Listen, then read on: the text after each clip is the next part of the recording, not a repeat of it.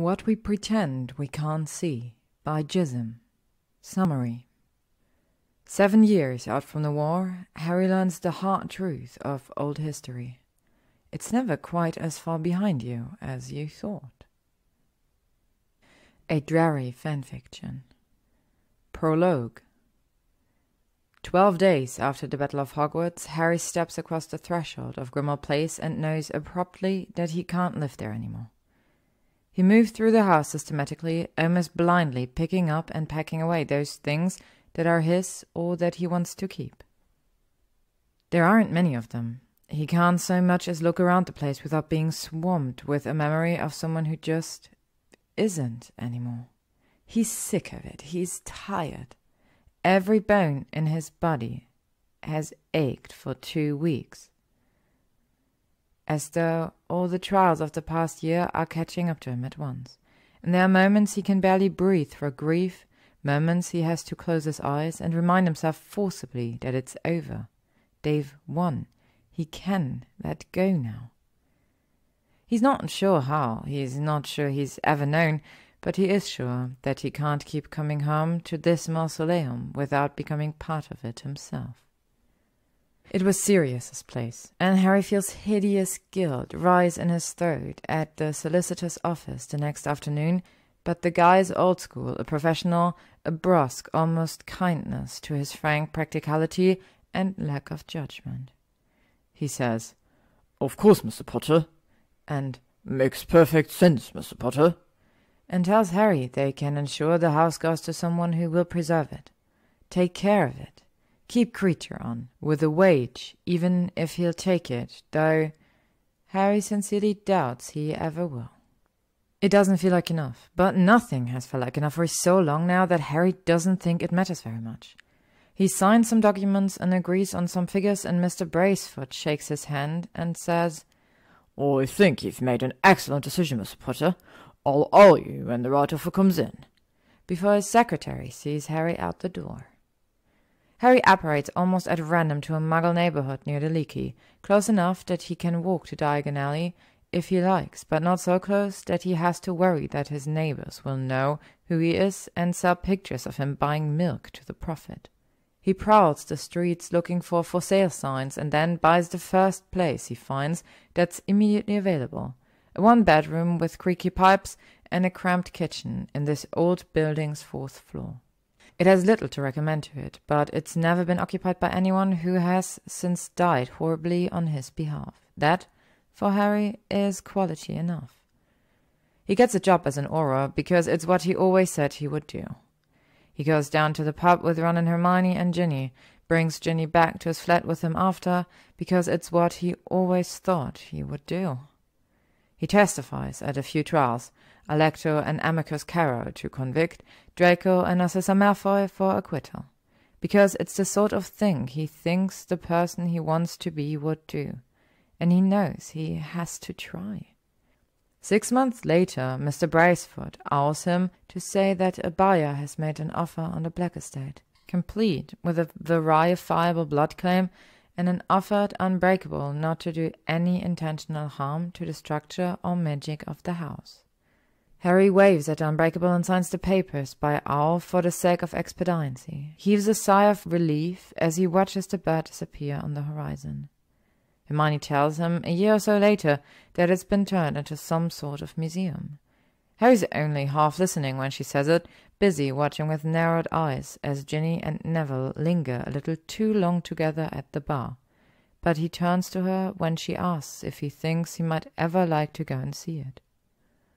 Her gaze is sharp, almost probing, and he thinks this might be one of those things where she's worried he doesn't have closure or something. "Honestly, Hermione," he says with a wincing little shrug, "if I never go back to that house again, it'll be too soon." She nods slightly, and that's the end of that. And if sometimes, when his walls feel too thin and his surroundings too ordinary, his pipes too loud and his kitchen too small, Harry thinks about what the old relic might have been like clean of all the loss it stood for. Well, he's only human, after all. It's natural to wonder. To be continued. Thank you for listening to What We Pretend We Can't See by gyzym, read by Alamex Mabella. If you would like to stay up to date on upcoming chapters and stories, you can follow me on YouTube, Spotify, AO3, Instagram, or Tumblr.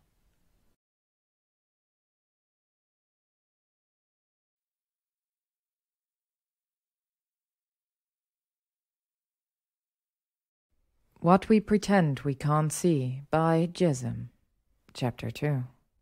It's a Thursday afternoon in February, and if Harry finishes 3 more reports, he can go get a gelato from the shop down the road. This is his life now, this sad little bargaining system he set up with himself. Do your work and get a treat, like he's a spoiled kid or a dog with an incontinence problem. He's pretty sure that by 25 you're supposed to have worked out how to do boring stuff because it needs doing, and not because you've promised yourself ice cream. It's not as though there's anyone that he can ask, though, without tipping his hand vis-à-vis his own motivational methods. So there is the possibility that everyone does this, and he's not odd or abnormal at all. He doesn't think it's very likely, but possible enough to be getting on with. And he spent 3 minutes he could have been writing the report on the Siddlebaum case, thinking about the damn ice cream. Harry stares down at a swimming mass of demanding questions and half-written answers on his form and wishes that someone would come hit him or threaten his life or try to burn headquarters down or something. Give him something else to do. The ear-splitting crack that rents the air is a surprise and gives Harry half a heart attack, thinking he can actually summon evil at will before he looks up and sees. "Creature?" Harry says, his voice cracking.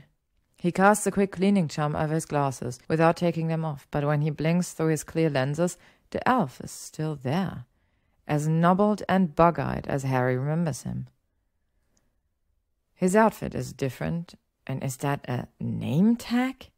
But the face is so familiar, Harry couldn't possibly mistake him. "Harry Potter!" Creature wails, throwing himself at Harry's feet. Harry stares down at him, horrified. He'd been afraid of something like this 7 years ago when he first sold the place, but after all this time, he just sort of assumed Creature was fine with the whole thing. It's not as though there had ever been much love lost between them. Whatever truth they managed to form towards the end there, Harry was sure at that time that Creature would be happiest under a master of the house who didn't actively want to die a little every time he stepped across the threshold. Says Harry. "Hi, Creature, what?" "Harry Potter must come at once," Creature says, tone urgent, wide eyes staring up at Harry filled with tears. "The master is in trouble and Creature cannot fix it. Creature tried to disarm them, but they hit Creature, and Master told Creature to get to safety, and Creature cannot disobey the master." He stands and wrings his little hands, bouncing from foot to foot in his agitation. "Creature's not even sure he should be here, except Master cannot protect himself, and the children, and the artifacts, and the house. So much precious history in Creature's hands, and Creature has failed. He bursts into hiccuping sobs and slides back down to the floor, clearly too overcome to continue. "Oi!" says Ron, poking his head over his own cubicle into Harry's. "I heard something. Is everything—" "Bloody hell, is that Creature?" "Who's armed?" Harry demands of Creature, ignoring Ron. "Who hit you? What children? You tell me what you're talking about right now." "The thieves!" Creature cries and howls, pounding his fists on the floor. "The thieves and number 12 Grimmauld Place! Harry Potter must come and save us!" He freezes, his whole body a quiver, and then sobs out, "Oh no, they are hurting the drawing room!" before he vanishes abruptly with a crack identical to the first one. Harry and Ron share a long look over the top of their cubicles before they separate. Ron to gather a proper team, and Harry to grab his cloak, wand, and rucksack and head for the door. It occurs to Harry as he walks grimly out to the apparition point on the sidewalk in front of the ministry that this might be a trick, a trap. It, after all, wouldn't be the first time Creature fed him misinformation to get him somewhere, and now that Harry thinks about it, he doesn't actually know who he sold the house to. It had been purchased through a holding company, but Harry's lawyer at the time had assured him it was a perfectly respectable buyer who even had some blood ties to the property. That had been more than enough for Harry. He'd been so relieved to get the place off his hands that it hadn't mattered much to him who got it. It's only now that he's bothering to consider the fact that anyone with blood ties to the old Black House might well be an unsavory sort of character. But Creature said there were armed thieves, said there were children. Harry can't take the chance of not going, and anyway, he doesn't want to. He apparates to a destination he hasn't thought of in years, and underneath the teeth-gritting, crushing press of traveling this way, Harry feels excitement spread warm through his body, his heart pounding, a lion's roar in his chest. This might be the only part of his job that he actually likes, but by God, he likes it enough to make up for the rest of it. He has to, or his whole life's a fucking joke. Harry lands at the front gate and stumbles a bit, breath stolen at how different number 12 looks from his last memory. Where it once had been dark and foreboding, sketched out bleak against the landscape in drab blacks and greys, the place is now almost cheerful, the black-shingled roof and wrought iron detailing offset with white paint and accenting green shutters. A carved wooden sign about 4 feet high is embedded in the grass next to the walkway up to the house. It reads, "The Modern Museum of Wizarding History, established 1999.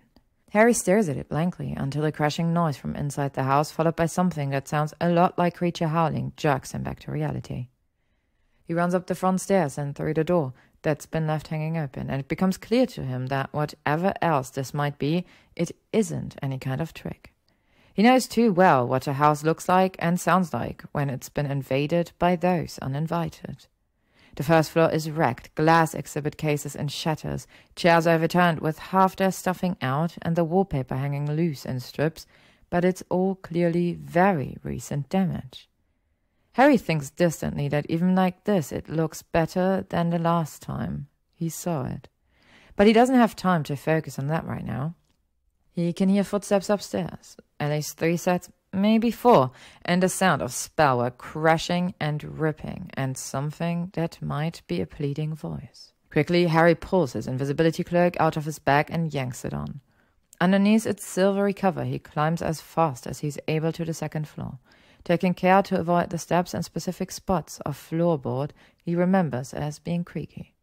Memory's a fickle thing, though, and when he gets to the top of the flight, he almost puts his foot down on the only stair he's ever encountered with a bloodlust.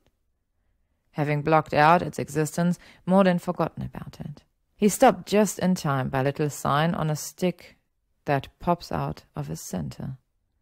"Careful," the sign reads.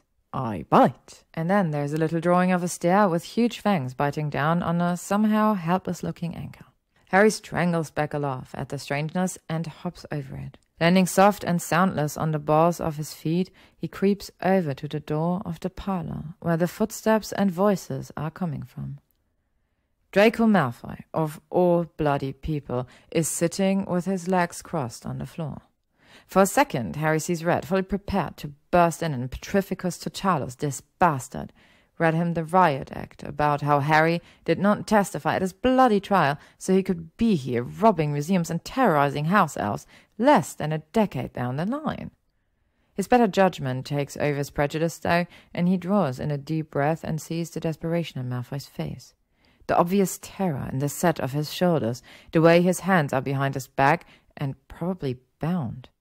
He's a hostage, Harry realizes. The primary hostage, Harry realizes. This must be his house, Harry realizes. He sold Grimmauld Place to Draco Malfoy, Harry realizes, and briefly considers just turning around and letting Ron and the backup team handle this one. He notices the children then, though, huddled behind Malfoy and all probably under the age of 10. One of them, a little girl with light eyes and skin the same warm brown tone as Harry's, is leaning against Malfoy's upper arm. Would obviously be clutching at it if her hands weren't bound behind her back. There's a woman with them too, pretty and young and dark-haired. She looks like she's been crying. All thoughts of turning around forgotten, Harry slips in through the half-open door and gets a look at their intruders.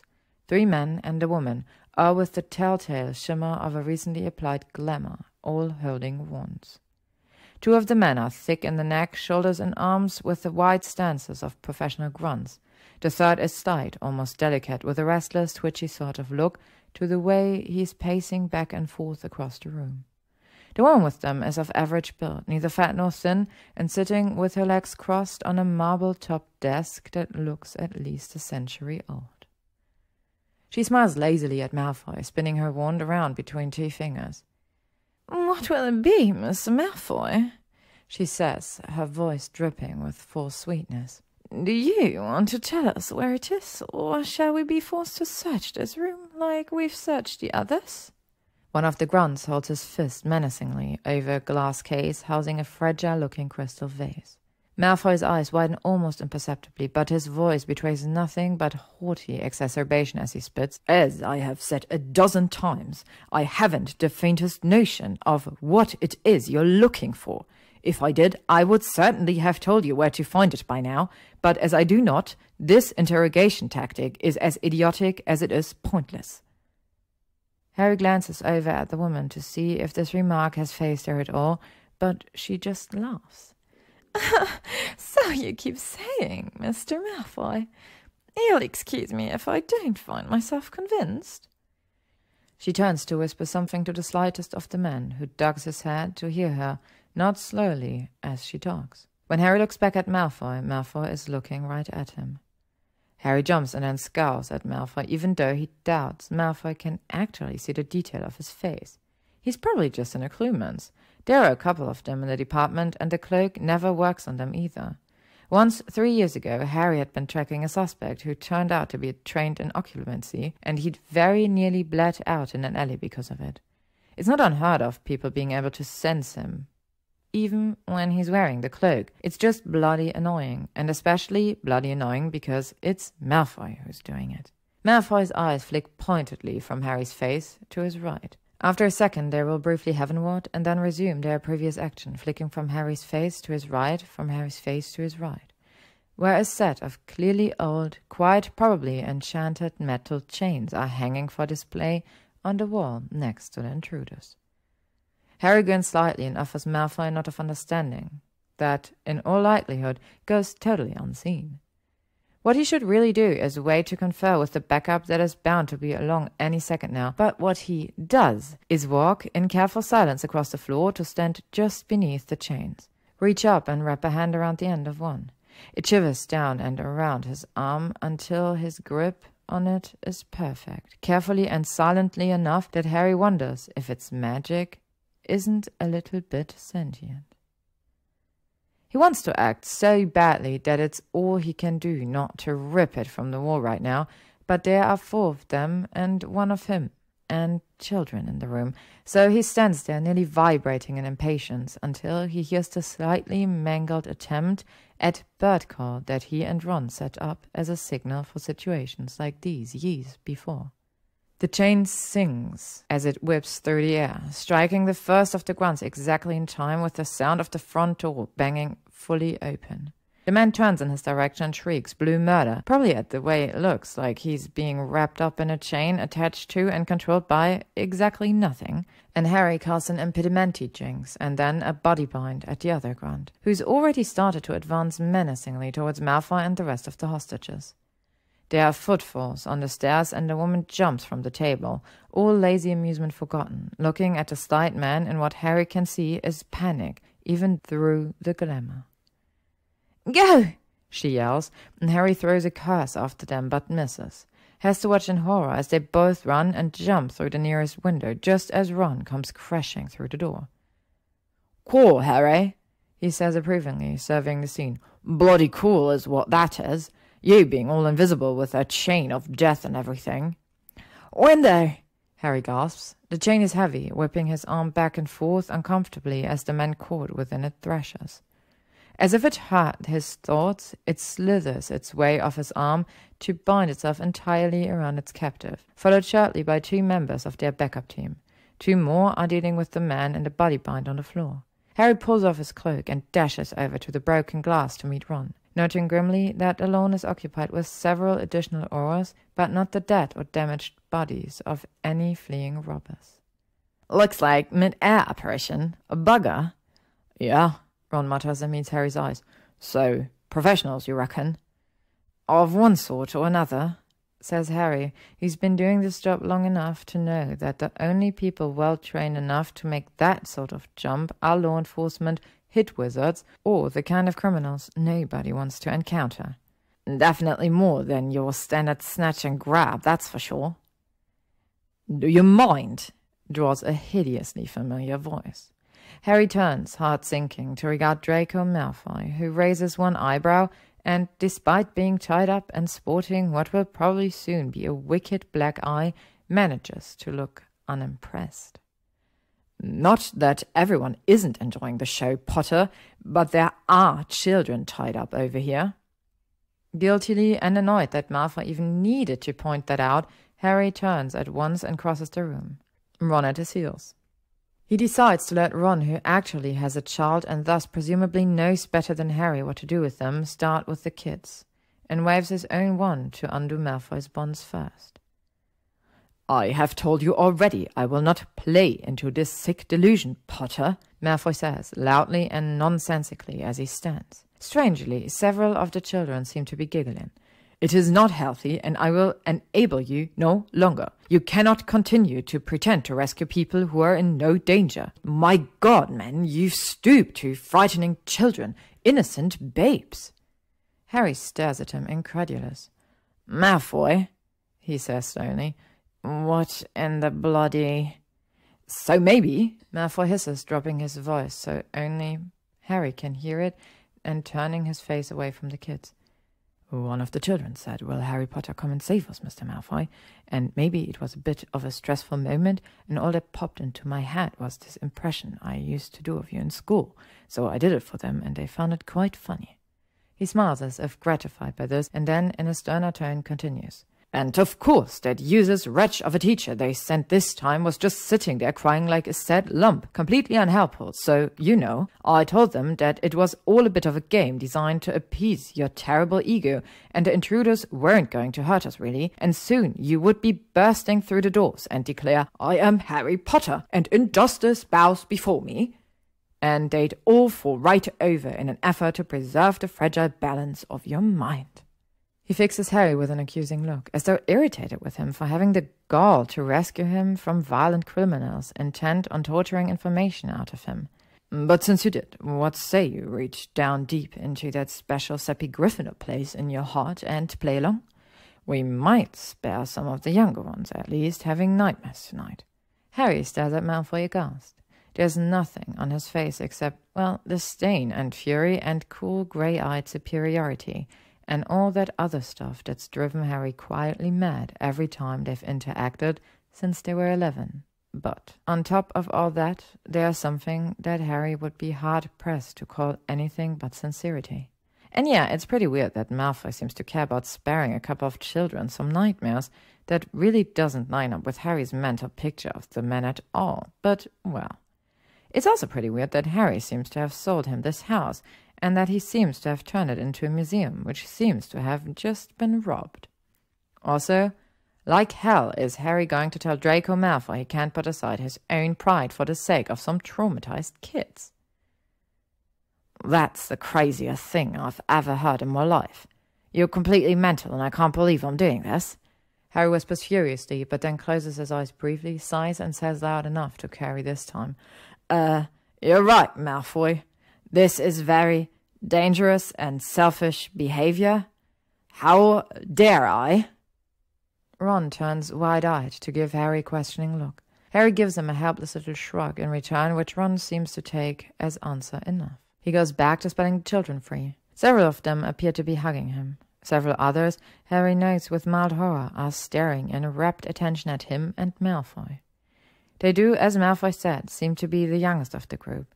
The older ones are obviously more shaken and not buying their little show in the slightest.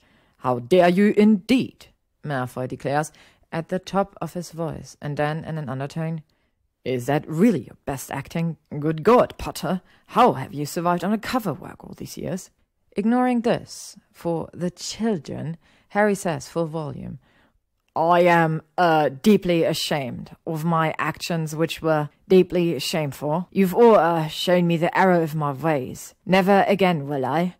Harry catches Ron's eye, sees that he is only barely succeeding at stifling his laughter, and closes his own eyes again to force out through gritted teeth, manufacture a rescue operation for my own selfish ends. See that you don't, Malfoy says sternly, and a group of younger children, all of whose hands have now been freed by Ron, bursts into a round of spontaneous applause. Harry wishes briefly and fervently for death. Ron looks like he wishes he had a recording of this for posterity. Malfoy merely looks surprised, though his face clears of all expression the minute Harry's eyes meet his. He moves quickly to begin herding the children and their teachers toward the stairwell, talking a mile a minute about fleeing their parents and rescheduling their tour, and how surely he fixes Harry and Ron with a dark look as he says this part. The Aurors can be convinced to come take their statements at home if they need them. Harry glances at Ron and then nods his assent to Malfoy, who looks briefly pleased and then briefly irritated, and then carefully blank all over again, and who vanishes down the stairs behind his little group without another word. Best boss in years, Ron says with feeling, and goes to check on the two intruders they caught. They decide that Ron will go back to headquarters to interrogate the prisoners, and Harry will stay behind and interview Malfoy. Harry puts up a good fight, and that he gets in one whole butt before Ron looks him firmly in the eyes, puts a hand on his shoulder and says, "Mate, all of you like a brother, more than some of them even, and you have many skills. But interrogation, no, you're not good at it, mate. It just isn't your copper. You know this, I know this, we have this conversation every time." "But," Harry says, and Ron says, "Mate, it's not happening." And Harry, who knows that any argument with Ron where Ron uses the word mate more than twice is an argument lost, throws his hand in the air and goes to find Malfoy. He's not in the rec sitting room or the rec study, but Harry finds him in the rec parlor, perched on the edge of a large armchair that seems to have a fist-sized hole through its middle. He's got his head in his hand, and Harry thinks he might be trembling slightly. Harry's surprised to feel a stab of something like admiration for Malfoy. This was obviously quite an ordeal for him, but he kept it together enough to shield some of the children from it, even to display some tactical thinking in getting Harry to that weapon. Harry's seen enough people in crisis situation to know it for the rare quality it is. Calm in the face of a storm. It would be one thing, less impressive, if Malfoy were calm by nature, but obviously, based on this moment, but also on basically every memory Harry has of him from school, it's something he has to construct for himself. "Of course, then," Creature says, "Thank you for saving us, Harry Potter," in rapturous tones, and Harry realizes that he's probably been standing next to the fireplace the whole time Harry's been in the doorway, at the same moment that Malfoy jerks upright, a mask of cool indifference slamming down over his features. "Oh," he says, narrowing his eyes, "you're still here?" "Aurors are widely known to linger at crime scene," Harry says mildly, "strangely enough." Malfoy scowls at him but says nothing, and Harry sighs. "I've got to take a statement from you, Malfoy, so we can, catch the criminals." "You wouldn't have to if you just targeted the actual ringleaders," Malfoy mutters, frowning. "It was obvious that the two who got away were the brains of the operation, but no, naturally you go straight for the muscle, bloody Gryffindor that you are." "Yeah, well, when you're trained in tactical analysis of hostage situations, you can decide who gets taken out first," Harry snaps, stung. In truth, he's been kicking himself for that very thing since the ringleaders in question jumped out the window, but it's not like he's going to say so to the victim. Harry reminds himself of this crime. He takes a deep breath and tries again. "It's really not difficult, I swear. I'll just have you take me through the crime, answer a few questions, and then I'll be on my way." Malfoy glares at him for a long, narrow-eyed moment before he abruptly says, "Oh, fine," and collapses back against the chair, seemingly either forgetting or not caring about the hole through the middle. He waves the hand at the settee across from him. "You might do me the basic courtesy of sitting down so I don't have to strain my neck looking at you on top of everything else." Harry rolls his eyes, but he sits down. Would Harry Potter like some tea? Creature asks, suddenly appearing next to Harry and leering unsettlingly at him. And Harry says, sure. In the same moment, Malfoy says, no. They look at each other for a beat, and then Creature, who seems to be fixed in a suspended state of indecision, one finger twitching slightly. Oh, fine, Malfoy says again, even more irritably than before. I'll have one too, then. Maybe. And he raises his eyebrows at Harry as though daring him to say anything. Put a little something extra on mine. Harry does not say anything, mostly because he's conducted a lot of interviews like this while the victims sipped on something to soothe their nerves. But a little because he's tempted to say, bring the bottle. Creature vanishes with a pop, and Malfoy puts one hand over his eyes, waves the other again in vague permission. By all means, Potter, he drawls. Ask away. Well, let's start with this. What were they after? Oh my God, Malfoy says, dropping the hand from his eyes to stare at Harry. Really? Are you deaf?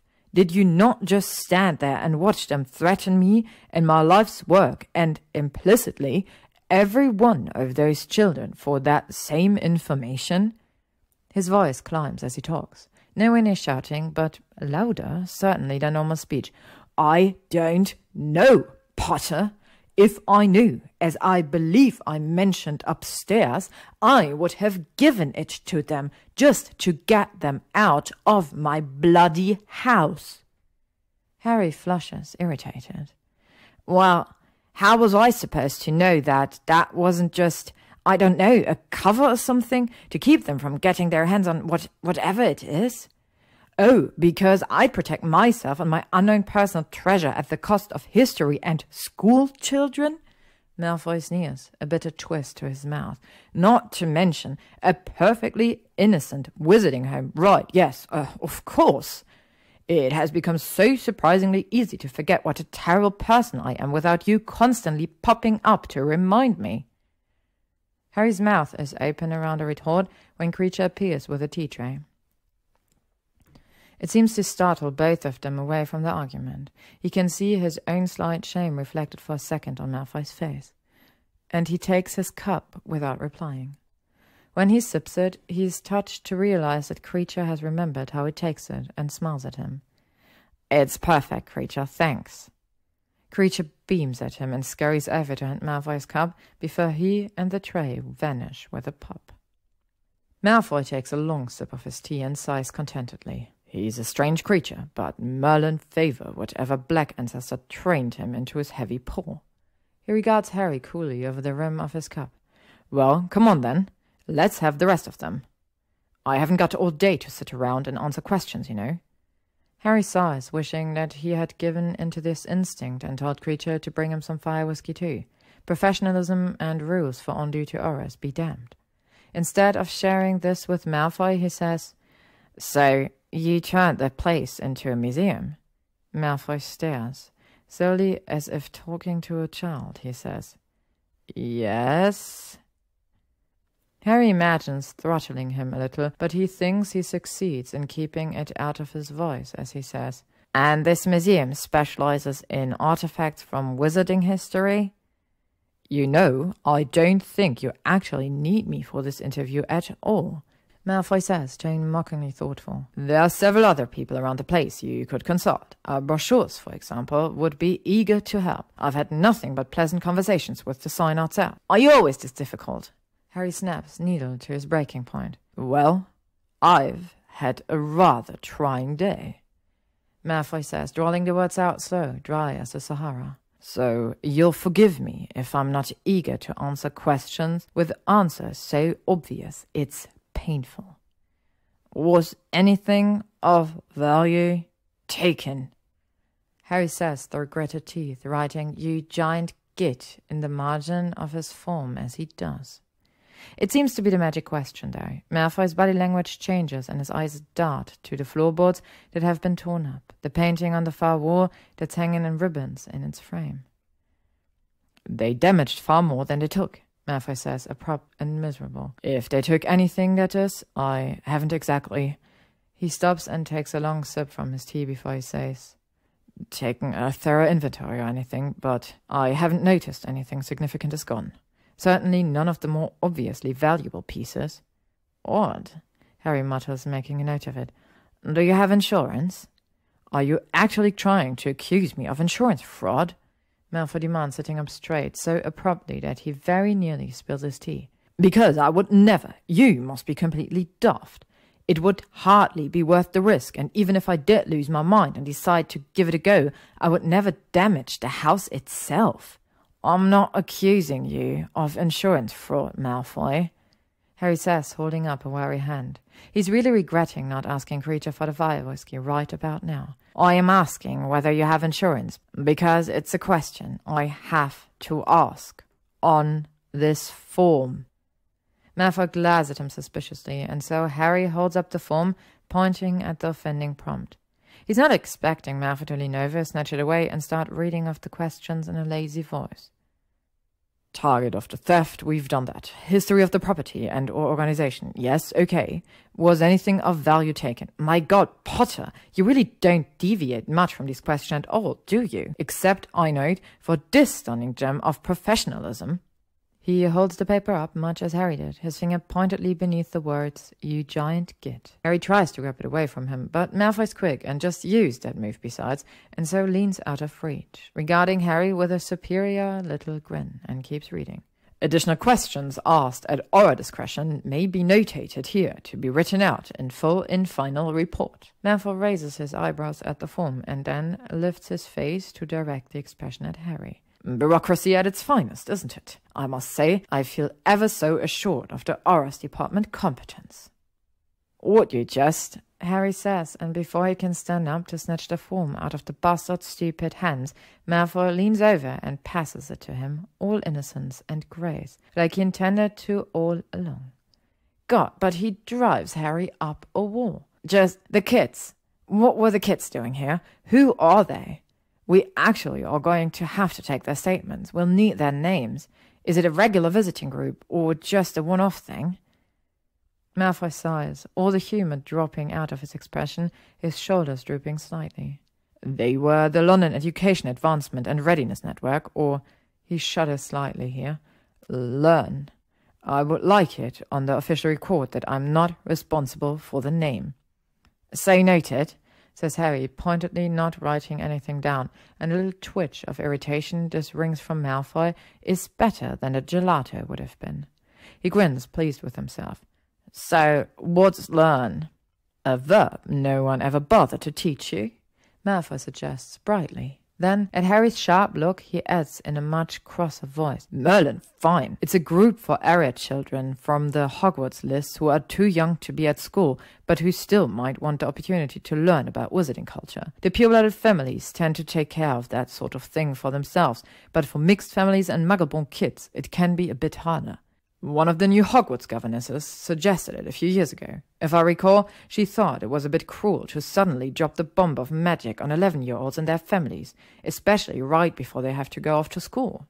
Harry, who remembers vividly having a conversation with this very man in a robe shop when they were both 11, and who will never quite forget thinking he was so out of place in the strange new world that he'd never fit in, thinks the governess was right, but also, Yo, Harry repeats slowly, we're hosting, what, a field trip for a group of non-pureblood kids to study wizarding history?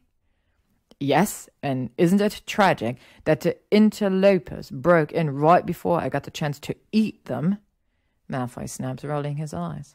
He takes a sip from his cup so deep that it surely has to drain it, and puts it down on the side table next to him with a savage little clatter. I have a group come through every month, Potter. You can check my guest logbooks. You can ask the children themselves, for that matter. Some of them have been here several times. And to forestall any questions about whether I stole any of my exhibits, or am secretly using this operation to launder money for dangerous criminals, or whatever other nefarious deeds your lot might come up with to accuse me of, you can also feel free to check my other records. I'll have them sent by messenger. Malfoy smiles at him unpleasantly. I've kept very meticulous records, you see, in case the Aurors ever came to call. And that never struck you as a little paranoid? Malfoy gives him a long, cool look and then gestures sweepingly at the wreckage around them. It's not paranoia when they really are all out to get you, I believe is the phrase. And then Harry can't say what it is exactly, how he's so sure, but he watches the way Malfoy's face freezes, the way his eyes go distant and unfocused, and knows that it's all just hit Malfoy, the weight of what's happened here. Harry's uncomfortable all of a sudden in this ruined wreck of a room. Part of being an Auror is seeing these moments, is being with people after they have been brought low and made vulnerable, but, well, usually those people aren't Draco Malfoy.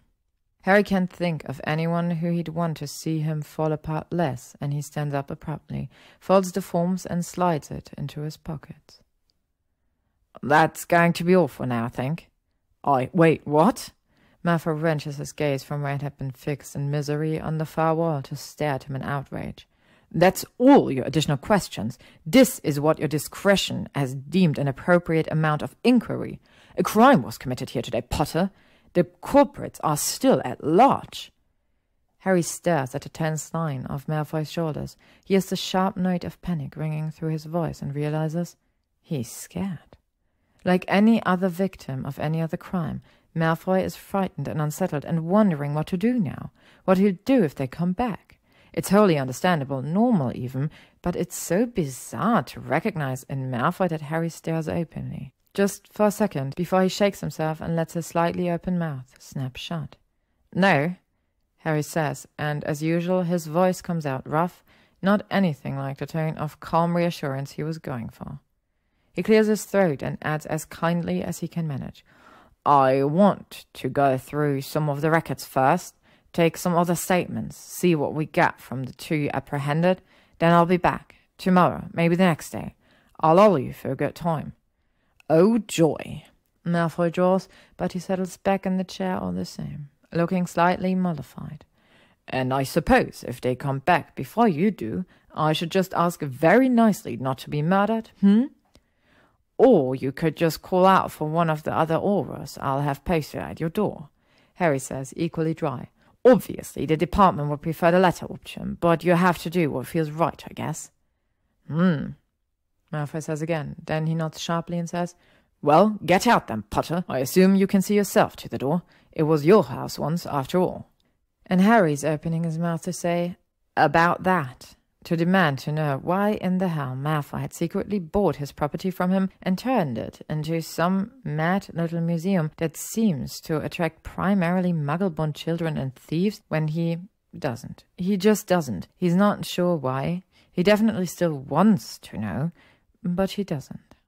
He picks his way back through the study instead, past the mutilated guts of couch cushions and throw pillows and what looks like a burn in one of the massive plush carpets rolled out across the floor. When he reaches the door, he turns to regard Malfoy's tired frame, already curling back towards the hunch he'd been in when Harry first walked inside. Hey, Malfoy, Harry says, quiet and genuine. Malfoy looks up and Harry feels the corner of his own mouth pull up into a gesture that isn't quite a smile, more of a wincing, commiserating little grimace. Sorry, really? Malfoy's mouth opens a little and he stares at Harry for a second before he snaps it shut, looks away. He swallows. Harry can see his throat working. And then he gives Harry the sharp little nod. Then he ruins it by adding, Please do get out now, Potter. It's very rude to linger. But Harry still leaves, glad he said it. Someone has to be the bigger person, after all. To be continued. Thank you for listening to What We Pretend We Can't See by gyzym, read by Max Mabella. If you would like to stay up to date on upcoming chapters and stories, you can follow me on YouTube, Spotify, AO3, Instagram, or Tumblr.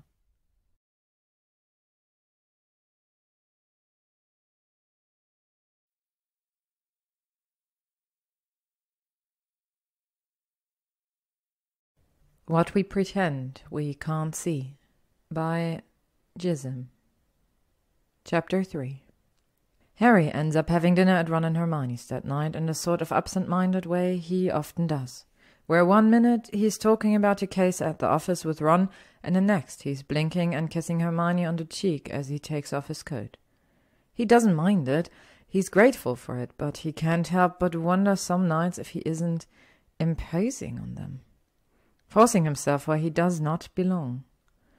The roast is good tonight, though, so Harry tries to not think about it. They spend a few minutes going over Hermione's day, always an interesting discussion. You couldn't pay Harry to work in the judicial side of the law, but Hermione seems to enjoy it, and she'll be chief witch of the Wizengamot one of these days. Before they cycle back around to the Malfoy case, Rose laughs her sticky-fingered amusement right along with Ron as he tells, with what Harry privately thinks is a lot more delight than is professional, the story of Harry and Malfoy's weird little impromptu skit. Harry defends himself the best he can. "It was for the children, Hermione." But eventually he gives in and sighs, laughs a little along with them. "Fine," he admits, grinning slightly. "It was completely mental, but what was I supposed to do? Malfoy already taught them the whole thing was play acting. I couldn't very well say, 'No, kids, actually you're all lucky to be alive. If Mr. Malfoy's house elf hadn't come and got us, you'd probably all have been killed.' No, I had to go along, completely balmy though it was." Ron nods enthusiastically, swallowing a mouthful of potato. "Mad as a brush, that Malfoy," he says, sounding immensely pleased to have the opportunity to do so before he fixes his eyes on Harry. "Meant to ask you about that, actually. Why didn't you finish the interview? Did you go off on one or something?" Harry looks at him blankly. "What?" "I saw your initial report," Ron says slowly. "The whole backside of the page was blank, Harry. Did you forget to finish filing it out again? You know your backlog is already massive." Harry closes his eyes briefly, the words, details of the crime, and the entire page of empty space to write swimming behind his eyelids. He hadn't forgotten to fill it out. He'd forgotten to even ask, distracted by whatever. The way Malfoy kept looking like he was about to scream or cry or be sick or something, just for a second, before he went back to looking like a ferret-faced posh bastard without a care in the world. Harry says, opening his eyes. "Yeah, I did forget to write it down, I mean. I'm going back in the next day or so, though," he adds quickly, "to get some additional details, do some more digging, so I'll definitely get it done." For some reason, this sentence triggers an apprehensive look between Ron and Hermione, who quickly looks back to Harry, takes a sip of her wine, and says, in a falsely bright tone, "Paperwork is very important, you know, Harry. I know it doesn't always seem that way, but it's really a cornerstone of our justice system. Why, just the other day I was having a conversation with—" "Wait," Harry says slowly, his mind working. Why would Ron and Hermione be worried about going back to Grimmauld Place? What could they possibly be worried he would find or figure out except one of the Hogwarts governesses, Malfoy had said, and that he wasn't responsible for the name Lern. "Oh my God!" Harry says, pointing a wild finger at Hermione and then staring at it, slightly horrified with himself. He drops his hand, but not his tone, as he continues. You knew I'd sold my house to Draco Malfoy, and you didn't tell me. God, you've known for years, haven't you?" He demands, suddenly remembering the night Hermione told him the place had been converted. The sharp, probing way she asked if he thought he'd ever drop by. At the time, he'd thought she was trying to get at his deep emotional baggage or whatever, but "You've known since the first time you went and saw the museum." Says Hermione, clutching at her wine. She opens her eyes too wide, that "I'm innocent, please forgive me" look Harry most strongly associates with missing bites of his desserts, and then, quailing under Harry's ferocious glare, blurts out, "Ron, you too?" "Divorce!" Ron gasps, turning to stare at her.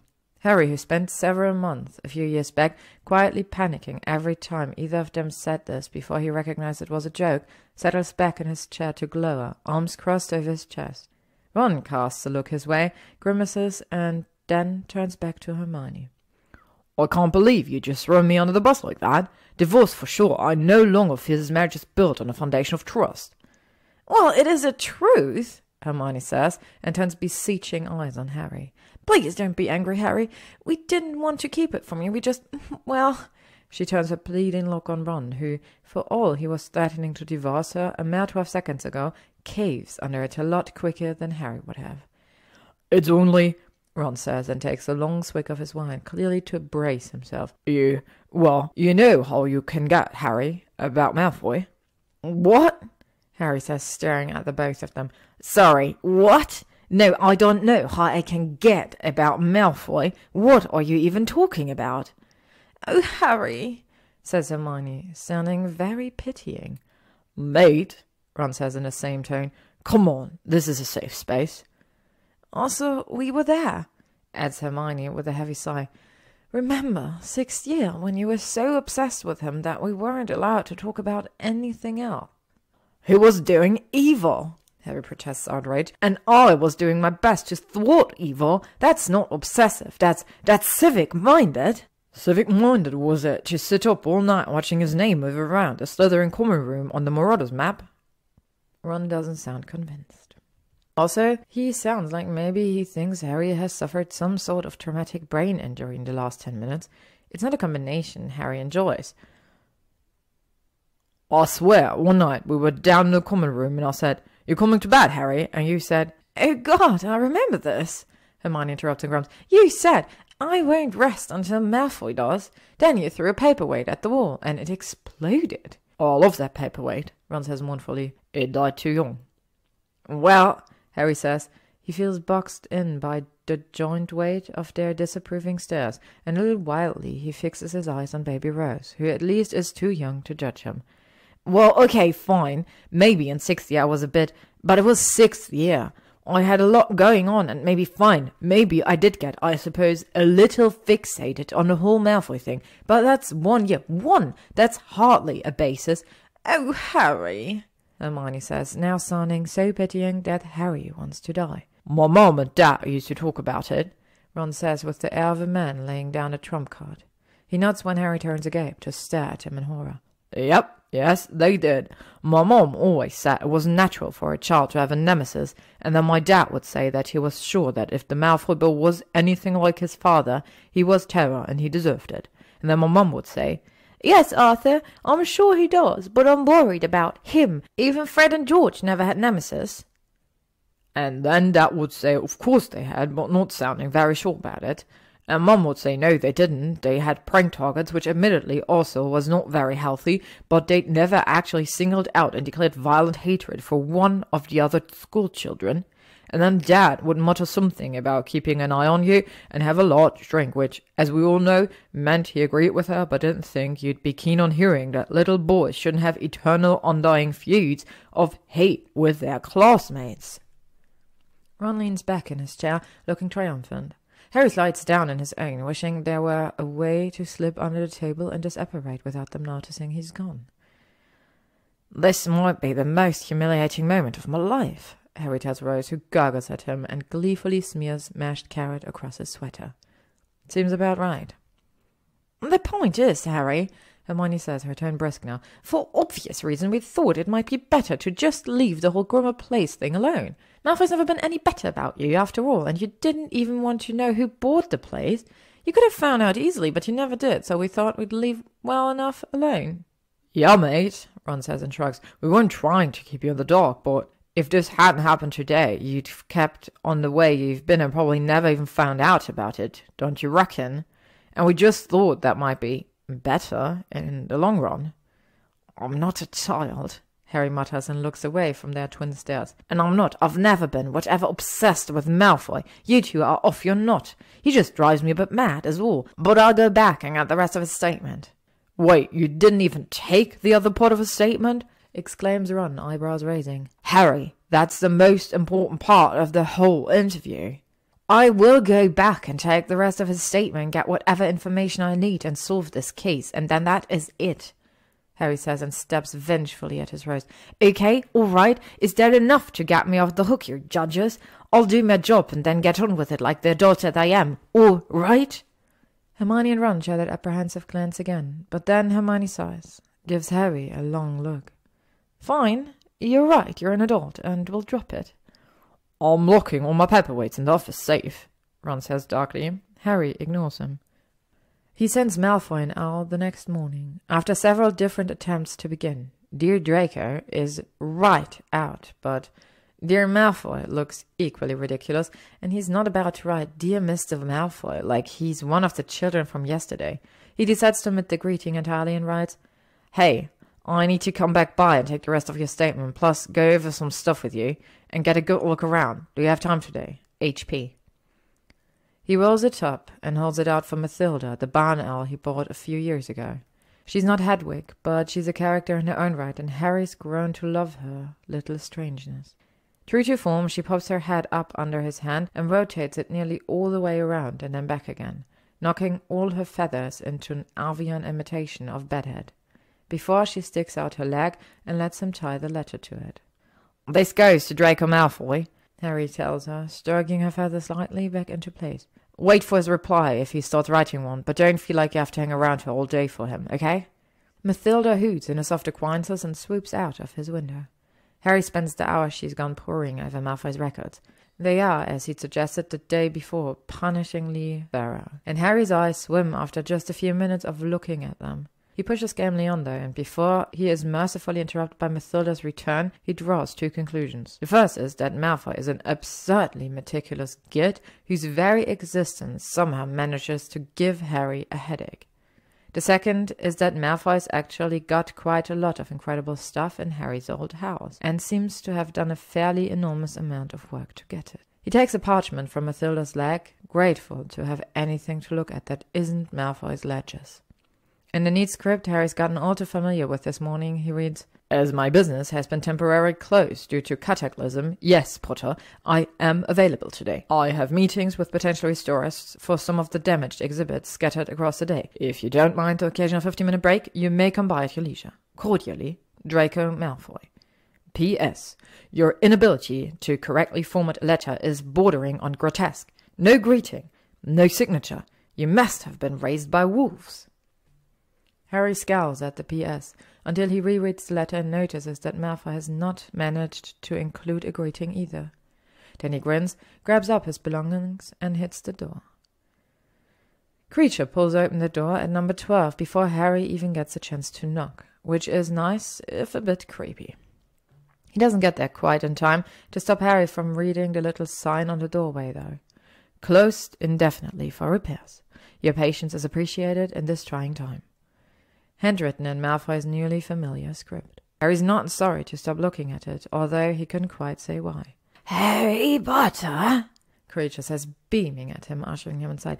Master Draco's inspecting you. Kreacher will take your coat. Harry hands Kreacher his coat and scarf gamely enough, noticing again the little golden name tag hanging proudly from his crisp white toga. What's with the name tag? Kreacher draws himself up proudly and beams. Kreacher is a tour guide for the Modern Museum of Wizarding History between the hours of 10 and 6, Harry Potter. Kreacher is Employee of the Month. He vanishes with a familiar crack on that little disclosure, leaving Harry to blink in surprise after him and then shake his head, look around. The place already looks better than it did yesterday, if still in obvious disrepair. The debris has been cleared from the ground, the worst of the torn wallpapers cut away. Most of the damaged furniture seems to have been pushed out of the edges of the rooms. Harry can see from the foyer, leaving what's left within them looking bare and strangely forlorn. It really is pretty amazing, Harry thinks, what Malfoy's done with the place. He'd hardly think it was the same house he remembers from the war. Every surface that Harry recalls as dampening, light catches it instead. And the ceilings actually seem higher, which Harry knows logically that they're not, but he remembers Grimmauld Place as close and claustrophobic, musty, dark. The museum, even in what has to be the worst condition of its short history, is open, airy, and bright. It's hard to reconcile. There's another crack as Kreacher reappears, and when Harry turns his head, he sees that the elf is wringing his hands, hopping slightly from foot to foot. Harry crouches down, alert at once, and demands, What is wrong? What is wrong? Oh, nothing. Nothing, Harry Potter. Kreacher says, voice squeaking on the words. Kreacher didn't mean to suggest anything was wrong. Kreacher only wanted to say thank you for answering the call. Oh, Harry says, huffing out a relieved breath and offering him a little smile. Well, that's all right, Kreacher. I didn't mind. He's about to stand back up when he considers the phrasing. Answer the call. That's a bit weird. He wonders for the first time why on earth Creature had shown up at his cubicle yesterday. Not at the Aura department. His cubicle. Say, Creature, Harry says, keeping his voice pitched in the tone of casual inquiry. I meant to ask, why'd you come to me in the first place? I mean, to my desk. Not that I wasn't happy to help, but it's usually better to go to intake with a crime in progress. Creature is not always a tour guide, and Harry Potter is a former master of the house, Creature says, voice going oddly formal. Creature serves the master, and Creature serves the house. If the house seeks aid, Creature goes to the master. If the master seeks aid, Creature goes to the house. If both seek aid, Creature must find another master or another house to answer the call. He gives Harry a significant look and then vanishes again, with a crack that seems somehow more pointed than the first two. Huh, Harry says, rocking back on his heels. He'd known that some of the magic tied up with the wizarding homes was a bit bonkers, but apparently he'd had no idea. Oh, for God's sake, Potter, comes Malfoy's voice from the top of the stairs. What are you doing, looking for clues in a wood grain? Scowling at having been caught crouched on the floor like an idiot, Harry stands up and turns to see Malfoy descending the staircase. He's wearing his hair pulled back today, caught in the tiniest tuft of a ponytail at the crown of his head, and revealing that, though long enough to hang down past his ears on the top, the sides are shaved down short. It looks not good on him, Harry thinks hastily. He doesn't really care about that, but fitting, Harry supposes, is the word. Sleek, but unusual. He's also, Harry notices with some irritation, still sporting the massive black eye that was starting to develop on his face the previous evening. Someone should have healed that for him, and it grates a little under Harry's skin, seeing it there. It's doing the Aurors a discredit, letting Malfoy walk around with that obvious injury over his soft green sweater. Harry's just about to open his mouth and say as much to Malfoy when he realizes who is descending the stairs behind him. Never, Harry says, shocked. I didn't know you'd be here. Me neither, Neville says, and gives Harry a tight, uncomfortable smile. I mean, that you would be here, I would have gone, or not. I mean, I wouldn't have... You get what I'm saying. Sure, says Harry and looks away. It's just been awkward, hasn't it, with Neville and Ginny in these years since everything fell out. Harry doesn't want it to be. Sure, he'd been angry at first, hurt that she'd left him broken-hearted, that it was for another man, for one of their friends, but he doesn't think he could ever really have been happy with her, not in the long term, now that he's had the time to properly think about it. He doesn't think he could have made her happy either, and Neville obviously does. He's glad for her, for both of them. He is. But sometimes, even now, Harry sees them together, laughing and leaning into each other at the Weasley dinners, or trading jokes and sly glances across Ron and Hermione's table, and hates them both, just a little. Hates Neville for being what he wasn't, and hates Ginny for needing that, even though he knows she deserves it and wants her to have it. Hates that they've got each other and he's alone. It's awkward is all. He hasn't ever quite been able to figure out how to make it right. Well, isn't this the most upsetting little display of social incompetence since man discovered the wheel? Malfoy draws, rolling his eyes. If I've said it once, I've said it 1,000 times. They don't socialize you Gryffindors properly. It's why you all come out hopeless bores. Longbottom, Potter is here to ask me a series of invasive questions in the name of justice. Potter, Longbottom tends to the vicious ancient hag who lives in my attic. Harry stares and is about to demand to know how Neville Longbottom of all people got stuck dealing with that painting of Sirius's mad old mom when Neville makes a soft sking sound and slaps Malfoy lightly on the shoulder with a rubber gardening glove.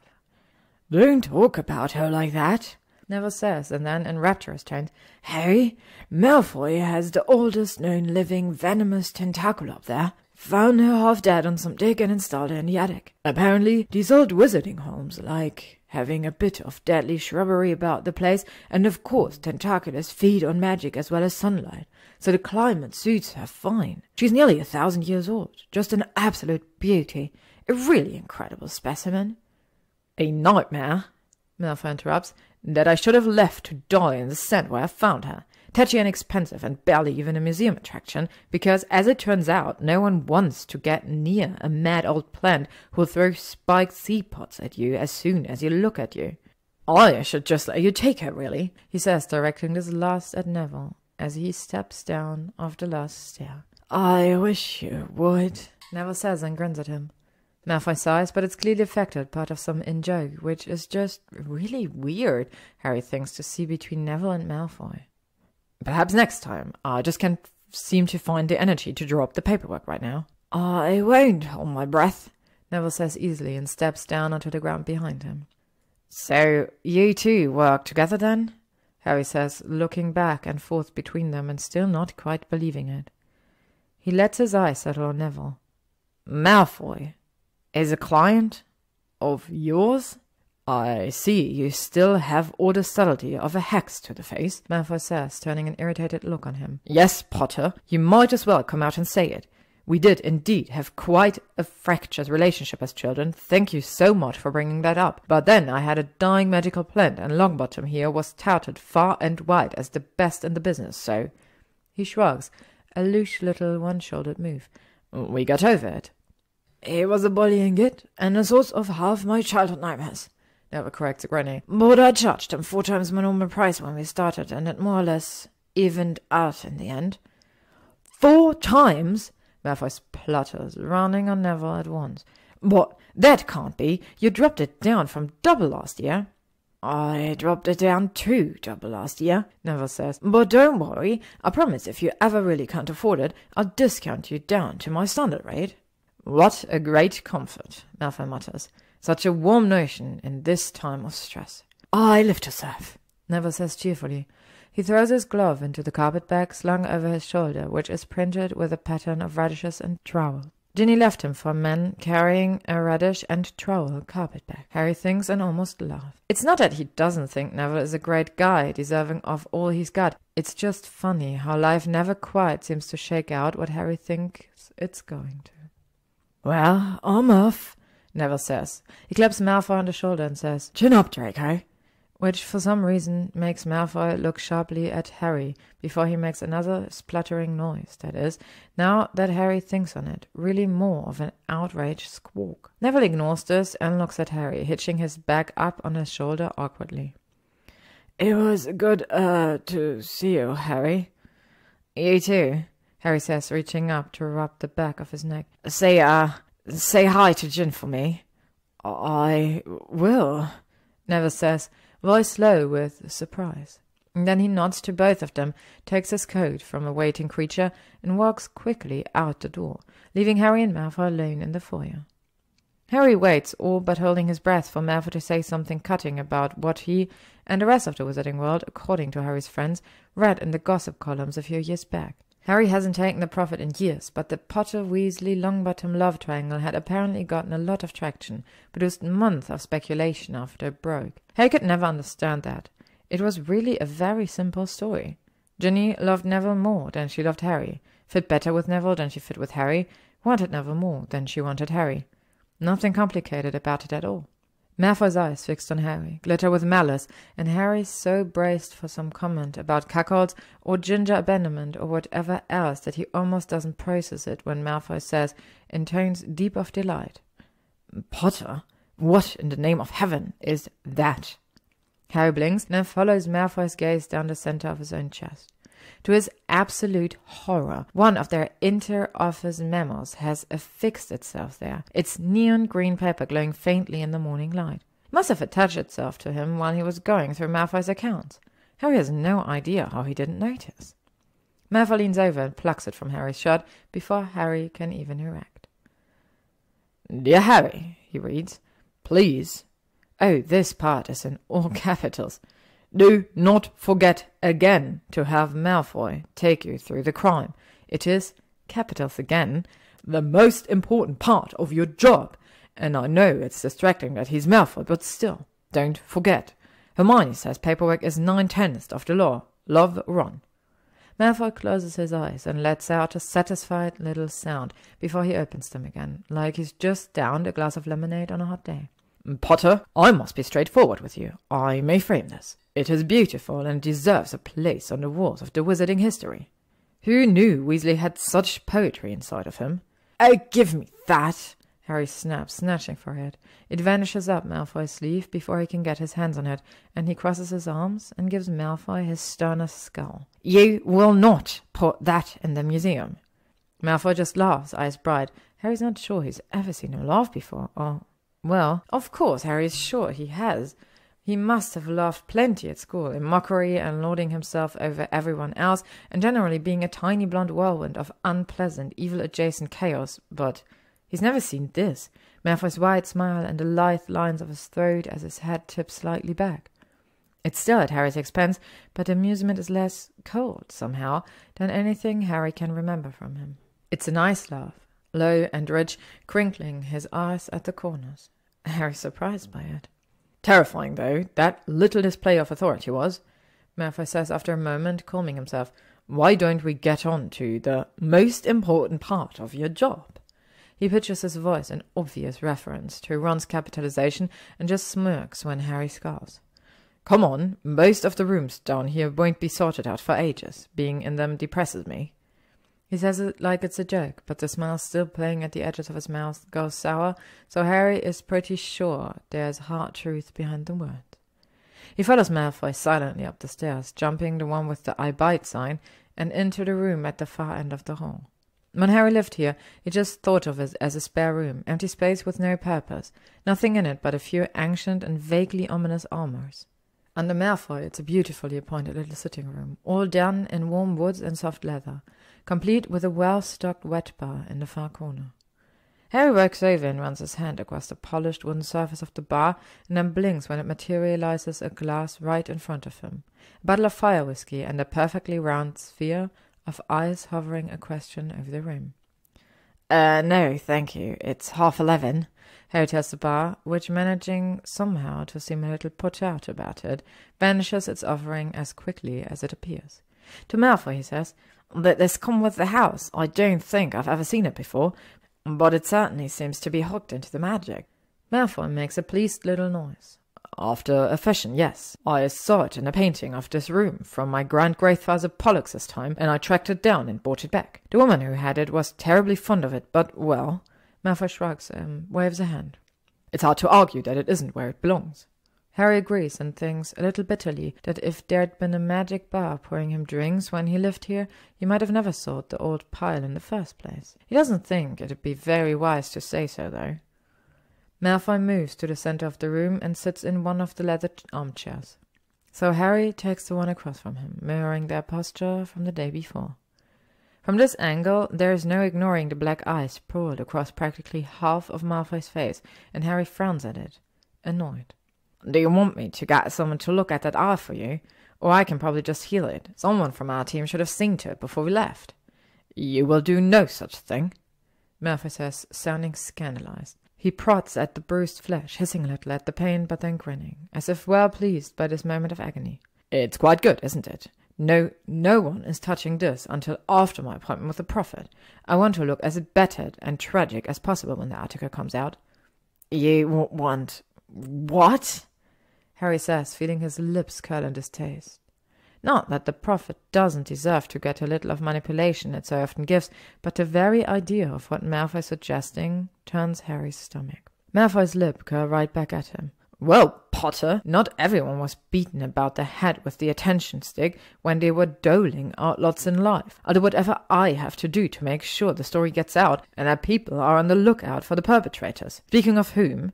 He leans forward in his chair, fixes Harry with a sharp look. "Did you manage to learn anything worthwhile from the two you nabbed yesterday? Not that I suppose you could have got much, since you focused all your efforts on catching the wrong criminals." Discussing the details of an active case with a civilian victim is expressly forbidden without clearance from your supervising officer, Harry thinks. Then Harry looks at the mocking smirk on Malfoy's mouth. So smug, Harry wants to scream, and thinks that expressively forbidden is a matter of opinion anyway. "Actually, we got quite a bit of helpful information from Pansy and Juggler. They did turn out to be hired muscle, obviously, but," Harry continues triumphantly, ignoring him, "they were hired on by this same outfit for several jobs before this, and they were able to give us some details. If nothing else, we know that we're dealing with a network now, and what at least some of the players look like without glamours on." Harry doesn't mention that neither of them had the faintest idea who their companions were yesterday, or what they were at Malfoy's to steal. He doesn't really think he can bear Malfoy's response to that without the drink he turned down at the bar. Malfoy's smirk softened into a more considering expression. "That's something, at least," he says grudgingly. "We think so," Harry says, and resists the urge to roll his eyes. "So, look, Malfoy, I really do need you to take me through the crime now. I've got other questions, but that comes first." "And by take you through the crime," Malfoy says, "you mean what exactly?" Harry's mouth is opening to deliver a sharp reply when he notices that one of Malfoy's hands is fiddling with the sleeve of his sweater. A nervous little moment that betrays more than he probably thinks it does. Harry realizes again that for everything else Malfoy might be, right now he's just a civilian, the victim of a robbery and an assault, and it's Harry's job, like his real, actual job, to treat him as one.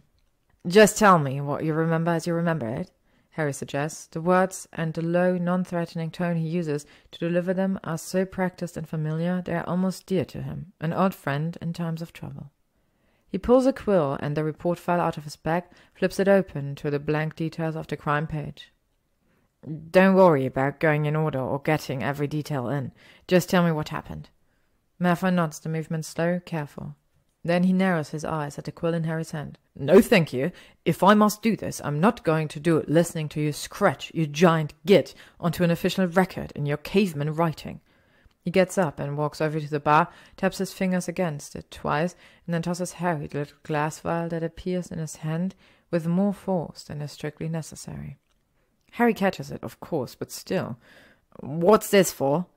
"For your memory of this conversation," Malfoy says, giving him an incredulous little look. "Aren't you supposed to be the Auror, Potter? This is literally why Pensieve technology exists. It's common practice for law enforcement to use it. Even I know that," says Harry, who does seem to remember some seminar or other about this, though all he seems to have retained is its truly terrible name.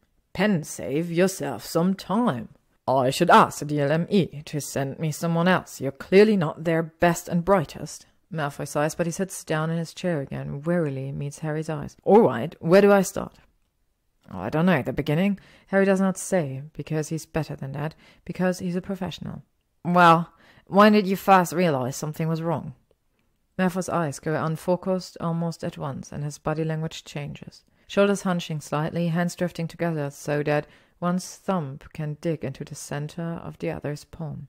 "I suppose just after the Learn group arrived. Normally the logbook enters the name of anyone who crosses the threshold automatically, but when I checked it, none of the children's names were there. The teachers either. I had to write them in myself. I thought that was odd." "Not as odd as you think," Harry says, making a mental note to look into whether a befuddlement or confundus charm would be more likely to work on a logbook. "It means they cased the place first, picked out and disabled any magic that might track them, and smart." "Don't compliment the criminals, Potter." "I'm not complimenting them." Harry starts hotly before he notices the amused little curve of Malfoy's mouth and realizes he's being wound up on purpose. "Oh, for fuck's sake, just okay, Malfoy, fine. What happened next?" Malfoy's expression of small pleasure at petty malice sinks into a frown as he considers the question. "Well, the children always seem to enjoy meeting Vicky. I don't know why, no one else ever does. Their underdeveloped senses of self-preservation at work, perhaps. Who knows? I took them all up to see her in any case." "Vicky," Harry says blankly, and then realization dawning with mild horror. "Is the venomous tentacula in the attic?" He stares at Malfoy boiled. "You have the oldest violent plant in the world living in your attic, and you named it Vicky." "Well," Malfoy says, bristling with defensiveness, "what would you have called it?" "Not Vicky," Harry says at once. "I don't know. Spike, maybe Fang?" "Spike," Malfoy repeats, perfectly horrified. "Fang? Oh my god, what kind of venomous tentacula don't even have fangs, Potter? Why on earth would you call one that? Why on earth would you call one Vicky?" Malfoy crosses his arm over his chest, sits back in his chair and fixes Harry with a glare so intense that it makes Harry doubt suddenly that he meant a single thing he said to Neville about the plant being a nightmarish monster he'd love to be rid of. He's clearly attached to it and also quite mad.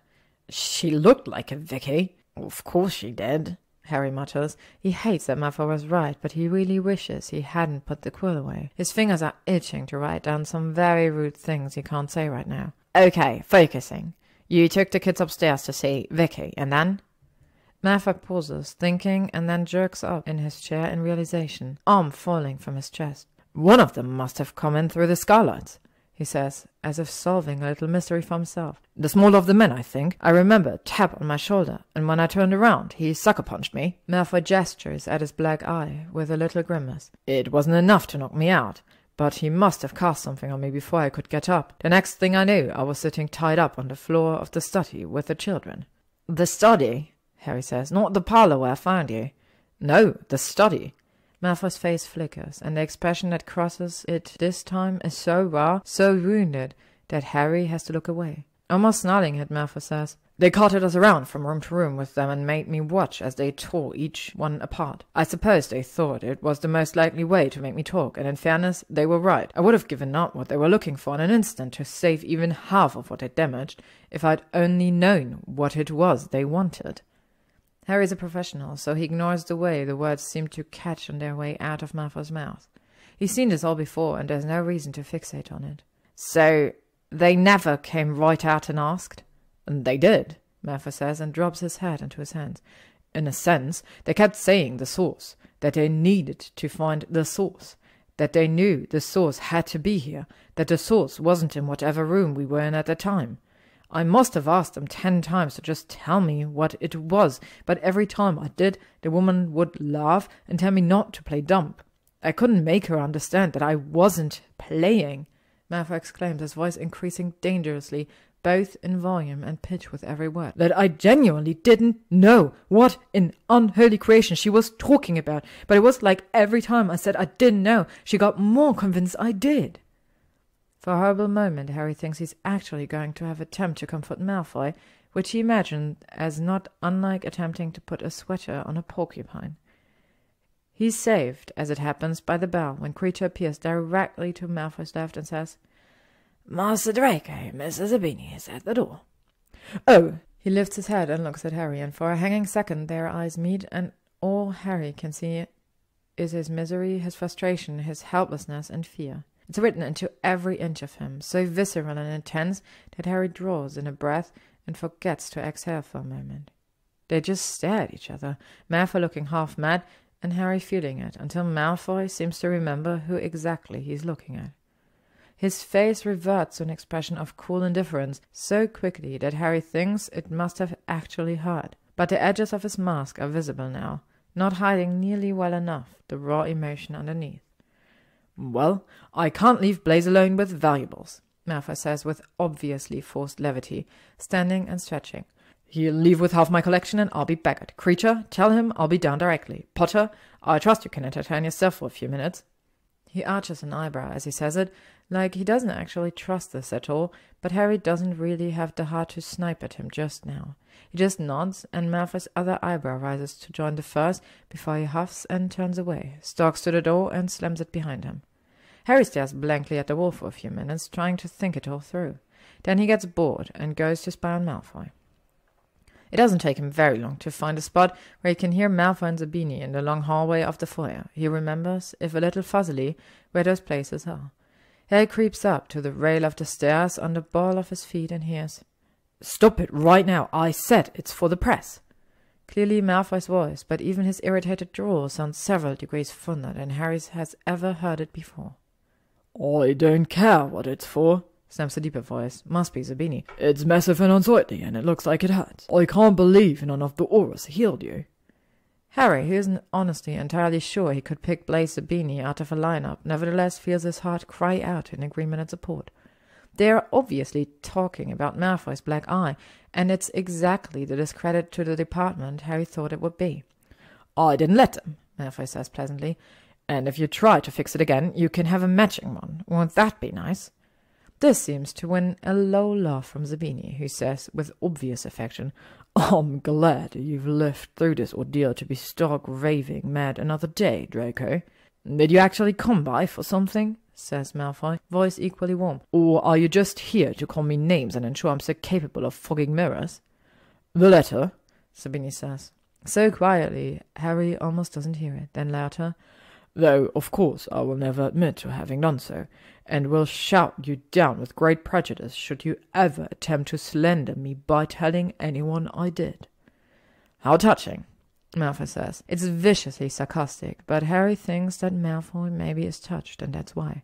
Sabini says. There is a pause, and then he adds, "How are you doing with all of it? And be honest, since we're already having a conversation that shortly won't have ever happened. I have a few hours, if you need someone to stay with you, and I already talked to Pence, and she can flew in if—" "Oh, for God's sake, spare me the mother hens of Slytherins," Malfoy says. "I'm really fine." "You're a rotten liar, Draco." "You're a good friend, Blaise." Another pause, long enough this time that Harry wonders if he shouldn't start making his way back to the little sitting room at speed. And then Malfoy sighs and says, "You honestly should go. I've got Potter upstairs." "What, as your captive?" Zabini demands, sounding alarmed. Malfoy's voice is properly cross as he snaps, "What? No, of course not as my captive. Are you out of your mind?" "Well, you can hardly blame me," Zabini says. He sounds utterly unfazed by Malfoy's tone. "You remember what you were like about him in school, completely obsessive and around the twist. It was honestly terrifying. Professor Snape called me and Pansy into his office once and told us to, I believe the exact phrasing was, keep an eye on Mr. Malfoy, lest he ruin his promising future by murdering Harry Potter in one of his deranged fits of passion. Then he gave us each a cockroach cluster and told us to get out. It was awful." "He did not," Malfoy sounds appalled. "Yes," Sabini says. "He absolutely did. I know, because the whole hideous experience is seared into my memory for the balance of eternity." "Oh my God," Malfoy says faintly. Harry thinks of Ron and Hermione last night, their horrible pitying tones, and that haunting story about Mr. and Mrs. Weasley discussing the appropriateness, or lack thereof, of a childhood nemesis, and is hit with a strange combination of emotion. Satisfaction that he wasn't the only one, that Malfoy is having to suffer this conversation with someone in his life too, and commiseration, this odd, intense understanding of just exactly what Malfoy must be feeling right now. But then Malfoy says, drawling and bored, "Potter's here of his own free will, Blaise. God. He's the aura assigned to this case, and he's as obnoxious as ever, I might add. You'd think it wouldn't be so much to ask to have a moment's peace, the courtesy of a day to get my house in order, but no. Precious Potter's questions are all so very pressing. It couldn't possibly wait. It's his way or nothing, as always." Then Harry mostly feels cold. He creeps back to the sitting room without waiting to hear Sabini's reply, just aching for reasons he can't explain. What does he even? Why would he care? It doesn't matter to him whether Malfoy likes him or not, which Harry reminds himself he obviously doesn't and never has, and Harry's never wanted him to, and certainly doesn't now. So this is just work then, a citizen in crisis who Harry needs to give some space. He'll leave, that's what he'll do, and come back in a few days. Do Malfoy the courtesy of allowing him to get his house in order or whatever. Harry rather thought he was doing him the courtesy of attempting to catch the criminals, but obviously that's not what's important. He packs up his things, pulls the memory of questioning that did get through out of his mind in a long silvery thread, and puts it into the vial Malfoy gave him, corks it and tucks it away. He's at the door of the study, reaching for the handle, when it opens, and he stares at Malfoy, who stares back in obvious surprise. "Oh," he says, at the same moment Harry snaps. "I'm going." "You are?" Malfoy says, slow brow furrowing. If Harry didn't know better, he'd say Malfoy looked almost disappointed. But he does know better, he reminds himself firmly, and doesn't allow his resolve to break. "I thought you had more questions, things to look at." "Call back to the office," Harry lies. "Oh, it doesn't matter, you know how it is. I'll just have to come back in a few days, after the weekend maybe, after this new matter's wrapped up." Malfoy's mouth, which had been slightly parted, sets into a thin line. "Oh, well, fine." "Fine," Harry repeats and sweeps past him, out of the room, down the stairs and out the front door, stopping only long enough to snatch his coat and scarf from the hands of Kreacher, who looks after him mournfully. He stops on the lawn to put them on and runs into a woman who must be Malfoy's next appointment. She looks vaguely familiar, but Harry can't put his finger on it and doesn't much care to just at this moment. He nods, hoping that'll be the end of it, but the woman says, "Jumping Juniper! It's Harry Potter!" So no, apparently not. Harry sighs and nods. Yeah, well, I'm on duty working this case at Potter right now, he says, just because he's irritable and rankled and really doesn't want to be asked to sign any fucking autographs right now. Pretty crazy, isn't it? The woman says, nodding towards the house. Awful, Harry agrees. Why would anyone want to tear apart a history museum is beyond me, and terrorize a group of school children? Well, I could draw a comparison, but I probably shouldn't. I doubt I have to anyways. He pushes past the woman and is almost to the gate when he hears her call. Don't you think that might be what it was about, though, Potter? Mr. Malfoy's, let's say, spotty past with that comparison you don't want to draw? Harry stops, fury bleeding into him all at once, and turns on his heel. He might be annoyed with Malfoy. When isn't he annoyed with Malfoy? But he has no truck at all for this sort of thing. For people who can't just let the goddamned war be over. Coldly, he says, I hardly see how that's relevant. Anyone who would do this has more in common with Voldemort than Draco Malfoy, who was acquitted of all war crimes nearly 10 years ago, by the way. Ever did. Good day. He stalks out of the gate, slams it shut, and then apparates away. Distantly, oddly, he thinks, he hears the woman call. Hey, thanks, Potter, as he goes. To be continued. Thank you for listening to What We Pretend We Can't See by gyzym, read by Alamex Mabella. If you would like to stay up to date on upcoming chapters and stories, you can follow me on YouTube, Spotify, AO3, Instagram, or Tumblr.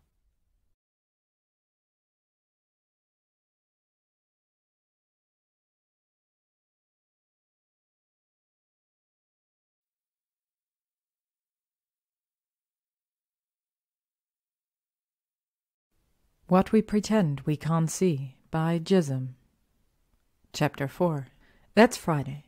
Harry goes back to the office after he leaves Malfoy's and then calls it a day an hour early, begs off dinner with Ron and Hermione, and makes a Tesco's run instead. He goes home and soothes himself with cooking a complicated French dish he'd always liked making as a kid, and which, as an extra treat, his Uncle Vernon had loathed with a passion. He can't remember what it's called, but it tastes good. Chicken and wine and onion and garlic, and the act of throwing it together grounds him, helps him shake off the dark mood that dogged his heels all afternoon. So Malfoy's an unpleasant git who prefers anyone's company to Harry's. What else is new? It's never bothered Harry before, and he goes to sleep with a full belly and a firm conviction that it doesn't this time either. It doesn't. On Saturday, he wakes up early, refreshed and restless, and finds himself at a loose end until the monthly roundup his friends are having that night at the pub. He goes to work, has gelato from the cart, up the street for breakfast, liberates Malfoy's records from his cubicle, and takes them home. It becomes clear, as the day wears on around the armchair where Harry sits poring over them, that Malfoy at 25 has already lived quite a life. There are travel records, as painfully meticulous as the rest, of trips Malfoy has taken for research or to retrieve artifacts for the museum. He's been to the Australian outback and the steppes of Russia, the States, the Amazon, the Savannah. He's been to most of the major cities Harry can think of, Athens and Rome and Mumbai and Sydney, Cairo and Hong Kong, Moscow and Bogota. They're just little trips, all of them, never more than a few days, never long enough to absorb the culture, eat the food, talk to the locals, but still. He's been. He's seen for himself. Harry's never really been anywhere, discounting one disastrous holiday in Avignon with Ginny that ended in tears and sunburn, unhappy silences. It's one of those things he's always wanted to do, travelling, but between one thing and another he never quite manages to find the time. Harry realizes, uncomfortable to think that it's happened without his noticing, that he's put the idea of walking the world into the box in his brain where he keeps marrying Gin or being raised by people who love him. Things he knows won't happen. Dreams he's had to let go. He slams the files closed, eats leftovers for dinner, and goes down to the pub. It's fine for the first hour or so. It's fun. It starts with just him and Ron and Seamus, the way it had in the old days, back when this little monthly gathering had been nothing more than a few old classmates trying to wipe clean a month's worth of ordering with drink. Harry has a fire whiskey, indulges in a bit of office gossip. Seamus, in particular, can't seem to help himself, and shouts with laughter at a story about Trent, their newest junior aura, nearly soiling himself during a routine pixie roundup. Others start rolling in after a while, as they always do. Over the years, their monthly wind-down night at the bawdy boat truckle has evolved into a proper piss-up, and people flit in and out of the rotation as they have the time. It's people they knew in school, mostly, some work colleagues and friends of friends, a few stragglers they've picked up just from the sheer consistency of their meeting time and place. It's nice, Harry tells himself. It is. He doesn't miss his quiet nights with Ron and Seamus, or sometimes Ron and Hermione and Seamus and Dean at all. Hermione shows up first tonight, having pawned Rose off on Molly for the evening. She's followed shortly by Luna. It's good to see her, and Harry slides over in his booth to make room for her and her latest paramour, a girl called V, with pink hair and a piercing through her tongue. He orders another round, and Dean shows up, kissing Seamus hello as he pulls up a chair, and then George and Angelina, and then Neville and Ginny. Harry's eyebrows raise in surprise. They don't come often, but Neville gives him a cautious, questioning smile, and Ginny's nervous little wave about breaks Harry's heart. Maybe the encounter at Malfoy's broke some of the awkwardness somehow. It wouldn't be the strangest thing Harry's ever seen do that job. The winner of the contest now and probably forever being Troll Boogies. Despite himself, Harry's mood sours a little to think of Malfoy. He orders another drink. And it's still fun after that. Of course it's still fun. People keep pouring in until it's so crowded in their corner of the bar that Harry can't really track who's coming and going, but that's fine. Who needs to do that anyway? He orders another drink and definitely doesn't mind that it's too loud to have a conversation with anyone. It's a good time, a chance to let loose, to get out on the dance floor. Not that Harry dances, never good at it, with a partner and too hopeless to even consider making the attempt by himself, but he's sure it's just as much fun to watch. He's not at all bothered when he flags down the waitress for another round that it takes him 3 tries to get her attention over all the shouting, laughing buddies, or that when she reaches him, she looks overwhelmed and frantic. His fire whiskey is delicious, and absolutely no part of him is screaming at the top of its lungs that he can't see either of the exits and wouldn't be able to spot a threat in this crowd until it was too late. It's great, really, a blast. Harry's having a fabulous time. It's only after about the 6th drink that Harry can admit to himself that he's well and truly miserable. This, too, is a regular feature of these pub nights, although, admittedly, Harry doesn't tend to remember all that much of this part in the morning. He slouches a little in his seat. He's got the corner booth, his back to the wall, which always seems to be where he ends up. Not that anyone ever calls him on it, but he's got his reasons, could defend his choice admirably if anyone were to bother. It's the most easily defendable position in the whole place, and Harry doesn't like to have his back exposed while he's this drunk, in this big of a crowd. God, there are too many people. The boat truckle's got to be over capacity, and technically it's his job to check. He's not going to, but it rankles anyway. A splinter under his skin he can't quite manage to worry loose. His ears are ringing a little with the volume of the place, a headache beating on the door at the back of his skull. All that fire whiskey he's downed is currently holding shut. Which is fine, of course, since it's not like anyone's talking to him, because, of course they're not, because in times like this, on nights like these, they've all got people to talk to. Ron and Hermione are laughing breathlessly on the dance floor, and Seamus and Dean are snogging for England in the corner. Luna and her latest have vanished, probably to the women's toilet and probably for a good while. Angelina is draped across George's lap with her fingers in his hair, smiling and smiling at him. The worst of it is the way Neville and Ginny are standing by the bar, their heads bent and towards one another, face lit with the simple pleasure of sharing space. It's all just so wonderful that Harry could choke on it. The thought's unfair, leaves him guilty just for thinking it, even though he knows he's just vicious with drink and exhaustion, and how much he really, if he's going to be honest with himself, hates every last part of this particular experience, and has more or less every time. It's not like he can say so, though. They're his friends, and they like having him here, and it's important to be social, and they just worry about him if he started begging off. Anyway, it's not like Harry has anything better to do. He glares down at his fire whiskey. There are a few nearly melted cubes of ice floating forlornly in it. a smudge of something that looks like lipstick on the side of the glass, and Harry finds his mind suddenly filled with images of the little spread the wet bar at Grimmauld Place pulled up for him the day before. That glass, which had looked sturdy, solid, like it had some real heft to it, some weight. That perfectly spherical bowl of ice, that warmly appointed study, all wood and leather, where you could have a conversation or hear yourself think. Sometimes on nights like these, Harry walks the crowded bar and looks for something. Some guy or girl who will smile at him, kiss him messily in the street, follow him home, stay until morning. He finds it, even not always, but usually, when he puts in the time. And though it's never once made Harry feel even half as good as he'd hoped it would, there are months where it's better than nothing. There are months when Harry feels so drunk, so alone, so doomed to sit forever with his back against the wall and no one to talk to, that it's worth the sinking sensation of the morning after just to have a warm body to ward off the cold. Not tonight, though. Tonight, Harry sits and sips his 7th glass of fire whiskey and thinks about that stupid room and that stupid house that he sold to stupid Malfoy. He didn't even want the damn place until he knew it was Malfoy's. Not that he wants it now, he corrects himself quickly, taking another sip. He doesn't want anything of Malfoy's. It's just galling is what it is. It's galling, and he's galled. God, he's drunk. He's too drunk. He doesn't want to be here anymore. In this awful bar. He hates this bar. The bar and the crowd and the noise and the house. And he runs into somebody hard, in his haste to beat a retreat to the front door.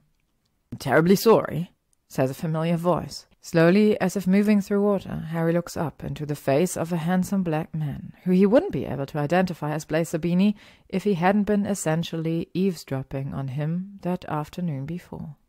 Being an adult, Harry thinks with the conviction of the truly sourced was supposed to be more dignified than this. He knows it was, he's just sure. "Zabini," Harry says instead. "Right, Blaise Zabini from school?"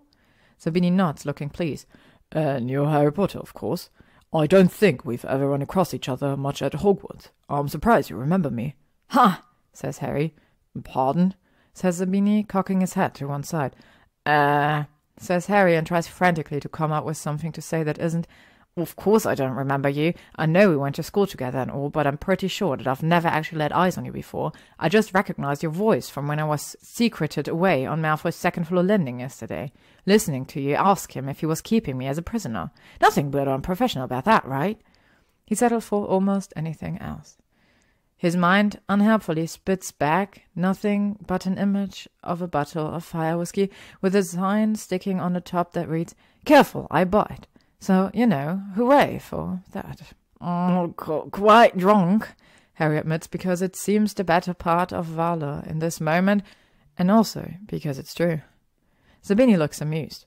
"You shock me, Mr. Potter."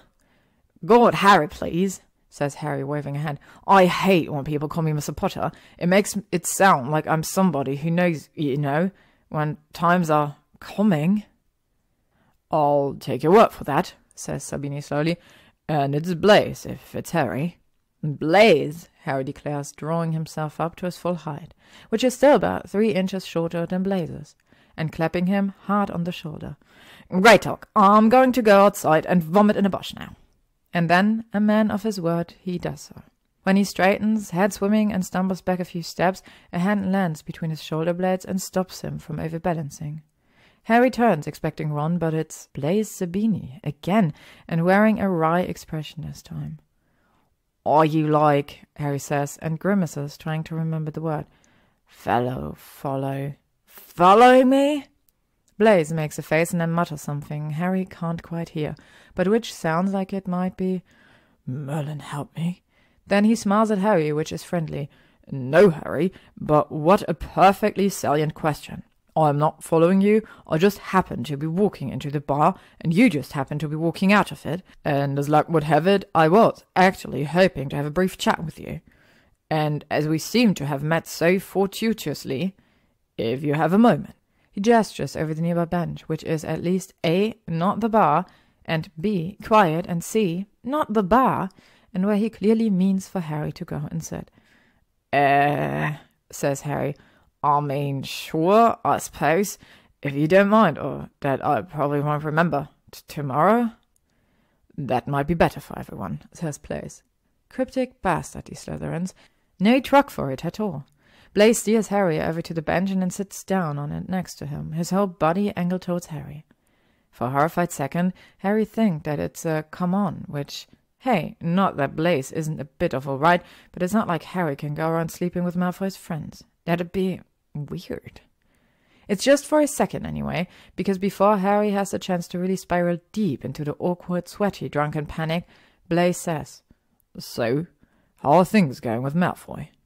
Harry freezes, one hand that he was planning on using to scratch his nose hanging stupidly in mid-air for too long before he notices and drops it. "With," he says and stops. "What are you saying about?" "The case," Blaise pushes, "and, Malfoy in general. How does he seem? If you had to rate his sanity on a scale of 1 to 10, just for example, where do you think you'd place the marker?" Says Harry. "Which end is the mad one?" Then he thinks for a second and squints at Blaise and adds, "Hey, wait, wouldn't you know better than I would?" "You think so, wouldn't you?" Blaise says, settles back against the bench, nodding thoughtfully. "You're very astute, Harry Potter. I'm sure people appreciate that about you. The strange thing, though, and stay with me now, is that Draco's a completely balmy little terror who never tells me when something is wrong. I mean, for Merlin's sake, I had to find out about the break-in through my channels." "What channels?" says Harry. Or at least the little part of Harry that is an aura every second of every day, even when he's in the shower or asleep. "You should have yourself checked for head trauma, Auraing is a dangerous job," says Blaise, only smooth. "And of course, we're also grateful for what you do. It's really an inspiration. I donate to the department every year. My point is, I would like to know if you suspect Draco to be in any actual danger. As a talented, qualified professional whose opinion I implicitly trust to make me feel safe." "I'm sorry, but do you mean to tell me that is—" Harry says, gesturing between the two of them, making an incredulous face. "Is a professional conversation right now?" And then, in a contribution from his tiny, hardwired aura brain that has been yelling, "Constant vigilance," for several minutes, adds, "Wait, is that why you're being all with the, very weird flattery? And the thing with the donations good, that's well made, really the very wrong way to go there, barking up the wrong, thing with leaves." Blaise stares at him for a long moment, face scrolled over with almost comical dismay. Harry resists the urge to snicker, fails, and hides it badly behind his hand. Blaise's eyes widen, and then he puts a hand to his temple and lets out a snicker of his own. "Merlin's saggy balls, I see it. Not for myself, of course, but for him." Blaise stops, drops his hand, looks at Harry again, and lets out a huge peal of laughter, tipping his head back. It takes almost half a minute before he collects himself enough to say, "Oh, it all makes perfect sense. God, if only I could go back in time and tell myself years ago. It could have been so much funnier." "What are you talking about?" Harry says, squinting at him. Did he lose his glasses again? He feels like he's squinting a lot. "Nothing. You imagined it," Blaise says, tone abruptly switching back to neutral presentness, and sweeps right on to, "Look, Potter. Don't call me Potter." He's tired. His eyes are drooping. "Only Malfoy calls me Potter. I want you to know I literally couldn't make this up," Blaise tells him earnestly. He pulls a notebook out of his breast pocket, rips out a page, and writes something on it. Then he holds the little piece of paper up in front of Harry's face. "Harry, yes, hello? Okay, this is my address. I'm going to stick it on your wallet, and if Malfoy is ever in danger or doing something really, really mental, you owe me, right?" "I already told you," Harry says grumpy, eyes falling shut again already, barely slitted when he says, "I'm not going to remember anything tomorrow." "I think I'm sort of operating on the same principle as hypnosis at the moment," Blaise says, sounding thoughtful. The theory you're so far gone I'm actually tapping into your subconscious mind just by sitting here and saying things at you. It's a bit of a flyer, I'll admit, but I'm hopeful it might work out." "Sure," Harry says. "You do that." He closes his eyes. Harry's dreaming of the war. It doesn't happen very often anymore, rarely enough that usually these days when he finds himself in the tent in the Forest of Dean or walking Bathilda Bagshot's horse, he knows that he's dreaming. The knowledge never seems to be quite enough to change anything. He still has to sit and watch it all play out. But it's become a strange sort of comfort that he knows the ending, that he can't affect it either way. Tonight he's at Grimmauld Place, back when it was Grimmauld Place, Sirius' ill-favoured childhood home, and not the airy open museum Malfoy's seen fit to turn it into. There is dust on every surface, the walls are grey, and in a minute Remus is going to walk through the door, and Harry is going to say vicious, horrible things to him. That's what happens there. That's how this part goes. Remus will come, and Harry will say those things that will be some of the last things he ever says to Remus. Those things that will haunt him for years. It will hurt, and then he'll wake up, and it will still hurt, but at least it will be over. There's nothing unpredictable about any of it anymore. Except... "Potter," a voice says. Harry turns away from the door and sees Malfoy. In a chair, at the same table, in the same room, except it's later. Except it's now. All at once, the space around Malfoy folding seamlessly into clean lines and polished counters, the only dust visible, the motes falling through sunbeams and catching the light. "Potter," Malfoy says, head tilting curiously. "Where are you?" Harry blinks at him, stunned. Maybe he's not dreaming, but he must be. The real Malfoy wouldn't be asking him such an uncannily perceptive question, would he? Harry's not sure. Harry's not sure suddenly, and when he tries to open his mouth to give his answer, he finds he can't remember how to vocalize it. He's here, he thinks, and not here. Here and where here used to be. A furious thump, thump, thump. "Potter," Malfoy says. He scrapes his chair back from the table, stands up and walks over to Harry, stoops to lean over him. Harry looks up with wide eyes, wondering what in the hell is happening, and frozen with these words, too, trapped in his mouth. He just sits there, the thump of his heart growing louder as Malfoy's face gets closer and closer until it's barely an inch away. Until he can see little flecks of gold and blue and the cool grey of Malfoy's irises. Malfoy takes a shaky breath, lips parting, and yells, "Open the bloody door!" Harry's eyes slam open. He's home, Harry thinks, blearily. Bed, no, sofa, also pain. He wiggles his body a little just to ensure that it's not pain with any kind of critical and dangerous focal point, like the time he came home after a bust without stopping by medical with what he thought was a minor hex wound, only to wake up with one of his arms completely covered in oozing sores and starting to smell dead. He concludes that it hurts to move, but not in a life-threatening way. His headache feels life-threatening, a little. Harry thinks it's probably not helping that somebody's pounding on his door. "Oh!" Harry says in the sofa cushion. Maybe, he thinks hopefully, it's a bear. If he doesn't engage it in conflict, it would go away and leave him to die. "I swear to God, Potter," calls a voice Harry knows full well does not belong to a bear. "I know you're in there, and if you don't open this bloody door right now, I won't be held responsible for my actions." The pounding redoubles as though Malfoy, because of course it's Malfoy, is now using 2 fists to ruin Harry's life with sound instead of one. Harry says with feeling this time. The sofa, of course, offers him no words of comfort. He sits up. The whole experience is supremely awful. His mouth tastes like cat's peed inside. "Stop knocking!" Harry calls out, even though the act of doing so is an agony. God, why does he have to do this to himself? He feels around for his glasses until he finds them on the side table, slips them on. "I'm coming, just stop." For a second, the knocking does stop. Then it starts up again, harder and faster, and with an additional aspect to it that Harry suspects strongly means that Malfoy is kicking the door as well. "I hate my life," Harry tells his coffee table, which, being a coffee table, pretty much just sits there in response. He gets up, he shuffles over to the door, he opens it. Malfoy stares at him, with his mouth parted, and his fists raised, clearly mid-knock, and makes a little noise, like whatever he was about to say has died in his throat.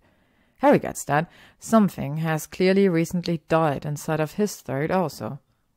Potter, Malfoy says, blinking after a second.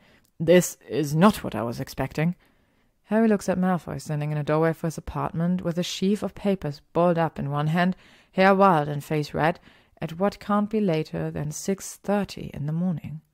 The only thing he can think of to say is, "Why?" Horrifyingly enough, I think my expectations were too high.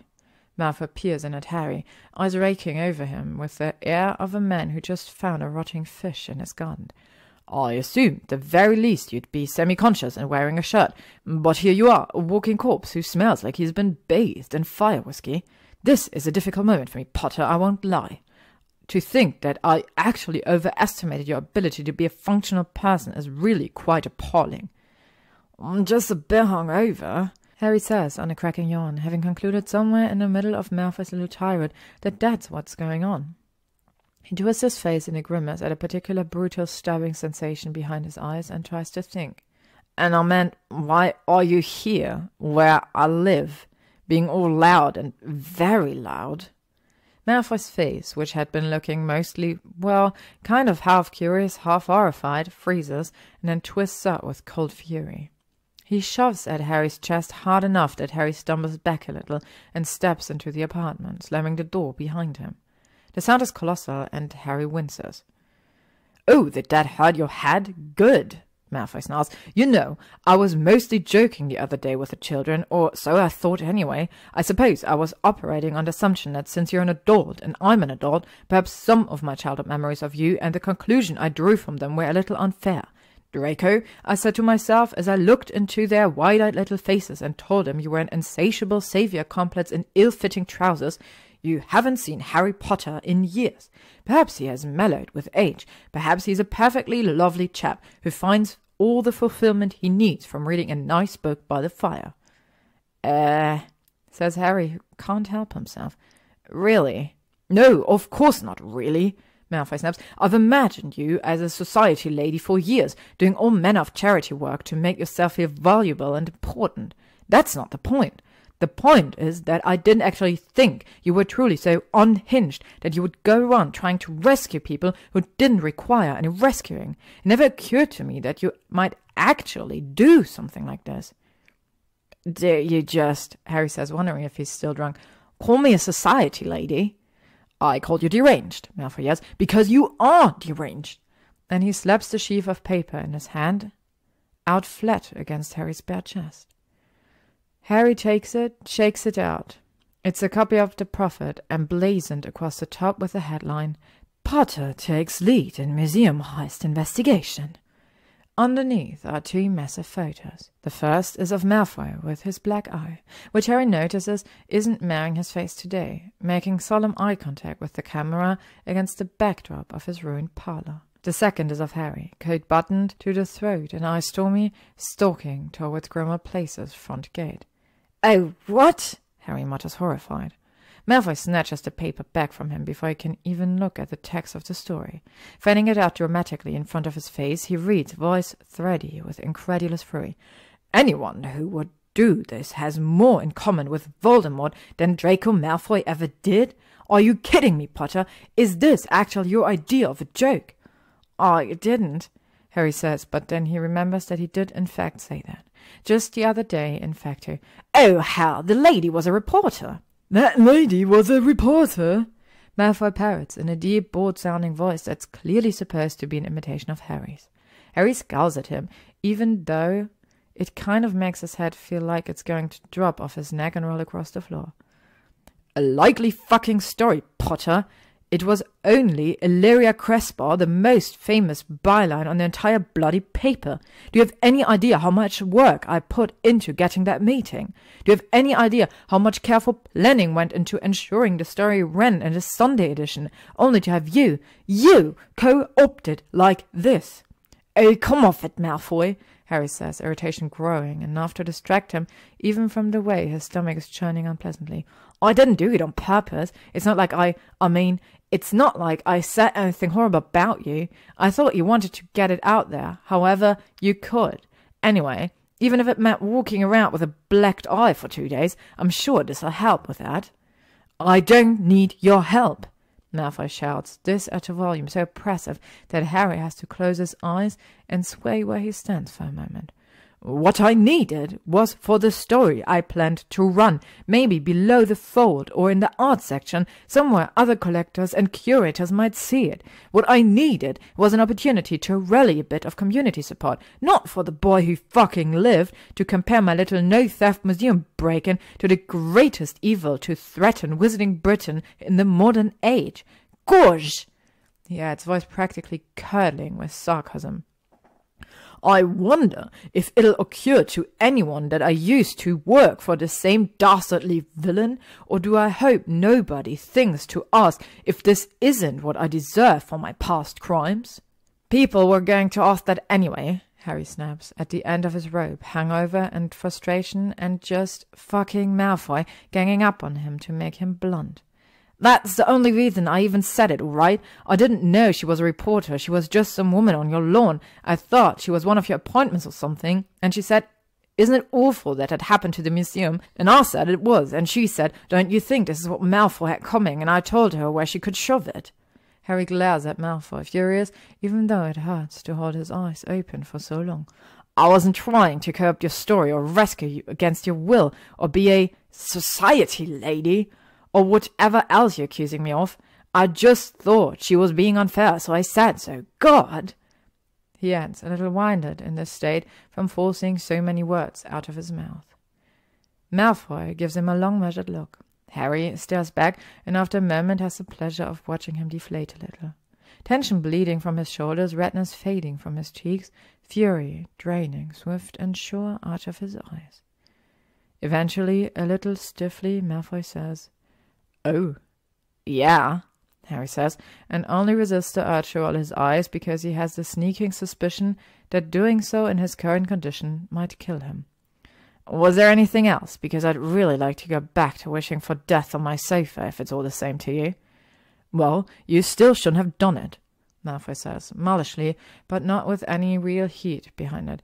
And don't you have any hangover potion? I know you were always perfectly hopeless at brewing, but they do sell that stuff pre-made, you know. Harry yawns, another huge cracking one. I don't keep it in the house, he says. It's cheating. God save us all from the nobility of the Gryffindor spirit.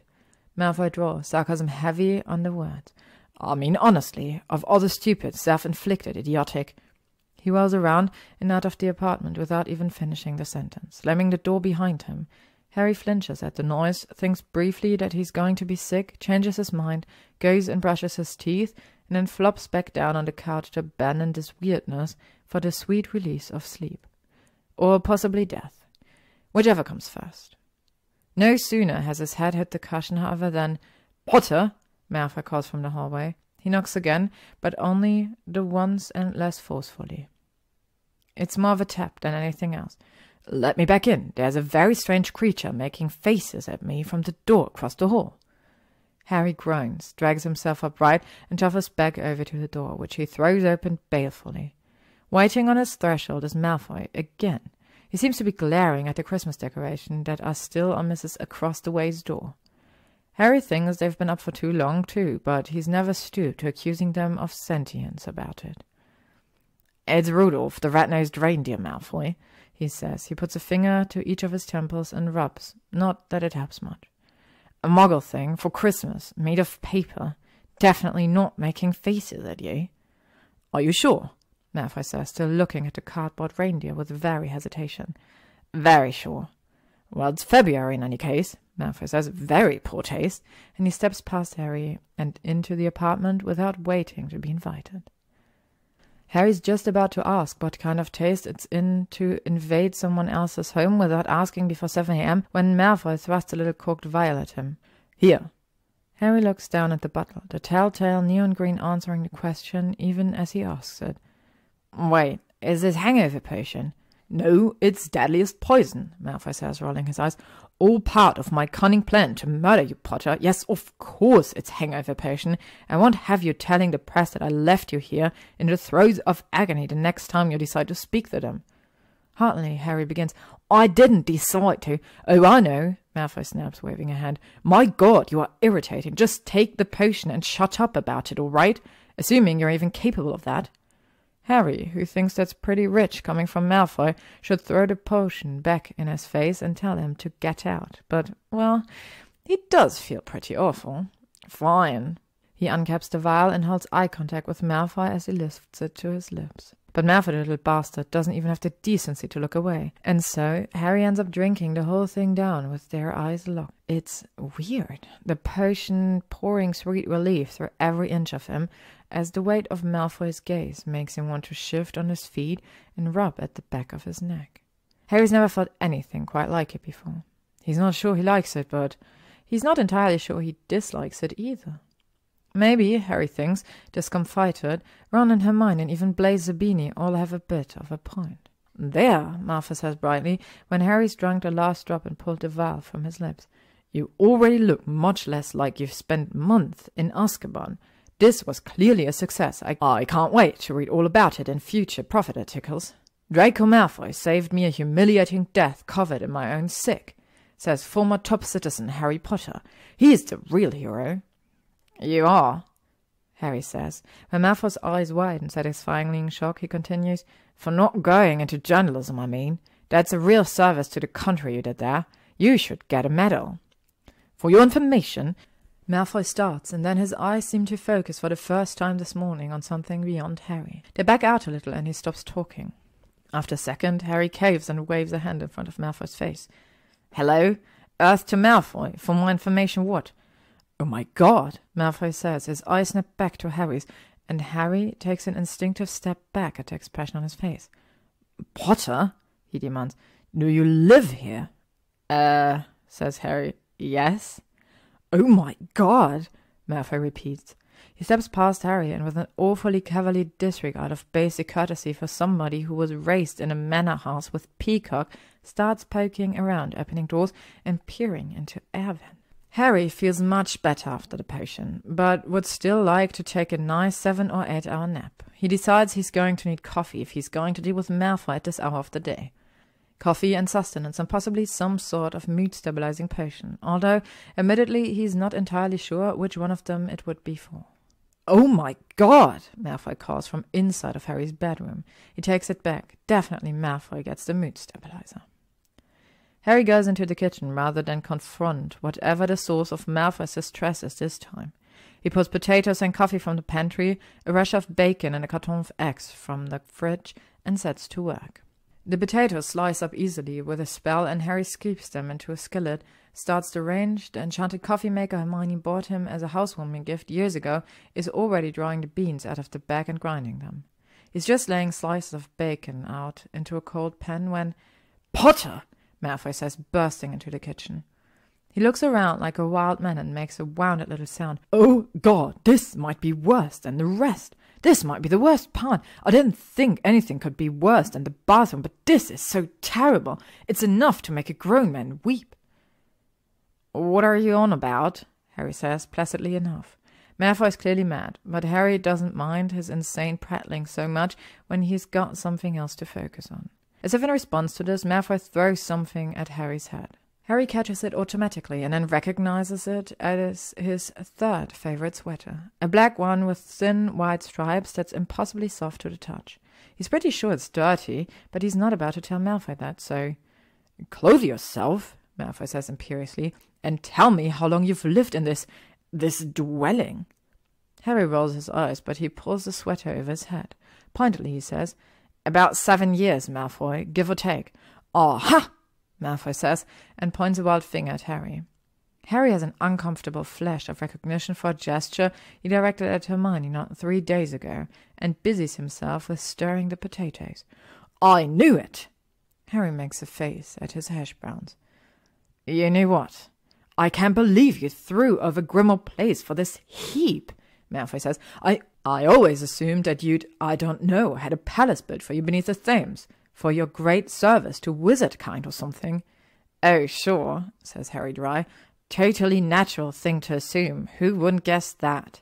But I never, Malfoy continues, as if Harry hadn't spoken, thought that you might have abandoned her to live in a squalor. One of the greatest and most ancient wizarding homes in Britain, the likes of which hasn't been seen in easily 500 years, and you tossed her aside like yesterday's garbage for this? I did not, Harry says, turning away from his breakfast in incredulity. Tossed Grimmauld Place aside like yesterday's garbage? Oh, please, of course you did. Malfoy folds his arm and glares at him.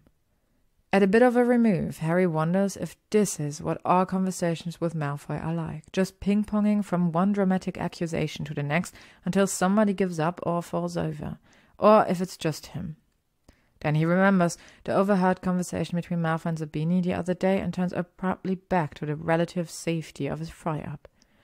Leaving aside the condition, Malfoy still talking, apparently completely unfazed by having a back turned on him mid-rant, which, of course, we should not leave aside, because it was horrific. Potter, come on, you've waved the unbreakable. You might as well have spat on the front step on your way out. What are you even talking about?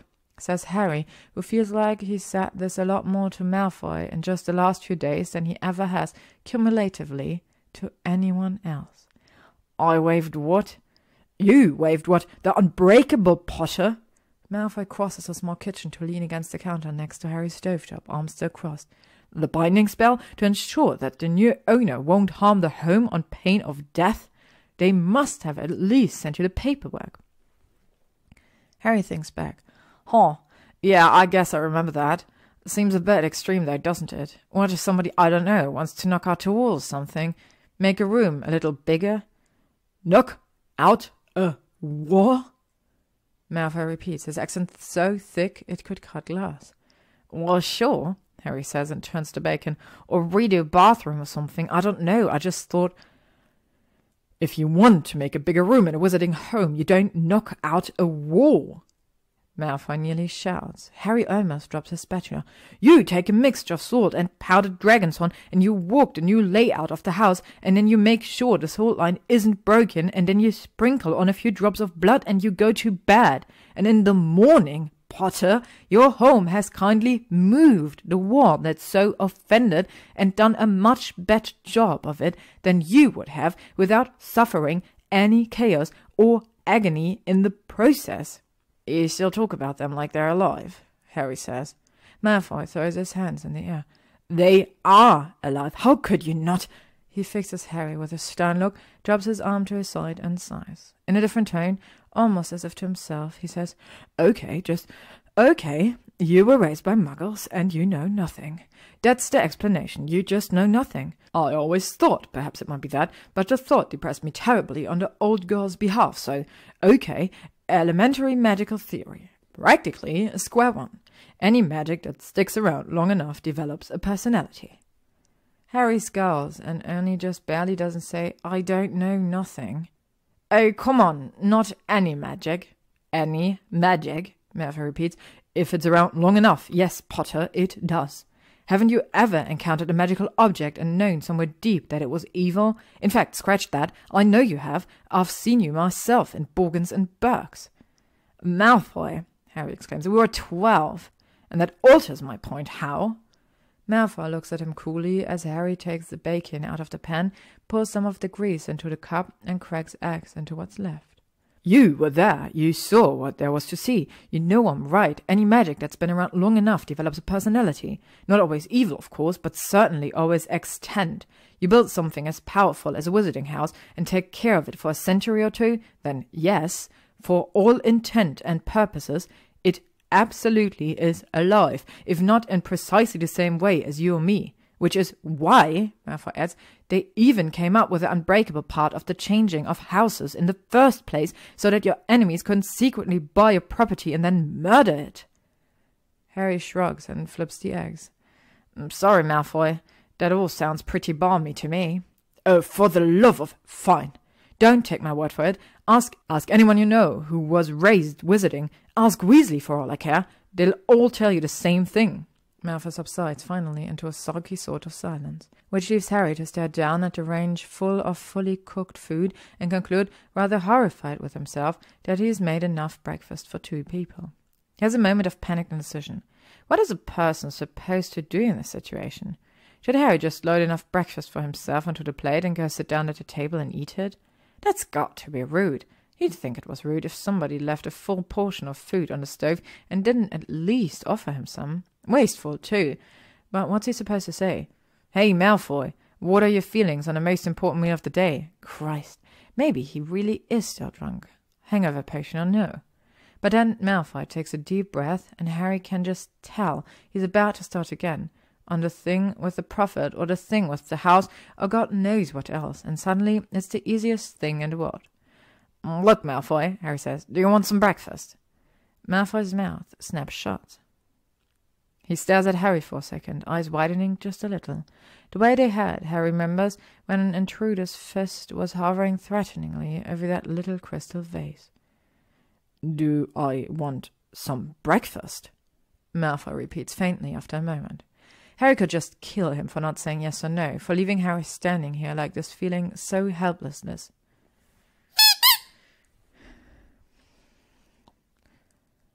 Harry could just kill him for not saying yes or no, for leaving Harry standing here like this, feeling so helplessly, hopelessly awkward. He'll be damned if he'll let Malfoy see that, though, so he forces one shoulder up into a shrug. You know, eggs, bacon, stop me when something rings a bell. You cook, Malfoy says, looking slowly from Harry to the range as though noticing it for the first time. Harry raises his eyebrows. What exactly did you think I was doing here? Oh, I don't know, Malfoy snaps irritably. Then he pauses, the line of his mouth going funny just for a moment.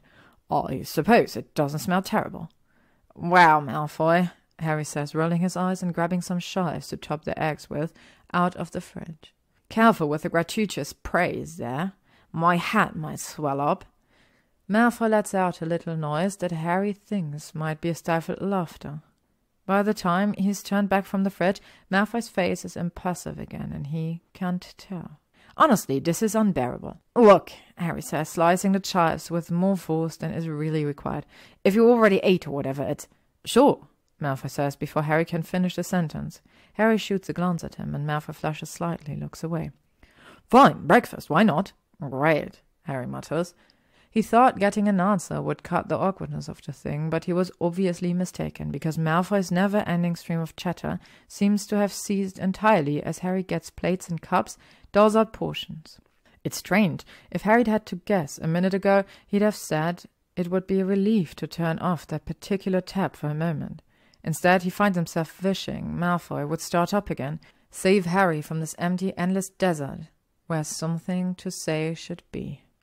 They sit down at his little two-person folding table, and Harry has to move some stuff off the other chair, and Malfoy doesn't say anything pithy about how Harry is a slob, or living in a squalor, or eating in the kitchen like an animal when he could have lived like a king in an ancient estate with an emotional profile. He just sits down and kind of nods at Harry, and frowns down at his breakfast and takes a bite.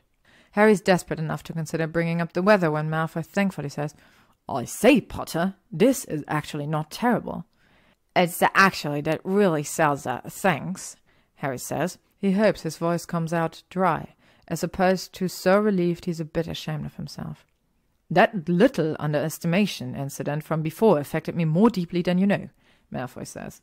He spears a potato and, in what he clearly imagines a reassuring tone, adds, I dropped my expectations very low. Great, Harry says, rolling his eyes. So I assume I'll be receiving a stern letter at the office about how I'm going to bungle the investigation then? Oh, they are low than that, Potter. What do you take me for? He chews and swallows a bite of bacon thoughtfully. I give you until end of this week, tops, before you are living in a box next to the river. This would be the river with my secret underground palace for service rendered, would it? Oh, quite, Malfoy says, mouth quirking up at the corners. Of course, they won't let you in there anymore by the end of the week. You will have urinated on a public figure and set several tourist attractions on fire by then. Very down on that sort of thing, the secret palace people. I thought it was my palace, Harry says, distantly aware that his entire conversation is completely bonkers and just not caring very much. Shouldn't a man be allowed to do what he likes in his own home? Within reason, Potter, within reason. Malfoy's actually honestly smiling, though it's directed at his plate and not Harry. Anyway, these tourist attractions are all much too large to fit under the Thames, and I don't know how you'd lure a public figure down there to pee on them." Harry gives up and laughs, really laughs, the noise loud enough to fill the room. He can't help himself. It's funny and completely bizarre, and so unexpectedly easy that he's not entirely sure what to do with himself. "You're completely mental," Harry says, a little laughter still riding on the words. "Has anyone ever told you that?" "Do you know, I've heard it before." This smile Malfoy does direct at Harry. It's slow, lazy, entertained. "Never quite seen it myself." The silence that falls between them this time is almost companionable, and Harry's getting used to it. God help him, maybe even enjoying it, when Malfoy lets out a little huff of laughter, only half vocalized, but undeniable this time. Harry raises his eyebrows. "What?" "Oh, it's just," Malfoy says and shakes his head, releases a little huff of laugh again. "Well, it's just a bit surreal, isn't it?" He gestures back and forth between them to the coffee and plates. "I mean, for one thing, I think at some point during school I swore a solemn oath that I'd never break bread with you." "This is a little surreal," says Harry. "Did it escape your attention that we ate practically every meal together for the better part of 6 years?" "That didn't count," Malfoy says. He takes a haughty sip of his coffee while Harry stares at him, waiting for the explanation, which, sure enough, "We were separated by, how did I phrase it, 2 full tables and a chasm between our disparate ideologies." He gives his fork a loaded look. "I believe that technically I'm supposed to tear out my entrails and burn them now. You'll forgive me if I let that one slide." "The chasm," Harry repeats, "between our disparate ideologies."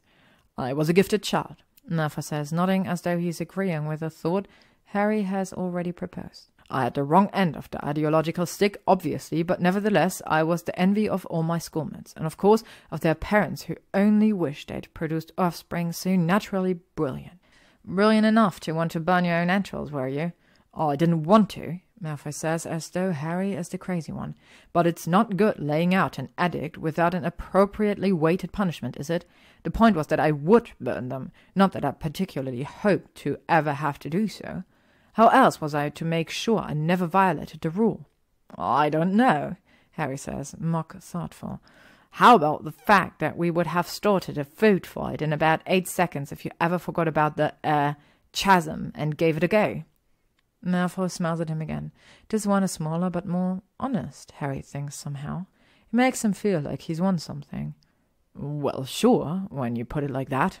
There's another nearly comfortable silence, and then Harry says, "I did forget to do the toast, actually, so technically we didn't, break any bread." "Well, Potter," Malfoy says, swallowing his last mouthful of food. He's cleaned his plate, which Harry is weirdly gratified by. "that might be the cleverest thing I've ever heard you say." Harry rolls his eyes instead of answering, stands, clears their plates. He's placing them in the sink when something occurs to him, and he walks back over to where Malfoy's leaning back in his chair, eyes closed, one hand resting on his stomach, looking strangely but inarguably like a contented house cat. "Hey, Malfoy." "How do you know where I live?" Harry says. "What? Oh," Malfoy says, eyes blinking open. "Blaze." "Zabini," Harry demands. "How does he know where I live?" Malfoy smirks at him. "Blaze is an unspeakable, Potter. He knows where everyone lives, and probably also whether or not they enjoy living there, and almost certainly where on the property they've buried any bodies." He absorbs that piece of information slowly. It pulls at something at the back of his mind, a hazy memory. "Potter?" Malfoy says, sounding vaguely alarmed. "You're not going to off one about, I don't know, personal privacy or something, are you? Because honestly, I think it's a bit late for all of that. You had plenty of opportunities to kick me out." "No, it's not that," Harry says slowly. He's almost gutted. I think maybe I ran into Zabini last night." Malfoy's body language changes in an instant. He snaps right up in his chair, abandoning his indolent pose as if it never was at all, and demands, "What, at the Gryffindor piss-up?" "Okay, seriously, how did you know that it was a Gryffindor piss-up?" Harry says. "If you're stalking me, you're very bad at it. You've really tipped your hand." "Oh, everyone knows about the Gryffindor piss-up," Malfoy says, waving a hand, though Harry thinks his cheeks might be very faintly pink. "Once a month at the Bawdy Bowtruckle. Everyone's invited, except for my loathed enemies. Potter, focus, you saw Blaze there." "I think maybe just outside," Harry says, It's coming back to him. Not any of the details, those are probably lost forever. But certainly the vague shape of the thing. He made me sit on a bench. I was pretty far gone, to be honest. I would have never guessed. Malfoy says, sarcasm thick.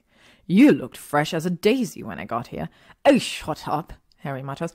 Anyway, he said something about channels, I think, and I'm pretty sure he called you a name. So you talked about me, says Malfoy. His tone is very calm, which, for some reason, Harry finds a little frightening. Maybe, he hedges, but honestly, all I remember is that he kept trying to, flatter me or something, butter me up. It was really weird. That's how Blaise gets information. It's actually, never mind. I don't have time to do this with you right now, Malfoy says. He drops his napkin on his plate, sighs, and stands up. His eyes, Harry notices, have gone a bit wild again. I have a previous engagement that I was unaware of until this very moment. I must be off. I think he must have got me home too, Harry says, realizing he doesn't actually recall at all how he got back here last night. Then he processes what Malfoy said. Oh, okay, you're not going to, burn out his entrails or anything, are you? Just because, it'd be my duty to stop you. No harm will come to Blaise that Blaise doesn't entirely deserve, Malfoy says, which Harry notes is not exactly a no. You're going to go kick on his door too, aren't you? Harry says. Malfoy glares at him, and Harry raises his hand in the air. Hey, I'm just stating the facts as I see them. You're the one who comes around to other people's places and kicks on their doors and tells them houses have feelings or something.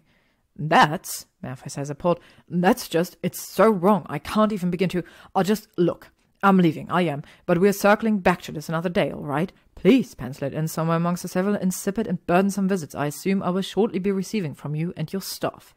And the thing is that it's mean, what he's saying. It should bother Harry, like overhearing more or less the same thing the other day did, whether he wanted to admit it to himself or not. But Malfoy's smiling very slightly as he says it, so smile and quick you could miss it. And when he gets to the door, he stops, turns, looks Harry in the eye, and then looks very quickly away, says quietly to some spot on the far wall, Potter, thanks for breakfast. If Harry grins at the door for half a minute after he's gone, well, he's still a little drunk. To be continued. Thank you for listening to What We Pretend We Can't See by gyzym, read by Alamex Mabella. If you would like to stay up to date on upcoming chapters and stories, you can follow me on YouTube, Spotify, AO3, Instagram, or Tumblr.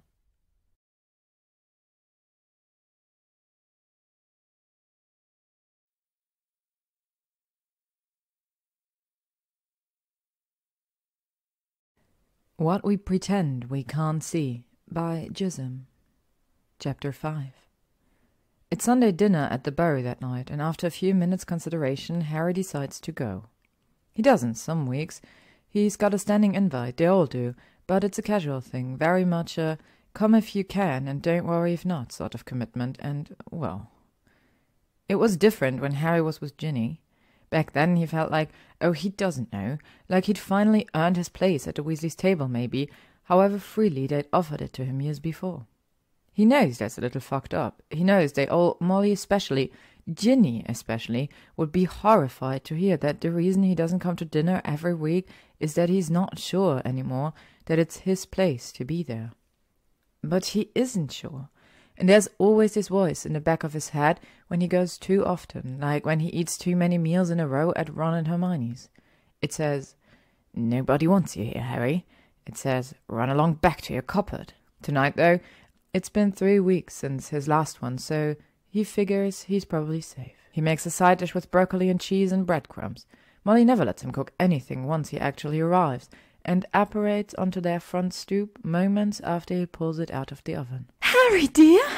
Molly cries when she opens the door, beaming at him. She wraps him up in a hug the minute Arthur takes the steaming dish out of his hands, then pulls back, still holding on to Harry's upper arms to give him a critical once-over. You're too thin! You always say that, Harry says, laughing and extricating himself from her, unwinding his scarf. That's because it's always true, Molly chides, she says, handing it to him. And oh, George, not the armchair!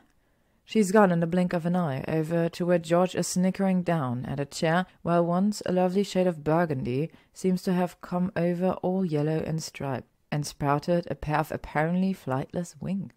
Harry shakes his head, takes a bite of his scone, and goes to find Ron and Hermione. It's a nice night. He's glad he came. Bill and Fleur have made an appearance, not unheard of, but rare.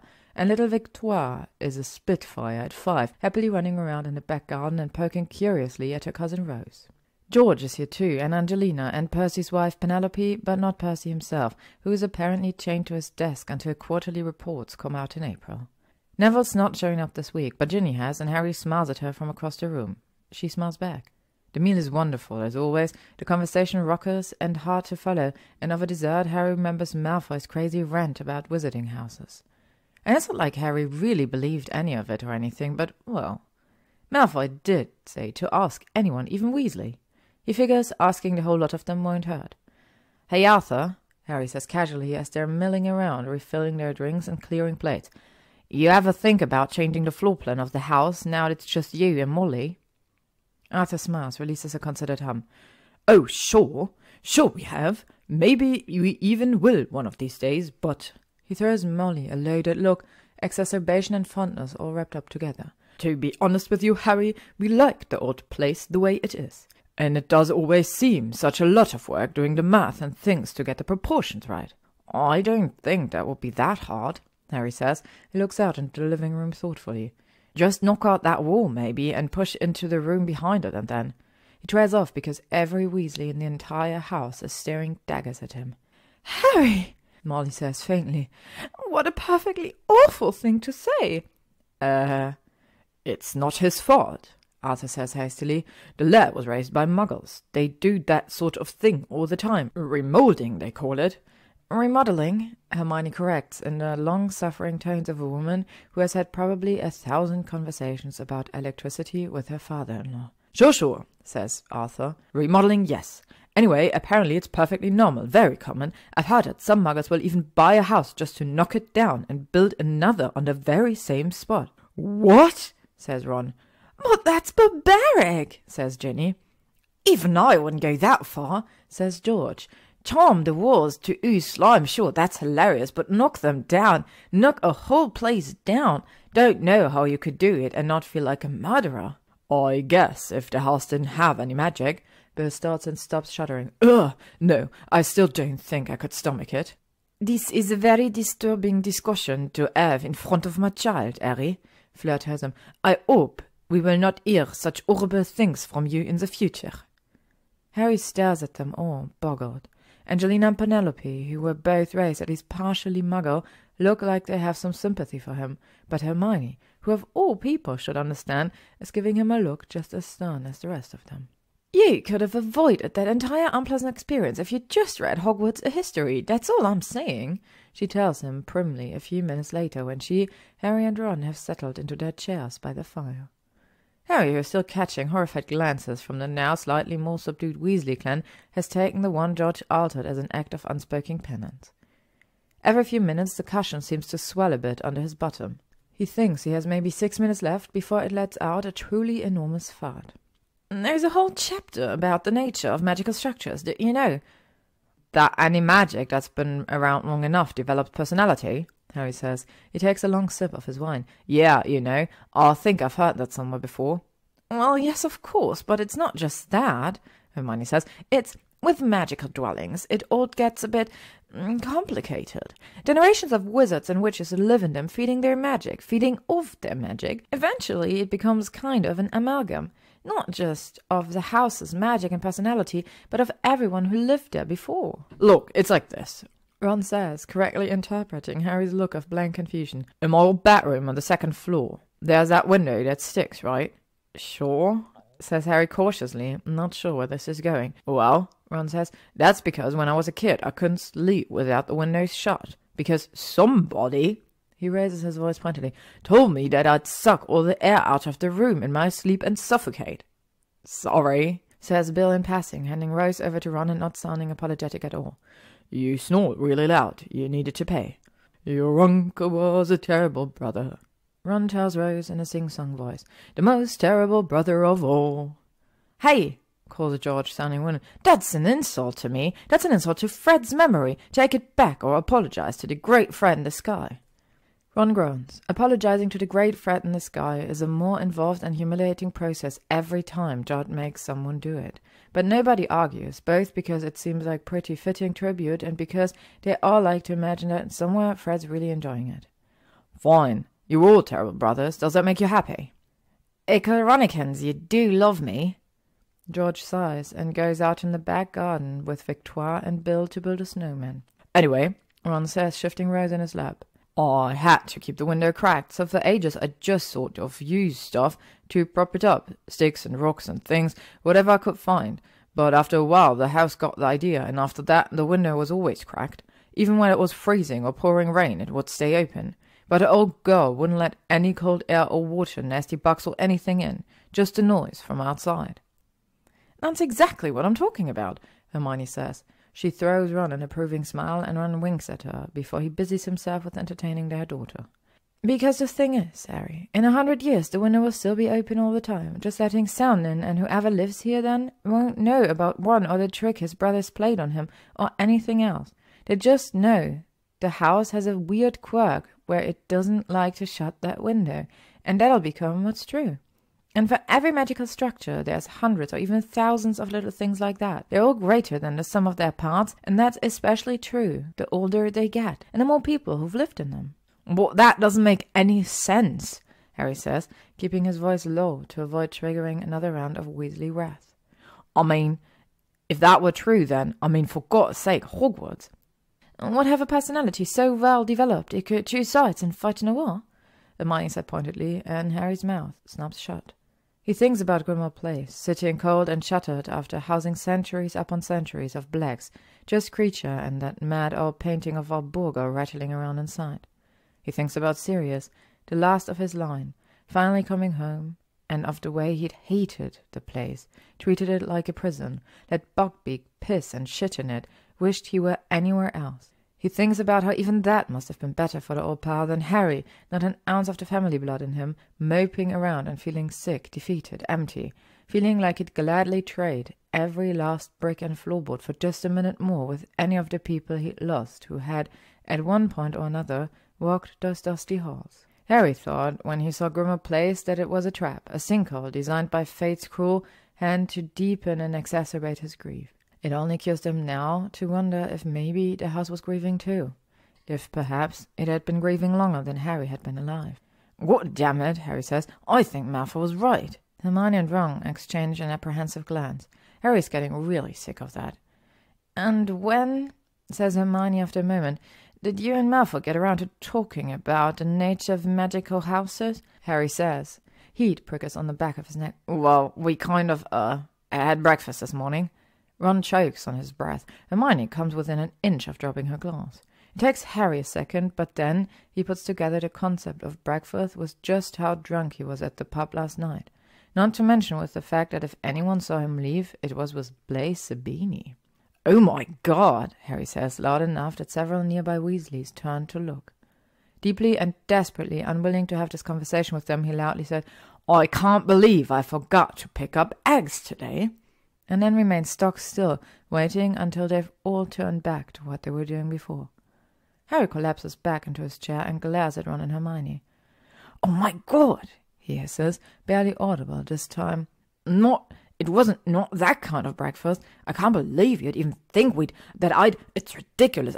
As if I would never with Malfoy. You guys, seriously, are you both crazy? You both must be crazy, because that's the most absurd thing I've ever heard."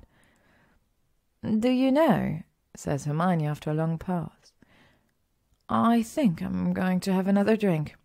"Mind filling mine up too?" Ron says. "Really appreciate it. Just as full as you like." Hermione stands and takes their glasses, and then, with a little shake of her head, Baby Rose. "Sorry," she says. I want her to grow up to be self-actualized," and walks off without giving any further explanation than that. "What?" Harry starts.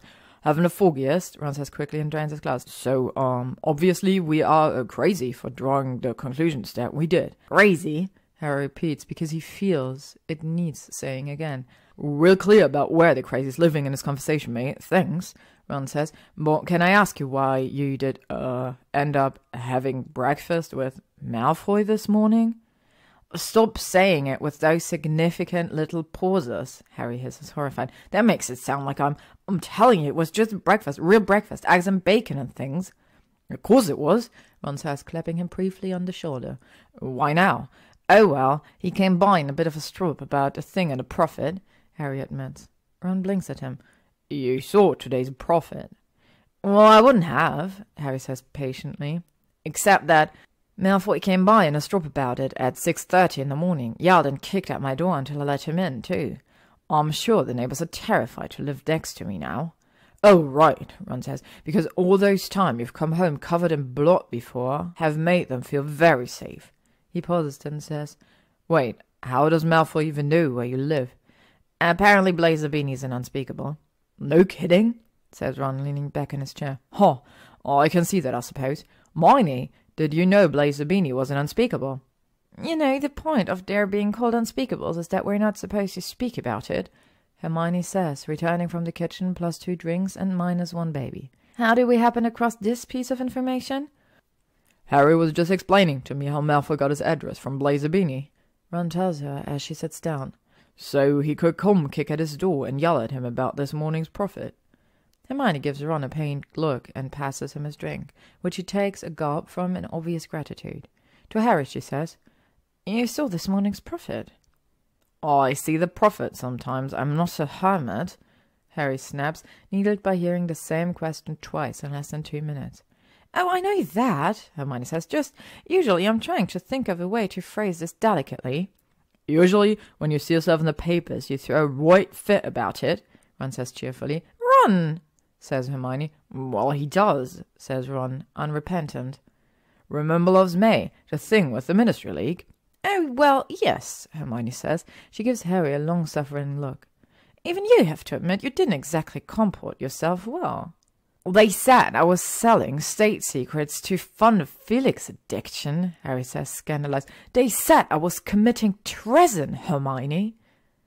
Yes, but, Hermione says, you weren't, and neither was that tree you punched, Harry. Trees, says Ron. There were 2. One of them was a bit frail and sickly, as I recall, and cracked sort of pathetically, and you said, too easy, and then stomped around until you found that nice oak that broke your hand. And then at St. Mungo's, one of the healers said, What happened here, Mr. Potter? Totally innocent medical question. Do you remember what you did? I knocked over the exam card, Harry said sheepishly, because, yeah, he did that. He thinks someday he might get over the shame.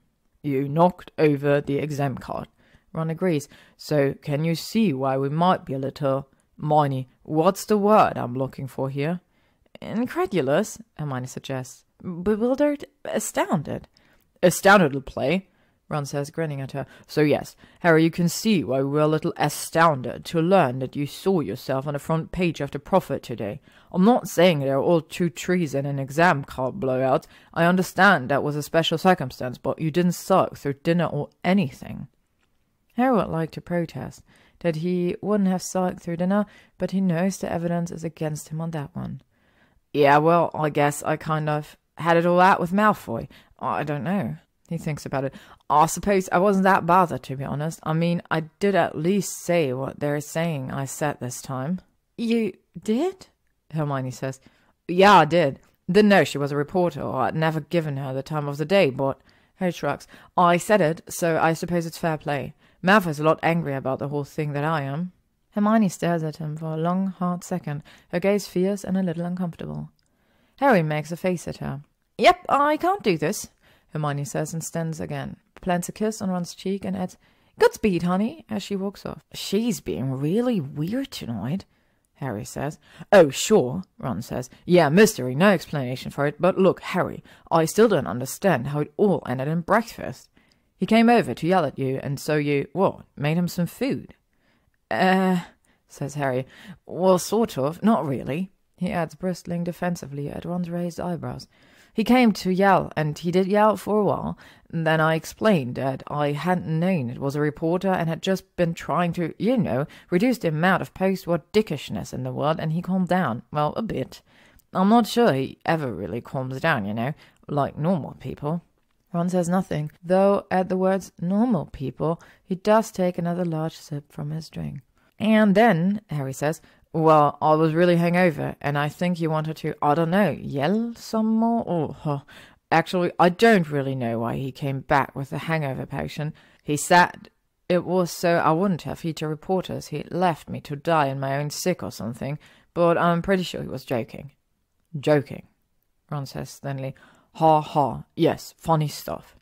Anyway, then he got after me about the house, Harry says. Grimmauld Place, I mean, which is why I was even asking about that stuff before. I guess I wasn't such a good homeowner.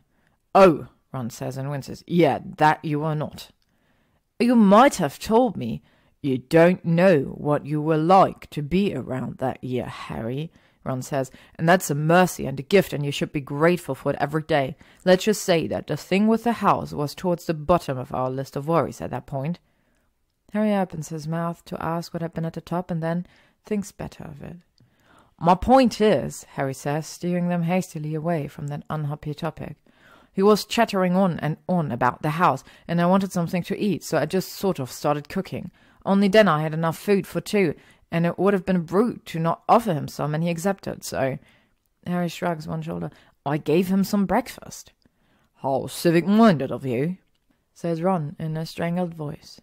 It is at this point that Harry's chair, which he'd finally been beginning to trust, lets out a fart so enormous that it propels Harry out of his seat and almost into the fireplace, covering the room in glittering brown confetti. Everyone laughs, even Harry, and in ensuing confetti clean-up and reshuffling of seats, Ron ends up in a corner with Angelina, Arthur, and Molly, none of whom Harry wants to continue this particular conversation in front of.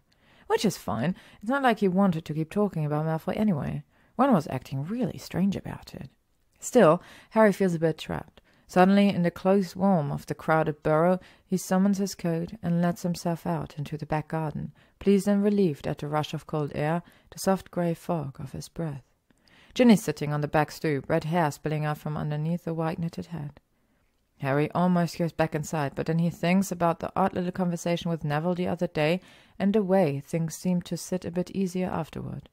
Maybe, Harry thinks, exposure's the thing. It's probably worth giving it a shot. He walks over and sits down next to her before he can think better of it. Harry, Ginny says. She sounds surprised, but pleased.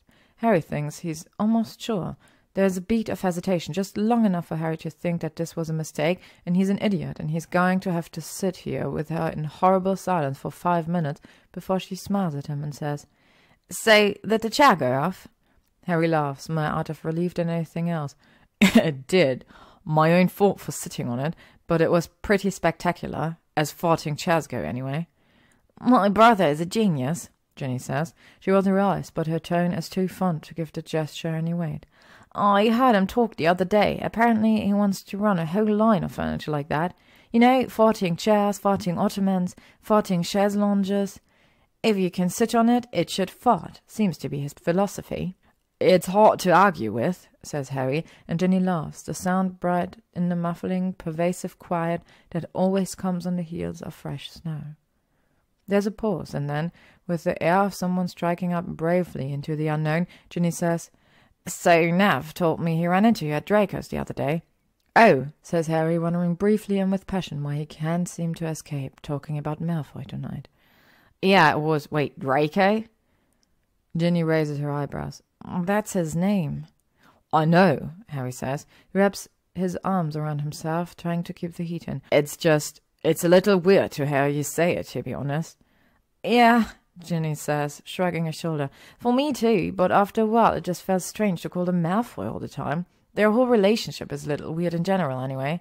Actually, truthfully, I think he's just a little weird. Draco, I mean. Ginny pauses and then laughs. Well, and Nav too, I suppose. I think most of their conversations revolve around who gets to marry a scary old plant. Vicky, Harry says absently. Ginny gives him a look he can't quite interpret.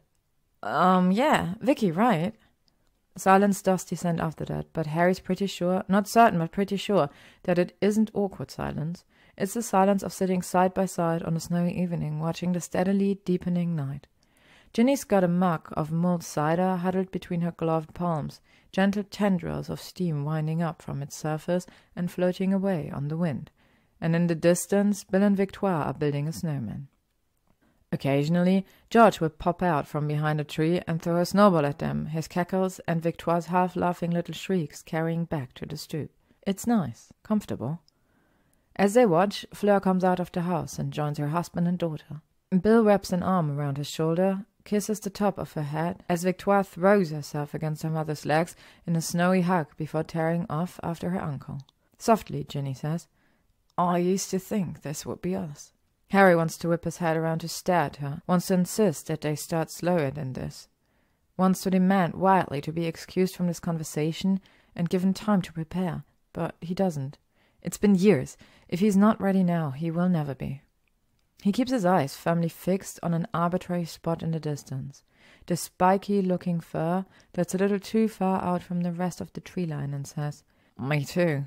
Some of his hesitation, and okay, if he's going to be honest about it, his fear must bleed out into his voice, because Ginny says, "Oh, Harry, I'm sorry. I didn't mean to I shouldn't have said—" "No, hey, it's fine," Harry says. He forces himself to look at her. She's beautiful, snowflakes caught in her hair, eyes heavy with worry. "Really, it is. It was a long time ago, and I know we weren't, going to make it in the long run." "I don't necessarily think that is true," Ginny says. She toes a little at the stairs with the tip of her boot, and then puts her mug down, scoops some snow up into her gloved hands, and starts rolling it into a ball. "I think we could have gone the distance." "Then why—" Harry starts and stops. He knows why. She told him that horrible night all those years ago. Because he was closed off. Because he wouldn't confront his emotions. Because some days she thought he was dead inside. Because she was in love with someone else. "Because I couldn't shake the thought that you'd wake up in 20 years with no idea why you'd done it," Ginny whispers. "I know I went about it the wrong way, and I'm sorry. I was all kinds of messed up at that point, and anyway, I'm impulsive, like you," she adds. And he hears the compliment he thinks she means it to be. He doesn't know if he would have even a year ago. "But Harry, I always felt like you were just, I don't know, going through the motions, I guess. And that wasn't what I wanted. Not for either of us." Harry knows she's right, and it stings in his eyes, at the back of his throat. He can't believe how much old history he's seen dug up this week, not after all this time he's spent avoiding it. It's like he turned over the earth, running into Malfoy, and now all these things he's kept safe and buried for a few years are running loose again. "You deserve better," Harry says, quiet and sorry into the cold air of the night. "Don't do that," Ginny says. When Harry turns to look at her, her eyes are hard. "Don't act like that, like you're some kind of monster I got settled with. We both deserve better, Harry. We both deserve to be with someone who saw us for who we were, not as—" She stops and swallows. "A future, or a hero, or whatever else. Just someone who wanted us for us." Harry doesn't have anything to say to that. She's right. Not that he imagines he'll ever manage to find that for himself. It's enough, though, that she has it. It's enough that one of them does. He looks at her again, really looks, and sees the way the lines of her face have changed, the difference in the way she carries herself.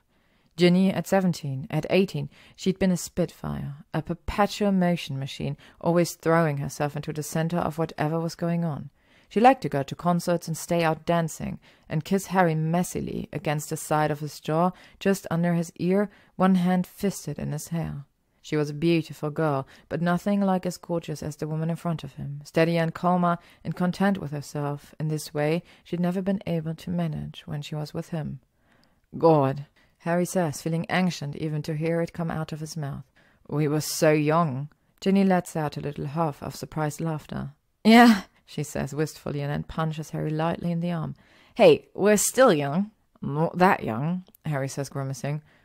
"Go say that to my mother's face, I dare you," Ginny says. "Better yet say it to Fleur's. She's coming up on the big 3-0, and reports from all corners says she's not handling it well." "Yikes," Harry says mildly. "Maybe I'll leave well enough alone."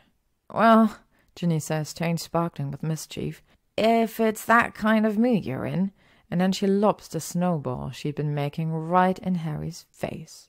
Because deep down she's all mischief, regardless of circumstances. Harry lets out a war cry, and soon the whole family is outside, screaming and laughing and pelting snowballs, tackling each other into the drift. He catches Jin's eye a few times as the fight wears on, and when she looks back at him, grin fierce and happy, he checks for his bitterness and finds that, at least for this moment, it's gone. To be continued. Thank you for listening to this chapter of What We Pretend We Can't See by Gyzym, read by LMX Mabella. If you'd like to stay up to date on upcoming chapters and stories, you can follow me on YouTube, Spotify, Instagram, AO3, or Tumblr.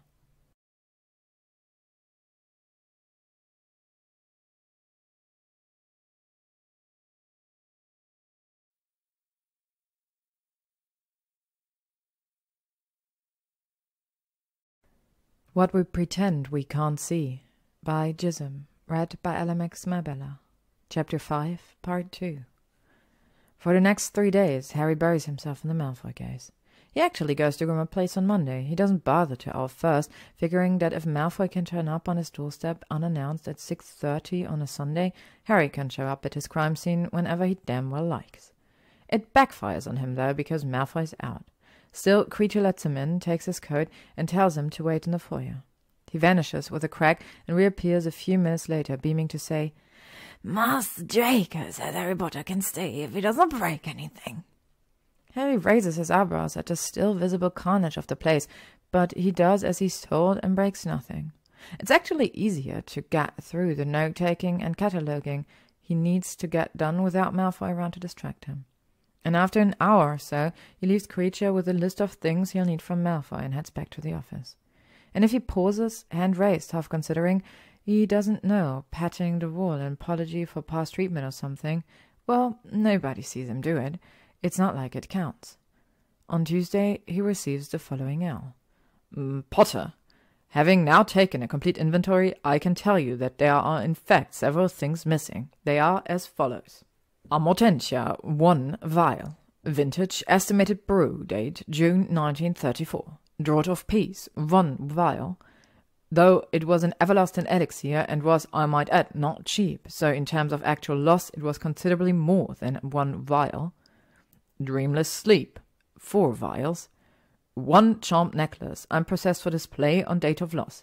Estimated date of production, 14th century. Based on what initial examination I had time to do, the charm allows the wearer immunity to disease. Probably a relic of the Black Death. I could say for certain if I'd had the chance to do further research. 2 self-sheathing daggers, 4th century. Protection charms in handle inlays, sheath and blades. 1 music box, 20th century. Tune causes, let's say, youthful exuberance, though in reality the experience is not unlike being extremely drunk. 1 box Witch Ranger biscuits, flavor Cocoa Glacier. You can leave this out of your official report, Potter. I'm aware that the Aura department is not concerned about missing biscuits. However, they are only for sale about a month out of every year, so you can imagine my dismay to discover my depleted supply. What gives me the most pause is that several of these items, the Draught of Peace, the biscuits, the Dreamless Sleep, and the necklace, were on floors I have reserved as my private living quarters, which are close to visitors of the museum. This is disturbing for 2 reasons. The first, to ensure that my private space remains private, I have several strong spells in place to repel any curious guests.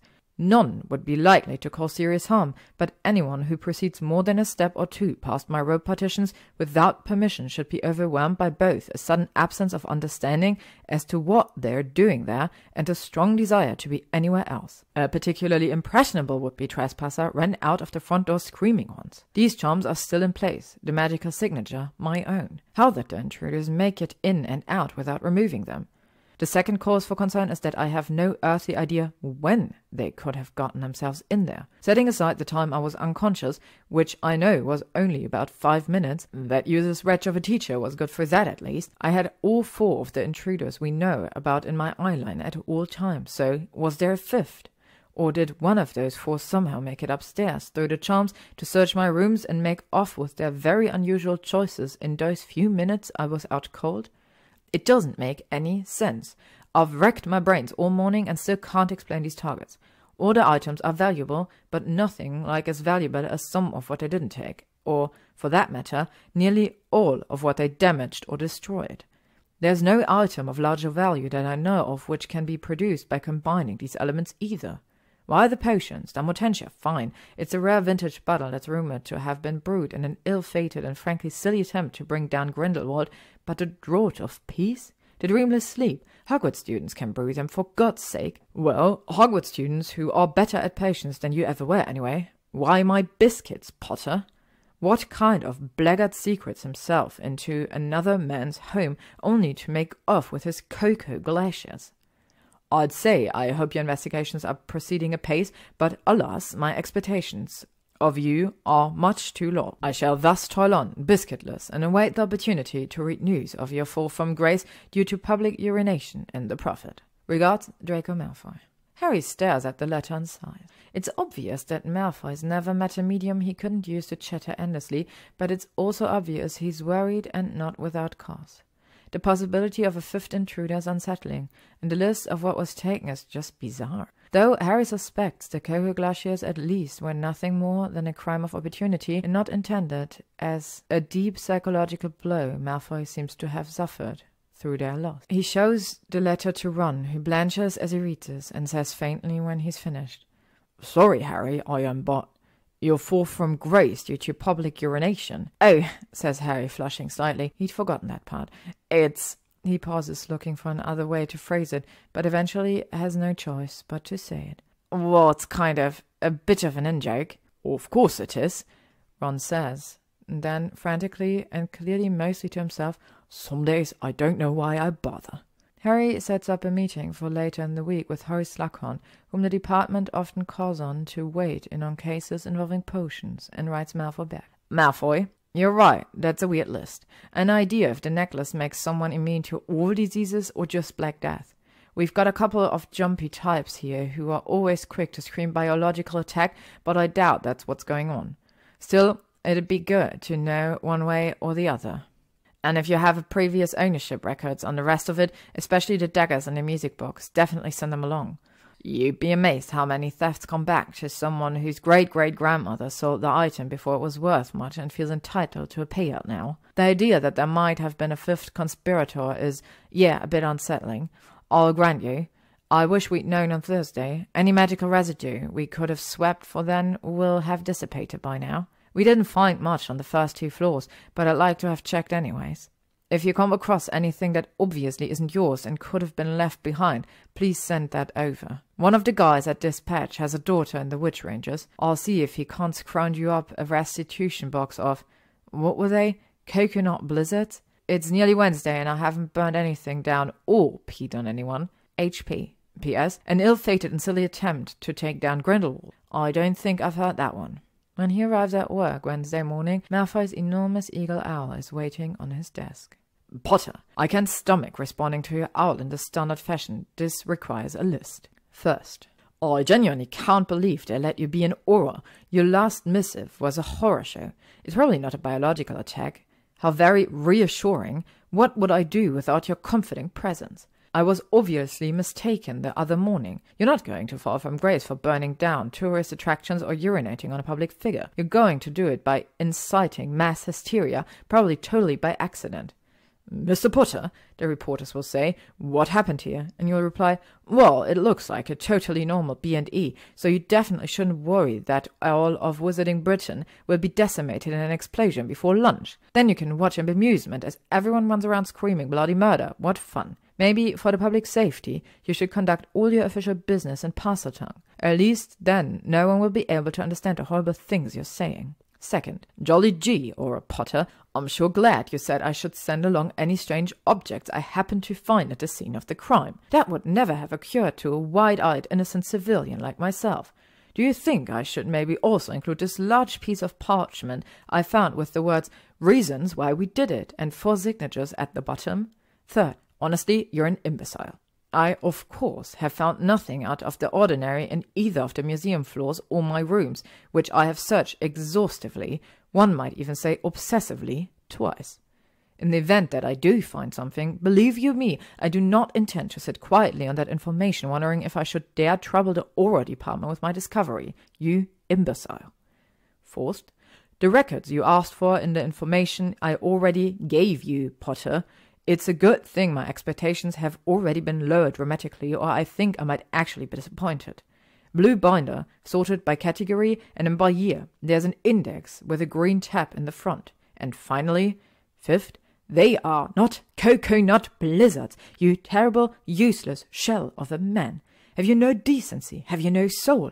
Coconut blizzards are a garbage biscuit forged in the pits of hell and have no place in the home of an upstanding small business owner such as myself. I will have cocoa glaciers, or I will have nothing. But if your contact does have them, tell her I'll give her twice what they're worth and never breathe a word of it to anyone. You don't deserve a proper sign-off, and I refuse to write you one. Coconut blizzards. Honestly. DLM. P.S. Of course you haven't heard this. It's an obscure story, even amongst historians, and you literally don't know basic elementary magic. In the 20s, at the beginning of the Grindelwald regime, there was this group of witches called the Berlin Seven. Really incredible coven. Did a lot of good in that war, except they were really the Berlin Eight. The 7 women who were actually going out and fighting and spying and what have you, and then one of their mums, who was by all accounts a lovely if slightly dotty old woman called Bernice. I believe the arrangement was that she housed and fed them so they could get on with things, but war takes its toll, as you know, and by 1934 they were the Berlin Three. Miriam Cohen, Basila Said, and somehow Bernice. I don't think she was even one of their mums, if I'm recalling the story right. I think she just stayed on for the sake of it. Anyway, she got this perfectly mad idea to brew up a batch of amortentia and use it to turn Grindelwald's head. Said writes this whole thing in her diary about it. It's quite funny, I'm paraphrasing, but it's something along the lines of, crazy old Bernice, at it again, wants to dose GG with amortentia so Miriam and I can take him out while he's distracted by her beauty. Don't think she realizes there's only so much love potion can do when you look like a toe. But there have been rumors for a few years, since long before anyone ever found the diary, that there were several attempts to essentially attack Grindelwald with love potion that year. I suppose I like the idea that Said and Cohen ended up going along with it. There's just something that tickles me about the idea of 2 of the deadliest spies in history lobbing love potions at Grindelwald to humor a mad old lady who wasn't even their mum. It's so insane. But that's the only reason I even had that bottle of amortentia. That story is just a story. It's not as though there's any verifiable proof linking my bottle to the rumor. I just thought it was funny and I guess liked hearing about it. It's not like it's worth anything. God, this whole situation is just so bizarre. Anyway, now you know. Harry goes into his meeting with Horace Slughorn torn between feeling irritated, insulted, amused and entertained, which, while a mixed bag of emotions, is at least one he's getting used to. He leaves feeling mostly slimy. It's not that Slughorn's a bad guy exactly. Harry doesn't think he means anybody any harm. He's just obsequious in that way Harry hates dealing with. That way that makes him feel afterwards as though he's in need of several very hot showers. It's all, "Oh, Harry, my boy, you are looking well," and "My goodness, I just find all you've done so inspiring." An endless discussion of Gwennock Jones, who Harry knows doesn't even play for the Holyhead Harpies anymore. The only useful thing Slughorn has to offer in the entire meeting is a suggestion that maybe all these objects that were taken had some kind of significance or importance to Malfoy, that the ultimate target was some variation of sentimentality magic, and Harry would have come to that theory on his own in any case. Or Ron would have, or someone, anyway, would have thought of it. He looks at Malfoy's letter again to cleanse himself of the experience, because there is nothing that clears the scent of psychophantry out of your nostrils quite like someone calling you an imbecile twice in one paragraph. Then he writes, "I ordered you 8 boxes of coconut blizzard. Will that be enough?" on a slip of parchment, and sends it off with Mathilda, and catches himself humming a jaunty little tune every few minutes for the rest of the afternoon. Just before he leaves for the day, Malfoy's eagle owl returns, and Harry reaches out, mouth already quirking at the corners, to take the letter. Before he can, though, the huge bloody bird leans over and bites his hand. Hard. "Fucking hell!" Harry snaps, after he's made sure he's not going to bleed on anything, and unrolls Malfoy's note. It reads, "I told him to do that. DLM." Harry looks at the piece of paper for a long time and then laughs, loud and long, a little rueful. He chucks the piece of parchment into his top desk drawer and goes home. On Thursday, Head Earhart calls Harry and Ron into her office. She's a strange woman, Earhart, an American with little diplomacy and less patience, and a head of hair that makes her look a lot like Hermione. For all Erhard's a good deal older and has much lighter skin, Harry likes her a lot, actually, except that she's his boss and he most often talks to her in the aftermath of having done something that reflects poorly on the department. That aspect of their relationship is, admittedly, not ideal. "How's it going in the Malfoy case?" she asks, looking back and forth between them. "Progress? Changes? Have you caught the rapscallions responsible?" Ron and Harry exchange a look. Nothing good comes of an interested Erhard. Then Ron, the selfish bastard, says, "Harry's been taking the lead on the case, ma'am." "Have you?" says Erhard sweetly.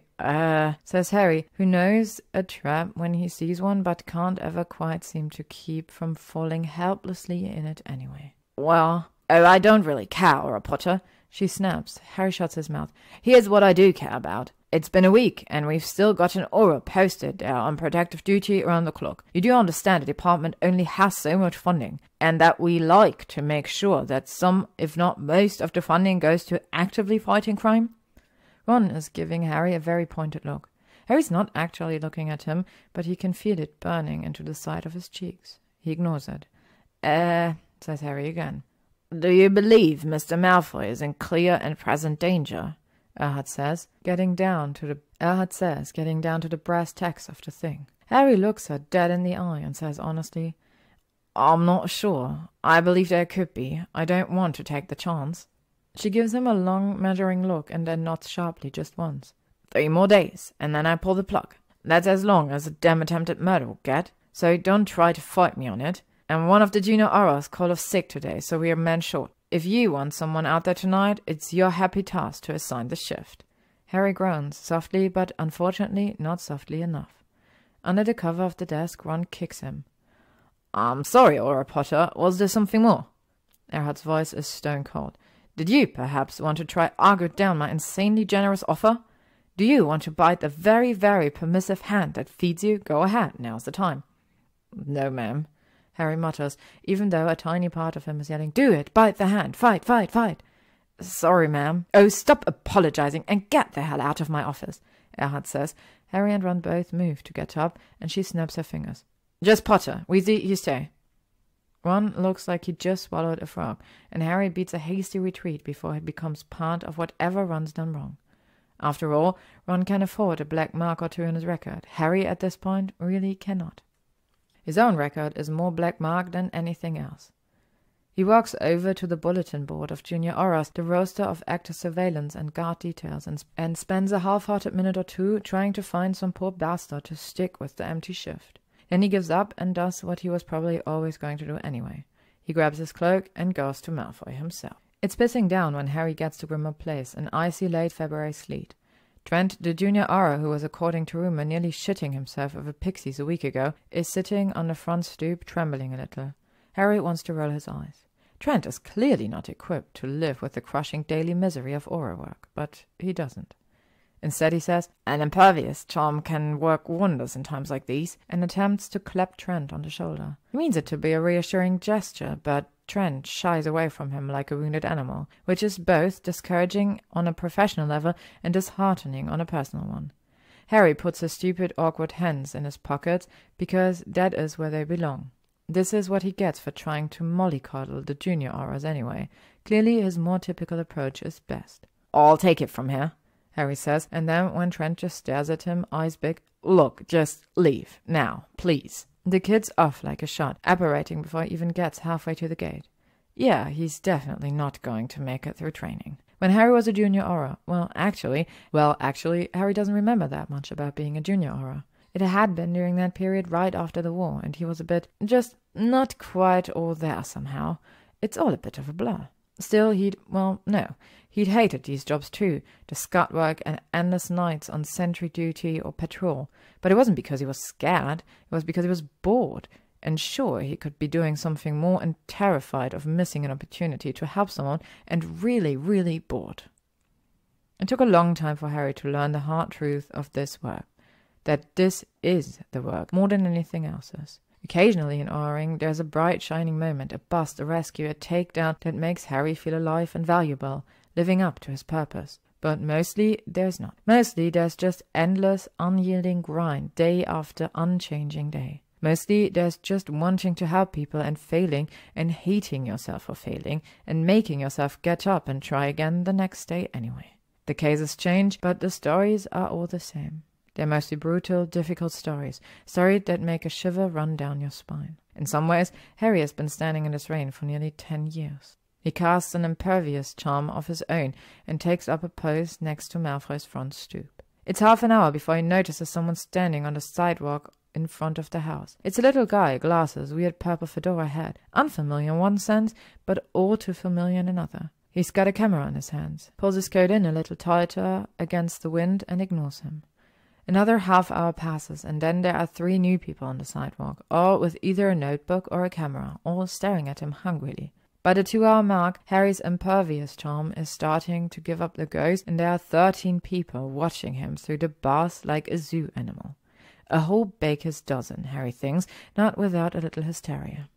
They're all shouting questions at him occasionally, like maybe if they keep trying, they'll wear him down into answering one. Harry tries thinking about the guards at Buckingham Palace. How stiff and immovably placid they'd been when he took Ginny to see them years before. There's freezing rain running down the back of his neck, though, so it's not working all that well. He is horribly enough considering walking up to the gates and begging them to fuck off when Malfoy's front door opens. What in the unholy hell is going on out? Malfoy stops, stares out at the crowd, and seems to follow their gaze back to where Harry is leaning up against the house, trying to stay out of the wind. Then he contents himself with just staring at Harry, hands at his sides, mouth slightly open for what feels like a long time. Harry says. Hi? Malfoy's eyes narrows, and he throws his hand in the air, says, They're as low as they'll go. I don't understand. Before he wheels back in the house and shuts the door. He's back before Harry can even process his leaving, and with a cloak on this time. He storms down the stairs, grabs a fistful of Harry's sodden robes and says, Come on, Potter! Harry thinks for a hopeful moment that Malfoy is going to herd him inside like a sheepdog. Instead, the treacherous bastard starts hauling him forcibly down the lawn. I can walk, Malfoy, God! Harry mutters halfway to the gate, because there is no escaping doom now. He might as well face it with some dignity. Far be it from me to assume you have any of the basic personhood skills down, Malfoy snaps, not letting go. Walking, eating, breathing. It's all a crapshoot with you, isn't it, Potter? Now shut up and let me do the talking. When are you ever not doing the talking? Shut up, Malfoy hisses, and at last drops Harry's robes. They face the summer crew. This close up, Harry can see that they are all quite a bit soggier than they appeared from the distance. Also, several of them seem to be teenagers, perhaps on Hogwarts break, and one of the adults has what looks to be a live grey squirrel patched on one of his shoulders. Harry blinks, but the squirrel's still there when he opens his eyes. He stares, it chitters at him. Hello there, Malfoy says pleasantly, apparently impervious to all squirrel-related shock. My name is Draco Malfoy, and I'm the proprietor of this establishment. Were you hoping to see the museum, perhaps? Unfortunately, we're closed for repairs right now, but we're planning to reopen week after next. You would be more than welcome to come back then. There's a pause, and one of them, the guy with the purple hat, Harry realizes who'd shown up first, holds up his camera and waves it a little in the air. Like he thinks Malfoy's an idiot, he says, No, we're the press, obviously. Harry can't help it. He has to bite back a grin of sheer anticipation. He knows too well what happens to people who antagonize Malfoy, and it's bound to be more entertaining when it's happening to someone else. How shocking, Malfoy says, still in that smooth, pleasant voice. You could just knock me down with a feather. Dare I say, Lorx? What a fine publication are you representing today? The 8, who aren't obviously teenagers, rattle off their bylines quickly. 2 for the Prophet, 3 for Witch Weekly, a couple of freelancers working on spec, and 1 for the Quibbler. The last is the guy with the squirrel, whom Malfoy gives a long, furrowed-browed look before he says, Quite. Then he turns to the teens, who are snickering and elbowing each other, and says, And what about you lot? We're with, says the boy who has received the most elbows and is clearly the leader of their little gang. Forts International. No, mouths one of his friends, a girl with large light eyes who reminds Harry a little of Luna. I'm sorry. Forts Internationals? Malfoy repeats, raising one eyebrow. His voice is the picture of cool, posh indifference, but Harry thinks he can detect a little thread of amusement there, just beneath the surface. I'm afraid I'm not familiar. Well-respected publication, is it? Oh, yeah, says, well, Harry's just gonna go ahead and think of him as Farts International, actually. They say our writing is explosive. He and all his friends burst into ill-concealed snickering again, except for the girl Harry noticed before. She rolls her eyes, gives Harry and Malfoy a pleading look and mouth, I'm sorry, and then, he's crazy, with a little spiraling hand gesture to go with it. The corner of Malfoy's mouth twitches. Harry grins at her outright, and then hastily stops when she looks like maybe she's going to fall over. Well, I'm certainly... Malfoy pauses, rolls the next word over his tongue with such a hideously posh accent and inflection that Harry almost chokes. Honored to have such a wide sampling of the press corps here at my little museum, but I'm afraid I have wasted your time, unfortunately. I gave all the details I could to the gentleman who wrote the story that ran in the Prophet on Sunday. I'd love to give you more information, but the rest is classified. Isn't that right, Auror Potter? Out of the corner of his mouth, so quietly that it's barely even audible, that no one but Harry could possibly hear it, Malfoy says, Not Potter. Then he elbows Harry hard in the side, quickly and subtly enough that no one seems to notice. Harry despairs a little to think that they might have something in common with Farts International and his friends, but he nods all the same. Well, one of the women for the Prophet says, hedging. We're actually here for him, says the bloke from the Quibbler, who Harry decides to think of as Squirrel Guy. Blinks owlishly at Harry, seemingly unperturbed by the awkwardness of being so blunt. It's the best gig in town, you see. It doesn't matter what we ask him, because our papers will print whatever he says. People read anything if it's got Harry Potter's name on it. Harry wonders if the papers would print that he feels a bit sick. He wants to go back to his spot against the wall, where at least he didn't have to deal with this, but before he can even move, Malfoy shoots him a quelling glare, like he can tell what Harry's thinking and doesn't like it. Harry scowls back at him, but he stays put. Oh dear, Malfoy says. His pleasant tone has taken on an air of heavy sympathy. Harry can tell it's mocking, but he's not sure the assembled can. This is just heartbreaking, because you can see Auror Potter's on duty. Aren't you, Auror Potter? He elbows Harry again, and Harry nods automatically, and then realizes Malfoy's controlling him like a fucking marionette, and elbows him back, hard. Malfoy just smirks at him. The git? Please, says Purplehead, rolling his eyes. He's one of the ones here on spec, not with any specific publication. I mean, sure, okay, duty, whatever, but he's not really doing anything, is he? So I'm sure he has time to answer a few questions. Would that it were a matter of time, Malfoy says mournfully, but alas, I'm afraid it's a bit illegal to harass an Auror while they're on duty. Seems terribly oppressive policy to me, but what can you do? These law and order types take their jobs very seriously. I just can't imagine why. I myself would prefer to let it slide, but Potter here is known far and wide as being a real stickler for the rules.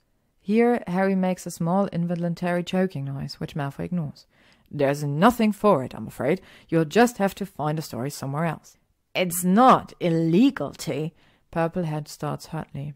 Malfoy cuts him off, voice abruptly and utterly cold.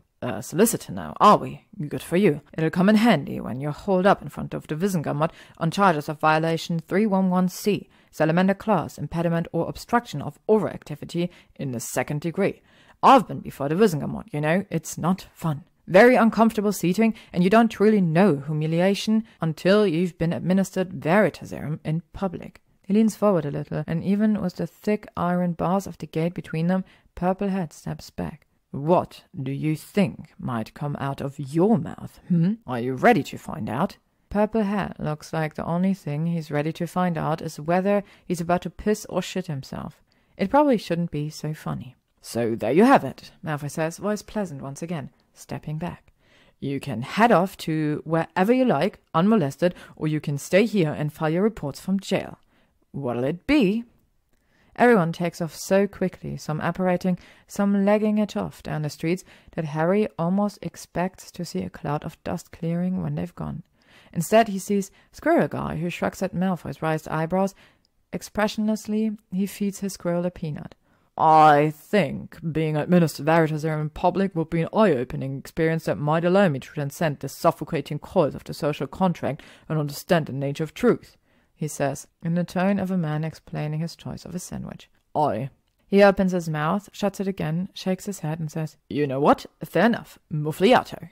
"That," Harry says, with feeling so impressed that he can't be bothered to engage his verbal filter, "was brilliant." Malfoy flushes, looking briefly pleased before he crosses his arm over his chest and scowls. "Oh, spare me your adulation, Potter. It's gauche." He starts walking back to the house, and Harry hurries to keep the pace with him. "Seriously, is there even Salamander Class C11 impediment, or whatever you said?" Malfoy throws him a scathing look. "You're an Auror, for God's sake, shouldn't you know?" "I know that wasn't a yes or a no."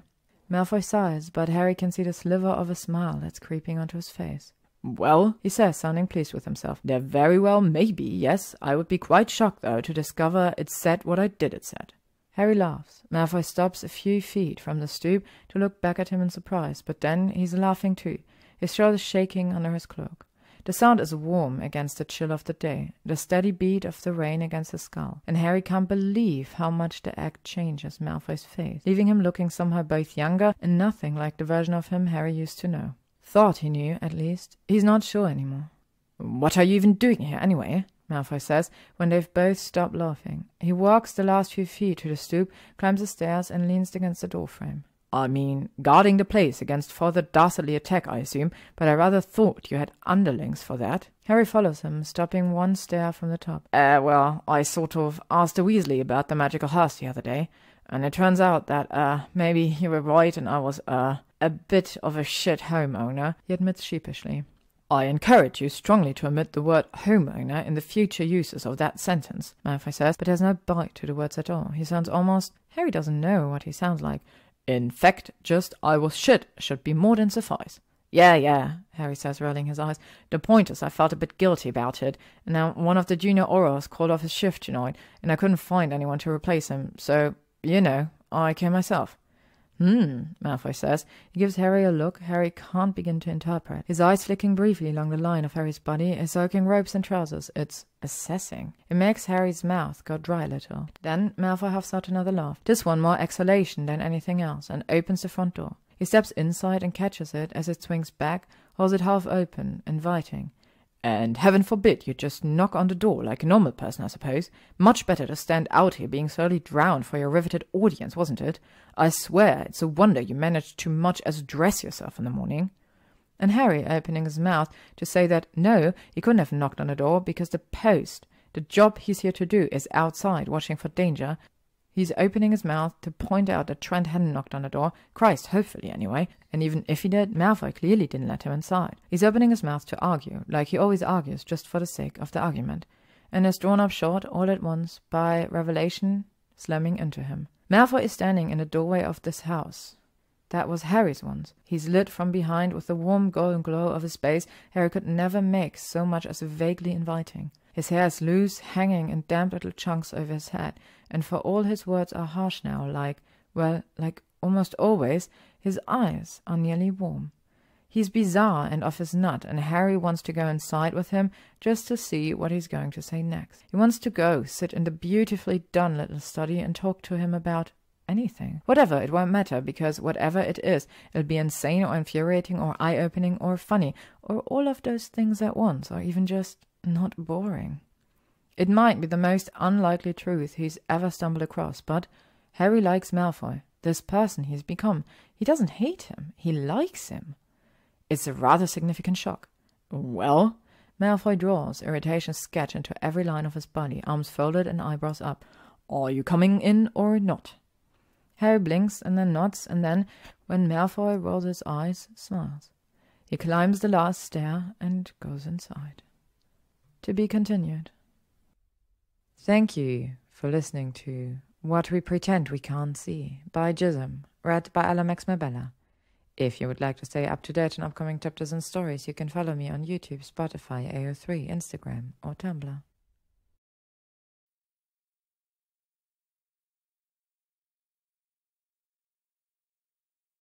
What We Pretend We Can't See by gyzym, read by Alex Mabella.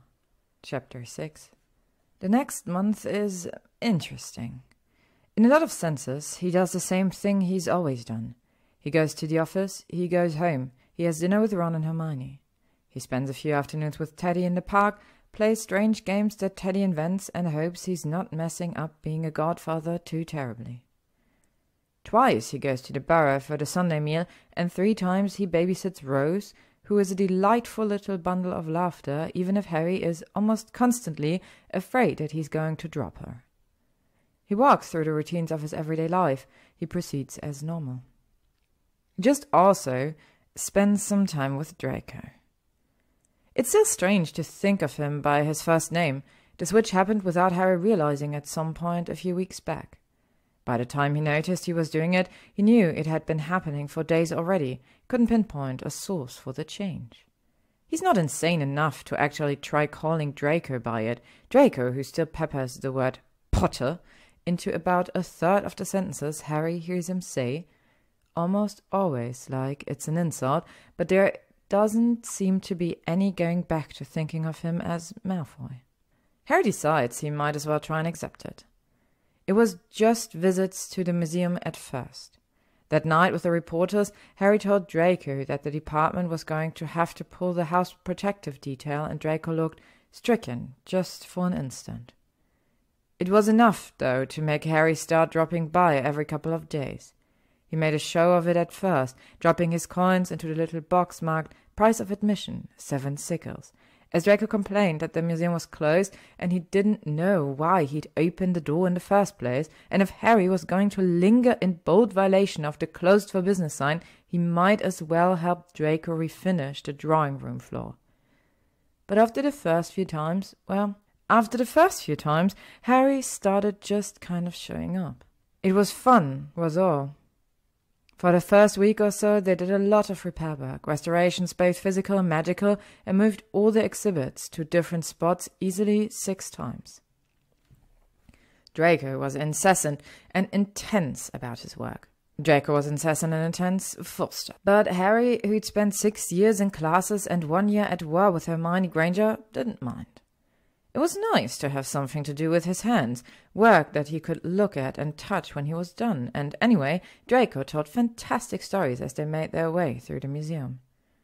Every artifact seemed to have some kind of insane rambling tale attached, from the crystal goblet that Lorena Ravenclaw had whipped at a suitor in a drunken rage, to the enchanted chains Harry encountered the day of the break-in, which were rumored to have belonged to Blackbeard the pirate.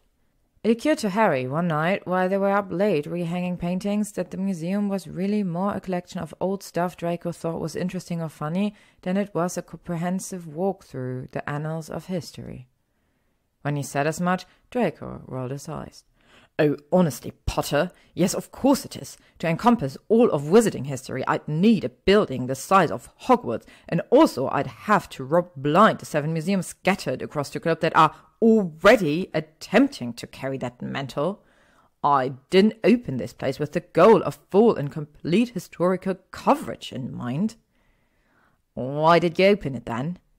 Draco took a long time to answer the question. He did sometimes. Harry was learning. When he finally spoke, his voice was careful.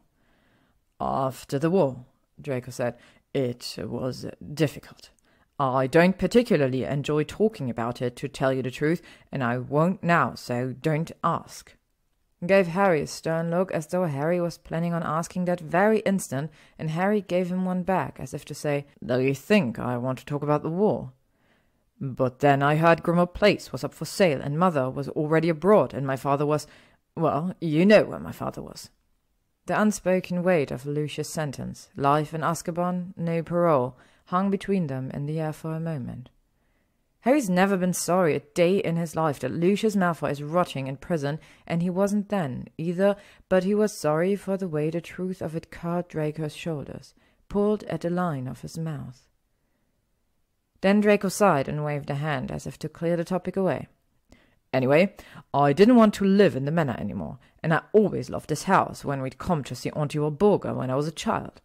And then I had control of my trust, as well as a portion of my father's holdings, which was not a small amount of money, even after what was seized, so I bought it. Then, of course, it turned out you'd left it a shambles." "I know," Harry groaned. I know. "Just reminding you," Draco said, shamelessly glad at Harry's displeasure and guilt. Look, Potter, the point is, I spent all this time cleaning it up, and then all I really wanted to do was show it off. But I wasn't exactly rich in friendship or positive public opinion at the time, things being what they were, so I thought, maybe a museum. Fill the place with beautiful things to lure them in, and then trick them into admiring the house while I've got them. A cunning plan, Harry said dry, and ignored the face Draco pulled at him in favor of picking up a sculpture of a raven with a large cockroach crawling out of its mouth. And this one is one of those beautiful objects, is it? Draco gave him this weird look, then, a little too long, his head cocked. Eventually, thoughtfully, he said, Interesting. Turned out to be more worthwhile than beautiful. Did it? Harry said, discomfited and not wholly sure why. He shifted in his chair, and Draco seemed to snap out of it, jerking his attention abruptly over to the next painting in line to be hung. Yes, well, Draco said, spelling the frame to the wall with a savaging little flick of his wand. As it turned out, I liked the work and was rather good at it, and... He paused, bit his lip, and then shot Harry an accusatory look, as though Harry was forcing him to say all of this instead of basically just standing there holding an ugly statue. And maybe it was nice to... I don't know, be part of preserving some history instead of seeing it destroyed. To share it instead of whatever else. We turned a profit. It made me happy. I felt like enough. Sure, Harry said easily. It sounded logical enough to him. Draco narrowed his eyes anyway, tatchy little git that he was. Oh, don't hold back on my account, Potter, he sneered. Tell me what you really think. You won't be the first. My mother insists that calling it the Modern Museum of Wizarding History is false advertising, and really I should call it a museum of little oddities and sell tea sandwiches. Blaise says it's just an excuse to keep spending my ancestral money acquiring strange objects that nobody needs, and I swear to God, Pansy still thinks the whole thing's a practical joke, and one of these days I'm going to jump out from behind a potted plant and yell, Surprise! I've had a Gringotts job the whole time. Harry laughed, but then he shrugged and put the sculpture down. I didn't say any of that, Malfoy, you nutter. I just said it seemed like pieces were more driven by your taste than by, history as a whole. He held up a hand before whatever defensive, cutting thing was about to come out of Draco's mouth could hit the air. I didn't say it was a bad thing. I like it, actually. Oh? Draco said and turned vaguely pink and went off to another room to find some item or another that he found himself in need of, suddenly. So, yeah, it was just evenings spent more or less like that, at first.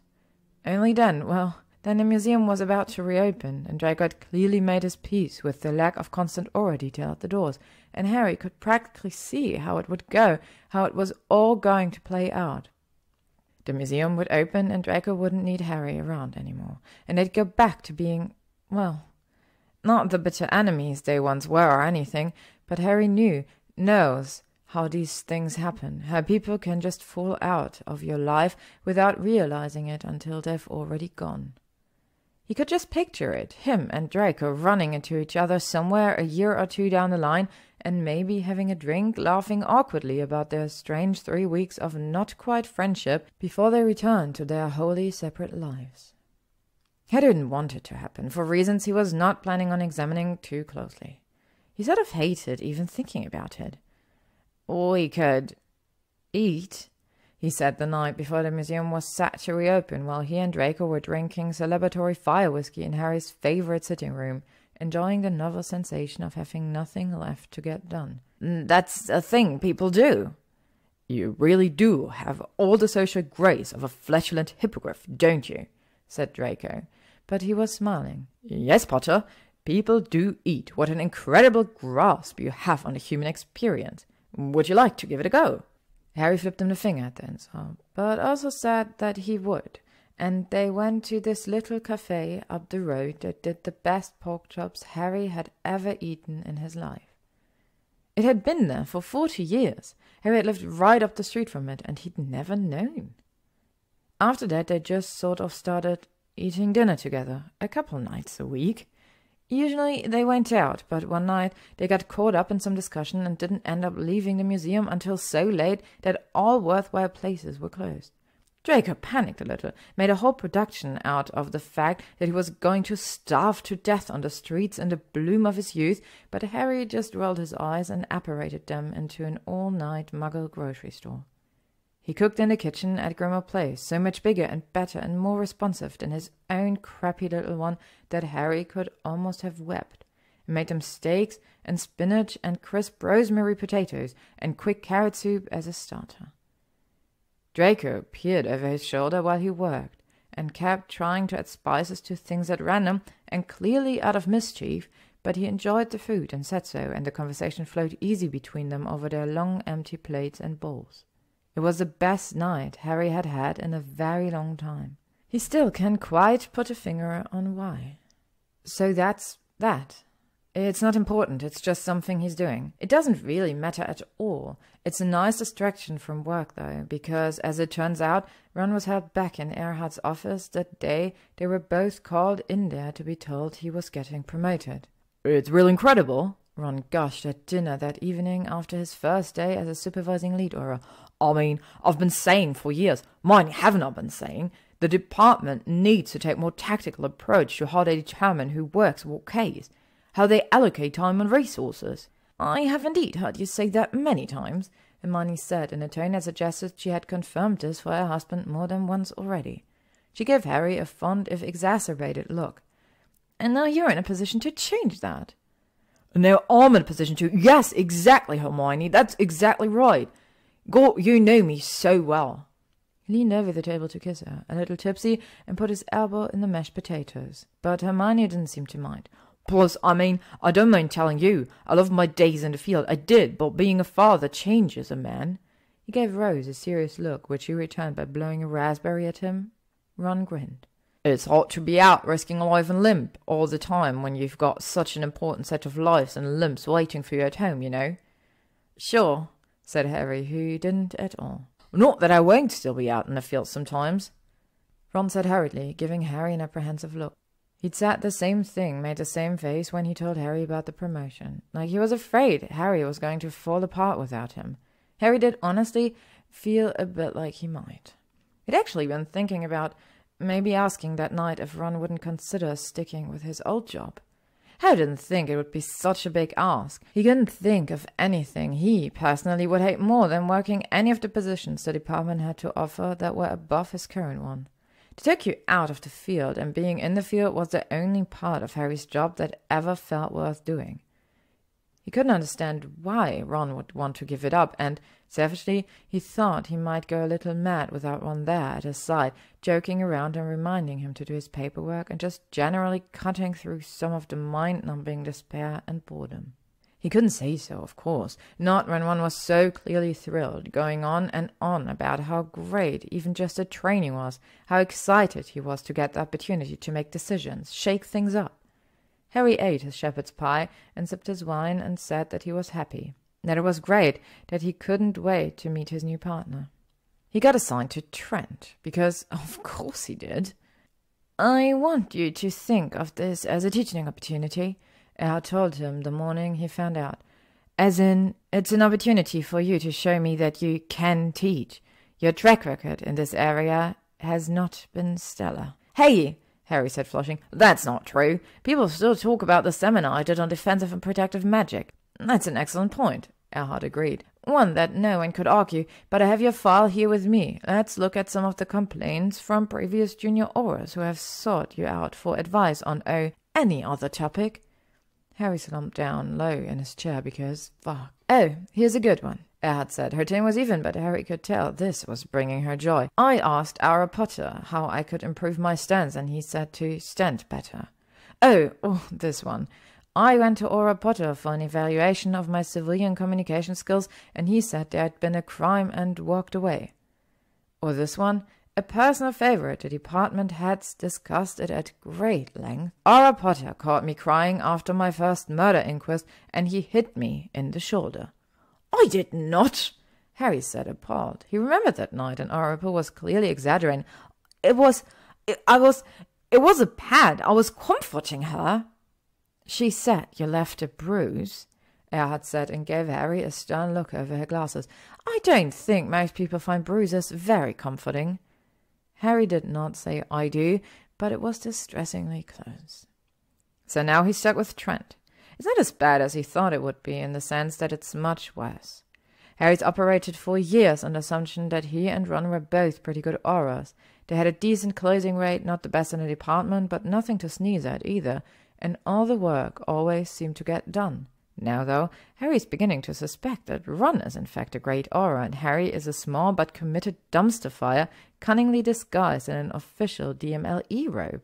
It's humbling. He's trying not to think about it too much.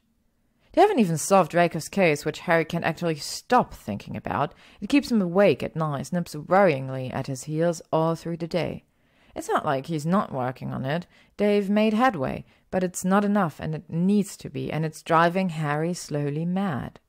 He asked Draco about Slughorn's suggestion about sentimentality magic weeks back, and Draco told him begrudgingly that the dreamless sleep and the draught of peace were both potions he relied on getting him through the day.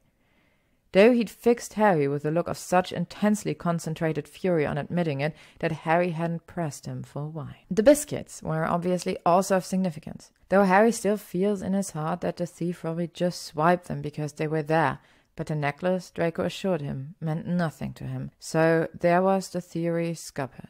The lack of resolution is obviously getting to Draco too. Who doesn't blame him? He, personally, would probably relish the thought of some thieves out there that might come back and have another go at him, but he's aware that his feelings towards danger do not exactly comprise what most might call a sane outlook. And anyway, Draco's nervy and generally suspicious of everyone from his street's muggle postman. Look at his eyes, Potter. They've never known joy. I think he's an inferi. Truly, I do. To the barista at his local coffee shop. I made a comment about the temperature of my tea one time, and now she's out for blood. Smell this, Potter. Does this smell dose to you? It makes sense that it would eat at him, this unresolved violation, but Harry can't seem to figure the bloody thing out. And Trent's no help at all. It's killing him a little to watch the way Draco's eyes snap to the door at any little sound, the way he seems ill at ease, even inside his own home. It's all ganging up on Harry a bit, though not necessarily in a bad way. He's more frustrated and unhappy than ever at work. But after work, well, he doesn't feel quite as guilty about going round to Ron and Hermione now that he doesn't see Ron as much at the office, and it's nicer to be at the Burrow now that things are sitting easier with Ginny and Nev, and there's Draco. Harry maybe feels a bit overwhelmed every now and again, but it's better, he thinks, than the alternative. He hadn't realized until he didn't have time to do it anymore how much time he used to spend just sitting around waiting for the next thing to happen, not thinking about anything much. Anyway, that's probably why he forgets until the ignominious day is already upon him, the approaching Gryffindor pub night.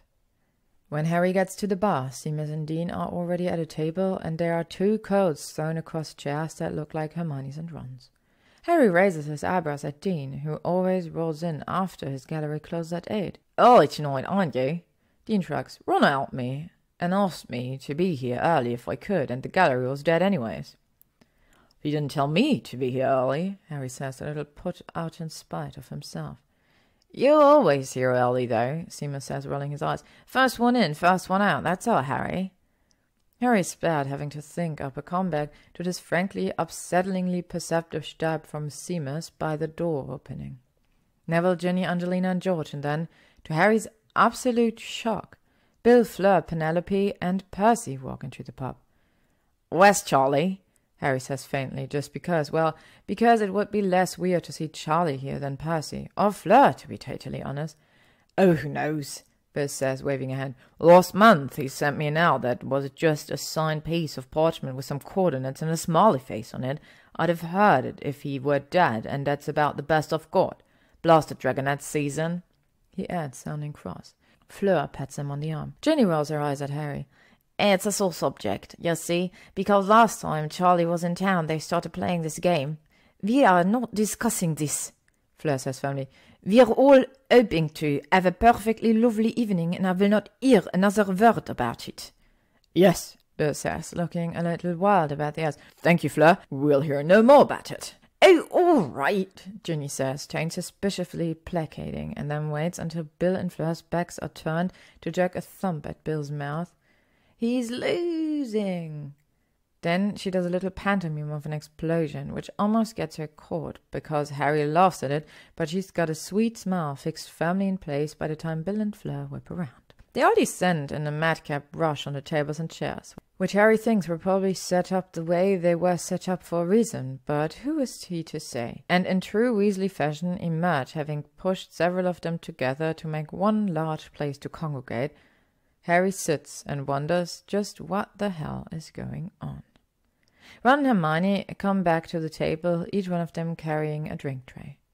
"First round's on us," Ron says to cheers from the group and doles out shots of fire whiskey. "Don't drink them now. We'll have a proper toast in a minute." "I mean it, George." Fine," George says huskily. His mood flips in an instant, though, and he grins. "What is it, then? Don't think we haven't noticed you've gathered the troops." Ron looks at Hermione, and she beams back at him, and Harry knows what's going to happen a second before it does. The second he realizes Hermione doesn't have a drink in her hand. "I'm pregnant," she says, and the table descends into chaos. Harry remembers this from the first time Hermione was pregnant, and from when Ron and Hermione got engaged, and from when George and Angelina got engaged, and, well, from a lot of times, in fact. The Weasleys take their good news with more enthusiasm than any other group of people Harry's ever encountered, cheering and yelling and elbowing each other in, trying to be the first to get in for a backslap or a hug. Dean and Seamus both look a little frightened. Harry gives them a reassuring look. His own strategy, developed over years of exposure, is to wait out the rush and slide in right at the end of the pack. "Congratulations," he says, grinning, his hand in his pocket, and Hermione laughs and drags him in for a hug. Ron throws his arm around the both of them for a second. It's Harry's so happy for them he can hardly think, and he can't wait to meet the new little person they're making, to see what parts of them are like their parents, like Rose. Then Ron lets go and Hermione lets go, and Harry shuffles back to his chair and sits down, and it's like some of its happiness just doesn't come with him, somehow. He's still thrilled for them, still excited, but there's a cold, numb sort of sensation spreading out from the center of his awareness, deadening some of his joy. "How far along are ye?" someone calls. Harry doesn't quite track on who. Just another voice says, "When are you due?" "Late October, maybe early November," Hermione says. "I'm about 6 weeks along. We only found out Friday before last." 6 weeks, Ginny said slowly. "Does that mean that I subjected my unborn child to our last pub night?" Hermione says, and grimaces. "Unfortunately, yes, but my healer assures me everything will be just fine, and otherwise the timing couldn't be better if we'd planned it. The Wizengamot isn't in session from Halloween to New Year's anyway, so except for the occasional special hearing, I won't be missing important time on the bench. And with Ron's promotion—" She leans into the circle of his arms. He kisses the top of her head.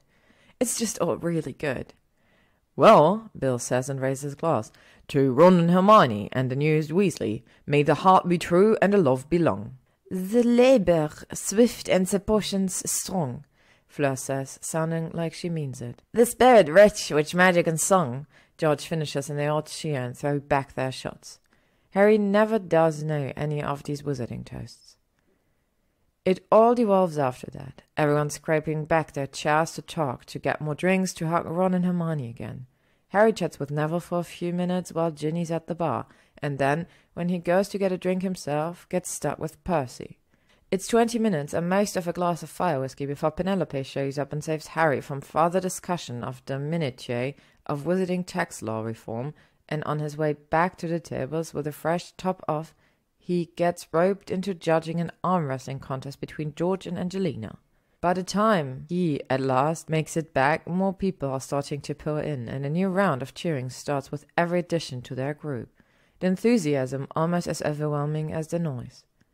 Harry's usual booth, at least, is thankfully empty, and he slides over into the corner, takes a long sip of his fire whiskey, and sighs. They've known for 2 weeks, and they didn't tell him? Harry knows it's not fair, that they're not obligated. He found out about Rose more or less exactly when they did, but that was only because he happened to be on a fire call with Ron while Hermione was doing the charm to check in the bathroom.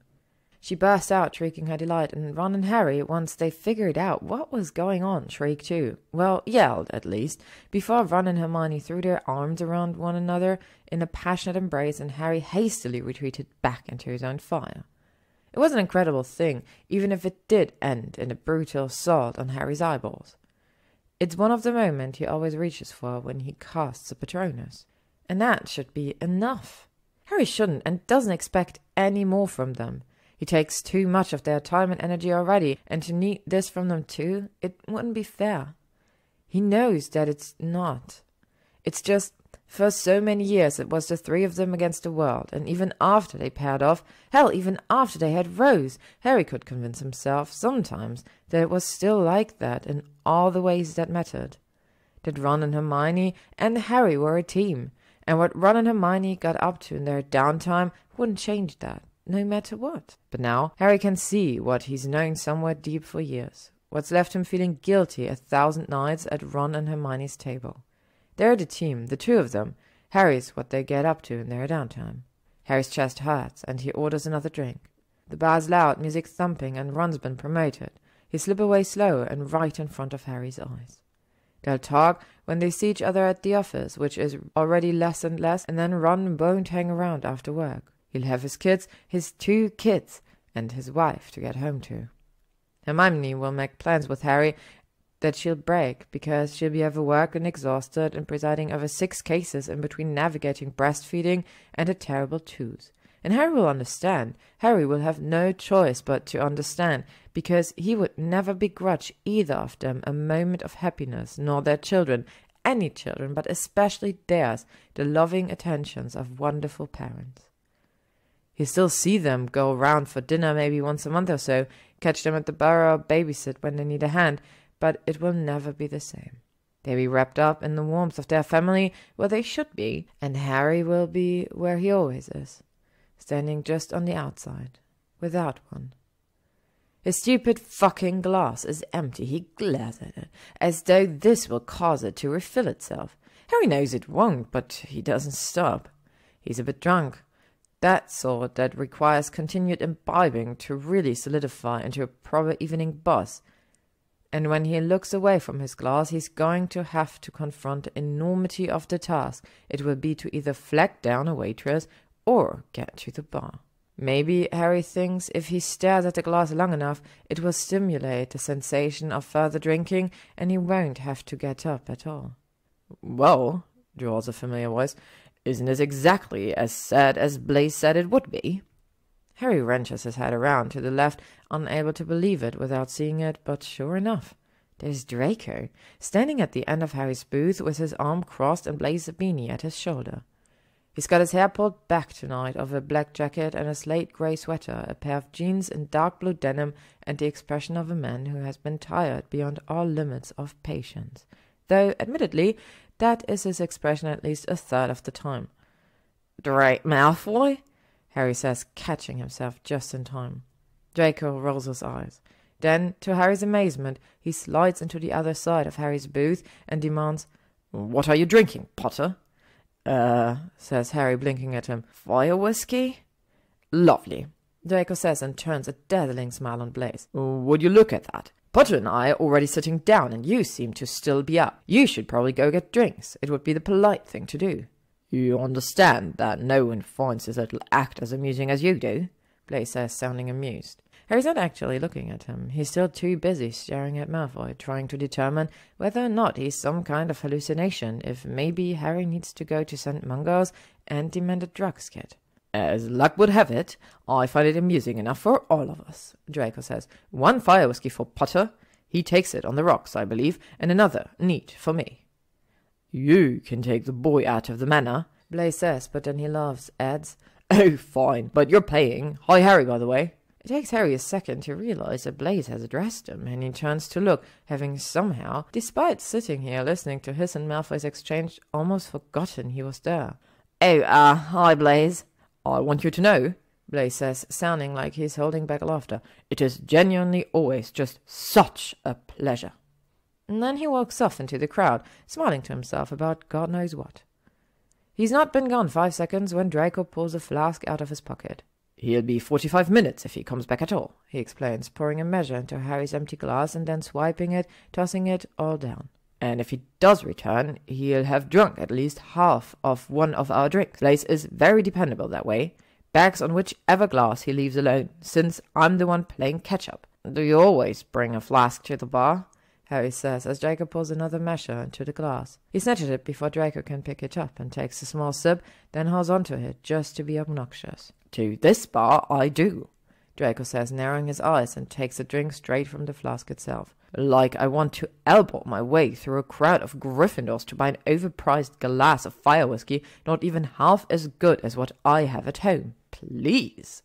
He startles a little at the word Gryffindors, reminded abruptly that this isn't just the two of them waiting for an order at some restaurant like usual. Malfoy, what are you doing here? Draco waves a hand. Oh, Longbottom invited me. That's not important. The better question is, what are you doing here? Harry stares back at him and then at his glass as if it will provide him some answers. When it does not, he looks back to Draco and says, these are my friends? It's the Gryffindor piss-up, here every month? Draco drops his head briefly and feeling into his hands. No, not here in this bar, Potter, he says, muffled against his palm, before he pulls them back again to gesture at the table between them. Here, in this booth, in a dark corner, by yourself, like a serial killer, he adds helpfully, or perhaps a vengeful ghost. Take a pick, either way. What gives? Harry has thought many times about what he would say if anyone ever asked him that question. He's been sure for months, no, years, that his answer was unimpeachable, but no one has, in point of fact, ever asked it before, so he's never until right now got an opportunity to hear exactly how stupid "it's the most easily defendable position in the bar" sounds coming out of his mouth. That, Draco says, staring Harry dead in the eye, is what a serial killer would say. Harry thinks maybe he's supposed to laugh. He thinks he would, even that it would be funny if he weren't in such a foul mood. Instead, he crosses his arms over his chest and a little defensively says, I don't like crowds that much, okay? Or, this kind of music, or the dancing, or having 17 different conversations in the space of 2 minutes, but never for any longer than 2 minutes, or all of it. I'd rather not, is all. It's more than he meant to say by a fairly wide margin.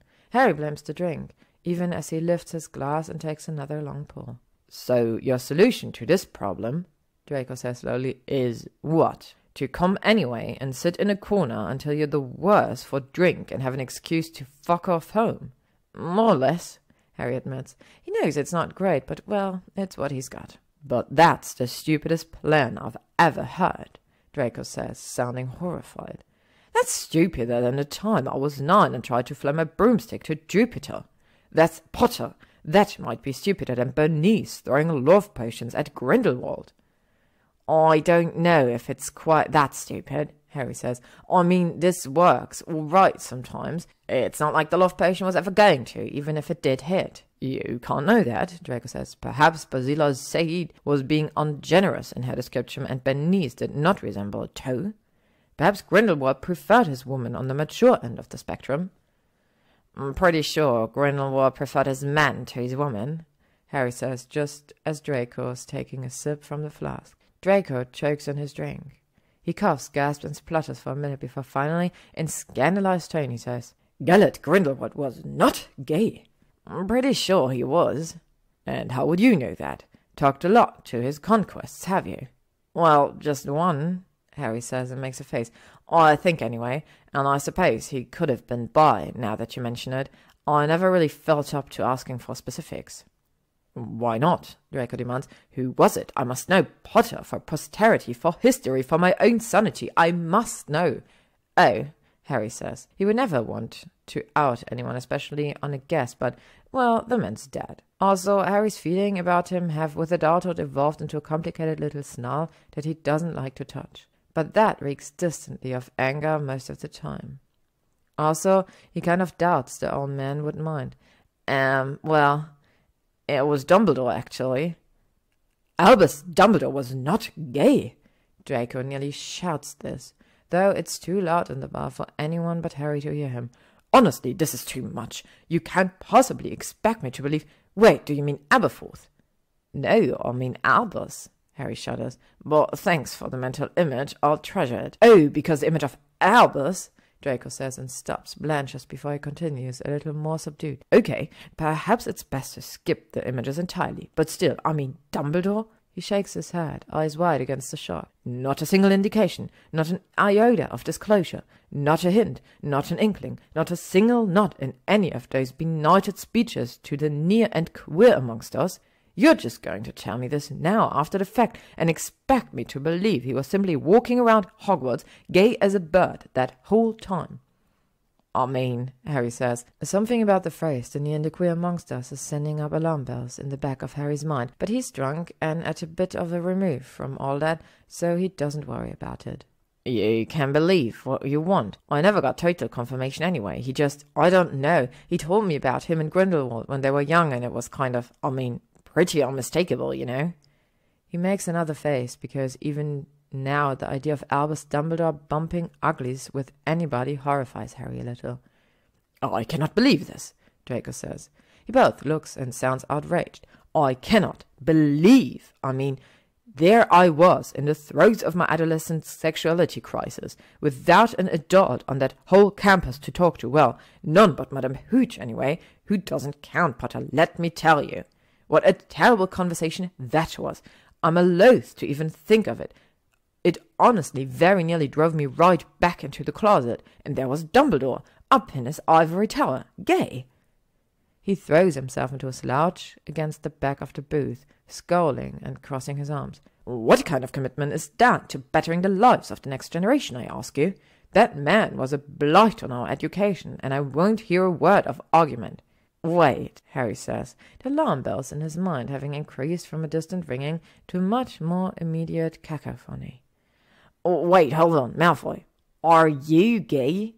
Draco's mouth drops open. Then it moves soundlessly for a moment, as though Harry impossibly has somehow robbed him of the power of speech. Am I gay? Draco repeats finally, voice cracking on the last word. Am I? Potter, what the fuck? Of course I am gay. What have I ever done to send the impression I was anything but gay? Oh my God, he adds, sounding appalled.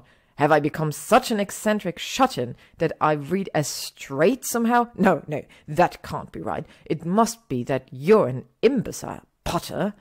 You imbecile. How on earth could you not know that? Harry's never actually offended anyone by assuming they weren't gay before. In his admittedly limited experience, it usually goes the other way. Not that he'd assumed Draco was straight necessarily, just, I guess I've never really thought about it, Harry admits, shrugging. Sorry? Draco raises his eyes briefly heavenward, as though trying to communicate the depth and breadth of Harry's idiocy to some higher power. God save us all from the observational prowess of straight men. Harry can't help. He grins a little into his glass. Whoa there, Malfoy. Who says I'm straight? Draco's mouth drops open for the second time in as many minutes. After a second, his voice flattened out in shock, he says, You're not. I'm not, Harry confirms, and is deeply entertained by the way Draco's body relaxes and tenses up again immediately when he continues. Gay, that is. Bisexual, I definitely am. He doesn't get the chance to find out what Draco's going to say to that, because at that exact moment George Weasley stumbles up to the table. He is clearly very drunk. He pats Harry twice on the top of the head, yells, Where's my jacket? And then sees Draco. His body goes very still, his only movement the way his eyes are getting wider with every second. Draco makes a little choking noise, the one that means he's trying to stop himself from laughing, but not really all that hard. Harry kicks him under the table. Draco kicks back, of course, but at least he doesn't laugh in George's face and make it weird for everyone. Harry, George says after a minute, turning his head so he can ping-pong his gaze back and forth between them. Harry, my friend, my brother, I'm you, but... He lowers his voice to that what he obviously thinks is a whisper, but really is more of a shout, and he jerks his thumb at Draco. That's Draco Malfoy, that is. I know, Harry says, amused. Draco is making a face somewhere between entertained and horrified, though Harry thinks horrified is winning. I was just talking to him. But, George says, visibly mystified, is Draco Malfoy? Indeed it is, Draco says, voice cool. He can hear you, by the way. George looks briefly at Draco and then turns pleading eyes on Harry. Well, Harry says with an apologetic little shrug, he can. Draco, calls a pleased voice, and Neville steps up behind George, a drink in each hand. It's so good to see you. Do you know or think I'm having a stroke? George says, and stumbles away before anyone can reply. I had no idea you were going to be here tonight. Neville continues. He doesn't seem to notice the way Draco flushes and darts a glance at Harry before looking hastily away, but Harry sure does. Yes, well, Draco says, sounding well and truly caught. Potter invited me. The gate-crashing little git. Harry grins at him, delighted by this turn of events, and is rewarded with Draco's filthiest scowl. I did, Harry tells Neville for the sole purpose of winding Draco up. I said, oh, please, Malfoy, we need you at the Gryffindor pop night. Everyone there has such fond memories of you. Whatever will I do if you don't come? And I said, play a sad song on the violin from your dark little corner of solitude like the tragic head case you are, Draco says, smiling wide and mean at Harry. Then he threw himself on the floor and pounded his fists and begged. It was really quite shaming. What was I to do? Honestly, I had no choice. Harry laughs and makes a rude gesture. Draco smiles placidly and kicks him again under the table. A little mistily, Neville says, This is so nice. Do you ever think about what it would have been like if we were all friends at school? Sounding disgusted, Draco says, Oh, what? Certainly not. In the same moment, Harry, equally horrified, says, Seriously, mate, come on. They grin at each other. Neville sighs. Fools, he says, but cheerfully enough. No sentimentality in your souls, even on this happiest night. Harry eyes the drink in Neville's hand, speculatively, wondering just how many he's had to put away to get to that sentence to come out of his mouth. Draco says, Oh, I don't think I've heard the happy news. Enlighten me. You didn't tell him, Harry, Neville chides. It's only that Hermione's pregnant. Well, that is exciting, Draco says, voice neutral, pleasant. Please pass along my best wishes to the happy couple. You can pass them yourself. They're around here somewhere. Neville raises the drinks in his hands as if in explanation and adds, I have to go. Jin's probably thinking her booze and I were abducted. Come find me later. We can talk about the spot in my garden I have picked out for Vicky. She'll get much better sun there than she does in your attic. When pigs fly, man, Draco caws at his retreating back. That man, honestly. Harry doesn't say anything. His bleak mood, which had mysteriously vanished without his really noticing, returned the moment Neville brought up the baby. Which is so stupid. It's not fair of him, and it's stupid, and he should just suck it the hell up and get over it. He throws back the rest of the fire whiskey, slams the glass down on the table. It hits the wood with a satisfying thunk, and Harry looks pointedly from it to Draco to the flask in Draco's hand. Draco pauses, but then slowly he nods. He pours some fire whiskey, less than last time, but still a generous measure, into the glass, and then sits back against the booth again to regard Harry, a considering look in his eyes. Potter? He starts, but is drawn up short when Ron and Hermione themselves are suddenly standing next to the table. I told you! Ron growls at the top of his voice. Hermione, who is of course sober, leans away from him a little, wincing at the direct shot of volume and booze breath to her face. I told you it was Malfoy, Hermione. I told you it was. Yes, Hermione says, all loving exacerbation. He did. And I said, yes, Ron, it looks like it is. How interesting. Perhaps we should leave them alone. But she gives Harry and Draco an apologetic little shrug. Here we are. Hello, Draco. Granger, Draco says. His tone is warm on her name, but retreats into the vague, pleasant one Harry thinks of as his public voice when he adds, Weasley, I hear congratulations are in order. They are, thanks, Hermione says, grinning. For you too, right? I've been hearing great things about the new layout of the museum, and actually, I've been meaning to flu you. I must have had 24 calls this month from parents who saw the article in the Prophet and want to sign their children up for the Learn program. Really? They're not afraid their little angels are going to be subjected to a traumatizing experience that will scar them for the rest of their lives. Draco says it lightly, like it's a joke, but Harry can tell that it's not one. And apparently Ron can too, because he puts his hand flat on the table, stares down at Draco with an intensity that Draco clearly finds unnerving at best and, at worst, outright alarming. Look, mate. Can I call you mate? I find myself somehow incapable of drawing up an adequate response, Draco said faintly. Ron seems to take it as permission enough because he says, Mate, I know it's slow going. You know, some cases are just slow. That's how it is. And I mean, I've always thought you were a bit of, well, a git and all, but, mate, the Auras have your back. Do you know that? Says Draco, clearly gobsmacked. Even through the dark cloud of Harry's mood, it's pretty funny. It's true, Ron says. Of course it's true, 'cause, see, I'm like the boss, a boss, you know. And so the Auras you've got, the back that I said they've got, like I said, you're not my cub and all, but I've got Harry's back forever, you know. He grabs the top of Harry's hat and wiggles it a little without looking away from Draco. Hermione chokes in a laugh, and even Harry feels the corners of his mouth twitch in a smile. Forever! And that means I gotta have yours too, right? Because Harry is like, so obviously, totally... Oh my god, Ron, it's, the Charlie Cannons, Hermione says, eyes wide. What, all of them? Ron demands, releasing Harry's hat, and takes off in the direction she's pointing at once. Sorry, Hermione says to Harry and Draco, already following him. Catch up with you two later. She goes without waiting for a reply, vanishing into the crowd after Ron, which is pretty fitting, Harry thinks, things being what they are. When he looks back at Draco, Draco is still looking at him, the same considering, assessing gaze as before. Harry shifts a little under it. He's not sure he wants Draco to see whatever it is he's picked up on, the petty, stupid ugliness of Harry's train of thought tonight. Potter, Draco says eventually. You want to get out of here? Harry does. Draco, still relatively sober, leads them outside, sneers when Harry reaches for his wand, and insists on apparating both of them himself. Harry expects them to land in the warmly lit halls of Grimmauld Place. Instead, he blinks to see familiar Muggle Street near Diagon Alley, about 3 blocks from his apartment. Oh, Harry says, his heart sinking. Draco's just taking him home.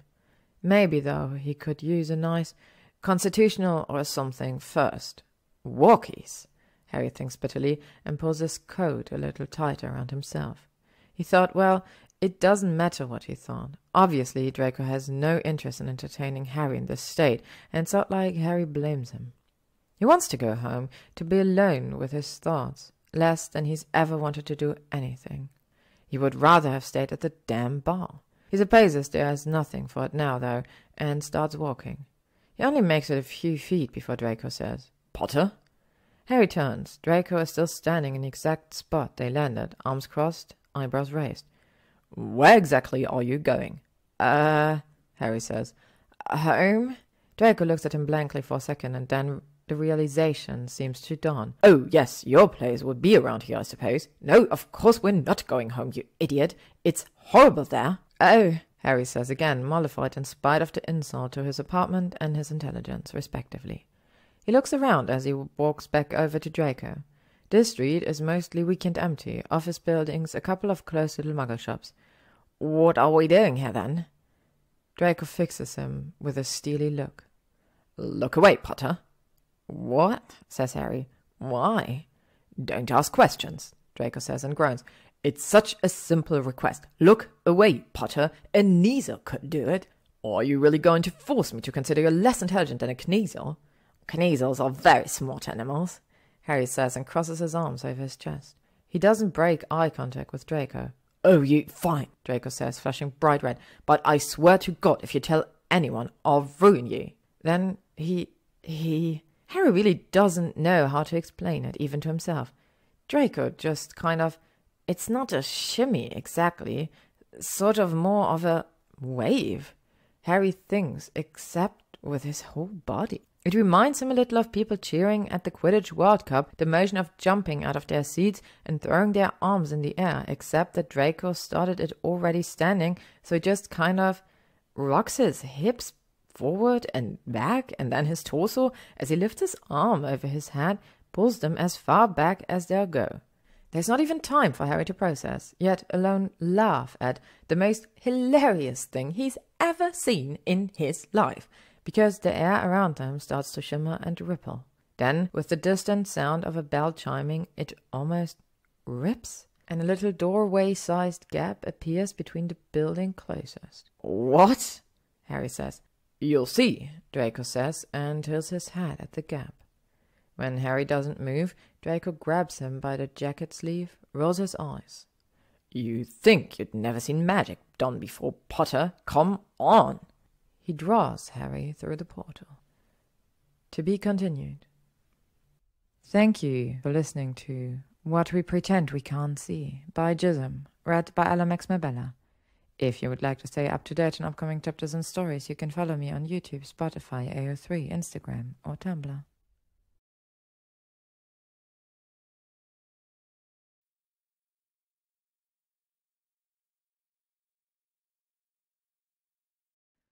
What We Pretend We Can't See by gyzym, Chapter 7. They step out into a forest. Harry gasps a little. He can't help himself. They're standing at the mouth of a glen, looking down onto a long winding creek cutting through it. The walls of the narrow valley are lined with trees, and even in the moonlight, even though it hasn't quite turned spring, there's a suggestion of verdant sketched into every line of the place. Harry can hear bird call, the hoots and cries of wild owls and song thrushes. The air tastes and smells different than it did a moment ago. Fresher. Clean. Harry, a little wildly, looks back around through the portal where he can still see Muggle London in all its mundane glory, painted in grey asphalt and the distant glow of street lamps. He looks back to the glen. It doesn't get any less surreal. Draco laughs, a bright peal into the darkness. Good, isn't it? Good, Harry repeats, dazed, not even really hearing the word. Malfoy, where are we? Draco smiles. When he speaks, he sounds a bit like he does on the tours he gives at the museum.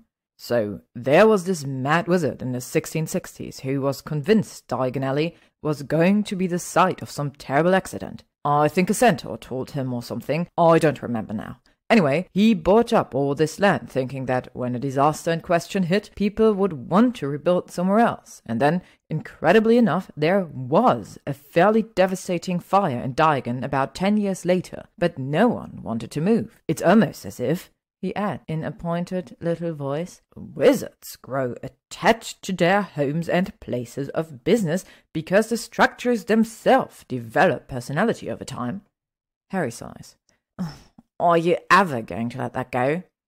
Letting go isn't really an area of strength for me, Draco says, looking away.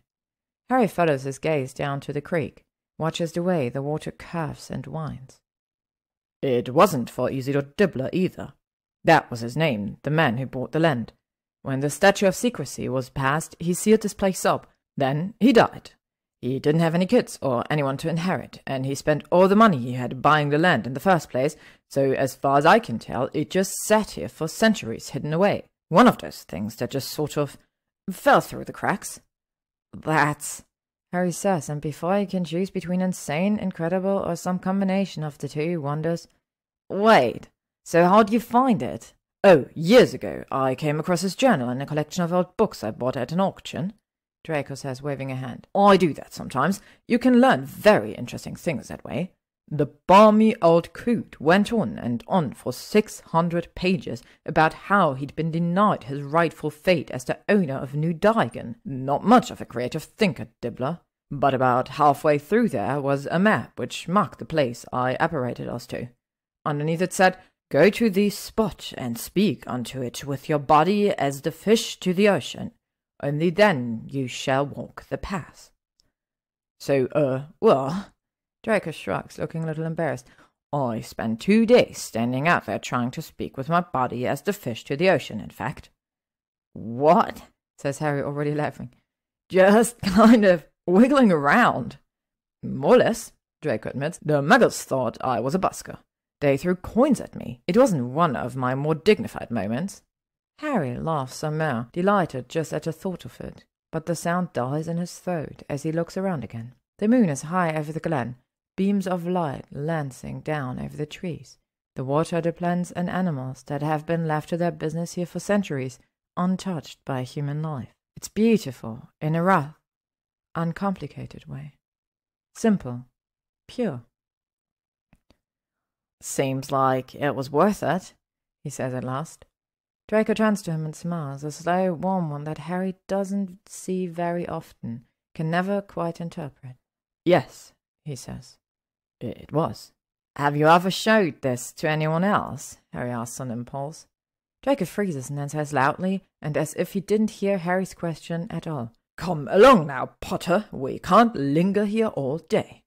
So, no, Harry thinks, grinning a little as he follows Draco down the path to the heart of the valley. He hasn't. He found this place on his own and kept it for himself.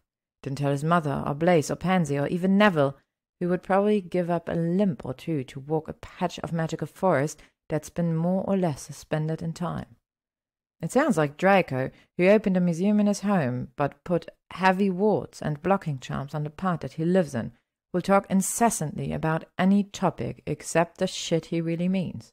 He likes stuff like this. Open secrets. Things that could belong to everybody, but one way or another turn out to just be his. He's brought Harry to walk this ground that no one but him has touched for hundreds of years, to see this place he has kept close to his chest, private all this time. It means something, Harry's sure. He just can't quite figure out what. He walks with Draco in companionable silence, their steps guided by a path that's been worn into the ground. By Draco, Harry realizes. It couldn't really have been anyone else. How much time do you spend here? Some, Draco says with a little shrug. More than I probably should, less than I'd probably like. It's peaceful. Harry rolls his eyes. Because you're such a peaceful person. Well, I would be, Draco says, shooting Harry a look of dark irritation. If everyone around me wasn't so stupid and infuriating all the time. Harry laughs. So it's their fault that you're a touchy little git, is it? He says like he's not part of the problem, Draco smirks. You might be stupider and more infuriating than the whole rest of the world combined, actually. Some days I honestly wonder. It's pretty hard to take Draco's insult to heart anymore on their worst days. Against the backdrop of the glen, Harry can't even muster up a decent scowl. My sincerest apologies for any trouble, he says, and even though he means it to sound sarcastic, it comes out real. Genuine, horrifyingly enough. He makes a face into the darkness. Oh, Draco says, strangled. Would you just come on already? Stop lollygagging and speaking, Potter, God. He picks up his pace, drawing the flask from his pocket to take a swig, and Harry follows more sedately, a few steps behind, pulling in long, deep inhalations of the cool night air. He's definitely been drinking, but he thinks he'd probably feel this way even without the fire whiskey singing through his veins. Like he's somehow both drunk and sober, balanced on the knife edge between them. It's a heady sensation in its way, different than anything Harry's experienced before. It reminds him a little of flying. Draco comes to a stop in the center of a bridge, one that Harry can tell must have been pulled up out of the ground, crafted and shaped by magic. It's just one huge slab of rock and earth, and Harry leans over the edge to get a better look at it, the faintly glowing moss and lichen crawling up the side. When he pushes a little too far over, not so far that he's in danger of falling off, but far enough that he might be shortly, he hears Draco's sigh, feels him take a fistful of Harry's jacket. Are you going to vomit? Draco's inquiry seems more wicked than concerned. Blaise warned me about that, you know.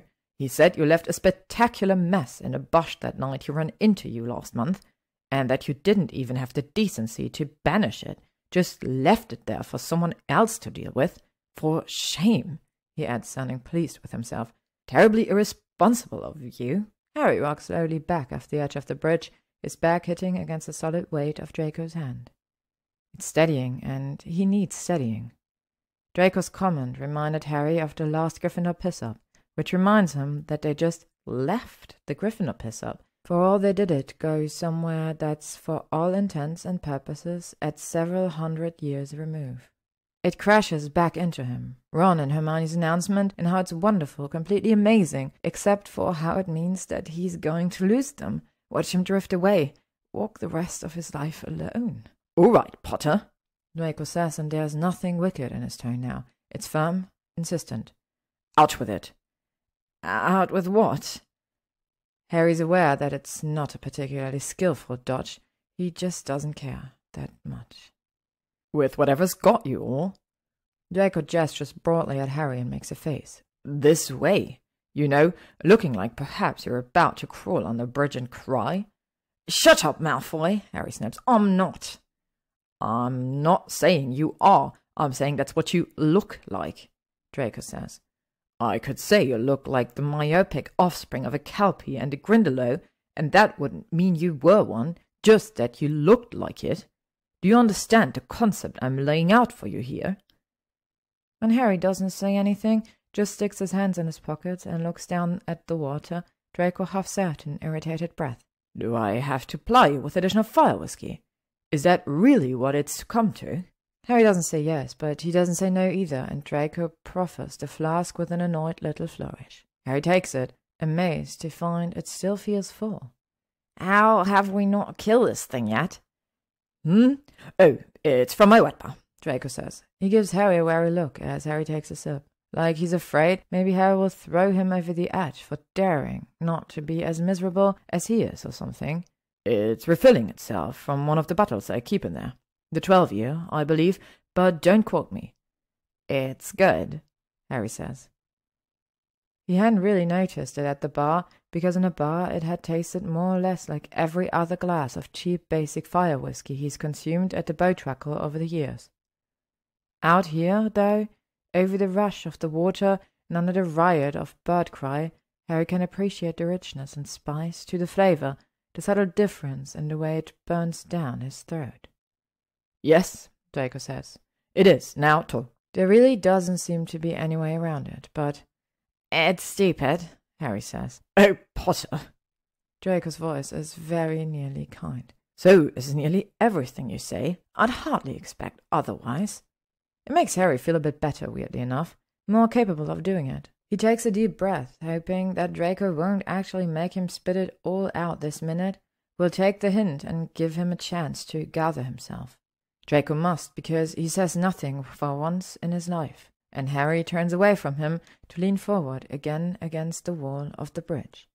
Not as far as before, just enough to balance his weight. He knows he can't look at Draco while they do this. He knows that if he does, he won't even be able to bring himself to cry. Draco must know it too, because after a moment he leans on the bridge the other way, his back against the rough stone. If you're going to make me stand around waiting, he says, you could at least pass the fire whiskey.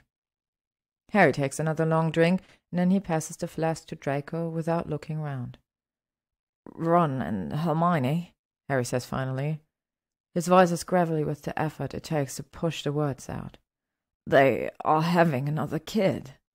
I heard, Draco says. It's non-committal and brief, two things Draco rarely is, and Harry could just kill him for not being his usual babbling fountain of verbiage here, in this moment when Harry needs it.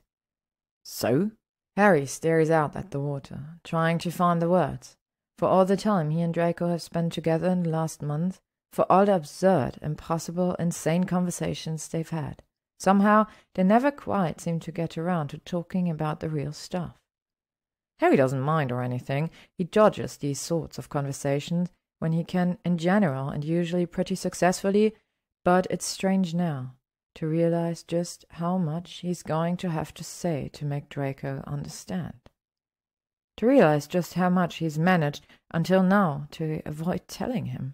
They were my first friends, Harry says finally, and sounds 11 fucking years old. He wrenched away from that thought the minute he has it, a full body shudder, and tries to forget what he sounds like, tries just to talk. And they're not, I mean, anymore, they're not my only friends. I have, he swallows, lots of people these days, only it's not the same with Ron and Hermione. I don't know how to explain it, but it's true. They were, when things were really bad, you know, just as bad as they could get. They were right there the whole time, and it's not just that, he adds, too loud, a sudden spike of fury in his chest at the thought that Draco could think he means this is about what they did during the war. God, it's I never really had anybody, and then I had them, and with them it was like it was the three of us, no matter what, forever. Like it would always just come down to that in the end. Quietly, Draco says, "They're your family." "Oh, they're their own family." Harry spits and grimaces, hating himself. He scrubs his palms over his face. God, that's horrible. I'm sorry. And see, this is exactly the problem. We were kids, back then. We were kids. And it all seemed like it would just fit forever. And there was always a goal anyway. Some whatever, either to vanquish or even just classes, just homework. It all made sense. Or it didn't. None of it did. But there were constants. And we were working together for the same stuff. And I guess I just thought that's how it would be always. I guess I thought that feeling of just knowing what ground I was standing on, I guess I thought that came from them. He throws a hand out without looking back, because he can't look at Draco, but his throat is closing up. Because if he doesn't get a little more fire whiskey into him, he thinks maybe he'll die before he gets this out. Draco puts the flask in his hand and says nothing at all, and Harry's not sure if he's grateful for that or not.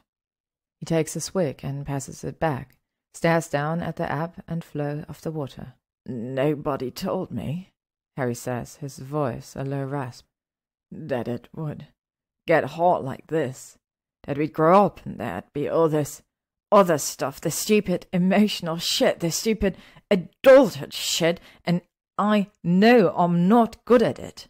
Not any of it, Malfoy. I hate my job. I hate my apartment. I don't know how to do any of the big important things, the other people's stuff.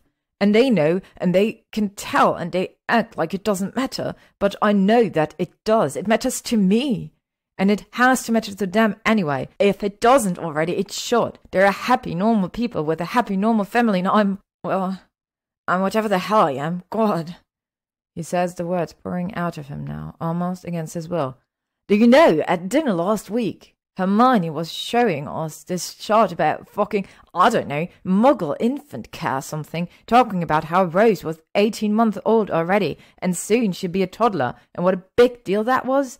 She wanted us to give her suggestions on how we could, what was it, foster a safe but not overly permissive environment. Because if we didn't, she'd never grow up to be a healthy, well-adjusted adult. And I didn't say anything. I just sat there, because the only thing I could think of to say was that I'd spent most of my childhood locked in a cupboard." Harry stops, breathing hard. It's more than he meant to say. It's too much. It's so much, Harry thinks he might vomit after all. Proves Sabini's dire predictions right. Honestly, that might be better than standing here, the weight of what's just been drawn out of him, sitting so heavy on his shoulders that he thinks he might collapse underneath the load. Might even feel good, just because it would be something else to focus on. Then, into the ringing silence between them, Draco says, "Well, that's not at all safe, but I'll grant you that it isn't overly permissive." Harry huffs out a little noise of surprise. It's nothing like a laugh, but it's as close as he imagines he could get it right now. After a moment, Draco says, tone very even, "I suppose there's no chance that was a metaphor." "No," Harry mutters, looking at his hands. "So the Muggles who raised you," Draco says carefully, "they're incredibly crap, yes." Harry bites out and waits for the rest of it. Waits for Draco to look at him with pity, the way Hermione does whenever Harry slips and brings up his youth, or says something well-meant but awkward, trying too hard, the way Ron always seems to. They're the only two examples Harry has to go on. He's never really told anyone else, though he suspected more than once that Molly and Arthur know. Draco says, "Quite," and then, after a beat, "So is that all of it?" Harry chanced to look at him, a full-body involuntary action.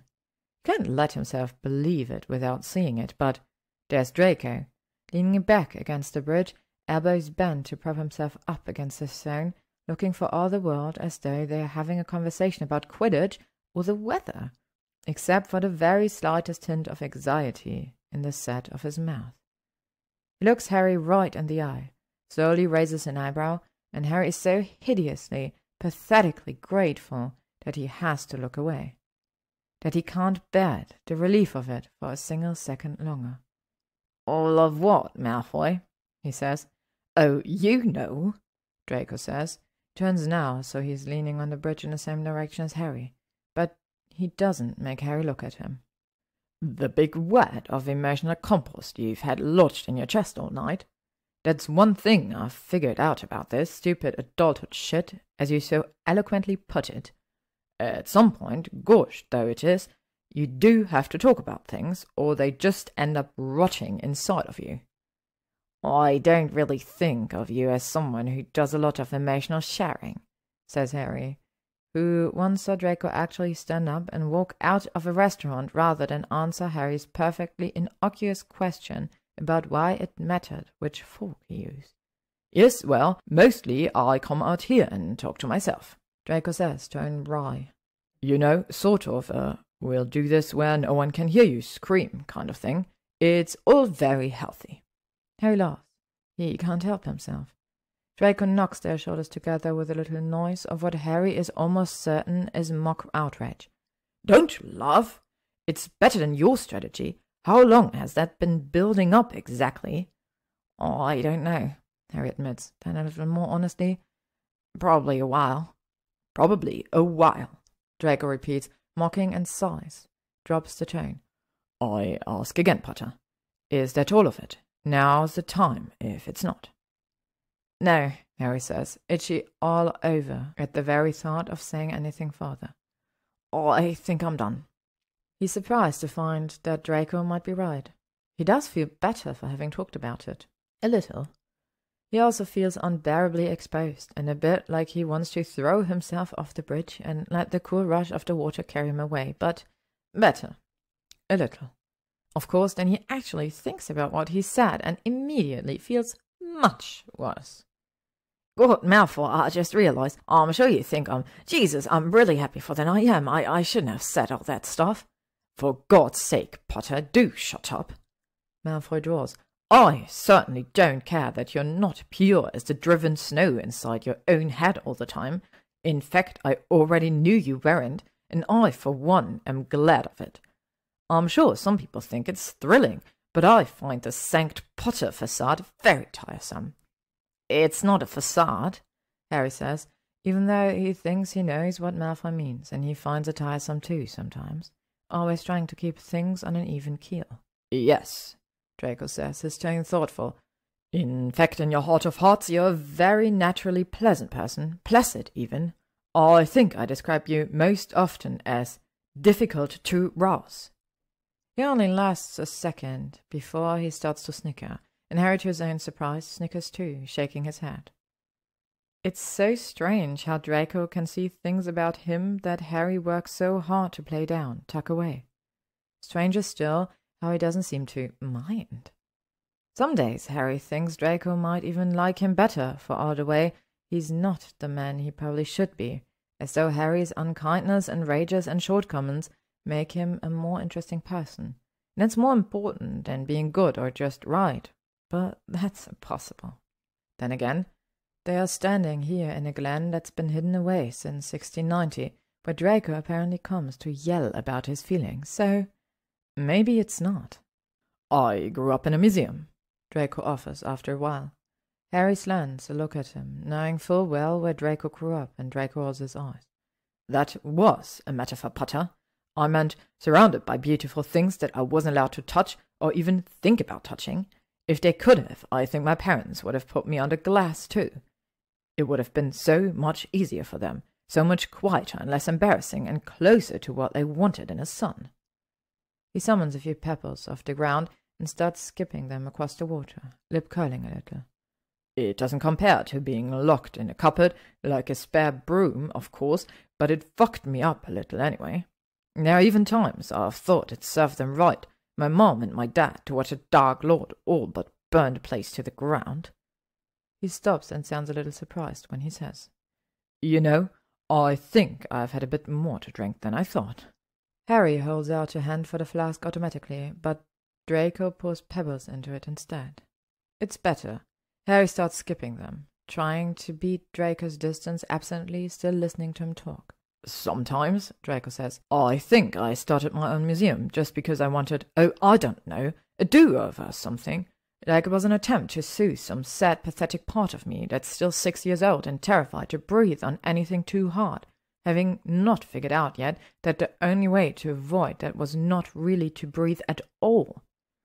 Sometimes I think that's all it's about. My life, the choices I've made. Sometimes I think that's all it's about. My life, the choices I've made. He sighs, scowls. But I try not to, Potter. Do you want to know why? Harry's not sure he does, but he asks anyways. Why? Because that would make it about them, Draco says. My whole adult life, my passions, the things I've invested my time and energy in, that would make it about them, would mean it was all for them, and I don't want that, even if that is how it started out.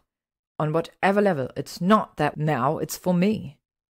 He nudges Harry's shoulder with his own, just a shade too hard for it to be entirely a friendly gesture. Maybe you are fucked up, you know. I think most people are, one way or another. Most worthwhile people, anyway. But if you think that means you can't figure a way out of things that make you unhappy, or that your oldest friends are going to suddenly drop you just because they're having a kid, their second kid, Potter, aren't you having this breakdown a little late? Well, then, honestly, you're even more of an imbecile than I've always thought. Draco throws all the pebbles left in his hand into the creek. They splash and plop into the water below them. All anyone can really do, he says, is try to carve out space for themselves in this world, and hold on to the people they love for as long as they've got them. That's it. I've spent the better part of my life wading through the past, and I can tell you with some certainty, that's pretty much all that we've got. You're not disqualified just because you're not a particularly well-adjusted person. He nudges Harry again, and when Harry turns his head to look at him, Draco offers him a crooked smile. Anyway, who wants to be one of those? They stay in the glen for, oh, Harry doesn't know how long. Hours probably, just walking around, drinking, not talking about anything much. Draco shows him a cave where the stalagmites sing. Do not ask the stalactites in the cave down the way to do this, Draco warns him. They can't, and they're very sore about it. They will fall on you with great vengeance. And a little thatched hut, where Draco suspects Isidore Dibbler spent his final days. Harry, who's had an Auror's instinct drilled deep into his bones, whether he likes it or not, looks around and says, "Hey, did anyone ever find his body?" "Oh, you are a ruinous, terrible person," Draco says after a long moment. "Let's get out of here. I can't believe you just said that. I hate you." And takes him to offer some fire whiskey to a massive, gnarled fairy tree instead. They keep drinking, passing the flask back and forth between them until they're cackling over every little stupid thing the other one says, filling the valley with sound. Draco does an impression of Ron's drunken orating speech that's so dead on that Harry nearly wets himself, and Draco actually cries with laughter when Harry tells him, a little breathlessly and not sure how they got onto the topic, about blowing up his Aunt March when he was 13 years old. "The little dog," Draco says, wiping his eyes. "Potter, truly, you are a marvel." And Harry takes a page from Draco's book, keeps the tiny pocket of warmth that blossoms in his chest at this comment just for himself. Eventually, they stumble their way back to the portal. It closes behind them automatically, and Muggle London looks strange, bleak, after so long in the safe haven of the glen. Harry feels his spirit dim a little to think of going back to his apartment, where it's cold and it's dark and the pipes creak and the air never smells clean. Still, it's a better prospect than it was earlier in the evening, a better prospect than maybe it's ever been before. "You can come back to mine," Harry decides, directing the words at the Draco he thinks is the real Draco, and not the two standing on either side of him, who Harry suspects are impostors born of drink. "For the flu, since we are not fit for the other one apparating on such, you know." "I will not go," Draco declares loudly, right in Harry's face, "to that hole, and nor should you. Holes are terrible. No one will go to the hole tonight, Potter. Not for 1 minute, not even for flu. I would rather—" He sets off laughing again, has to gasp the next words through his mirth. "Take the night bus like a teen on the run from justice for for crimes of engorgement. At this point, he loses control of speech entirely, just covers his face with his hands and howls. He stumbles with it, apparently too overcome to hold on to his mastery of balance. Harry reaches out a hand to steady him automatically and somehow ends up with Draco leaning against him for support, his whole body shaking with laughter against Harry's. It's nice, warm. Harry doesn't mind it. They do in fact end up taking the night bus back to Grimmauld Place, but Harry doubts he'll remember a lot about it. When they get home, to Draco's home, Harry reminds himself, to the home that could have been Harry's but never really was, and has long since belonged to Draco, Draco climbs the stairs and Harry follows. He doesn't realize they've turned onto one of the watered staircases until Draco says, "This is where the spells are. Creature, channel the spells." "The wards do not affect guests who are with Master Draco," Creature says, appearing with a crack, "as Master Draco usually knows very well." He looks and sounds like he's a bit put out by their show of debauchery. Harry doesn't really blame him, but just can't bring himself to care all that much right now. Creature's mad at him, anyway, because Harry keeps cooking and it's like against the old codes or whatever. The house is sad about it. Something. He'll figure it out when he's sober. "Hey," Harry says, a thought popping into his head and eclipsing all other in its glory. He pokes Draco, who's a few steps above him, right in the middle of his back. "Can we go back sometime with brooms and fly?" "We can do whatever you like," Draco says in a briefly dignified moment at the top of the stairs. "We are grown men in the prime of our lives." Then he ruins it, somewhat by adding, "I must bathroom, then sleeping. Take whatever bed you like." "I must bathroom," Harry yells down the hallway after him. "Really? Is that how you say it in posh?" "A piss off, Potter, you enormous twat!" Draco calls back, but he's laughing when he throws a rude gesture over his shoulder. Harry makes his beeline for the first bed he sees, a big one with light grey covers on that's whatever. In a room that wasn't serious, and that's about all he's got. He falls on top of it, fully clothed and with both of his shoes on, and blissfully closes his eyes. "Oh my God," Draco says, what could be a moment or an hour later. "Potter, not this bed. I didn't mean this bed." "You said I could have any bed," Harry says, not opening his eyes. "That I like this bed." "I like that bed too," Draco says, "because it is my bed. Now get out." Harry cracks one eye open. Draco is wearing pajamas now. They look soft. Also, he's glaring at Harry, which he probably thinks is very menacing, except that what he probably doesn't know is that his hair is all sticky-uppy.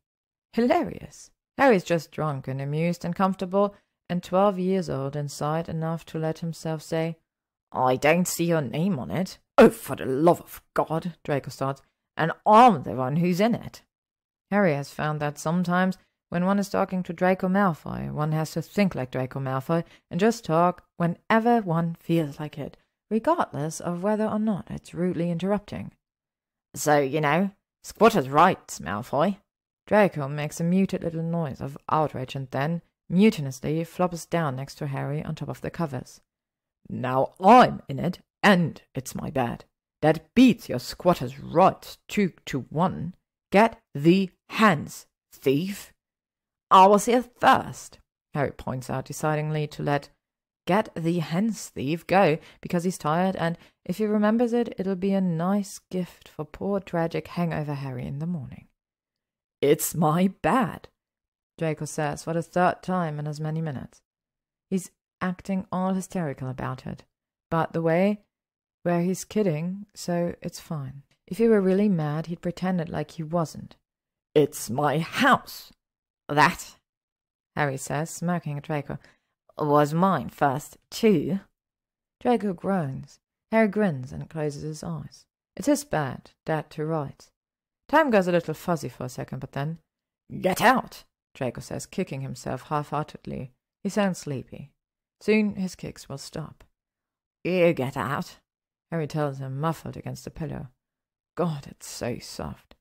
"That to rights." "Not even sense," Draco murmurs. "On your own, would I say?" "No, you," Harry argues and passes out. Harry wakes up slow. He hurts, but he's comfortable. His own bed's not this comfortable. Maybe Ron and Hermione's guest room? No, and not the burrow either. There's no mysterious lumps in the mattress, no distant sounds of yelling. He should probably open his eyes and make sure he hasn't been taken prisoner or something, but he sort of doubts it. All of his limbs feel like they're reporting for duty, and he doesn't think Kidnappers would put him in a bed this soft, with sheets that smell fresh and clean, a pillow like a cloud under his aching head. God, his head! What happened last night? He's never awoken in this sort of pain in an unfamiliar bed before. Even when he's gone out and pulled, he's always taken partners back to his own place rather than submit to the unknowns of a stranger's living environment. He rubs his cheek against the pillow and makes a soft sound.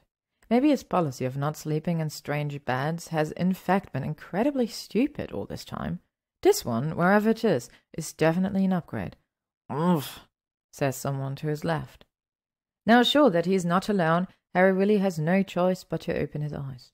He cracks them the absolute smallest amount possible, not even enough to be able to properly see, but it's an agony anyway. The light of the room all but searing his retinas.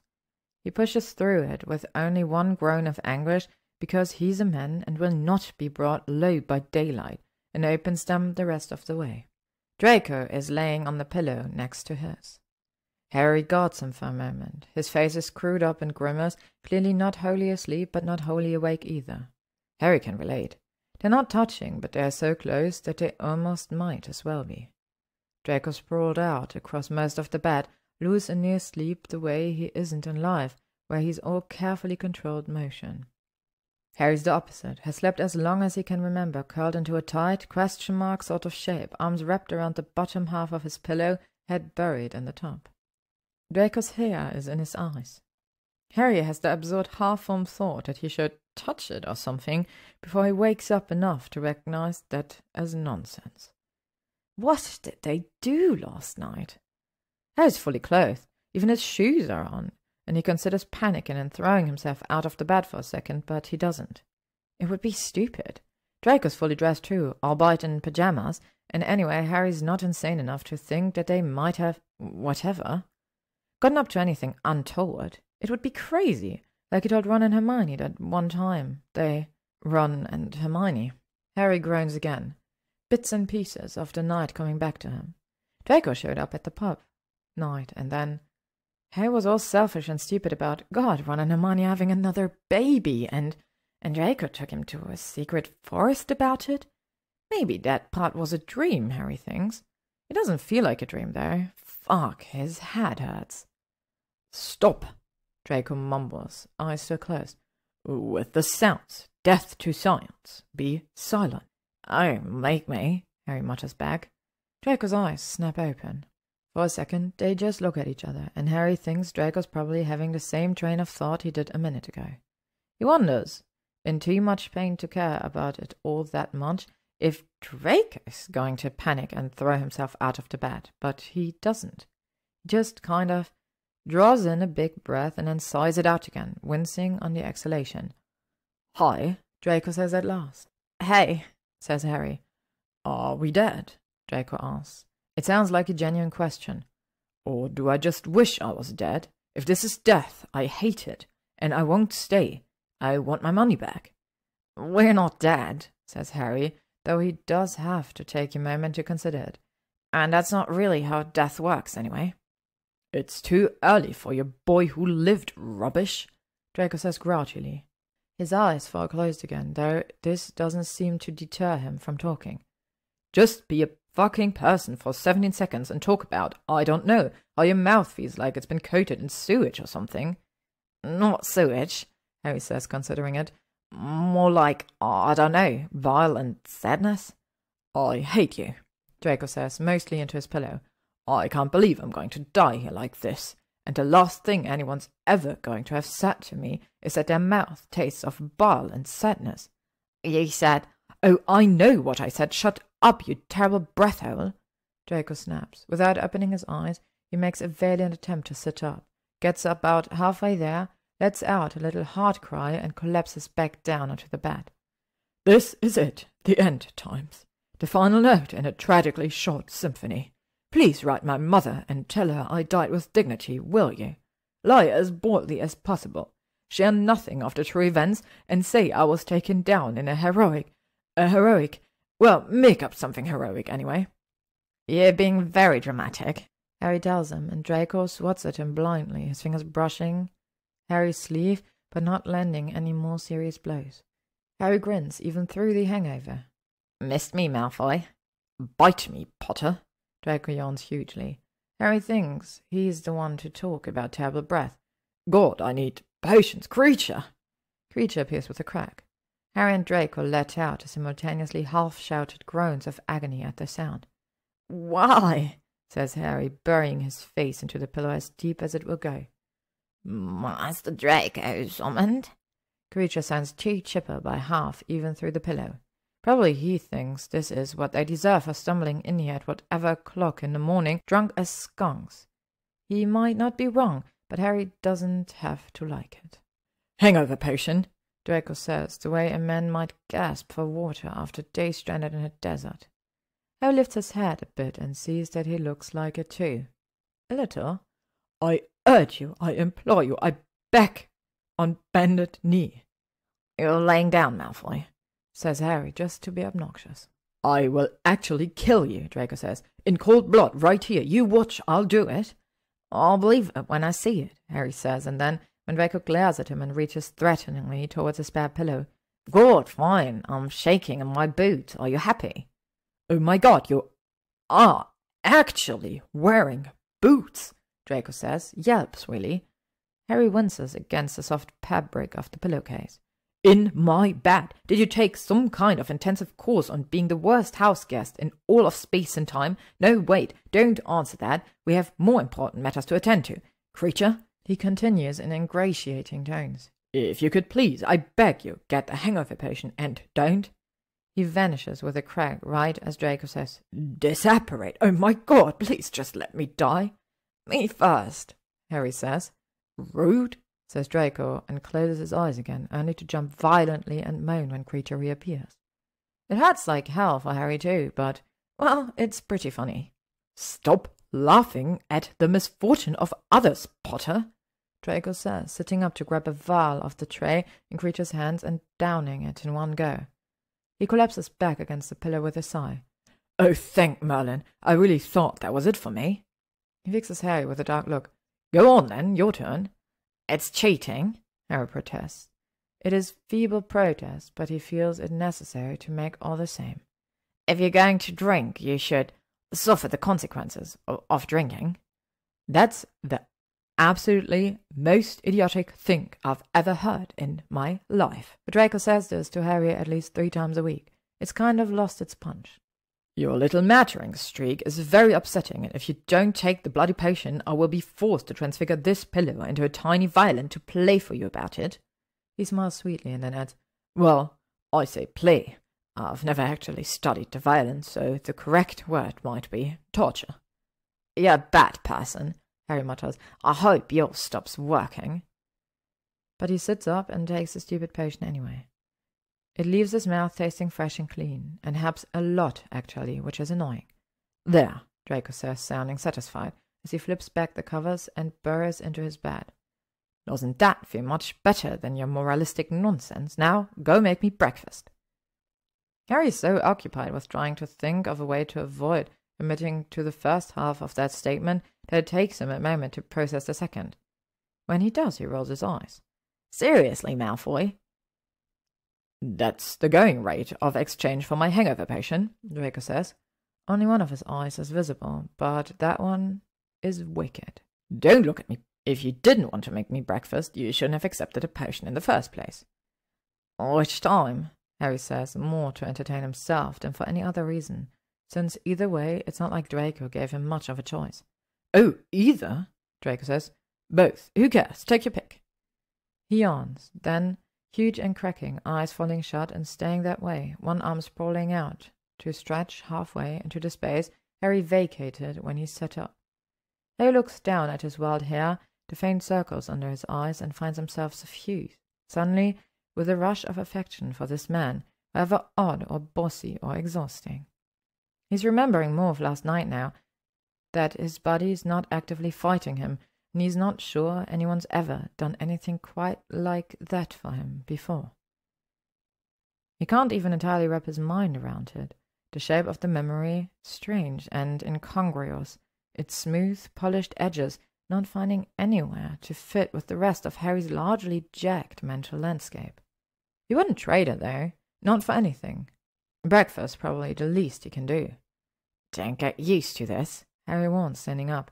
I don't want you to go getting any insane ideas about bossing me around, being a good or effective strategy for making me do stuff. Draco makes a little scoffing noise into his pillow. Oh, please, like I don't know how to get you to do things. I want sausages. You're getting bacon, Harry says, automatic. See? Draco says and yawns again. It's so easy. It's honestly quite sad. I don't know why I spend time with you, Harry says. I really don't. But he picks his coat up off the floor, walks downstairs, and opens the front door to head out for supplies. At least he starts to. Creature appears with a crack between him and the door. Before Harry can open it more than an inch, grabs him by the ends of his shirt and says, "No, Harry Potter will not do this again," Harry sighs. "Look, Creature.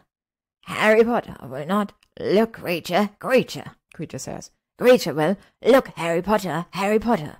If Harry Potter likes to cook, then Harry Potter likes to cook. Creature understands. What Creature does not understand," he continues, his tone going dark and foreboding, "is why Harry Potter keeps insisting on leaving, is why Harry Potter keeps bringing into the noble and most ancient house of black foods that smell awful and are locked in packages, which Harry Potter must cut with a knife." Says Harry, staring. You mean groceries? "Creature does not care what they are called." Creature nearly wails this, pulling hard on Harry's shirt. "Why is Harry Potter not using the storeroom? Creature worked hard for many years on that storeroom. The house worked hard for many years on that storeroom. Harry Potter does not otherwise seem like a cruel person." Privately, Harry thinks that maybe so many years with Draco has made Creature a more dramatic elf. He's not planning on mentioning it to anyone, though. Harry says. He blinks at Creature, who looks like he might be about to cry and caves. "Do you know, Creature, I've actually never seen the storeroom." Creature stares at him for a moment, and then realization lights up his face. "Oh, of course, because Harry Potter was a terrible master and never bothered to learn the secrets of the house." Creature sighs a little mistily and pats Harry on the leg. "Creature likes Harry Potter so much better now that Harry Potter is an adult." Says Harry. "Thanks, Creature." Creature nods cheerfully and then starts walking one corner of Harry's shirt still in his hand.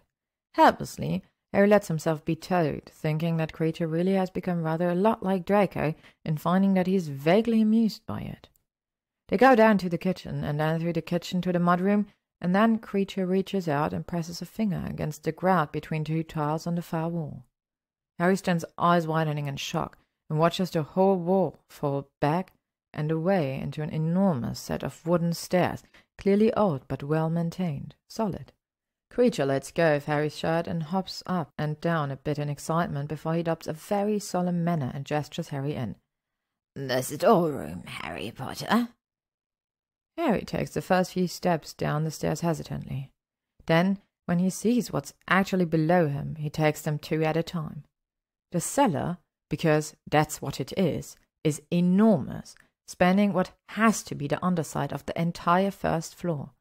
Massive load-bearing columns are spaced out evenly across the expanse, and between them are seemingly endless shelves, each one of them covered with food. Harry can see lettuce and legumes, pomegranate and potatoes, a tank full of lobsters, a whole side of beef. In one corner, a sheaf of wheat seems to be milling itself into flour and then reassembling into stalks again, an endless, impossible cycle.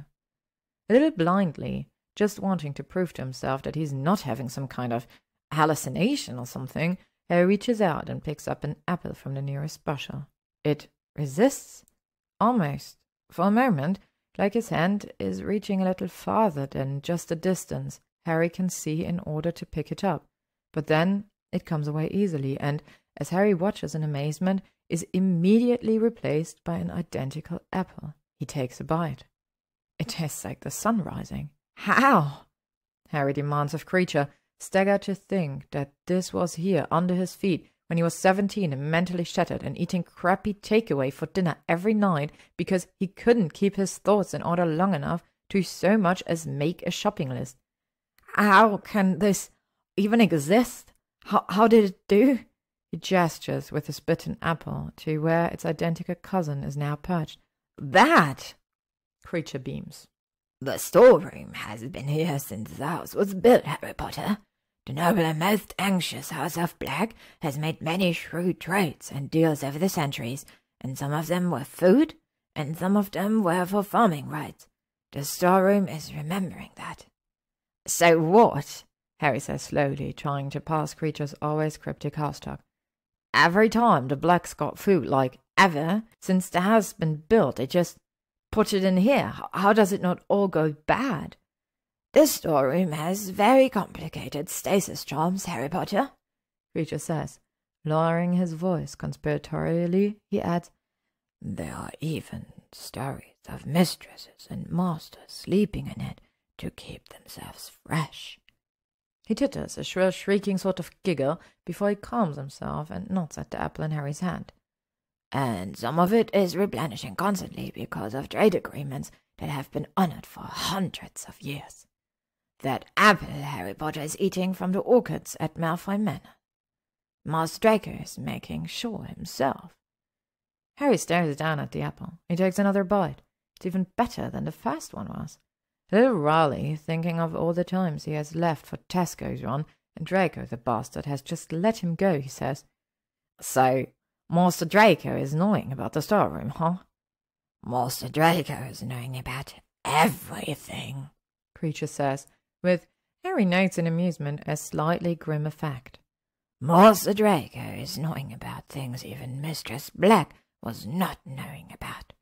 Things the house did not think a master would ever know again.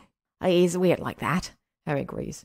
Probably went absolutely mental and read every book in the whole place for the notes and Morgans and shit. Maybe dug up the journal of all the old owners. I wouldn't put it past him. Creature makes a little squeaking noise the way he does when they're treading too close to the dangerous territory of actually insulting Draco, and vanishes with his customary crack. A basket appears in the spot where he stood a second later, and Harry picks it up, tucks it over his arm. He eats his apple, and when he puts the core into the basket to throw away upstairs, it simply vanishes. The same happens with the hull of perfectly ripe strawberry, the top of sweet, crisp carrot. There's a whole shelf covered just in loaves of bread. Harry cracks one open and inhales, bowled over because for all he knows it's from the 1850s, but it smells fresh from the oven. When he puts that in the basket, it seems to know he doesn't want it vanished, and it holds it for him, even though he's already taken a bite. Harry doesn't come upstairs for a long time. When he does, he's not really thinking about cooking Draco breakfast so much as he's just thinking about cooking. All the random passing ideas he'd had as he walked around, that he gathered up ingredients for because they were there, because he felt like it. The kitchen, which has always just seemed to be a kitchen to Harry before, if a much better and brighter one than his own, seems to work with him, now that he's not working with outside food. His chopping spells all cut themselves off at the exact right amount for whatever dish he's working on, even when he forgets to check on them. The spices grind themselves by magic over the bowls and pots. The stove turns down the heat the moment he wants it to, without his even reaching for the knobs. Harry finds himself humming, as he works, some old Muggle song he remembers from the radio as a kid, and even though Grimmauld Place couldn't possibly know it, it almost seems to be humming along, pans and spoons clanking and clattering to the beat. Harry makes apple popovers and spinach quiche and bacon because Draco said he wanted sausage. He makes crabs and citrus balls. A potato hash studded through with wild mushrooms, soft-boiled eggs and avocado toast. He makes a fruit salad, which seemed such a simple thing once upon a time, but is suddenly an endlessly changeable landscape now that Harry has every kind of fruit and veg there is, held forever at peak ripeness at his fingertips. Oh, I want to dance with somebody. Harry's singing to himself tunelessly over a pot of raspberry sauce for the lemon cake, when he hears Malfoy clear his throat. Abruptly, the fog lifts, and Harry looks around to realize that he has made really quite a lot of food. Much more food than he and Draco could possibly consume. He says, Are you throwing a party? Draco looks much too amused for anyone's good, least of all Harry's. Or raising an army, perhaps? Harry flushes. I think I got a bit carried away. Oh, do you think so? Says Draco, raising both his eyebrows in entertained incredulity. I said make me breakfast, Potter, not make me breakfast for 12. You never told me about the storeroom, Harry exclaims. His cheeks are burning, but the hell if he's going to let Draco win without a fight, the storeroom-hiding little git. And then Creature showed me, and I mean... He gives Draco a helpless look, spreading his hands, and drips some raspberry sauce on the floor. Draco's face does something strange for a second. He's staring at Harry with such an odd intensity that Harry almost thinks maybe he's going to do something, walk across the kitchen and just, well, Harry doesn't know what. It doesn't matter anyway, because Draco swallows, averts his eyes. Yes, he says quietly. I see how a person could get carried away. Harry makes a face at him, because he's weird and he's mad, and half the time Harry thinks he talks in riddles for the sole purpose of driving Harry crazy. Draco doesn't seem to notice, gaze fixed out on the window. And Harry shrugs, finishes off the last few things on the stove, and then stares down at the whole mess of it, wondering at the best method for serving it all up. Says Harry a little despairingly. Do you want to just go at it? Draco turns to look at him so quickly that Harry startles a little. He stares at Harry, blinking fast for a moment, and then looks at the food and releases this little sound, half sigh, half... Harry doesn't know what. Oh, Draco says, sounding a little breathless for some reason. Well, that's a horrific and Philistine idea, actually, but sure, why not? He picks up a fork out of the drawer, walks over to the dish of potato hash, holds the fork poised over it for a moment, then gives Harry an apprehensive look. You know what? I take it back. This just feels wrong. Harry rolls his eyes, but Draco won't be moved. In the end, and at his direction, Harry ends up cutting or spooning or heaping portions of everything onto a giant platter that he leaves in the middle of the kitchen island. Which was stupid, he says to Draco as they eat, because all we did is dirty an extra dish, and we are still standing up and being Philistines or whatever. Yes, well, Draco says, I like that part of the idea. It seemed avant-garde and unusual. Someday, many years from now, my grandchildren will say to me, Oh, Grandpa, what's the strangest experience you've ever had? And I'll say, Well, children, once I stood in my kitchen with Harry Potter, ate 4 times my body weight in breakfast food, and ended up in St. Mungo's, which just goes to show the importance of proper decorum at mealtime. And they will look up at me with rapt attention and say, Oh, Grandpa, what an exotic and fascinating story. You do bring life to even the most uninteresting topics. And I will thank them and carry on with my business. You never actually met a kid in your life, have you?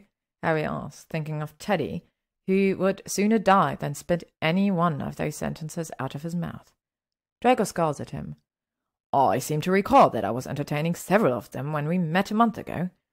He stops, looking briefly horrified, before suddenly he says, Not met, obviously, I just meant, I know what you meant, Harry says, because he does.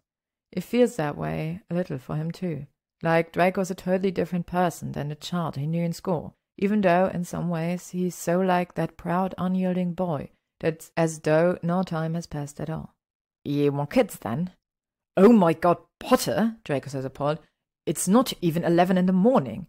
You're a horrifically ill-mannered person. I refuse to answer that question. Who just asks someone that question? Harry shrugs and eats some of his lemon cake with raspberry sauce. It's not bad. Oh, I don't know. I didn't know it was a thing or whatever. I was just saying because you said, that whole rant about. He waves his fork in there expensively. Your weird manner-obsessed future grandchildren. Oh, honestly, Draco says, exacerbated, but maybe a little too amused. I was doing a bit. I didn't actually intend us to have some sort of... He pauses, shudders hard enough that Harry's almost certain it's for dramatic effect. heart to heart about it or anything. Oh, Harry says and remembers something else from last night. Well, do you swear no one can hear you scream sort of thing? Draco gives him a crooked little smile, inclines his head very slightly, and says nothing, and Harry has to pretend to be intensely focused on the crumb of his lemon cake so that Draco won't see the stupid look on his face. Harry doesn't quite know what's happening suddenly in this familiar room, in this familiar house, with this all-too-familiar person. Something feels wrong with him this morning. Maybe it's something wrong with Draco, or with them both. Or maybe wrong is the wrong word for it entirely. Maybe there's a better way to describe the sensation that skitters along the edges of Harry's awareness, just very slightly unsettling him. It's as though everything's the same, but totally different, or just more intense or something. Then, in a total departure from everything Harry has ever understood to be true about him, Draco says thoughtfully, "You know, Potter, you're really quite good at this cooking lark." Harry thinks for a horrible moment that it's some kind of, pity thing maybe, or something. Like Harry got all weird and fucked up with Draco last night, told him all that stuff he never tells anybody, and now Draco doesn't feel like he can be mean anymore. God, Harry thinks he might lose his mind if that's happened, and how absurd, how nonsensical that he so hates to think about losing. What, about 45 insults an hour and several unflattering nicknames?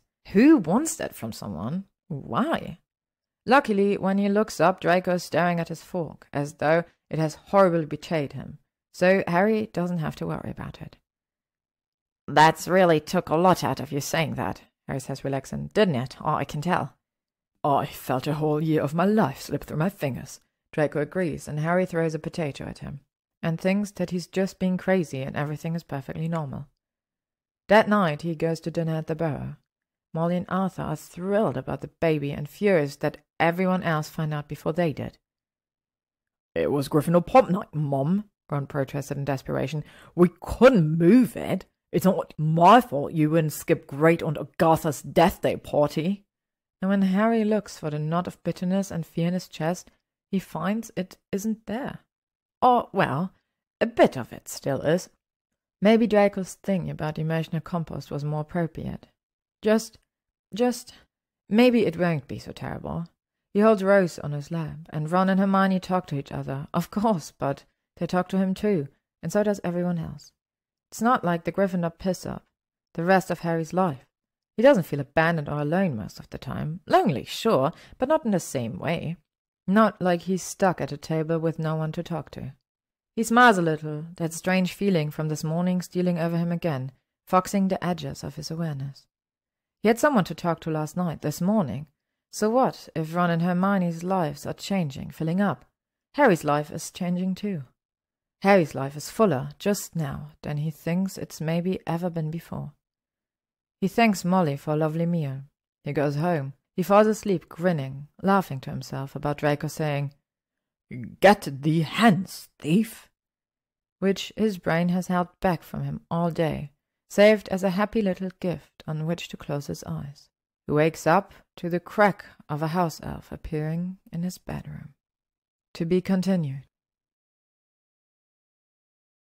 Thank you for listening to this chapter of What We Pretend We Can't See by gyzym, read by LMX Mabella. If you would like to stay up to date on upcoming chapters and stories, you can follow me on YouTube, Spotify, and AO3.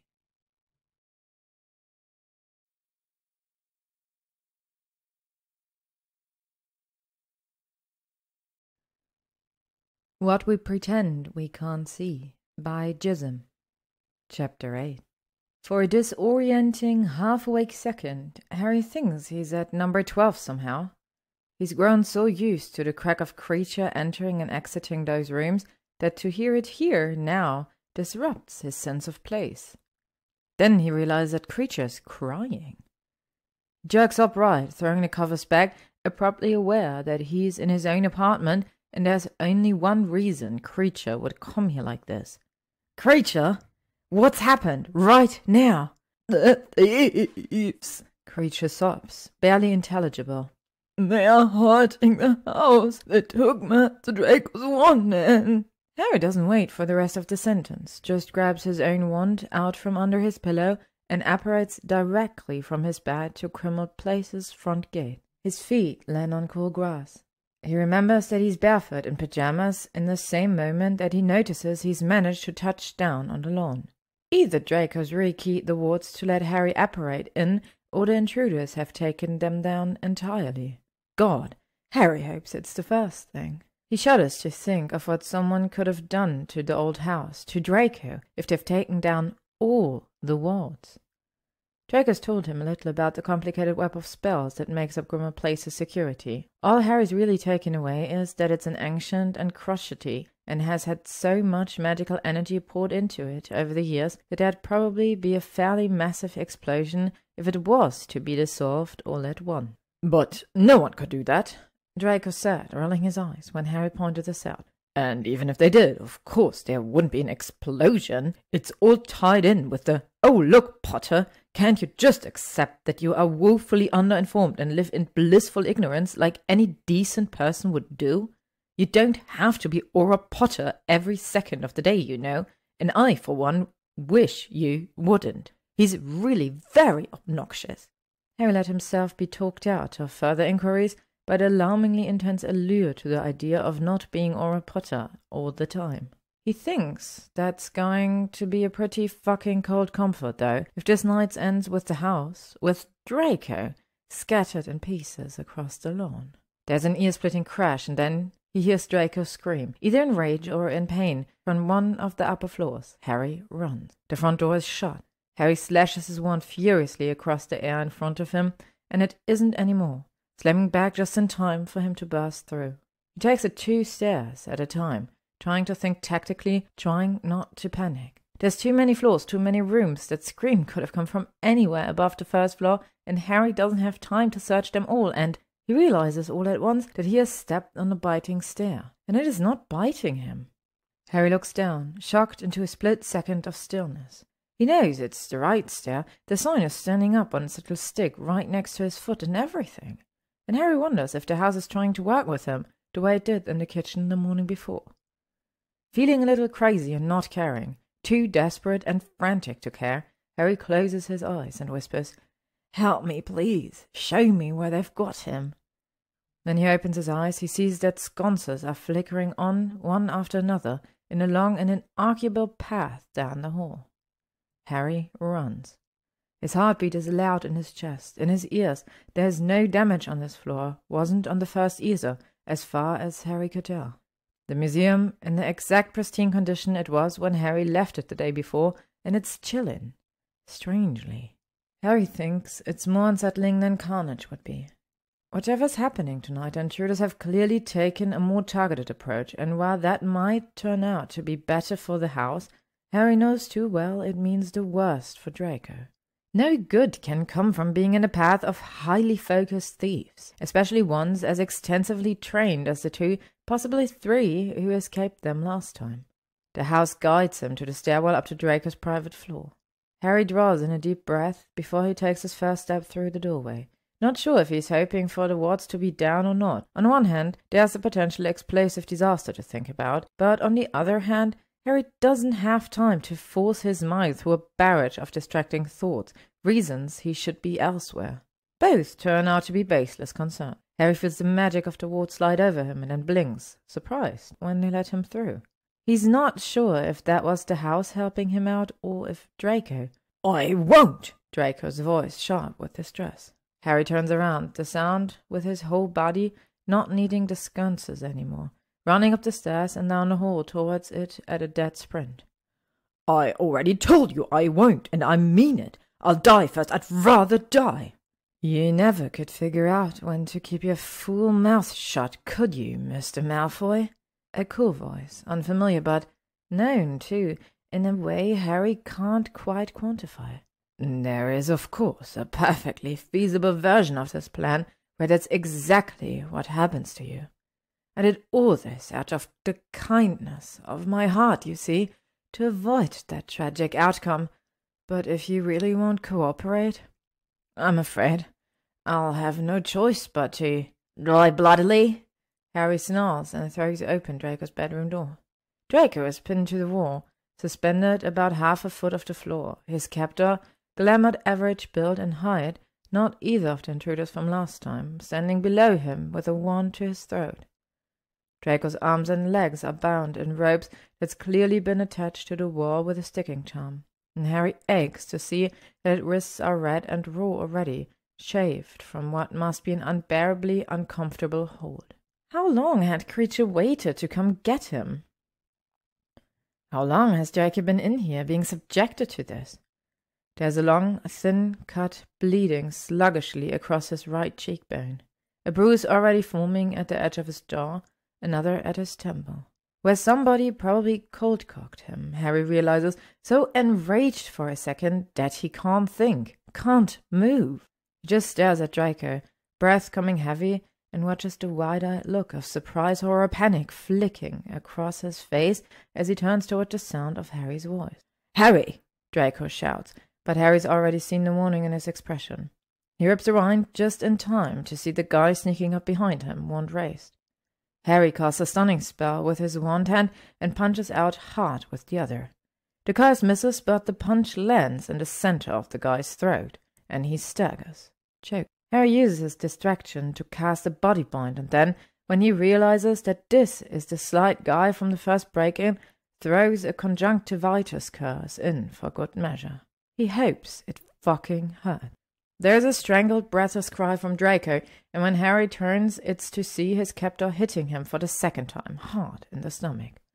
Harry doesn't even cast. He just waves his wand and steps forward, an intent, menacing advance, and then flies away from Draco, slams against the nearest wall so hard the windows rattle in their frames.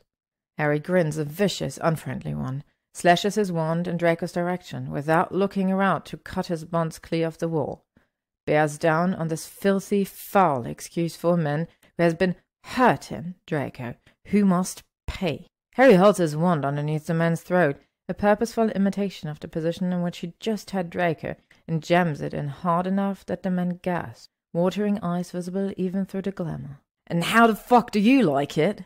Harry yells an inch from his face. He lowers his voice, digs the wand into the flesh of his neck even harder. "Because I'll tell you what, mate.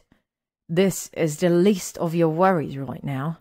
You should be thanking your lucky fucking stars for this moment, because this moment, this is the least your life is going to suck for a long, long time. I hear Azkaban's a real hellhole. Now the Dementors are gone, nothing to keep scum like you from turning on each other."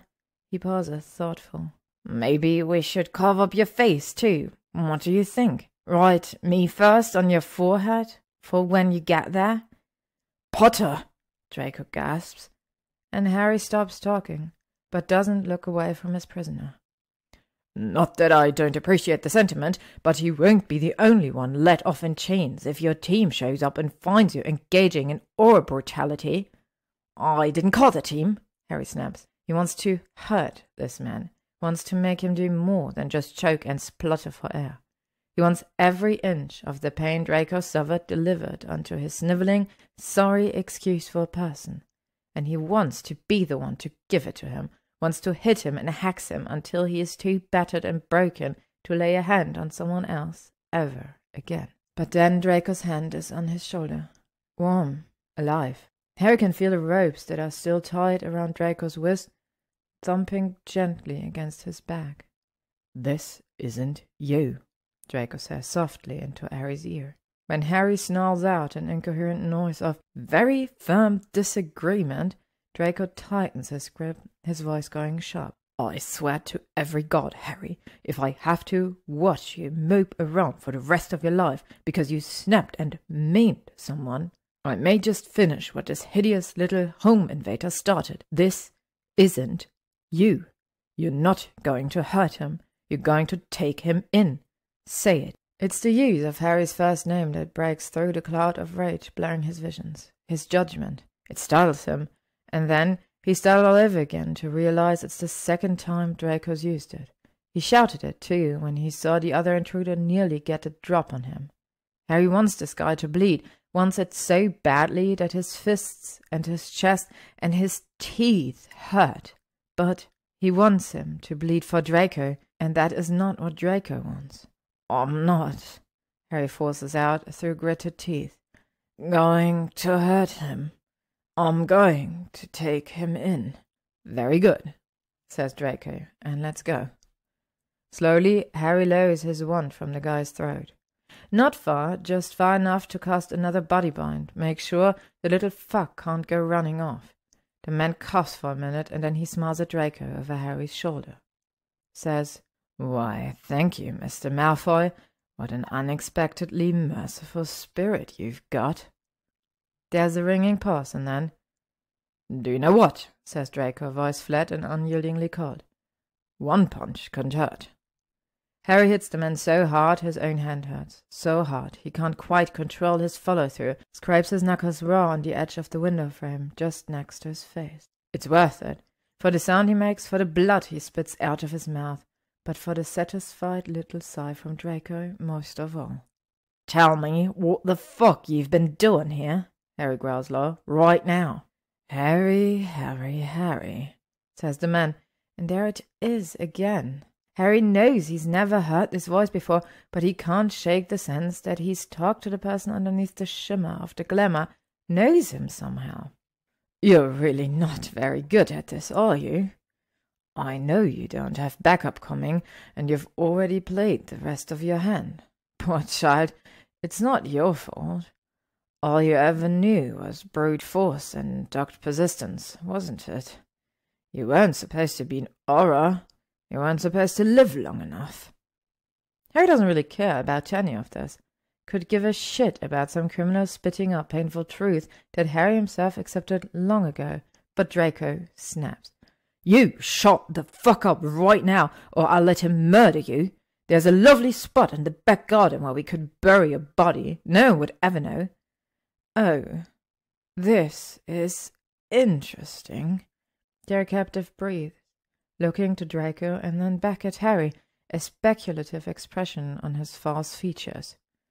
"Harry, you're not even wearing shoes. What, did you apparate straight from your bed to answer the call? And Mr. Malfoy, if I didn't know better, I'd say you were more concerned with Harry Potter's feelings than you are with exacting revenge. It's hardly very Slytherin, is it? Most damning, boys, most damning, no matter which way you slice it." "How's this for Slytherin?" Draco says, voice raised a little, the edge of hysteria in it. "Shut up and answer his fucking questions, or I'll kill you myself." "You know," says the man, "I don't think I will." "Oh, you will," Harry says. "Or if you don't, your friend in the hall with the crushed windpipe will. Well, it'll probably be a while before he can talk. Maybe you can write it all down on a piece of paper for us or something, because when I take you in—" "You won't be taking either one of us in," says the man, very calm. "That," says Harry, "is so very wrong." But before he can say anything further, the man yells, "It's now, Em!" and headbutts Harry hard in the forehead. Harry takes the hit with all the grace his training taught him, falling back only the barest half-step, but that half-step's enough. The man vanishes, smiling into thin air, nothing left of him but a telltale whoosh of a recently departed portkey. Harry swears, runs out into the hall, and finds his compatriot is gone too, probably by the same mechanism. A portkey worn close to the skin, the strategy favored by highly trained wizard assassins who want a backdoor exit if they get picked up on the scene of a hit. "God fucking damn it!" Harry yells, loud enough that his voice reverberates down the halls. He should have seen it. He should have anticipated it. The portkey, but he didn't, because he's not smart enough, not good enough. They're gone again, and it's Harry's fault. Draco's not safe here. Harry had the chance to keep him safe, and he missed it. He fucked it up. He fucked it up and let the bastards go, and he should have killed him. Killed them both. It would have been worth whatever the fuck it cost him, and... Harry wheels around to punch a wall and stops. Remembers all at once that it's not the wall's fault, that he'd be hurting the house, which helped him, which he's only ever done wrong by before. That he would be hurting Draco. It takes everything in him, but he unclenches his fist, places his palm flat against the wall instead, tries to imagine he can feel the current of the house's magic pulsing underneath the walls of his fingertips. He takes deep, steadying breaths and waits for Draco to say whatever he's going to say. Something pithy about how Harry's clearly deranged, probably, but isn't it nice that he's developed a rudimentary grasp of basic self-control? Nothing comes. Harry looks up and realizes that Draco isn't next to him, that Draco is still in the bedroom, that there are frenetic-sounding little crashes coming from the bedroom, that Harry still doesn't know what caused the massive crash he heard outside, that Harry is being selfish. He shakes himself, drops his hand, and goes in after Draco. The answer to what caused the crash he heard outside is apparent immediately. Harry doesn't know how the hell he didn't notice it before. The far wall of the room has been blown clean through. All that remains is debris, a few determinedly clinging wooden panels, and a gaping hole leading into what must be the master bathroom. Harry can't believe that a month ago he was talking about someone doing this like it wouldn't matter, like it would be fine. The hole is more than just a hole, visibly and palpably, and he feels dizzy for a second to look at it. Sick. He thinks that maybe he wasn't imagining it a minute ago, that feeling of magic pulsing under his fingertips. Maybe the house is bleeding, the only way it knows how. Certainly, Harry feels, standing here in this room, the pervasive creeping sense of dread he associates with hospitals and battlefields. Busts gone very wrong. This is a wound, and a grievous one. Harry's chest hurts just looking at it. Of course, then he lays eyes on Draco, and thinks that first bout of chest pain was nothing. Harry thought he got swept up in the moment, Draco's hand on his shoulder, the way he said, "Harry, this isn't you," in the calm, collected voice. He got swept up in Draco's whole thing. He seems so in control most of the time, like he's got everything figured out, or at least like he's got so much more figured out than Harry that it might as well be everything, and whatever he doesn't have quite managed is just a wash. Harry knows, he has always known, that it's maybe a bit of a facade. Draco's not quite as good at it as he thinks, and Harry sees the cracks sometimes. Notes them. In some ways he's been looking for them since he was 11, so it's not like the fact that they're there is really a surprise. He forgot, is all. He forgot, or maybe never truly let himself recognize, that the reason Draco puts it up in the first place is that what's underneath is the same deep well that fuels his endless talking, his endless research, the way he went and stood on a sidewalk in Muggle London and wriggled like a fish for 2 days out of sheer determination to find something everyone else abandoned long ago.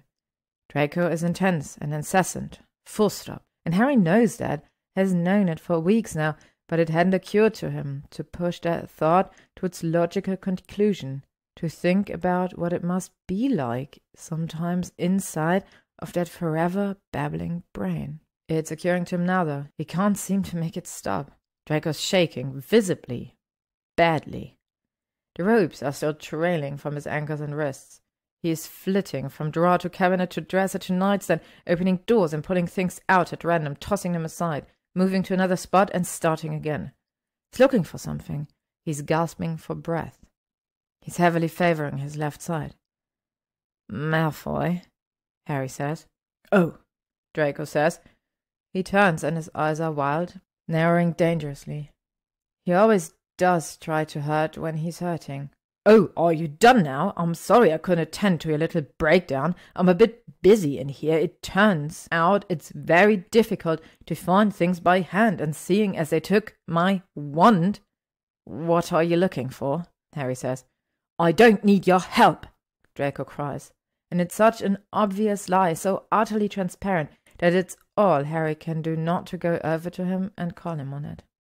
The only thing that holds him back is knowing how desperately Draco wants to believe that it's true. Harry can't bear, after all of this, to be the one to force him to admit that it's not.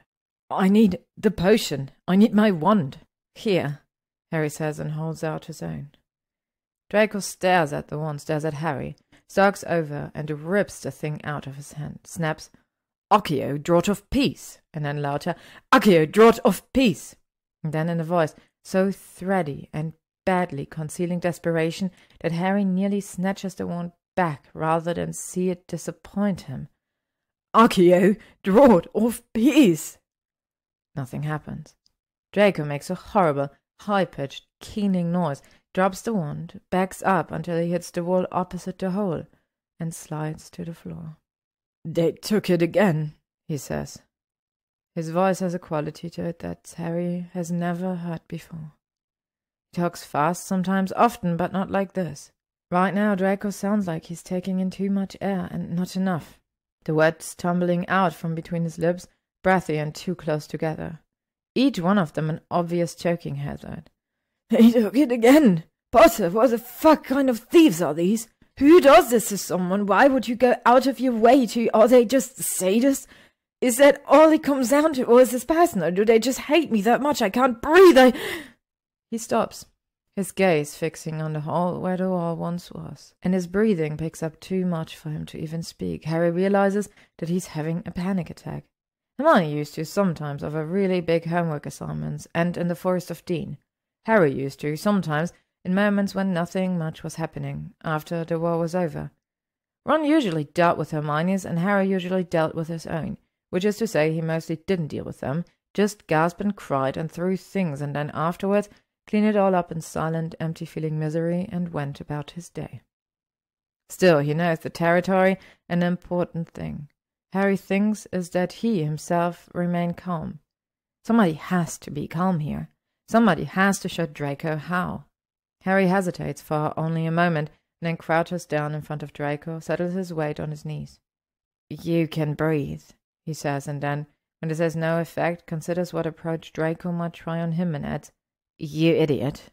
This, too, does nothing when Harry says, "Malfoy." Draco doesn't even look around.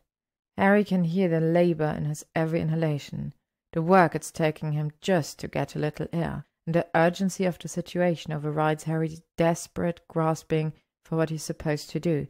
His fear of getting it wrong pushes him back onto his instincts, which, anyway, is really where he belongs. "Draco," Harry says.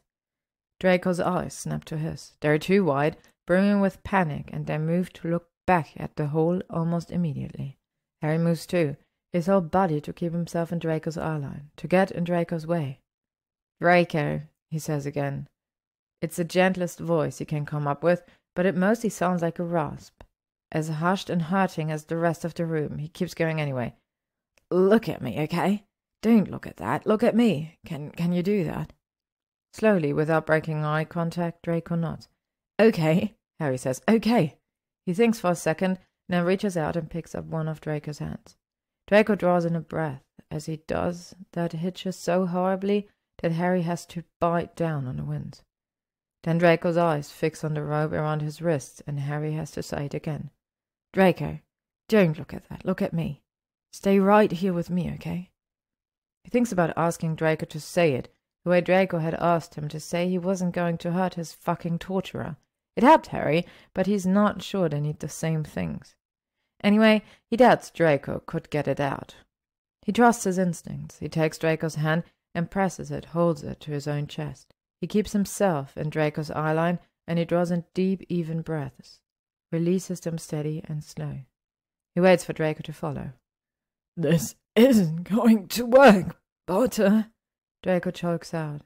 Harry does not point out that it's working already, that a minute ago Draco couldn't even find it in himself to speak, because that's not what this is about. He just keeps breathing, and after another minute, Draco manages to say, "Get out." He sounds like he means it, but his fingers betray him, closing around Harry's pajama top in a white-knuckled grip. "No," Harry says, a little helplessly. He couldn't leave Draco here like this if Draco wanted him to, and anyway, Harry knows that he doesn't. "I won't." Draco makes a strangled little sound that might be the ghost of a laugh. Harry can't tell. "I don't want you to see this." He gasps, and Harry's heart breaks for him a little, that he's still this unbearably proud person, even now. "I'm sorry," Harry whispers and means it, "but I'm staying." Adds, in case it'll help, I'll let you obliviate me afterwards, if you want." With a noise like a wounded animal, Draco capitulates. He rocks forward, makes as if he wants to curl in on himself, and Harry moves without thinking, so his head hits Harry's shoulder instead. Harry lifts the hand he isn't using to hold Draco's wrist to rest on Draco's back, and he feels Draco's free hand wrap around his bicep. His fingers are digging in a little too hard, but Harry doesn't mind. It would probably let him do a lot worse than this if it meant he'd be all right. Neither one of them says anything for a long time. Draco chokes and grasps for breath, hyperventilates, and Harry forces himself to keep his own breathing even, measured. He runs the flat of his palm up and down Draco's back, tries to will it to stop heaving under his hand with slow, deliberate strokes. He's never done anything like this before, not for anyone.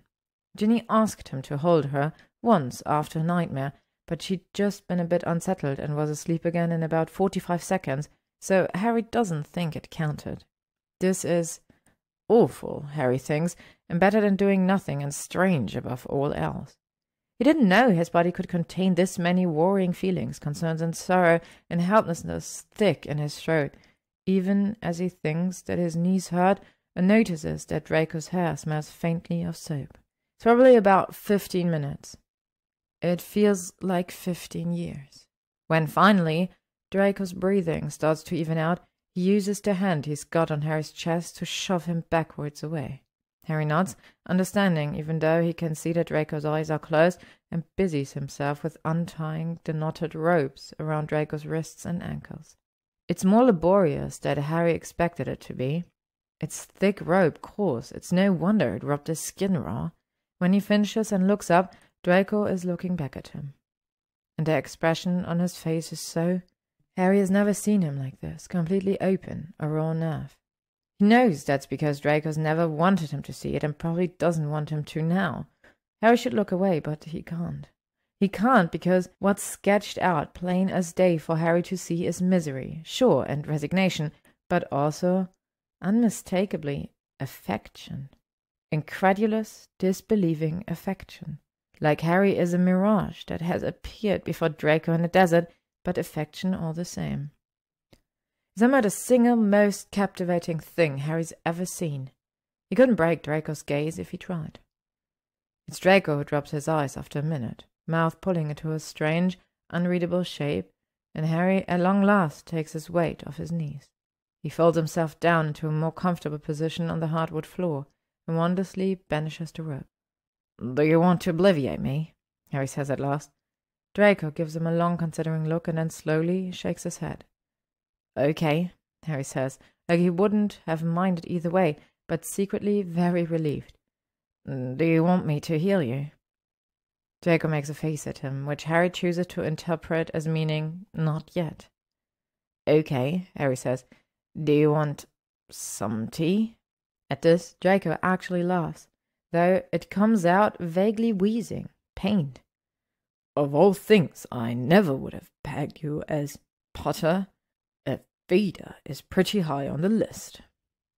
Smiling slightly, glad, if nothing else, that Draco has not abandoned forever all power of speech, Harry shrugs. "Everybody has to eat, Malfoy. Come on." "Oh?" Draco says and frowns. "What if you brought me the tea?" Harry hates to say it when Draco's so obviously not in a state to do much more than sit in a heap, but... Sorry, but I don't know that you should be in here by yourself just now." "Oh," Draco says. He nods a slow distance sort of movement. "Yeah, that's probably right." Harry stands, picks up his wand, helps Draco up, keeps himself firmly between Draco and the agonized, horrible hole in his house, turns him around, guides him out into the hall. "You need St. Mungo's," Harry says after about 6 steps. Draco's still favoring his left side, heavily enough that Harry's afraid to step more than a few inches away, his hands hovering nervously in the place he thinks Draco looks most likely to fall. The bruising on his face alone is a horror show, and Harry doesn't want to think about the injuries his pajamas must be concealing, what they might have done to Draco in the time it took Harry to show up. "I don't take medical advice from people who aren't wearing shoes," says Draco, still distant. Contact me again when you're properly tired. Harry makes a face at the back of his head that he's glad Draco can't see. He's not sure what it must look like. He knows he's never made it before. At least let me... Shh, Draco says. Harry shuts up, if only because it's the only time Draco's ever missed an opportunity to tell him viciously and actively to shut up. And Harry thinks that probably means something. Just trails Draco down the hall, down the stairs, which is nerve-wracking to say the least, and into the little sitting room with the wet bar. When Draco can't sit down without gasping, Harry's patience wears thin and he snaps, "Malfoy, for fuck's sake! It'll take me 2 seconds!" Draco hesitates and then nods, wary waves a hand. The vague permission is all Harry needs, and he spells the blood off Draco's face, casts a couple of pain relief charms that he learned early on in his career, mostly from the field aurors who'd come over the years to rely on them. They're only a stopgap. They're not really fixing the problem, but they give Draco a couple of hours at least to gather himself back together before he submits to the indignity of being seen by an actual professional. "You still need scent mangoes," Harry says, because he does. "You know what I've always imagined about you," Draco says, closing his eyes, "is that you're the kind of horrifyingly stubborn imbecile who won't go to a hospital even if one of his bones is visible. I'm right, aren't I? You'd rather bleed to death in an alley, probably, than just go to a healer and admit you're made of flesh like everyone else." Harry's not really sure what Draco's getting out of turning it around on him like this, but hey, it's not the same when it's me. Why not? Draco's eyes are still closed. His voice is very neutral. "Because I don't feel like this when it's me." Harry doesn't say it. He thinks it. The truth of it scrabbles wild, dangerous inside of his chest, but he doesn't say it. It doesn't make enough sense right now for him to admit it out loud. "Because I'm not made of flesh like everyone else," Harry says. "I'm a very convincing hologram." Draco doesn't open his eyes, but his brow does furrow a bit. "What on earth is a hologram?" "A muggle thing," Harry says. It's such an incredible, bizarre topic in the circumstances that he almost laughs. "Like television, sort of, except more solid, I guess. You have seen a television before, right?" "Of course I've seen a television," Draco says. He's still neutral. No, Harry realizes, not neutral. Flat. Effectless. It's awful. "Pansy has too. I'm not sure I see the appeal." Harry says. He thinks about it, and then, because he thinks Draco would be honest with him if their places were reversed, he says, "Well, actually they're pretty great for moments like these. Distracting, you know." Says Draco. More of a hum than a word. "Perhaps I get one for next time." "There isn't going to be a next time," Harry says, trying to sound soothing, and not like the thought of this happening again makes him want to set things on fire, and Draco's eyes open. "Oh, don't be ridiculous, Potter. Of course there's going to be a next time," he snaps.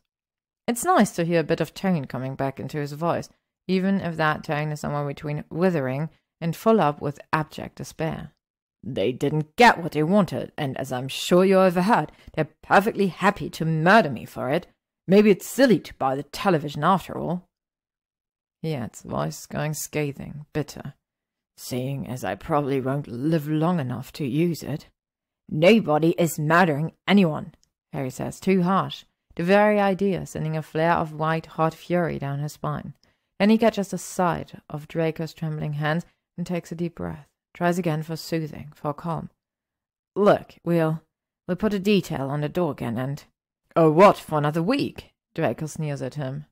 Eyes hard. "Well, isn't that lovely? A few days to get my affairs in order. I'll own my solicitor. I'm sure he'll be thrilled." "I'll say then," Harry says.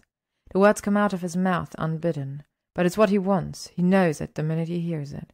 He doubts now that he thinks about it, that he could find it within himself to leave Draco here alone. "You said yourself that there's plenty of rooms. I'll stay until it's done." Draco's mouth, which was open around whatever inevitable diatribe he meant to come next, snaps closed. He blinks at Harry, inscrutable for a long moment, and then says in a voice smaller and stranger than Harry has ever heard him use, "Potter, you can't," Harry says. "I'm a What was it? A grown man in the prime of my life. I can do whatever I like. But, Draco says a little helplessly, I can't ask you to. You're not asking, Harry says. He offers Draco a crooked smile, a little shrug. I'm offering. I want to. Draco's mouth opens slightly and then closes again. It looks like maybe he needs a minute with that, so Harry walks over to the wet bar, wondering if it will provide him with tea. He doesn't really relish the thought of letting Draco out of his sight just now. He puts his hand down on the smooth wooden surface, closes his eyes, and thinks hard about a kettle, 2 cups, and some tea bags. When he opens them, 2 steaming mugs of butterbeer are sitting in front of him instead. Harry grins at them, delighted. They're a much better idea than the tea was. I suppose it would get you out of that hovel you insist on calling a home, Draco says, temporarily at least. Harry rolls his eyes at the butterbeer. Typical. But hey, if acting like he's the one doing Harry the favour is what gets the job done, then so be it. Sure, Malfoy, he says, carrying their mugs across the room. He hands one of them to Draco, ignoring his raised eyebrow at how very much it isn't he, and sits down in the chair he's come to think of as his own with the other. Maybe it'll even force me to see the folly of my ways, find some place better, lead by example and all that.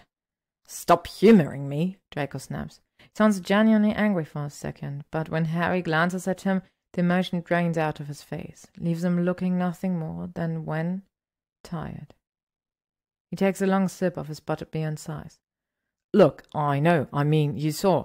I'm aware that I'm not exactly doing well in this moment. So, says Harry.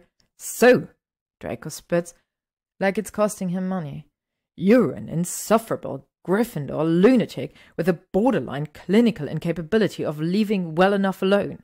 You like to save people, Potter. It's your whole thing. I will admit, because I don't have much of a choice, that I need. Draco stops, pale, swallows hard, continues, voice uneven after a moment. I'll admit that it would be better for right now if you were here. But what I will not have, what I flatly refuse to allow, is this mollycoddling. He gives Harry a severe look over the rim of his butterbeer, which Harry is not planning on telling him is quite a bit less intimidating than he's clearly intending. What with the cut on his cheek and the bruises blooming across his jaw and temple and all. You will talk to me like you usually do, or you will not talk to me at all, Draco declares, and then, clearly as an afterthought, adds, You horrible one-man assault of self-preservation and sense. I thought I was a saviour complex in ill-fitting trousers, says Harry mildly after a moment. Draco huffs out a faint laugh. That too. Well, Harry says, in that case, fuck you, Malfoy. Draco sighs and seems to relax, his body sinking into the cushions of his chair. Thank you, Potter. He reaches for the pocket of his pyjama bottoms, pats around for a moment, and then scowls so intensely that Harry startles a little. Creature appears with a crack. Before I can even say anything, Draco says, Good, yes, hello. If you could get me my spare wand from the... He trails off, his eyes fixed with horror in the same place that Harry's are, on the large, angry-looking lump sticking out of the top of Creature's head. That answers the question of why Creature hadn't come to get Harry immediately, at least. They must have cold-cocked him, too, to keep him from defending the house. Harry's not surprised that he didn't see the injury in the darkness of his bedroom, but he's furious and wishes he had known. He wouldn't have waited around to go after Draco, of course. He doesn't think he would have been capable of it, but he'd have summoned or gone looking for Creature before now if he'd known he was hurt. Oh, Creature, Draco says, sounding sick. He reaches out like he's going to try and touch the lump, and Creature shies away, quivering with pained little noises. No, if you just let me see, one of us can heal it for you. Creature does not deserve healing. Creature sobs, collapsing into a heap on the ground. Creature loved this to happen. Creature was laying asleep on the floor while thieves were upstairs blowing holes in the house while thieves were upstairs hurting Master Draco. He lets out a long hiccuping wail and adds at the top of his voice, Master Draco should throw Creature into the well. Draco says, clearly nonplussed. I don't want to throw into the well, Creature. It's not your fault, Harry adds, because he's dealt with the hysterical, guilt-riddled house elf a time or two in his days. You got them sometimes at the higher-end crime scenes, and also, though it pains Harry even now to think of it, Dobby had been an education. You weren't asleep. They hit you. They knocked you out. Then they got the better of Creature, and Creature deserves to well even more, Creature says and stares up at Harry with desperation in his eyes. Creature is sorry, but Harry Potter does not understand the severity of Creature's crimes. It is Creature's job to sound the call. It is Creature's job to protect the house. Creature failed, and the house is wounded, and the master is wounded, and Creature should be wounded too. Creature is wounded, Harry reminds him gently, because Draco looks pale and ill and vaguely panicked again. There's not really any reason for him to have to deal with this, since Harry can. He holds up his wand, wiggles it a little. What about this? You let me fix you up. Hold on, don't yell yet. And then you can go get Master Draco's spare wand for him, because that will be a big help. And I'm sure after that the house would probably really like it if you talk to it, or commune with it. Or look, whatever. I don't really know the right words for, all of that, but I'm sure it would like it, Harry adds, his voice having grown very uncertain by now. He'd been sort of going on the theory that people experiencing heartache need something to do. It's one of Hermione's, and it's turned out to be pretty true over the years, actually a number of times, but he's not sure it's going to work after such a weak finish. There's a bit of silence, and then, croakily, but not sobbing anymore, Creature says, Okay, Harry Potter. He submits without argument to Harry's healing spells and vanishes with his customary crack the minute Harry is done. Commune with him? Draco says, clearly entertained. Oh, piss off, Harry mutters. A little embarrassed, even if it's kind of worth it to see some light in Draco's eyes. It's not like I know what they get up to. I just figured. No, it was good, Draco says. I mean, funny, don't get me wrong, but I usually can't get him to let one of those guilt spirals go that quickly. Harry shrugs. Creature and I go back a long time, he says and winces. Not totally in a good way. Sirius was kind of, and then I was kind of, well, and then he was kind of, but it wasn't his fault, really. I think I might have done what he did too, now that I know what I know. Was any of that supposed to make sense to me? Draco says, exacerbated now. Or are you just talking to yourself? I guess what I was saying, Harry says, a little pointedly. That sometimes you've got a lot of history with someone. They hear things a bit differently from you than they might from other people. Draco's eyes widen slightly, but before he can reply, Creature cracks back into the room, holding Draco's hawthorn wand. Thank you, Creature, Draco says. He is, Harry notes, very pointedly not looking at Harry. Harry does not blame him. He wouldn't be looking at himself either if he were in Draco's position. Please let me know if there's anything you need, all right? Creature makes a little wailing sound, but then he nods and vanishes again, leaving Harry and Draco to sit in silence for a long moment. So, Harry says at last, you did get it. It was maybe 2 years after the war when Harry found the wand. It was in a trunk of things he'd packed away 6 days after the Battle of Hogwarts. All the books and mementos and tools he'd associated back then with fighting Voldemort. He hadn't wanted to look at them, hadn't wanted to touch or see them, hadn't felt like he even deserved to use them when so many were dead and he was alive. It had helped weirdly for a while, keeping those things locked away. It felt like a small penance that made the act of walking around, of breathing, ever so slightly more manageable. Then he'd he'd forgotten about them, not to put too fine a point on it. They were out of sight and out of mind, and when he did eventually stumble across the trunk, shrunk down and hidden in the very back of his spice cupboard, it didn't hurt so much to look at all of it. He felt a bit guilty, though, when he pulled out the hawthorn wand and remembered who it belonged to. There weren't anything back then, Harry and Draco, except what they'd always been. Childhood rivals, and people who inexplicably kept saving each other from horrible death, and the only 2 living witnesses to the time Harry nearly accidentally committed murder in a bathroom, which was another thing he felt guilty about. He'd spoken for Draco at his trial because it was the right thing to do, and because Draco really had played a part, however small, in turning the tide of the war. And A little because the idea of Draco locked away in Azkaban made Harry feel something. Unsettled, discomfited, unbalanced something. They'd seen each other in the hallway that day, after Draco was acquitted, their eyes locking for a second through the crowd that poured out of the courtroom. Harry thought about walking over, saying something, but in the end, he hadn't been able to figure out what. Anyway, that was the last time Harry had even seen Draco when he found the wand, and by that point he and Ginny were right in the middle of breaking up. That was why he was cleaning out the spice cabinets in the first place. She kept insisting he'd taken all his cooking shit back from hers already, and Harry didn't want to believe it. Wanted to be petty and stupid and insist that he'd gone through everything and determined she was holding onto his paprika or something. It was stupid, and he felt stupid about it, and then he found the wand and felt stupid about that too, and just didn't have it in him to track Draco down and give it back properly. It was kind of selfish and shitty of Harry, because he knew the wand probably wouldn't work right unless they did the whole whatever, the allegiances thing, but well, he figured it had been 2 years and Draco had almost certainly found another wand, and it wasn't Harry's job to make sure this one performed for him the way it once did. He figured just giving it back would have to be enough. He chucked it in a box, and then, because he did still feel a little guilty because he couldn't help himself, he wrote a little note that said, "Here, sorry. If you have any issues, please contact me. HP." With his address scrawled at the bottom. Then he gave the box to the Oromarium because they could find anybody and went on with his bloody life. Draco never got back to him. He never flew or owled, not even to say that the wand wasn't working right anymore, which had to be the case, Harry knew. Drove him quietly mad for about 6 months, wondering if Draco was just going to pop up one day, wondering why he hadn't. Then he decided not to think about it anymore, and he pretty much hasn't since.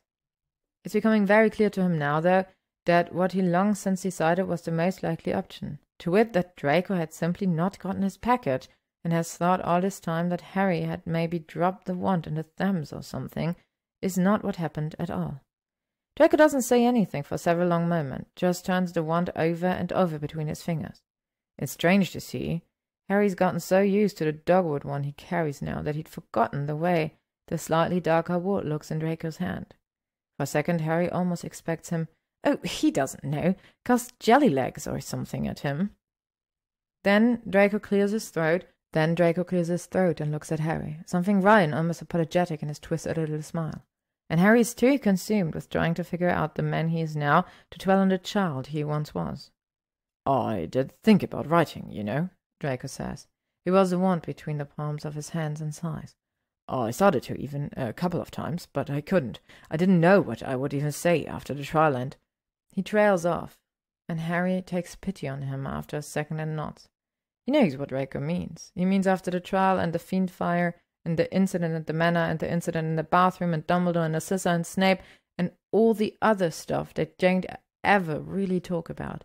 He means after the war, and Harry doesn't need him to drag all that up, especially not tonight. It's long over.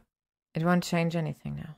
"I think maybe I would have if it wasn't for the house," Draco admits. "Blasted wand never did cast quite the same, and I always rather wanted to ask you about that, but I figured you didn't know it was me that bought this place. I kind of did my best to make sure you wouldn't find out while I was buying it, and then after, I mean, it would have been easy enough for you to figure it out if you wanted to, and when I got the wand, I just kind of assumed you hadn't." He shrugs, looking uncomfortable. "I thought, Pandora's box, you know." For a second, Harry wants to say that he doesn't. For a second, Harry wants to snap. "No, Malfoy, I've actually got no idea, but thanks for assuming I would have been reflexively horrible to you. It's great to hear that your opinion of me was so high." For a second, Harry wants to stand up and walk out of this house and just take a couple of fucking breaths or something, because sometimes Draco is so frustrating that it's all Harry can do not to tear all his own hair out. Harry can't believe he hasn't mentioned it over this month and change they've spent getting to know each other. And if he's honest, it hurts a little. Not that Draco hadn't said anything when they were 19 and idiots, but that he hasn't said anything now, when they were 25 and, well, and still idiots probably, but older ones. But then Harry looks at Draco, the unhappy slant to his mouth, the way his eyes are looking anywhere but at Harry, and realizes Draco is telling him right now.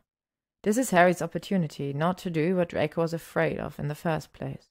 "Oh, I get it," Harry says. Draco whips his head up to glare at him at once, and Harry even laughs a little, shaking his head.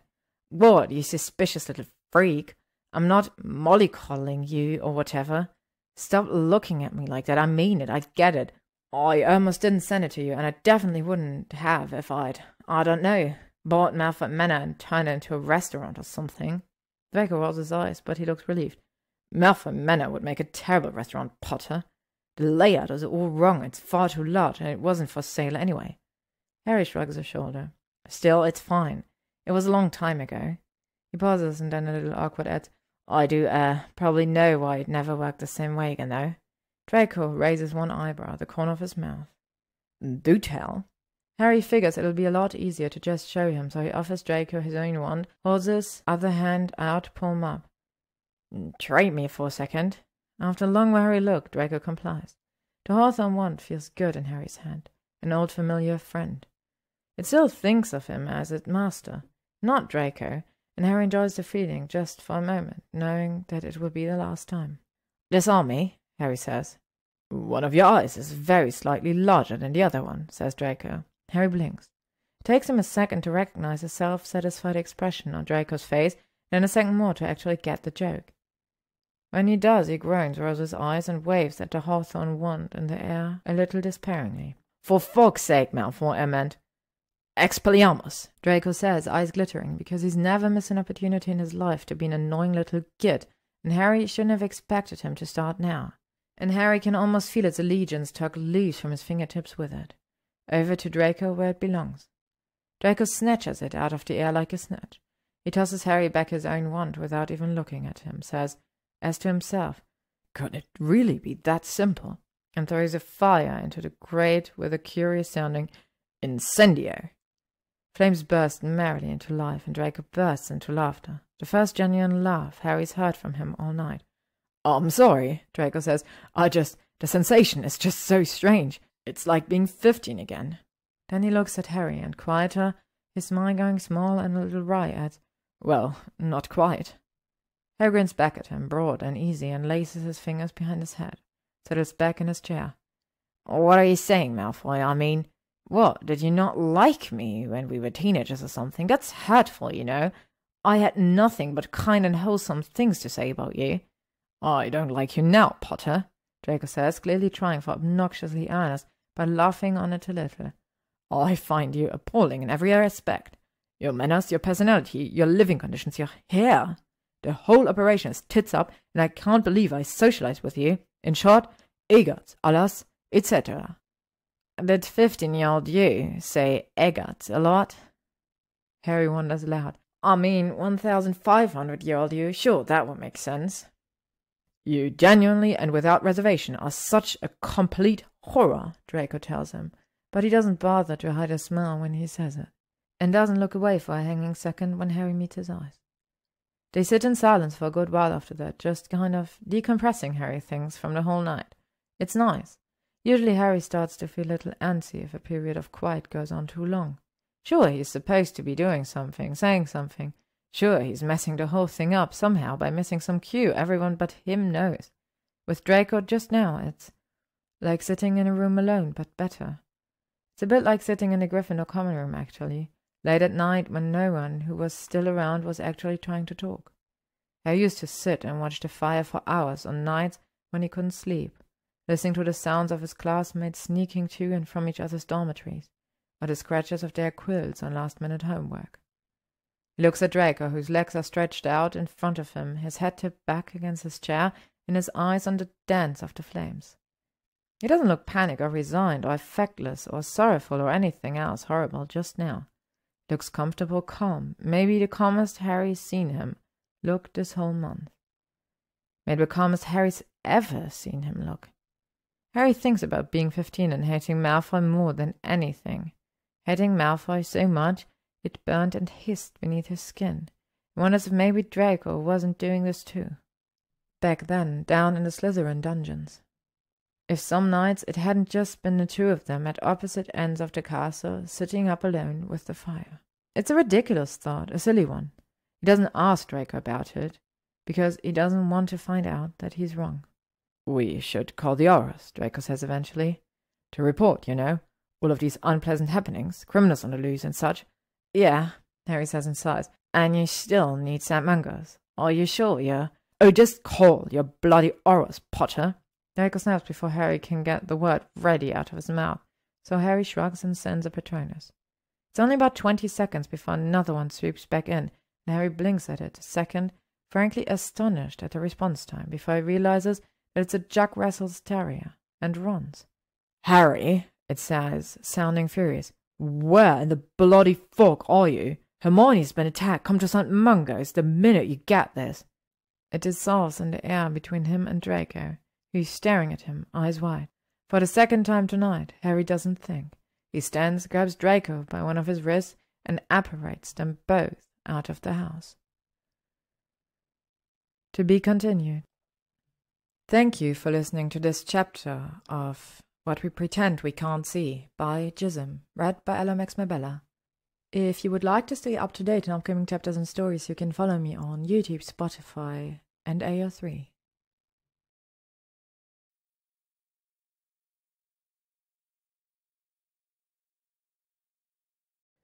What We Pretend We Can't See by gyzym, Chapter 9. What the fuck, Potter, you complete lunatic? Draco exclaims the minute they rematerialize in the lobby of St. Mungo's. He looks around wildly, as if he can't believe where he is. Do you never stop to think for even 1 second? You can't just grab somebody like that. Neither one of us is wearing shoes. Then he gets a look at Harry's face and stops talking. He stares at Harry with wide eyes for a moment, and something seems to settle over him almost, the sudden shift that wears in his expression, in the set of his shoulders and stance. Potter, Draco says again, and this time it's low, urgent. What do you need? Harry needs to have gotten Ron's call earlier. He needs to be here in the first place, because he needs Hermione to be fine, home, asleep in bed, safe. He needs not to have said all that stupid, selfish shit to Draco about Ron and Hermione not 2 days ago, because he was sad and he was scared and he never expected to be here right now, not knowing anything except that Hermione was attacked and is in the hospital, and Harry hadn't been there to answer the call to help. I need to find her, he says, and his voice sounds shredded, a little frightening. He doesn't care. Right now. Draco nods sharply, grabs Harry's sleeve, and drags them over to the front desk. Hello there, he says to the witch behind the counter. She looks up calmly from the report on her desk, and then her eyes widen. My name is Draco, and this is, well, I'm sure you know who this is, and... Sure, yes, of course, she says, without waiting for the rest of the sentence. You need intake forms. Give me just a moment. We're a little backed up tonight, but I'm sure. Her eyes flick to Harry and then quickly back to Draco. We can get you right in. Draco stares at her for a second, thrown, and then he snaps. Oh, for the love of... I don't need to be admitted. I need to find somebody you've already got. We're looking for Hermione Granger Weasley, and it's imperative for, let's say national security, that we find her. The witch says. She gives Draco a considering look. Are you sure you don't need to be admitted? Lives hang in the balance, Draco says, throwing his hands in the air. My God, woman, look who I'm standing here with. When they write about this in the history books, they want to be preserved for evermore as the reason Eva brought Wizarding Britain to its knees. No, sir, the witch squeaked. Sorry, sir. She gives Harry a panicked look and then flees towards a door marked Records, calling, I'll be right back with that information, Mr. Potter, sir. Typical, Draco mutters, rolling his eyes. You stand here like a lump while I do all the work, and still it's, I'll be right back with that information, Mr. Potter. You can use my body as a shield, Mr. Potter. All I ever wanted is your love and adoration, Mr. Potter. Honestly, it's enough to turn your stomach. Harry doesn't say anything. He doesn't really trust himself to speak. His mind is a yawning black space, all hissing static with the occasional wild thought. She's dead. They're both dead. Screaming through too quickly for him to even tell himself he's panicking, and they're probably wrong. Draco sighs and knocks their shoulders together. Harry, he says, quiet, but then the witch is back, waving a folder over her head. 4th floor, Mr. Potter, sir, she says, breathy from running, while next to Harry, Draco mutters something that sounds a lot like, enough to make someone lose their bloody lunch. At a proper volume and in ingratiating tones, he adds, "Thank you so much for your assistance, madam. Your country will thank you. History will thank you. Mr. Potter and I would just be off on our way in pursuit of truth and justice now." He drags Harry off and down the hall.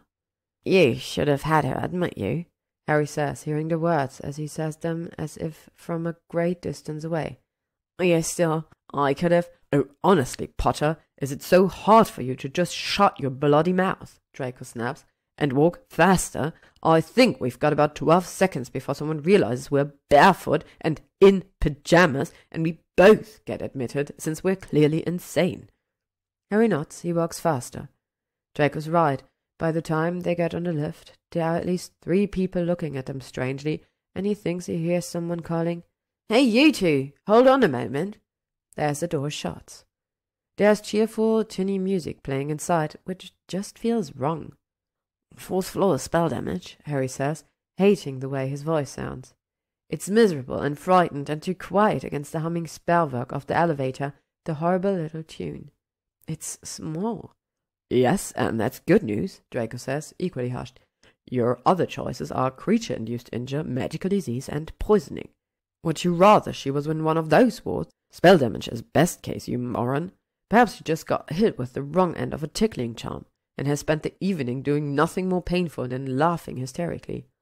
"I thought we agreed to stop humouring each other," Harry said warily. Draco knocks their shoulders together again. "You agreed to stop humouring me. I agree to no such terms, and I don't intend to either. You're difficult enough to deal with already. I'm not taking any of my tools out of play. And anyway, I have myself been hit by a tickling charm, by a truly unconscionable bastard, I might add, who had no sympathy for how humiliating it might be to make a 12-year-old nearly soil himself with laughter in the middle of what was supposed to be a character-building, adversarial experience. I'm not apologizing for that, Draco," Harry says, and ignores the startled look Draco gives him at the use of his first name. Harry forgot to filter it. He's too tired and worried to bother, and it's not like Draco didn't just call him Harry out in the hallway anyway. "You hexed me first and again afterwards, and you were cheating. You threw the first spell before the duel had even officially started. My point," Draco snaps, ignoring the rest of it the way he usually does when Harry's right, "is that a tickling charm is no walk in the park, which I know from horrible scarring experience, so I wasn't even humouring you anyway." The elevator's door slide open on his last words, and Harry can see Ron sitting in a chair at the far end of the hall. "Ron!" he calls, and he takes off in his direction. Ron stands to meet him, and they hug. A little awkwardly, Ron starts it, and Harry just sort of goes along, even though this is one of those times a hug turns out to happen where he would never have guessed a hug might go, and he feels a bit strange accepting one. "Where the hell have you been?" Ron demands as they pull apart. "I sent that damn Patronus across half London before I thought to try." He pauses, looks Harry up and down, and gulps, before he glances over his shoulder, and his eyes go wide with surprise. "Malfoy! Merlin saggy tit, what happened to you?" "Oh, everyone's a critic," Draco snaps. Harry slides a look over his shoulder. Draco can snap at him all he likes, but not at Ron, not right now. And Draco makes a face, but then says this in a much more pleasant tone. "I mean, good evening, Weasley. Hello, and so on." "Grimmauld Place was attacked again," Harry said, his voice low. "Creature came, and we'll talk about it later. Where's Hermione? What happened? Is she all right?" Ron's face falls. "She's in with the healers. I don't know very much yet. When I found her, it was—" He pauses, swallows, pales, looks away. Harry thinks he's going to be sick. "It wasn't good, Harry. She's alive, but they won't tell me anything right now." Harry takes the words like a stunning spell to the chest. He knows too well what it means when the best you can say is that someone's not dead. He knows too well how wrong that means things could go. He sways a little where he stands, sure for a moment that it's all going to overwhelm him, this whole night of terror and panic and heavy, helpless rage. Ron does notice his eyes fixed on a set of swinging doors with "staff only" written above them, but Draco must. He puts a hand on Harry's back, steps forward so he's not behind Harry anymore, but right next to him. Slowly, holding Harry's gaze, he draws in a deep, slow breath and then narrows his eyes at Harry, holding it in until Harry does too. It helps, the clean air rushing into his lungs, the warm weight of Draco's finger through his thin pyjama shirt.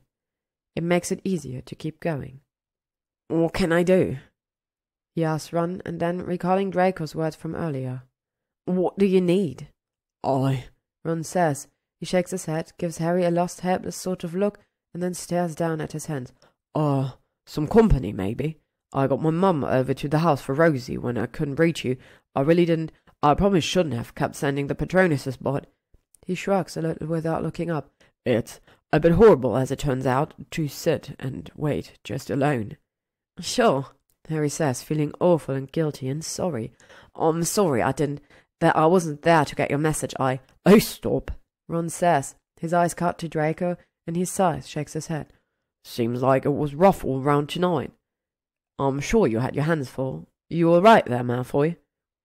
Draco seems badly startled by the question, his hands tighten around Harry's shirt, and then drops away almost at once.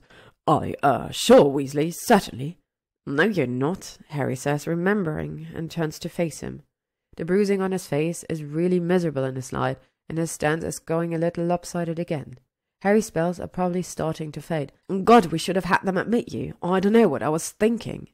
"You were thinking that I was fine," Draco says, "because I was, and I am. And anyway, Potter, they can't admit me. I have things to do. Someone has to go back to the house and deal with the auras we caught."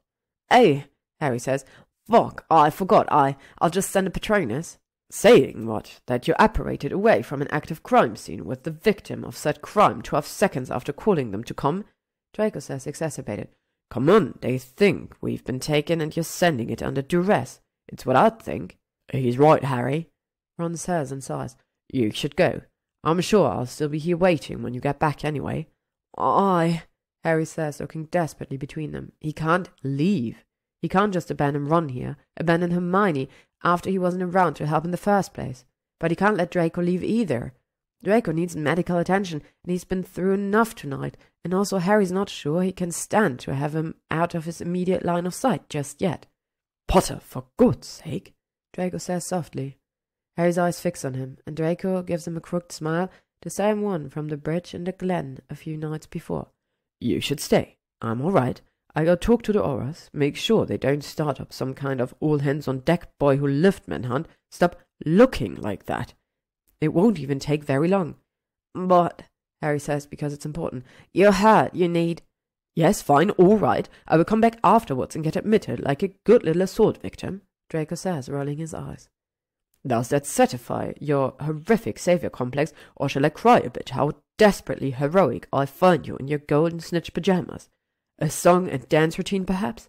Maybe I should build a shrine to your bravery out of medical supplies."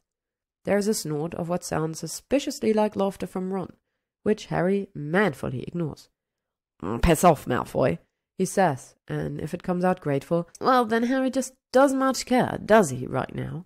"Look, I mean, are you absolutely sure that—" "I swear to God," Draco declares. "You are the most obstinate man on the face of earth. It beggars belief, it really does." And then he apparates directly out of the hall before Harry gets the chance to respond. "Shut up," Harry says reflexively into the silence that follows.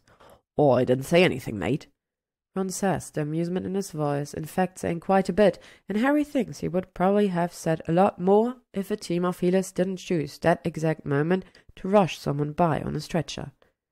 It's sobering for both of them, the reminder of where exactly they're standing, abrupt and awful, and for a second they just stand there, making miserable, uncertain eye contact. Then Ron sighs.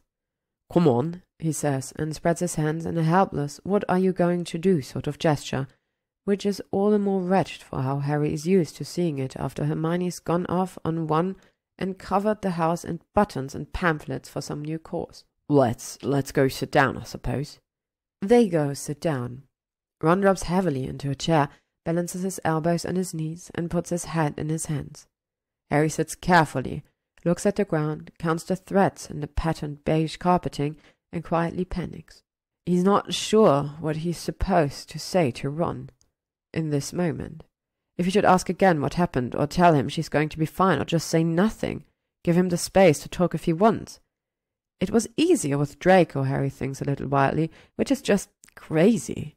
It's crazy because Draco is a childhood enemy that Harry's only really known about a month, and Ron's his oldest friend, his comrade in arms, and his partner of 7 years, whatever job title Ron's holding now. They're your family, Harry thinks, in Draco's voice, and once with the pointless longing of a man who hasn't done so in years, to cry. Why don't you tell me what happened with Malfoy then? Ron says, without lifting his head after a while. His voice is flat. It's not really a request, since we've got the time and all. Harry starts a little. Ron, you can't want to talk about that right now. Ron sits up, only to collapse backwards into his chair, press his palms against his face for a second, and then shake himself a little, drop his hands back to his sides. Harry, he says, right now, what I want to do is talk about anything but this. He closes his eyes briefly, swallows. Just honestly anything else. He sounds like he means it. He looks like he means it. And so Harry tells him about the attack on Grimmauld Place, about waking up to Creature's call.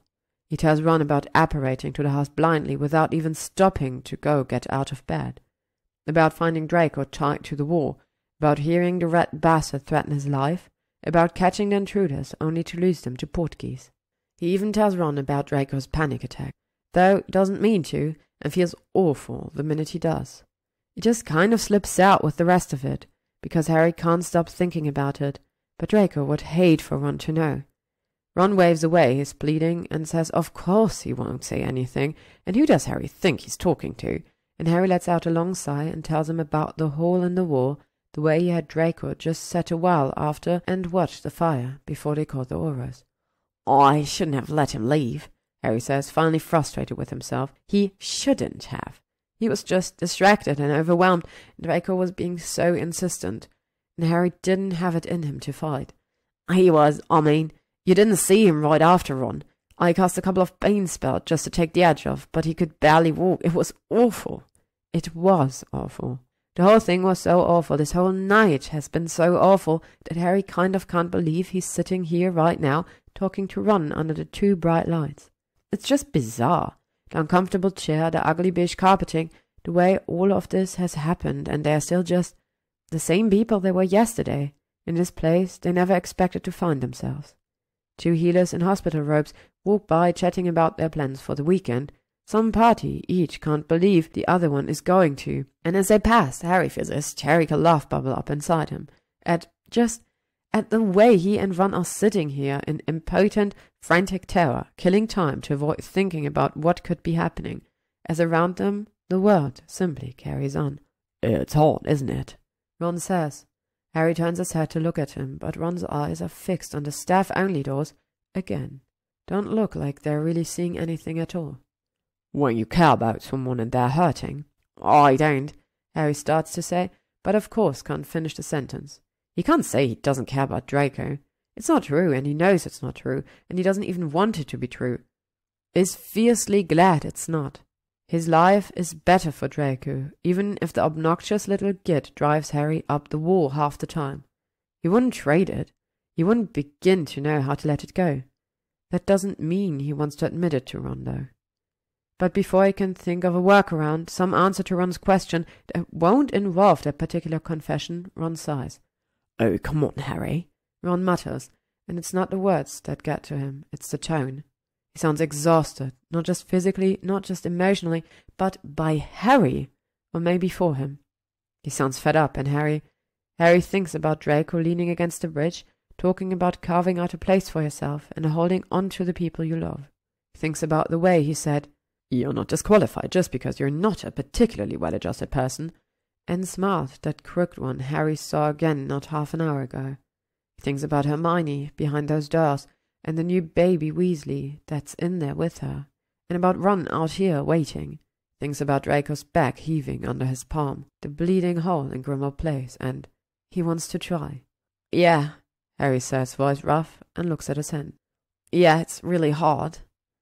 They wait a while. Harry couldn't say how long, and then a Midi-Witch walks out and asks Ron to come back with her.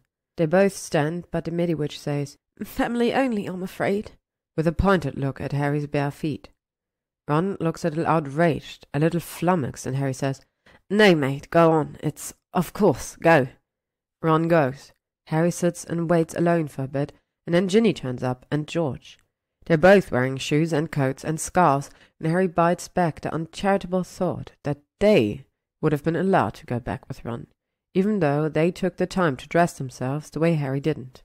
Harry's who Ron called, whether he got the message when he should have or not.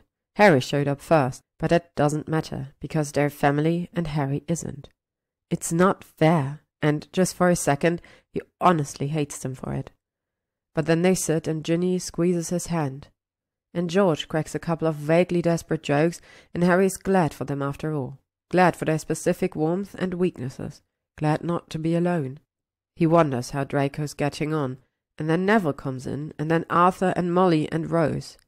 Harry holds the baby for a while, passes her to Bill when he shows up, says hi to a haggard-looking Percy and Penelope, leans his head back against the wall.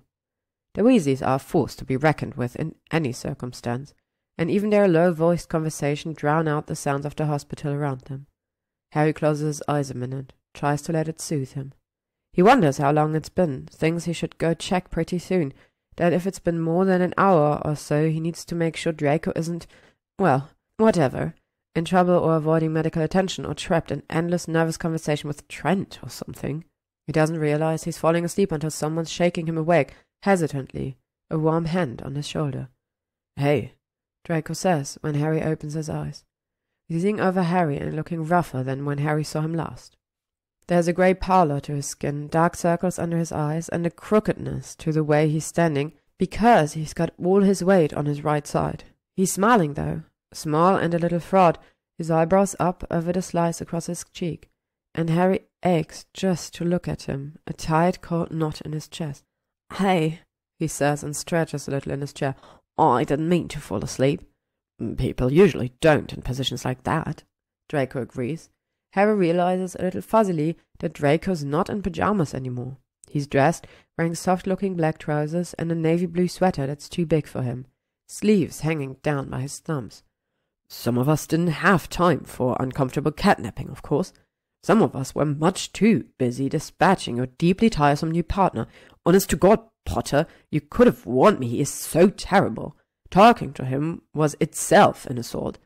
"Sorry," Harry says, his mouth tugging at the corners of his mouth. "Oh, good, yes, laugh at my suffering," Draco says. Then he smirks and holds up a black duffel bag, which Harry didn't even realize he was holding. "I'll tell you what.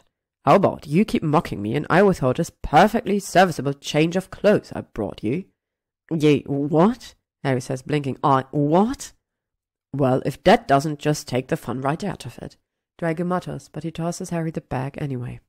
"Clothes, Potter, shoes, the things that humans wear to differentiate us from the beasts. You're welcome."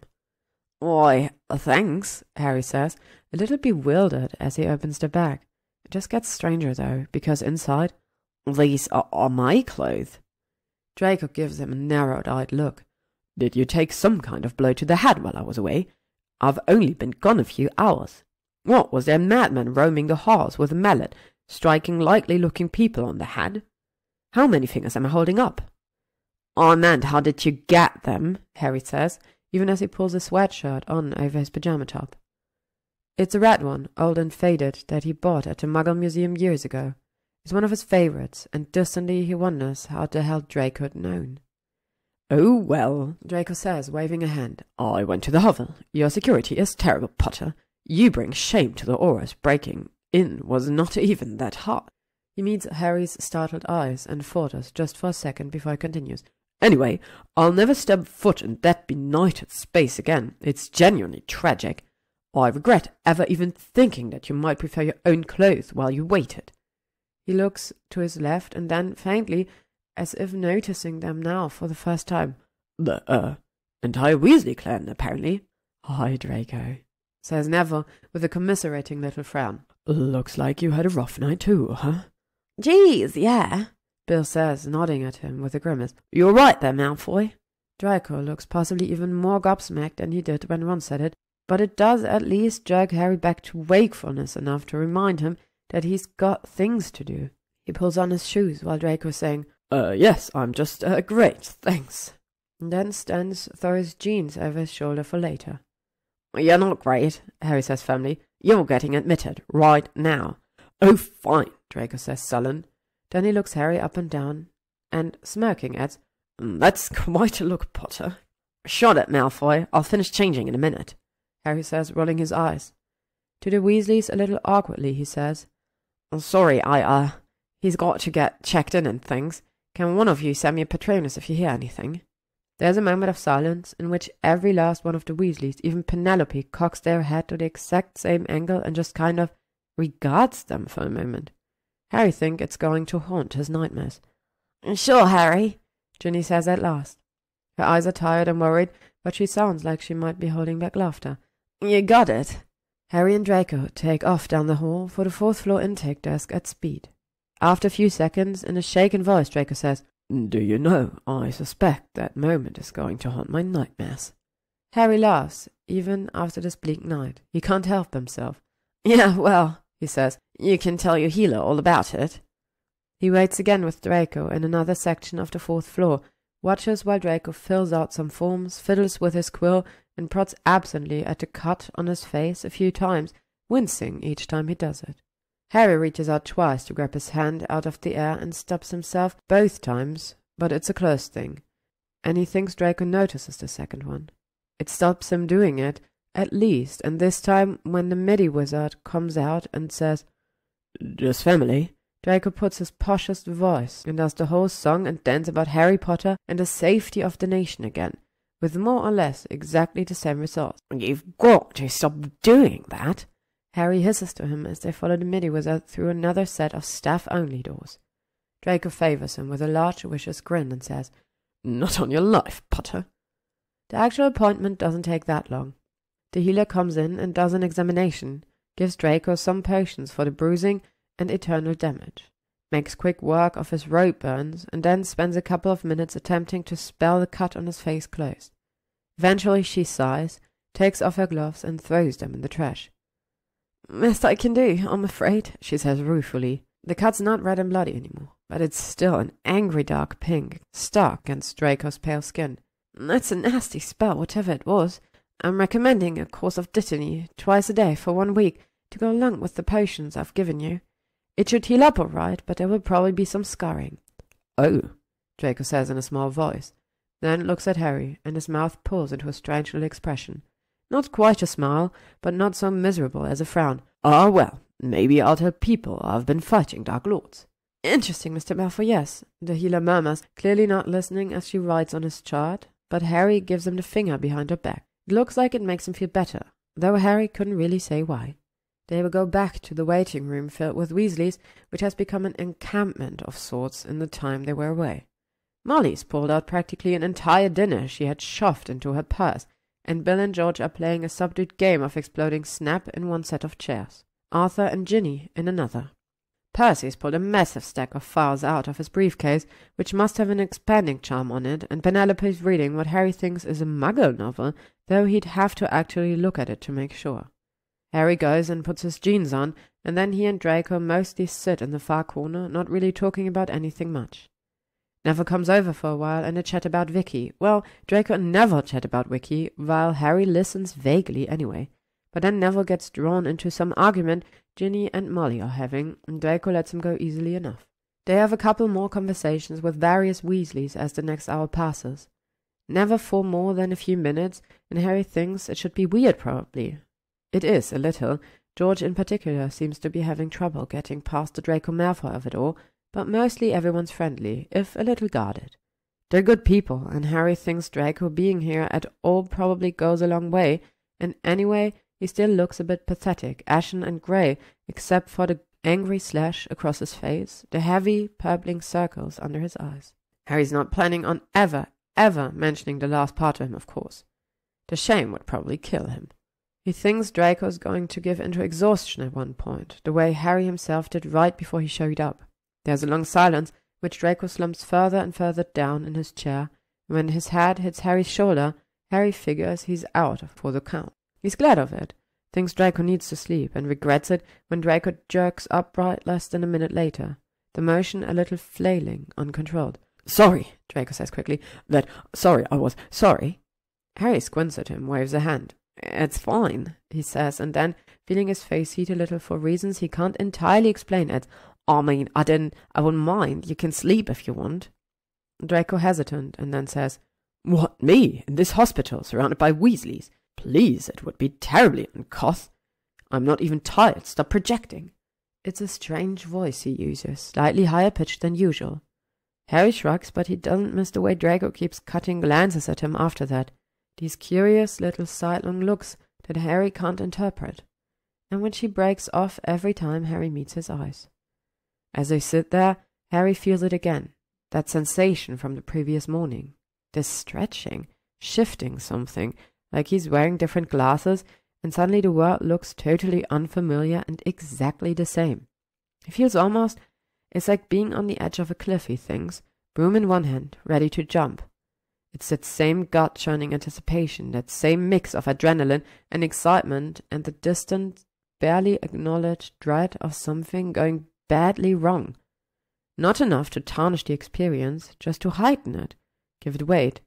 He doesn't know how to explain it to himself. He doesn't know where it's coming from. He watches Draco's hand twisting the Hawthorn wand over and over again, the circles under his eyes dark and pronounced. Harry wants to send him home, but he can't find it in himself to tell him to go. By the time Ron finally comes out, dawn is starting to peek in through the windows and Draco's sitting on the floor playing with Rose. He's transfigured 4 empty coffee cups into tiny paper soldiers who are marching circles around her, occasionally calling things like, I say, and how rude, in tiny voices when she tries to smash them. She's delighted by them, giggling to the point of nearly falling down every time one of them talks, and Draco looks pleased even through his exhaustion. He gives Ron a nervous sort of smile when he sees him walk over, like maybe he's afraid Ron is going to snatch away his child and banish Draco from his sight or something, but Ron just smiles back, nods at him. Draco tips his head back onto the seat of the chair all the way and gives Harry a speaking look. Harry's too exhausted and terrified and eager to hear what Ron's going to tell them to really know what it's saying, but he nods back anyway, and Draco smiles. She's going to be all right, Ron tells them, not seeming a bit surprised by the small army that's showing up while he was gone. He puts his hand on his heart as he says this, looking and sounding so relieved that for a moment Harry's not sure he can bear it, think he's going to scream or jump out a window or something. They're going to keep her for a day or two, make sure everything's looking normal, but they expect her to make a full recovery. There are whoops of delighted and several, Thanks, Merlin, and then Arthur carefully says, And the baby. Healthy as an ox, Ron says, grinning to another chorus of cheers and gratitude. Sorry I was so long in there. It was all a bit touch and go for a while, and we had a lot to talk about. Aaron can come see her in a bit.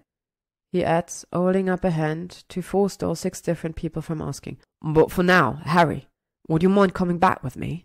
Harry nods and stands, and then looks down at Draco, who is still sprawled out on the floor with his head back against the seat of the chair, staring up at him. He makes a little face, probably at the thought of being left out here with almost all of the Weasleys, and Harry makes one back, honestly, at least in part, at the thought of leaving him with them. Then, awkward, forcing it out, he says, Hey, you can, if you want to go home. Actually, Ron says, Malfoy, you should come too. This concerns both of you, really. Well, that's ominous, Draco mutters, too quietly for anyone but Harry to hear, but he stands and follows Ron down the hallway. Hermione's room is down at the far end of the hall, and Harry hesitates on the threshold, his foot frozen in mid-air. He doesn't know what if she's... From behind him, Draco coughs and shoves Harry hard in the shoulder. Harry stumbles a little and glares back at him, but Draco just blinks with a falsely innocent expression and, well, after that he's inside the room already. It's easier to keep walking. Hermione's sitting up in the bed. There are bandages covering a good portion of her face, and she looks drawn and ill, a little haggard, but she's smiling. Just for a second, Harry can see her at 12 years old in a bed just like this one, covered in cat hair instead, and he can't breathe for how grateful he is not to have lost her, senselessly, years after the dark time when he'd had to make peace with the possibility that he might. Of course he knows logically that there was no guarantee when they took down Voldemort that things would simply be happy and painless forever, that death's heavy hand would never knock on their doors again, but it's still a punch to the gut every time life proves itself to be random, harsh. It still makes Harry a little dizzy to think that at the end of the day they all have so little control. "Harry," she says warmly, then with an amused, quizzical look at Ron. "And Draco, I see. Hello, boys."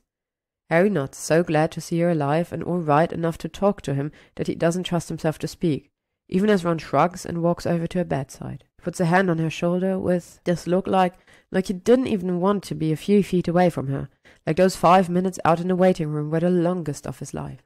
Harry swallows hard against a deep, bizarre sense of resonance, gaze flicking to Draco and then quickly back to Hermione.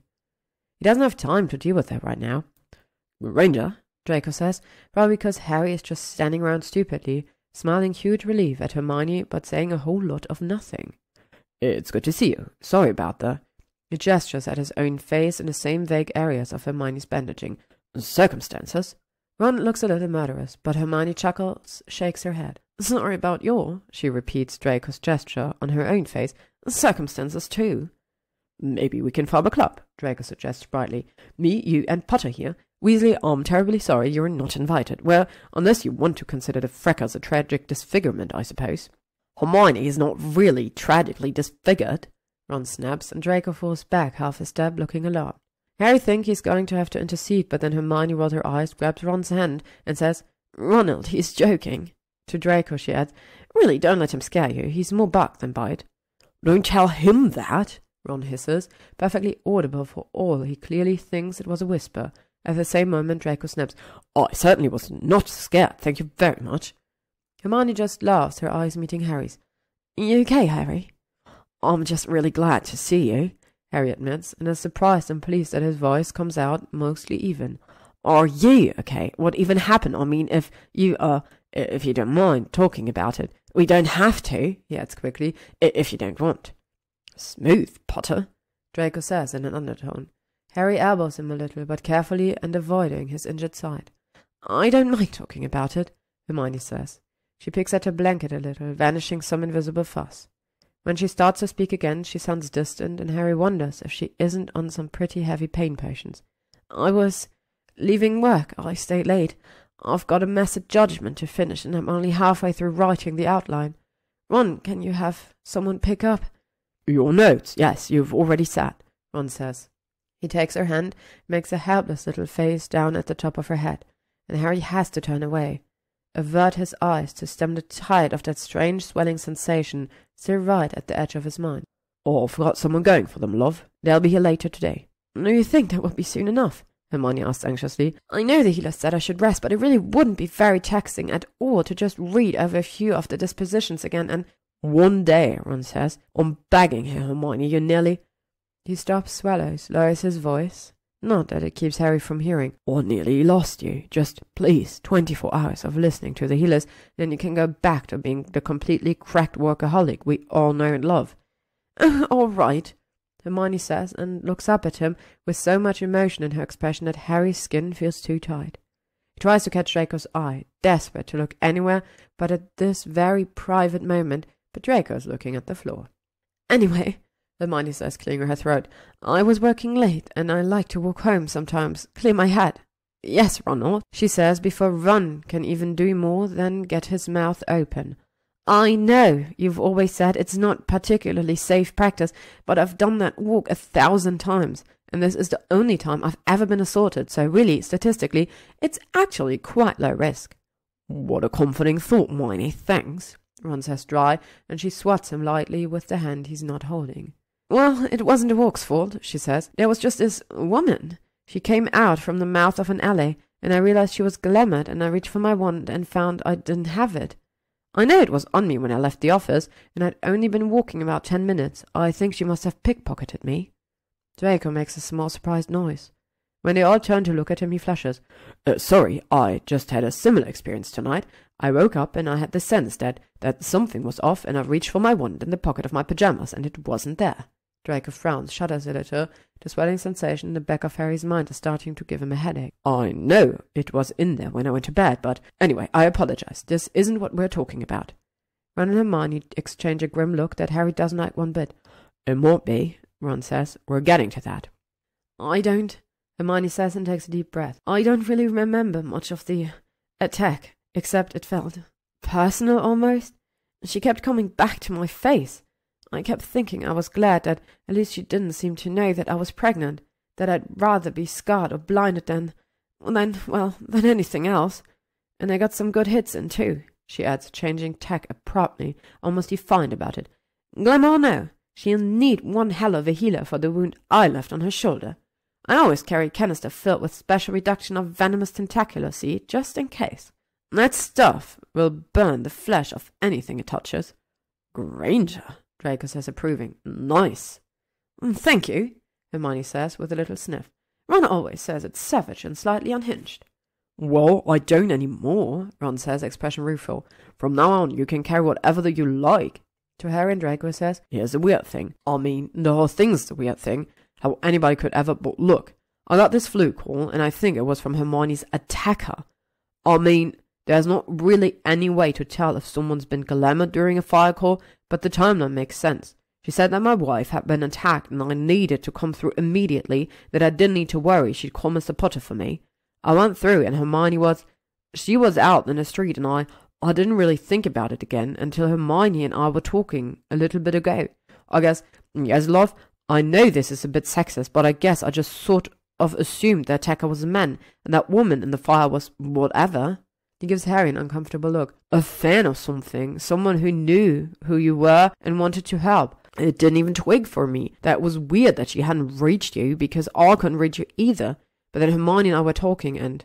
Well, it just seemed a bit strange that Draco and I would both be attacked in one night, Hermione says carefully. There's a sharp intake of breath to Harry's right. When he turns his head, Draco is looking at him.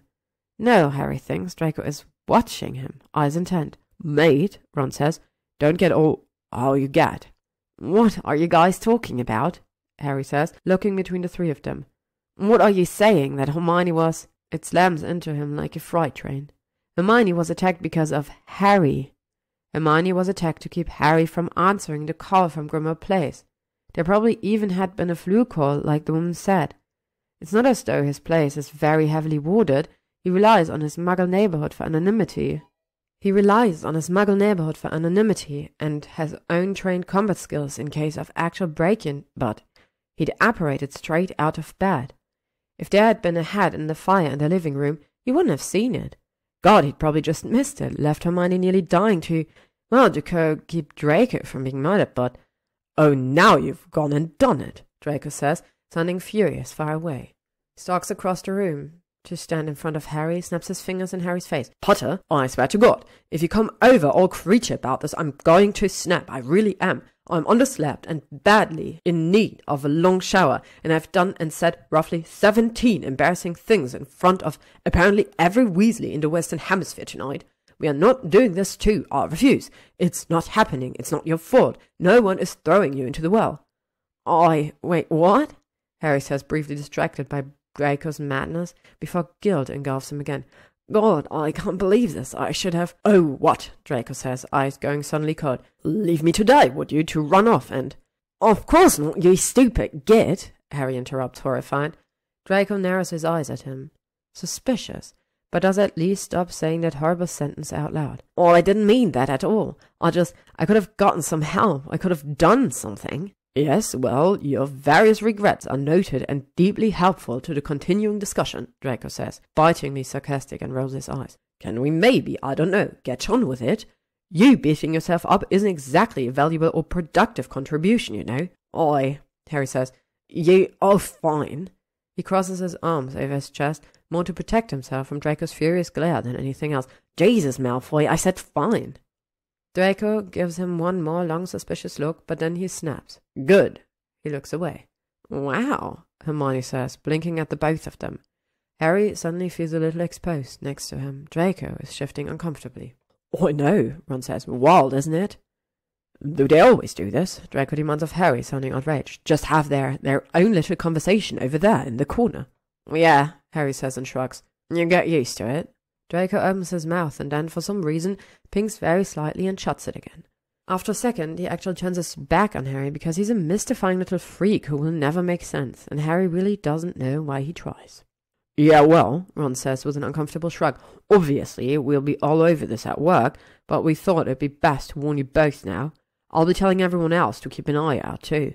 Somebody's really determined to get us something in that house, and Harry, they know you're the biggest obstacle. Whoever they are, you're both in their crosshairs now. Harry's eyes meet Draco's. Draco raises both of his eyebrows, a question, and Harry shrugs one shoulder in answer. He doesn't really care if someone's gunning for him, though the idea of anyone else getting caught in the crossfire like Hermione sets his teeth on edge. Makes him want to rage and shout. He's staying until it's done. They'll figure something out. Draco's mouth twitches a little, but his voice is controlled when he says, "Well, that's just wonderful, Weasley. Thanks for the heads up." They stay for a bit after that. Then Hermione asks for Rose, which opens the visitor floodgate. When everyone else is distracted by the inflow of many Weasleys into a tiny space, Harry notices Draco swaying alarmingly, bracing himself against a wall. He makes their excuses and takes them both back to Grimmauld Place, ignoring Draco's protest that he can apparate, really, and Harry doesn't need to be such a great bloody ninny about it. He still crashes into bed like his strings have been cut, when Harry steals him into a bedroom almost at random. He obviously can't sleep in his own, not in its current state, and falls asleep almost instantly, his breathing going even, slow. Harry stands there in the doorway, staring at him, asleep across the covers in his black trousers and too large sweater. The healing cut on his face still perfectly visible. His hair is falling in soft pieces across his eyes, even as Harry watches long fingers curling in sleep against the sheet, and the odd, swelling balloon of sensation Harry's been pushing down all night finally bursts all at once. It's nothing like jumping off a cliff, it's like jumping into cold water, coming up nearly frozen and halfway drowned, and gasping in huge lungfuls of air that hurt going down. Harry doesn't just care about Draco, doesn't just want Draco to be safe, doesn't just think Draco is interesting and funny and odd. Harry relies on Draco, Harry worries about Draco, Harry understands, truly and for the first time, the way Ron looks at Hermione, because it's the way he looks at Draco. Harry trusts Draco with his worst secrets. Harry trusts Draco with his life. Harry is in love with Draco. He's just been doing his damnedest not to notice. Fuck, Harry says into the quiet of the room. Draco rolls over in his sleep, but doesn't reply. To be continued. Thank you for listening to What We Pretend We Can't See by gyzym, read by Ella Mabella. If you would like to stay up to date on upcoming chapters and stories, you can follow me on YouTube, Spotify, AO3, Instagram, or Tumblr.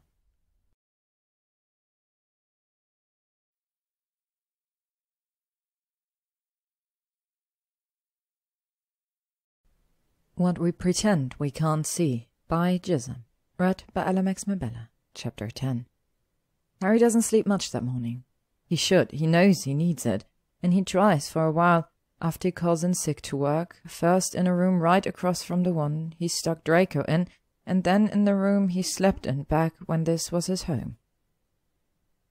It looks nothing like it did when he was 17, and for the first time since he set foot in the museum Harry wishes a little for the dusty old halls of the place as she once was. He thinks it might actually be easier to fall asleep if everything around him was crushingly depressing, instead of bright and clean and reminding him of Draco. God, he's in love with Draco. Harry's so stupid. He can't believe he's let this happen, and without his even noticing. And that, Harry thinks, is the most horrifying part. At least twice a year since he was 14, Harry's had the same nightmare, where he's tied to a flagpole in the middle of Privet Drive, trying frantically to dodge a basilisk wearing Voldemort's face, as from the ground Madame Moody shrieks, "Constant vigilance, Potter!" at the top of his lungs. Sometimes the flagpole is the statue at the Department of Mysteries. Sometimes the basilisk is a lake full of inferi. Sometimes it's not Mad-Eye, but Sirius or Dumbledore, or little Teddy Lupin, one particularly rough time Harry doesn't like to think about. But the message is always the same. Constant vigilance, Potter. Constant vigilance or die. Which is why Harry thinks a little hysterically it's particularly mind-numbingly horrible that he's found himself in this beast of a spot. He's supposed to be aware of his surroundings. He's supposed to be abreast of the situation. He's not supposed to be in love with Draco Malfoy, accidentally but irretrievably, and not notice it happening until it's too late to do a damn thing about it. He throws his hands a little in the air as he thinks this, and then recognizes he's laying flat on his back in a bed, waving his hands around like a crazy person, and goes downstairs to pace. In the end, he walks the whole house. He walks the storeroom, its endless soothing shelves. He walks the museum, reading the little placards next to the exhibits. He walks Draco's private floors, careful to creep on light feet past Draco's door. He even goes up to the attic to see Vicky, who seems to be snoozing and throws only one seedpod at him, only half-heartedly, before settling down into an innocent-looking pile of wines. Harry goes back downstairs. He sits on the couch in the first-floor parlor. He puts his head in his hands and tries to tell himself that it'll be fine. That it's just the pressure and intensity of the last 12 hours playing tricks on him, and he's not in love with Draco at all. He even tries to tell himself that he's a savior complex in ill-fitting trousers, and this is all nothing more than an outcropping of his twisted desire to save someone because Gryffindor children aren't socialized properly, and then realizes he's trying to talk himself out of being in love with Draco in Draco's voice. He has a bit of a hysterical fit at this point, muffling his not at all pleasant laughter into a throw pillow, and he must fall asleep somewhere in the middle there because he wakes up to the sound of knocking on the front door. He blinks, heavy-lidded, sore-muscled exhaustion letting him know that he didn't sleep nearly long enough, not more than an hour or two. Then he remembers that Draco's upstairs and needs to sleep a lot more than he does, and he drags himself wearily off the couch to meet Creature at the door. Creature was not sure if Master Draco and Harry Potter would want him to answer it in the circumstances, he tells Harry in a nervous squeak. Creature's sorry for making us wait. It's okay, Creature. I've got it, Harry says. He's assuming it's just museum guests or something, that he'll just tell them to come back tomorrow and go back to sleep. So it's a nasty surprise to open the door to Blaze the Beanie and a short Asian woman with close-cropped hair who Harry's fairly certain is Pansy Parkinson. Harry says, and then, 'cause what the hell else is he supposed to do? It's, hello? Oh my god, it's true, Pansy says and rounds on Blaze. I thought you were having me on. Why didn't you tell me you weren't having me on? Blaze shrugs, his eyes dancing. I did, Pans. You wouldn't believe me. You never do. To Harry in a conspiratorial tone, he adds, Draco and I played one trick too many on her as children. You see, she just wasn't up to playing with the big boys, and it scarred her. She may never trust again. It's all very tragic. I want you to remember you said that, Pansy tells him sweetly. When I spell off your eyebrows again, Blaze, may the phrase she just wasn't up to playing with the big boys bring you comfort in their absence. Oh, you wouldn't, Blaze says. He's laughing, but he touches a fingertip to one of his eyebrows a little nervously anyway, and she smirks. Seeming to decide that he's through with her for the moment, Blaze turns to Harry. In a tone that Harry suspects means he is being mocked, he says, So, what are you Draco's doorman now? Says Harry again. No? Tries to think of some way to explain his presence that isn't, I volunteered to stay here indefinitely because, as it turns out, I'm desperately in love with Draco. Oops, sorry, bloody shocking for me too. And comes up with, I'm just keeping an eye on things. I told you Draco was still on St. Mungo's, Pansy exclaims, and hits Blaze in the arm with her handbag. I told you. You were all, oh, my intel says he was treated and discharged. It's perfectly fine to wait until nearly 2 in the afternoon to drop by and see how he's doing.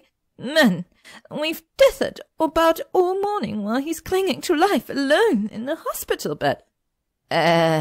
Says Harry for the 3rd time in as many minutes. He's having a lot of trouble stringing thoughts together.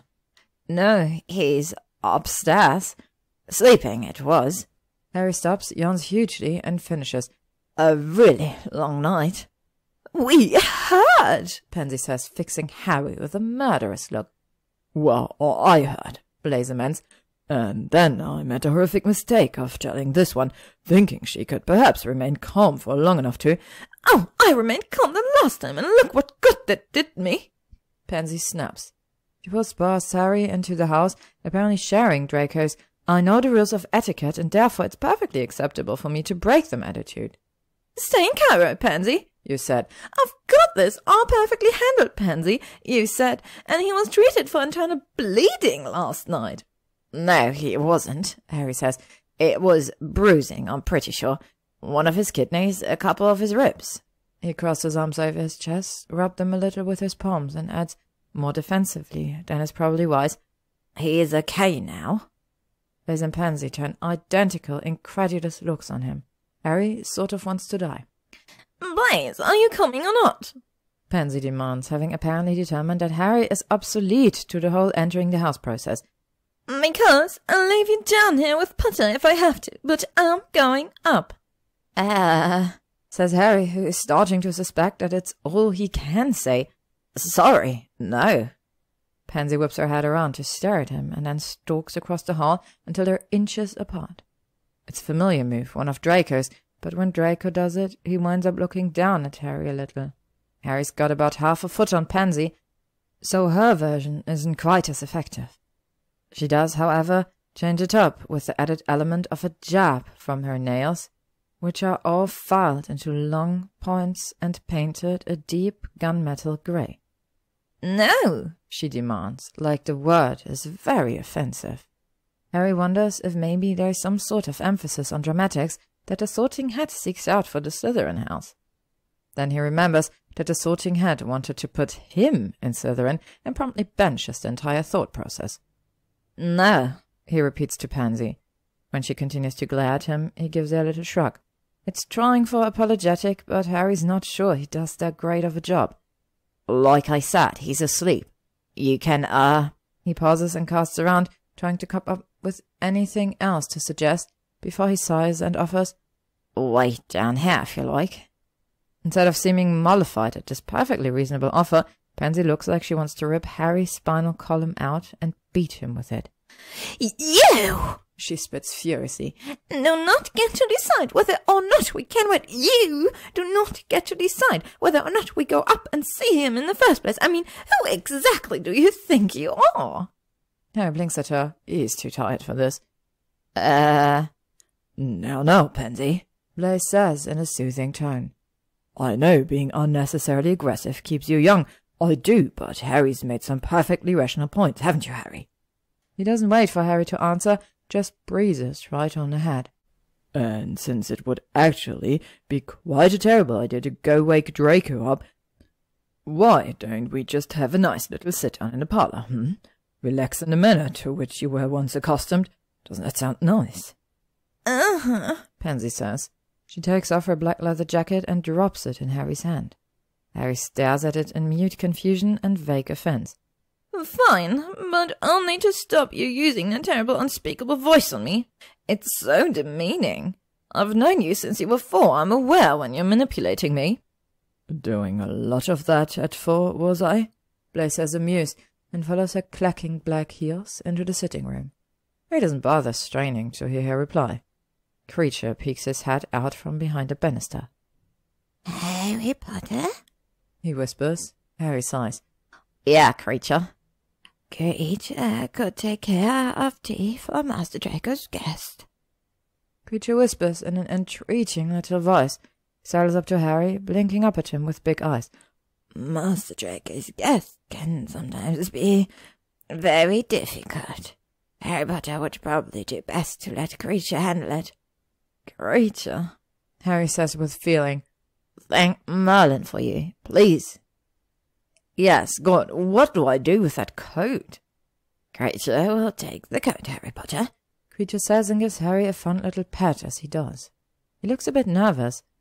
Harry Potter should just do his best, okay? He vanishes, and Harry spends a dark moment alone in the hall, thinking that even Creature knows that Harry is in over his head, and maybe he should just give this all up for a bad job and run screaming out into the afternoon sunlight. Then he remembers all over again about the whole love situation, and once he gets done grimacing at the floor over the horror of it all, he decides he's going to have to learn to deal with these people to even have a chance with Draco.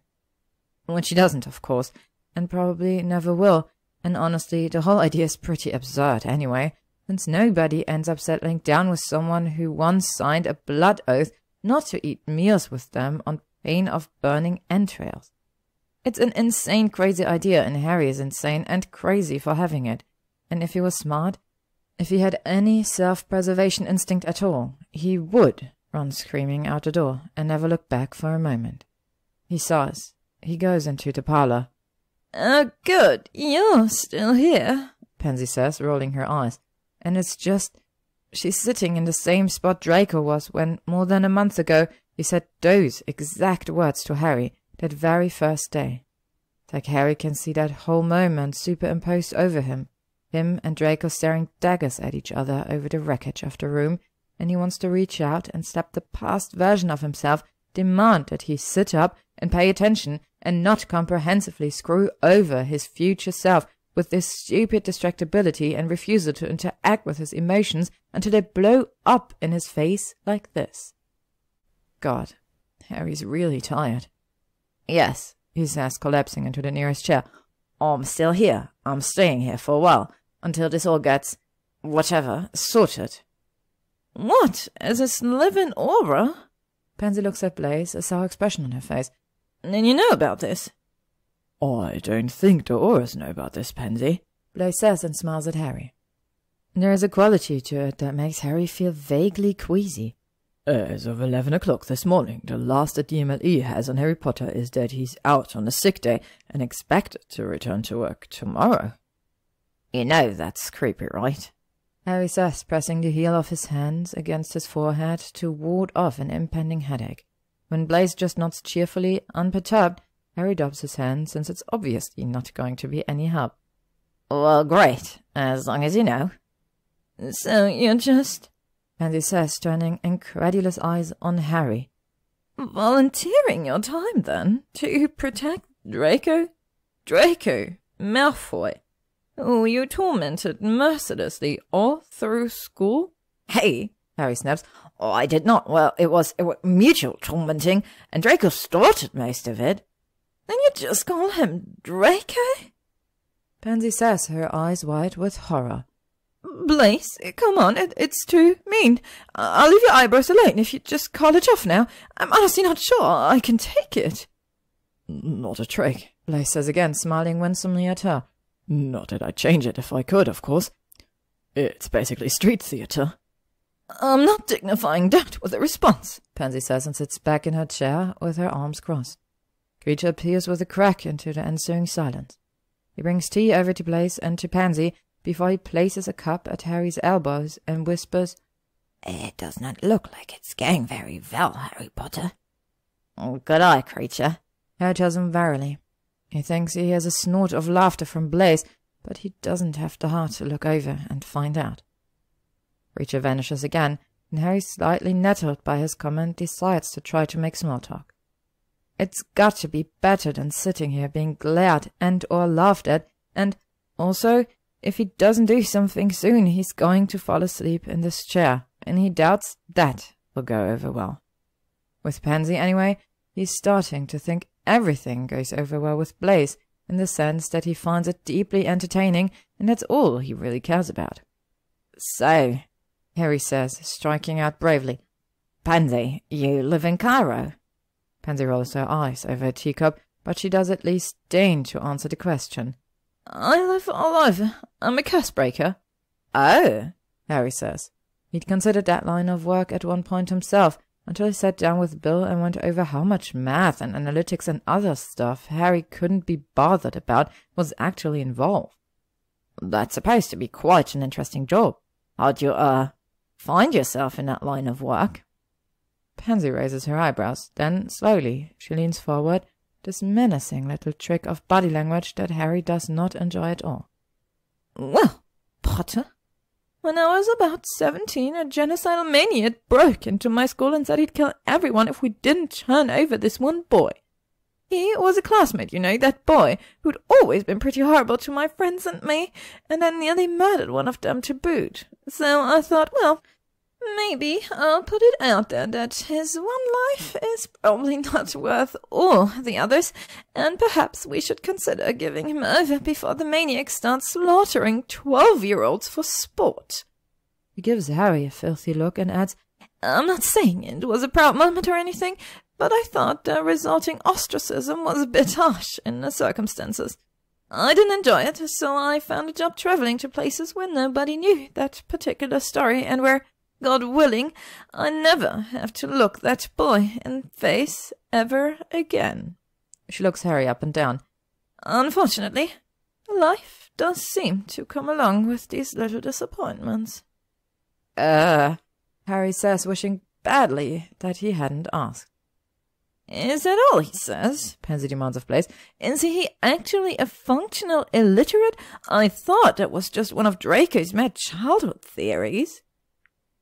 Harry is saved from having to defend his literacy by the sound of footsteps on the floor overhead.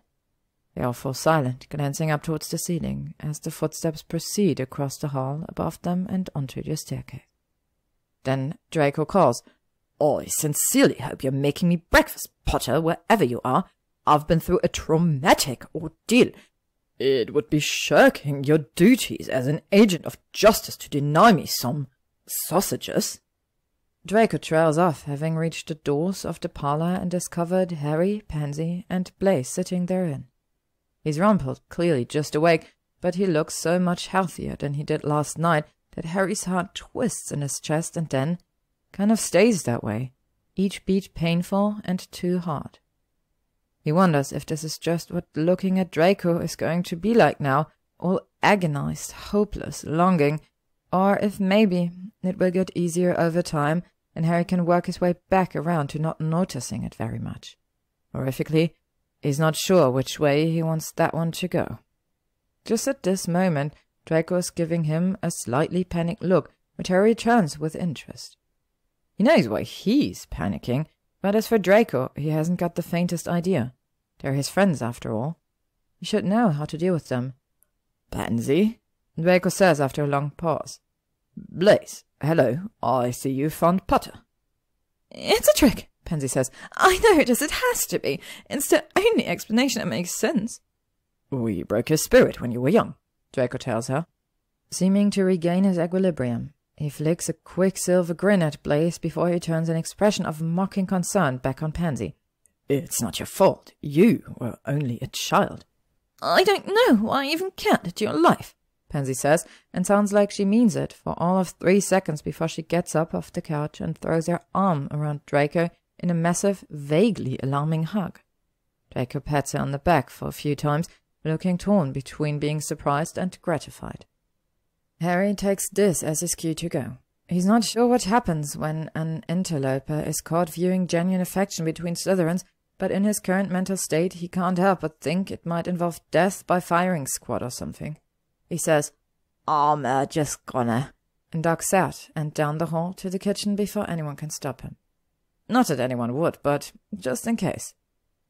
He's drumming his fingers against the countertop, trying to decide what he's going to cook, when Draco says, Oh my God, I knew it, from just behind him. Harry turns and blinks at him. The cut on his cheek looks less angry now. His hair is loose and his eyes are warm. Harry is so stupid. What did you know? He says. I knew you, Draco says and rolls his eyes, were actually coming in here to produce breakfast. You nitwit. Go to bed. You look unwell. What? Harry says. You said.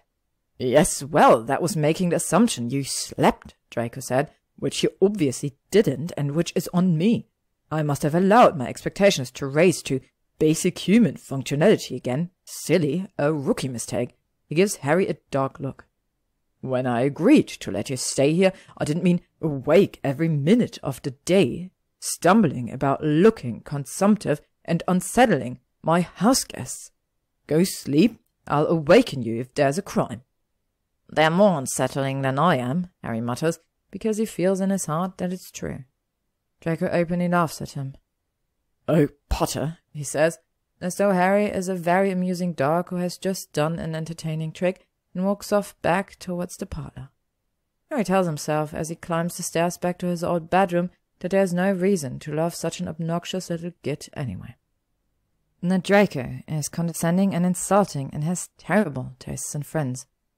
That what would really make Harry happy is someone friendly and likable, and without any childhood grudges, who never bosses him around or calls him names or laughs in his face like an asshole. He doesn't believe a word, though, and he falls asleep knowing it. It's nearly dark when Harry wakes up. He stretches, groans, and drags himself out of bed. He's got things to do, however much he might like to lay here and let the world drift away again. Sleep hasn't done him the kindness of scrubbing his feelings for Draco out of his mind, but he didn't really expect it to, and he decides that he's just going to put it aside for the moment. Deal with it when it comes up. Draco's not in the house, which is a small mercy. Reacher tells Harry that Draco told him to say he was going out and hadn't been kidnapped, and that Harry should refrain from doing anything insane in his absence. So Harry goes back to his own place to pack up some of his stuff, take a shower. His ancient old shower head hisses and spits, and Harry finds himself reaching through the shower curtain for his wand, annoyed, and casting a couple of restoration spells he learned when he and Draco were fixing up the museum the first time. It helps, and Harry pats himself down with a towel afterwards, wondering why he never bothered to do anything about it before, wondering if he's just been here all this year quietly and systematically ignoring things that were bothering him when he could have fixed them with just a little attention. He stands in his living room for a few minutes, towel slung around his waist, dripping on the already warped wood floors, and for the first time sees what Draco must see when he comes here. This place is horrible. It's cold, and it's dark, and there are large discolored patches of the walls from mold and water damage. Half his appliances barely work. He can hear a vicious row playing out between his next-door neighbors, the sound so familiar that it's essentially become white noise. Harry wouldn't be ashamed to live here if it was all he could afford. God knows he's lived with worse, but it isn't by a wide margin, and wasn't even when he bought it. He could live in a place cleaner and more comfortable and better maintained than this one on his Aura salary alone, forgetting the money he inherited from his parents and a largely untouched payment he accepted from Grimmauld Place 7 years ago. And Harry is, he realizes, ashamed to live here.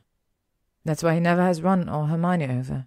That's why he's never hosted a dinner party or even a birthday party or a smaller, less horrible alternative to the pub nights. He doesn't want the people in his life to come here and see this.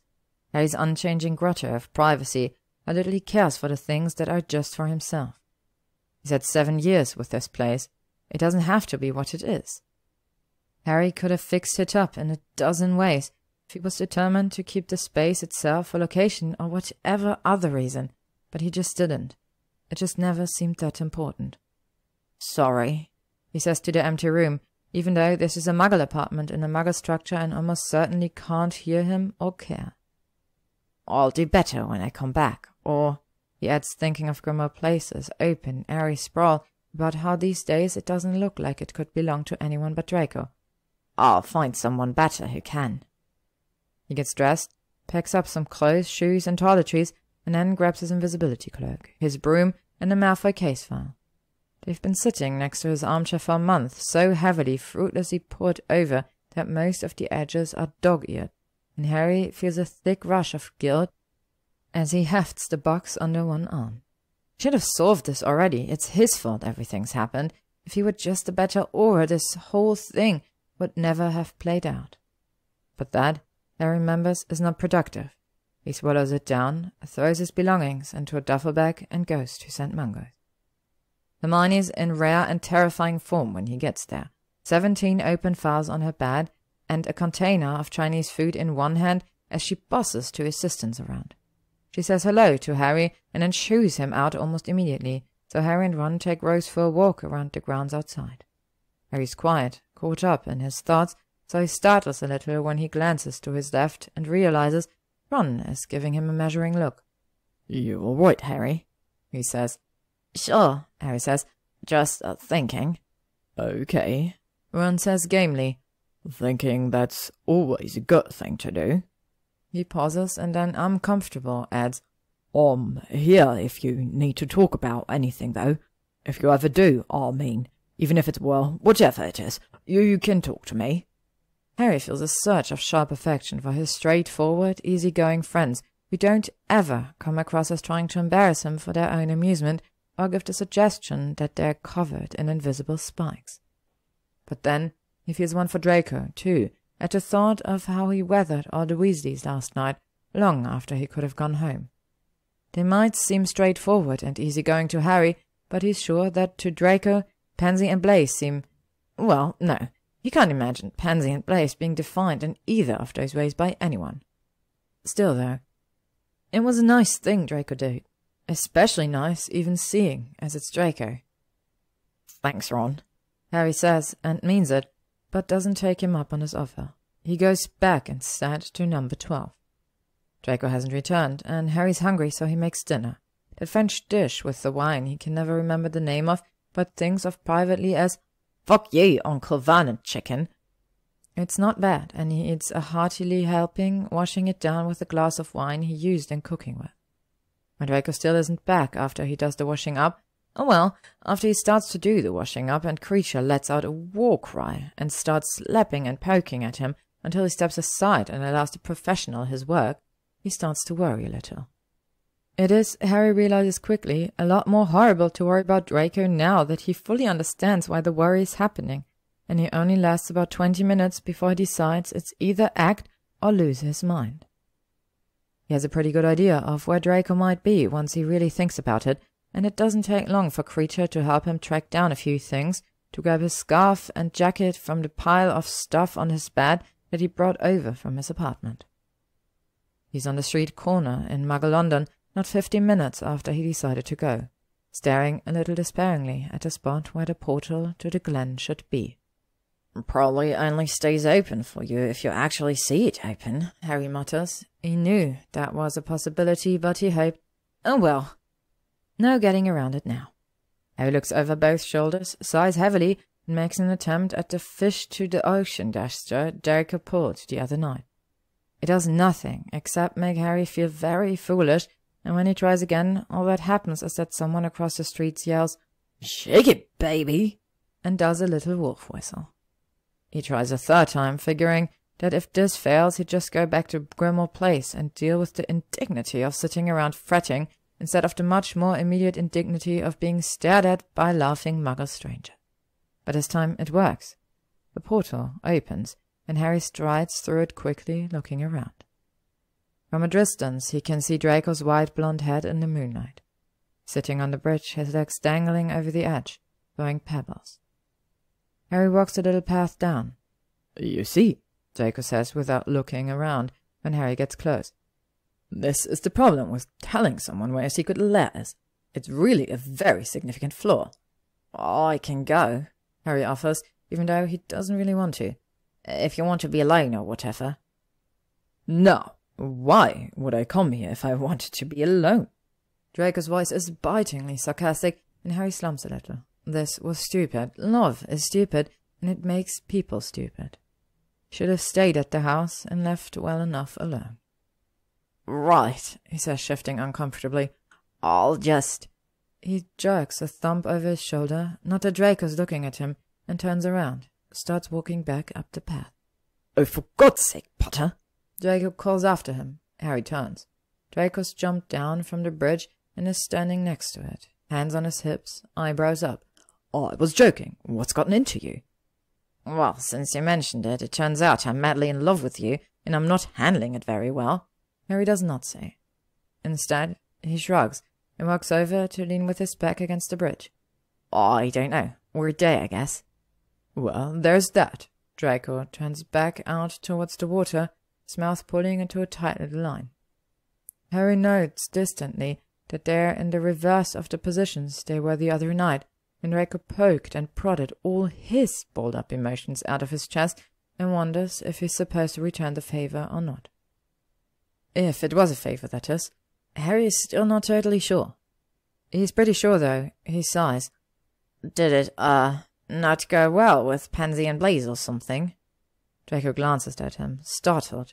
Then he lets out a brief bark of laughter. "Dear God, I've created a monster. Is it so much to ask that you just stand there in your usual stoic silence, maybe making the occasional pithy comment, I mean, honestly. Harry rolls his eyes. I do not stand in stoic silence, Malfoy. That's actually a little distressing, Draco says, though his voice is light. That you don't know that you do it, I mean. Next you'll be telling me that your hair is like that on purpose and you've never said, in your life. Harry says and then scowls when Draco smirks. Yay, shut up. There it is, Draco says cheerfully. Now, wait for it. You'll sulk in a minute, and then you'll forget that you're sulking and just stare broodily out into the night like you alone carry the world's troubles. I've seen you do it 1,000 times. In many ways, Potter, you're actually very predictable. Harry opens his mouth, shuts it again, and then, hating himself for it, does actually look out at the water in sulky silence. Because whatever. Because he feels like it. Because Draco can predict Harry's stupid moods better than Harry can, but he can't see that Harry's heart beats faster in his chest every time Draco so much as turns his head, and it's too much. On top of all that, to be expected to say something. It takes a minute for Draco to stop laughing at him, but then, in a conciliatory tone, he says, "It went fine with Pansy and Blaze." Harry shoots him a questioning sidelong glance, but doesn't say anything that could be latched onto and used as a distraction. Draco, Harry thinks with a vicious little twist of satisfaction, is in many ways very predictable himself. Draco rolls his eyes. "Oh, for the love of... If you must know, yes, fine, it wasn't the best afternoon we've ever passed. They're just a bit..." Trails off, whips a pebble out onto the water, and sighs. "Blaze inherited the Sabini estate when he was 14. His mother, you know, she didn't want a place to end up with some spurned husband by mistake. And Pansy, well, Pansy had a really hard time after the war." "She's sad," Harry says quietly. He's been thinking about it all afternoon. "For what it's worth." "Oh, don't," Draco says, holding up a hand and fixing Harry with a fierce scowl. "Whatever you're going to say, Merlin, I can just imagine it. But Malfoy, I too feel I should have been served up to the Dark Lord on a platter to save the lives of school children. You are personally responsible for all the consequences of every decision ever made in the history of the world, Potter, I know. But nobody thinks that, even Pansy doesn't think that, and this isn't about that anyway, so just spare me, all right?" Harry says, nonplussed. He'd only been going to say he was sorry for her trouble, even if that thought Draco laid out as a hypothetical maybe did cross his mind today once or twice. "All right." "Good," Draco snaps, and turns his gaze back to the water. When he speaks again, he sounds calmer. The point is, anyway, it was hard for Pansy. Well, it was hard for all of us, but especially for her and me. I'd been right in the center of things, acquittal or no, and she'd said what she said, the way that she said it." He shrugs a little. The movement is brittle, and Harry wrestles with the insane urge to try and reach out and pat him or something. Touch him somehow. "We dealt with it in different ways. I decided to stay and learn and try to be someone better, I suppose. I thought that if I worked hard enough, if I grew up and became someone else, the world would forget what I'd done. I wasn't totally right. There are some people for whom some situations in which I'll always be who I was at 17. And that's all right. That's the price. Most of the time my life is better than I ever expected it to be, better than I probably deserve." Draco sighs again, drumming his fingers against the stone. "Pansy, well, Pansy left." "Sometimes people run from things they don't know how to handle," Harry says, knowing the truth of it all too well. "Oh, I know that," Draco snaps. He throws all his remaining pebbles into the water hard, as he says, "I'm not angry with her. She can do what she likes, but neither one of them really understands what it is to make something, you know, to pour yourself into changing something the way I did with that house, the way I did with myself." He scowls down at his empty hands and abruptly says, "They want me to leave." "They what?" Harry says, heart rate picking up. "To go where?" "Blazes," Draco says. Still looking at his hands, his voice flat. "Or the old Parkinson estate, or Malfoy Manor. Pansy thinks I should go with her to Cairo. She's sure it's some crazed maniac trying to enact vengeance on my father through me, like that thing with the Dolohov boy a few years ago." "We looked into that, though," Harry says, voice admirably even, given the way his mind is screaming. He's leaving. He's going to Egypt and never coming back. Grab him while you still can and run for the hills. I must have run down 12 leads on the Lucius revenge angle. Everything came up clean. I told her that, Draco says, throwing his hands up a little. And she tried to bribe me with the access to an upcoming archaeology dig. They both think I'm being, willfully stubborn, and that an old house that isn't even my ancestral home isn't worth dying for. You're not going to die, Harry says. It comes out as more of a growl. Oh, well, Draco says, all dark amusement. In that case, I suppose I'll just owl them that there's nothing to worry about, and they got their knickers all in a twist for nothing. Harry doesn't say anything to that. Just stares out at the glen in muted dread, wondering what the fuck he's supposed to do now. Draco needs to be safe. If Draco wants to leave and Harry talks him out of it and he dies, it'll kill Harry too. He'll want it to, but he doesn't want Draco to be run out of Grimmauld Place, not when he's worked so hard for it and loved it so well, not when he's proved himself the type of person who doesn't run out on much of anything at all. He doesn't want Draco to move to Cairo or even Wiltshire.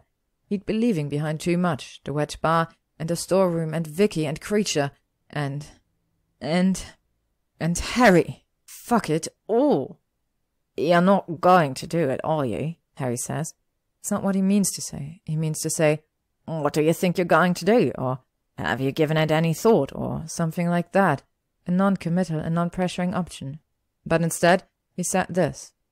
The only small victory of the whole experience that his voice does come out non-committal, so it's a statement, not a question, which doesn't make him look quite so 12-year-old.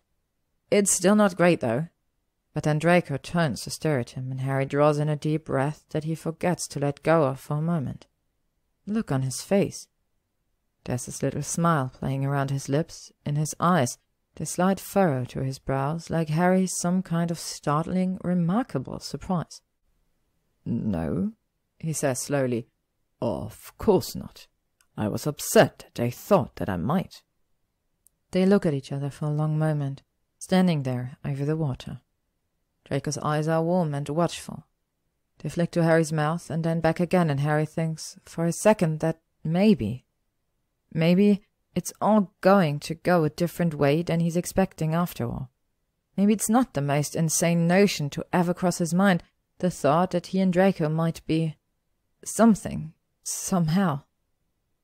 After all, it's not like Draco is a normal person. He's strange the way that Harry is strange, and also not at all the way that Harry is strange, in a way that is all his own. He likes Harry, doesn't he, as much as he likes anyone? He lets Harry come around, he shows Harry his private spaces. He talks to Harry, the endless way he talks to everyone, but the real way too, just sometimes, just lately. He's looking at Harry's mouth. Harry could take the risk, could lean forward right now with bird call and his own heartbeat loud in his ears. He could kiss Draco just to find out what would happen. He could see. He says, "Letting go isn't an area of strength for you, right?" and knows, as he does it, that it's a cowardice. It seems to break the spell. Draco jerks as if stung, though his voice is completely calm when he says, "The power of memory, at least you seem to have grasped. No, Potter, it's not." His eyes rove for a moment, a bit wildly, as if he's looking for something else to focus his attention on.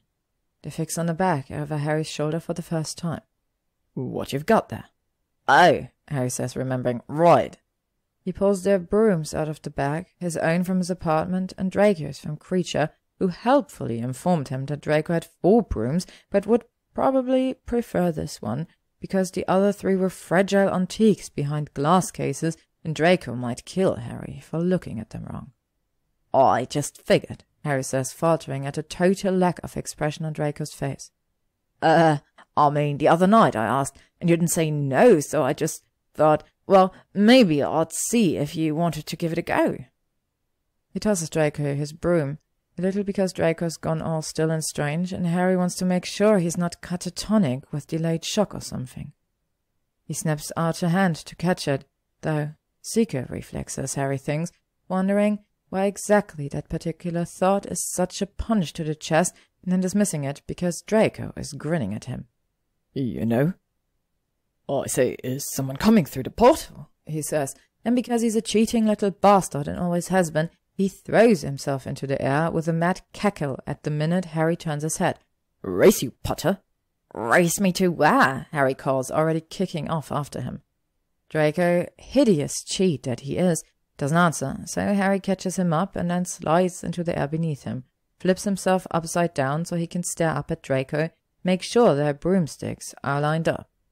Harry can't win if he doesn't know where they're supposed to be going, but he can sure as fuck still tie. You're mental, Draco calls down at him, laughing. You'll knock your fool head off. Come back up and I'll tell you where we're racing to.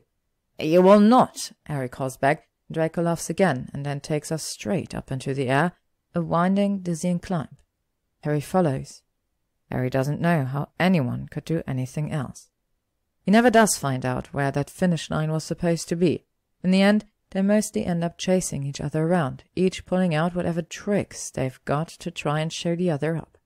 Draco does an impression of Victor Crumb that's so absurd and over the top that Harry nearly falls off his broom laughing.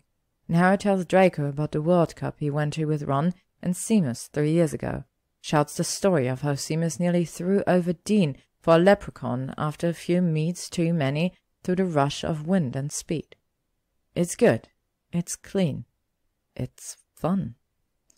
And when they touch down at last, they're both breathing heavily, grinning with delight. This was a brilliant idea, Draco says, and then seeming to remember that it was Harry's, quickly adds, Not that you're any less stupid in general, of course. Aye, of course. Harry agrees mildly, rolling his eyes. What he wants is to draw Draco in by the lapels of his jacket, kiss his wind-chapped lips, long and desperate, and a little bit filthy against the wall of the bridge, but this is okay. This is nice. It's more than he can bear, just to be Draco's friend. It's more than he should have even expected, and he's grateful for it. He's sure he can figure out a way for it to be enough. They go home. They go back to Grimmauld Place, Harry reminds himself, for what feels like the 100th time. Draco says that he's starving, and won't it be tragic when the thieves come back and he's inconveniently already dead from malnutrition. Harry pulls a face at his histrionics, but heats him up a plate of "fuck you, Uncle Vernon" chicken, though he doesn't mention what he calls it when he places it in front of Draco on the table. After a long, slightly nerve-wracking moment of staring at it, Draco says faintly, Is this coq au vin? How if I know? Harry says, shrugging as he drops into the chair across from him. Could be, I suppose. Draco sniffs at it, pokes it with a fork, takes a bite. His eyes widen. It is. Wait, Potter. You know how to make coq au vin, but you don't even know that it's called coq au vin? Harry shrugs again. I guess. I don't know. It's just something my aunt used to have me make for dinner parties as a kid. I don't think I ever knew what it was called. The recipe kind of stuck with me, I suppose. Draco hums around a mouthful, an interested little noise. When he swallows, he says, Did you cook a lot as a child? Harry tenses up. There's no careful pity in Draco's voice, just curiosity. But yeah, Harry says, and surprises himself by adding as lightly as he can, It was kind of a don't cook, don't eat sort of situation. Oh, charming. Draco mutters, tone sharp with anger, but then changes tack so quickly Harry doesn't have time to feel. To feel however it was going to make him feel. Oh, I just meant, did it start back then, was my question. Your whole bizarre secret food obsession, I mean. It's not bizarre, Harry says, a little defensive. And it's not a secret, and no, not really.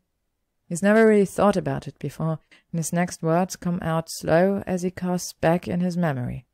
When I cooked as a child, I just did it because I was hungry mostly, or because I was told to. And I knew they'd take it out of me if I didn't. I never did it for fun or to make me happy or anything. Does it now? Draco's tone is casual, but gaze is probing, intense. Make you happy, I mean. Harry has to consider the question for a long time. Cooking's mostly just something he does. He's never really prodded himself on emotional reaction to it, or wondered all that much as to why.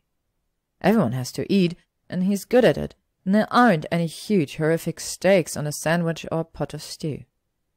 No one ever prophesied that neither he nor the chicken stock could live while the other survived, and he likes that steady, reliable, never-waving nature of it all. It helps him think. It calms him. "Yeah," he says eventually, and steals a mushroom from Draco's plate. "I think so." "You think so?" Draco says, rolling his eyes. "Some days I genuinely wonder how you survive to adulthood, where you won't remain, Potter, by the way, if you don't leave my mushrooms alone." Harry shrugs and maybe grins a little and sort of very slightly wishes Draco would kill him, because if he's fighting for his mushrooms, it means he likes what he's eating, and it makes Harry's chest hurt, which is pathetic and also horrible. He backs off, though, lets Draco finish his dinner, and is just about ready to get up from the table and consider the possibility of going back to bed when Draco clears his throat. "I asked for coq au vin every year on my birthday, from ages 6 to 16. Draco says, eyes on his empty plate, so quietly that Harry almost doesn't hear him. "I haven't had it since the war. I thought... Oh, I don't know what I thought." He looks up at Harry just for a second, this flash of eye contact there and gone again, and Harry's heart breaks a little when he smiles down at his plate. "It's really good. I'd forgotten." Harry says, hopelessly overfull of 1,000 things, but not one of them something to say. That clearly meant something to Draco. It meant something to Harry. Not that he could begin to explain even to himself what or why.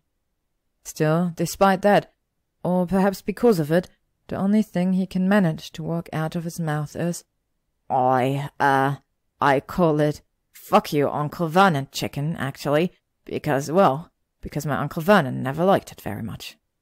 Draco lifts his head to stare for a second, but then he laughs, shaking his head. "You are really a very strange man, aren't you, Harry?" "Like you'll want to talk," Harry says, good-naturedly enough. "Oh, I know that I'm strange," Draco agrees. "I've probably known that as long as I've known anything, but from you..." He pauses, shrugs, smiles down at his plate again. "From you, it's a constant surprise." Harry goes to bed that night thinking of the look on his face, the warmth in his voice, all these little ways it turns out they intersect perfectly, without intersecting at all. Maybe it's not such a workable problem being in love with Draco. Maybe Harry's been doomed all along. To be continued. Thank you for listening to What We Pretend We Can't See by Gyzym, read by LMX Mabella.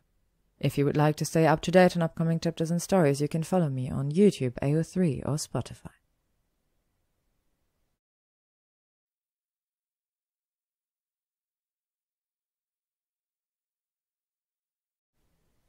What We Pretend We Can't See by Gyzym, Chapter 11.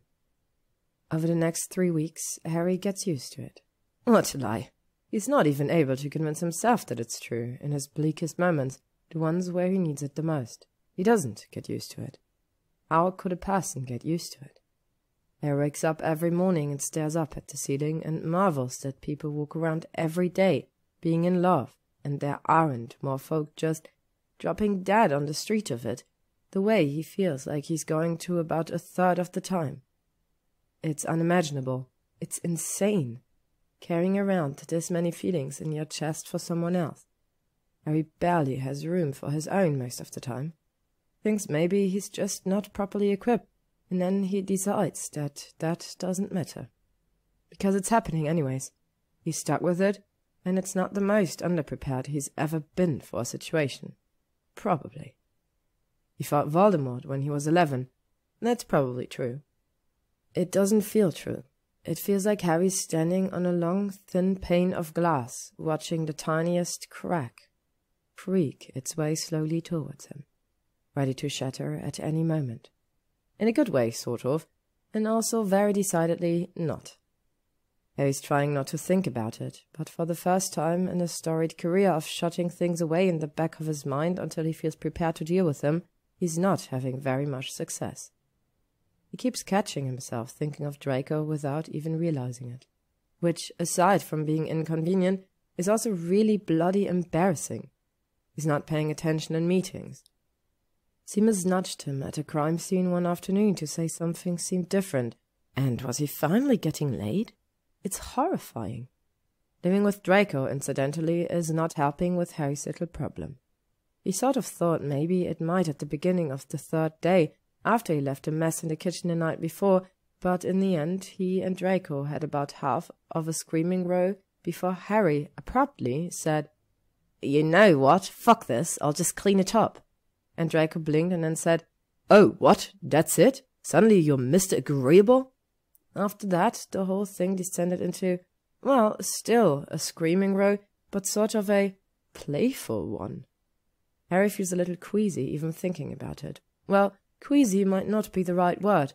The correct ones do actually make him feel like he's going to hurl, though he's sticking with the vocabulary he's got. Every day it's something else. Every day Harry tells himself that he's hit capacity and found the ceiling, and from here on in his feelings will shrink, not grow, and every day he's wrong. Draco does or says the stupidest little things, just these inconsequential nothings. The way he stirs his coffee, it doesn't make any sense, and Harry feels the already unbearable pressure of the whole thing ratchet up another level.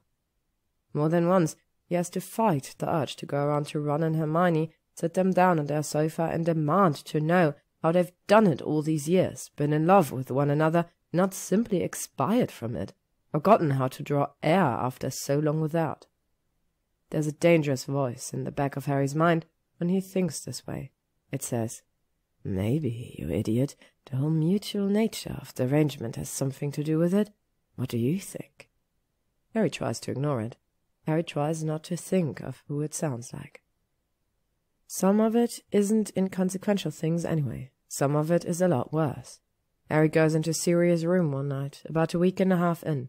He's bored. Draco's out at dinner with Pansy, who's decided to stick around town for a while, and with Blaise, who seems to never leave town, and whom Harry half suspects of actually physically being everywhere, just out of sight, all the time.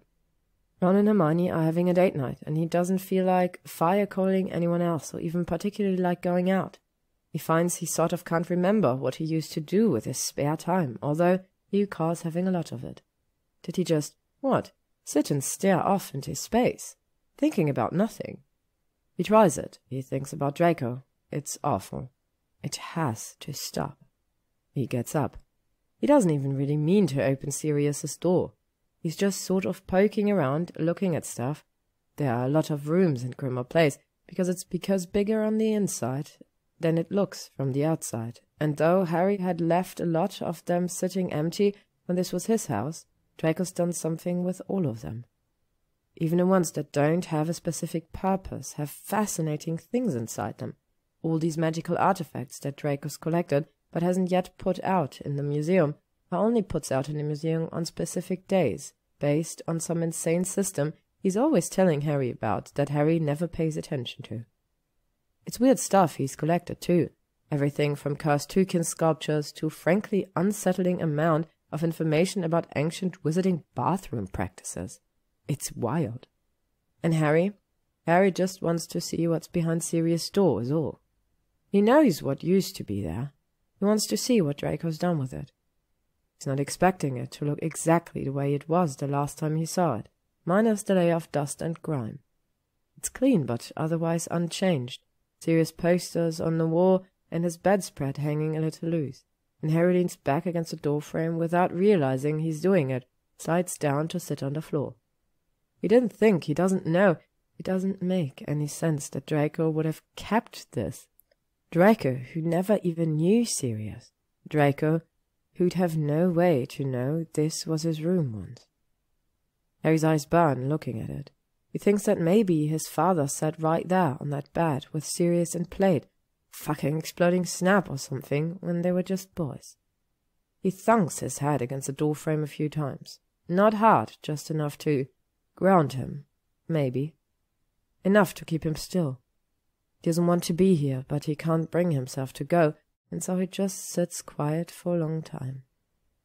Eventually Draco comes home. Harry hears his steps on the stairs and sighs. He should move, but he doesn't.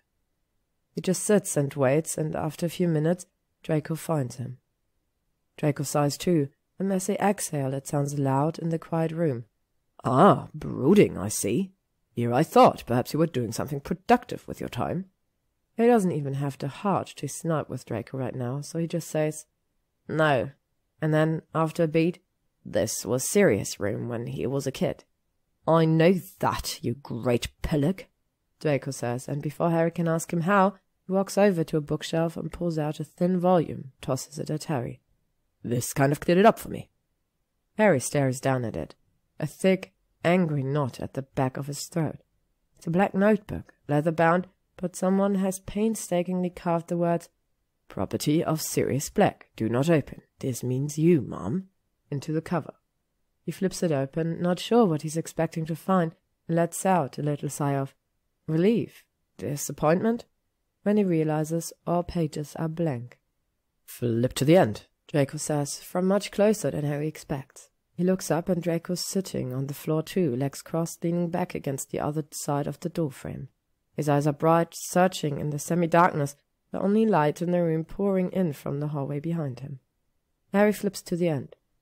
There, on the last page, in serious looping, messy handwriting, are the words, "Ha! Fooled ya! S.B." Harry chokes on his breath a little, but Draco's good enough not to call him on it. "I tried to change this room once, you know," Draco says, conversational. "When I first moved in. He had very comprehensive taste, I'll grant you, but I thought the space might be better served with some new decor."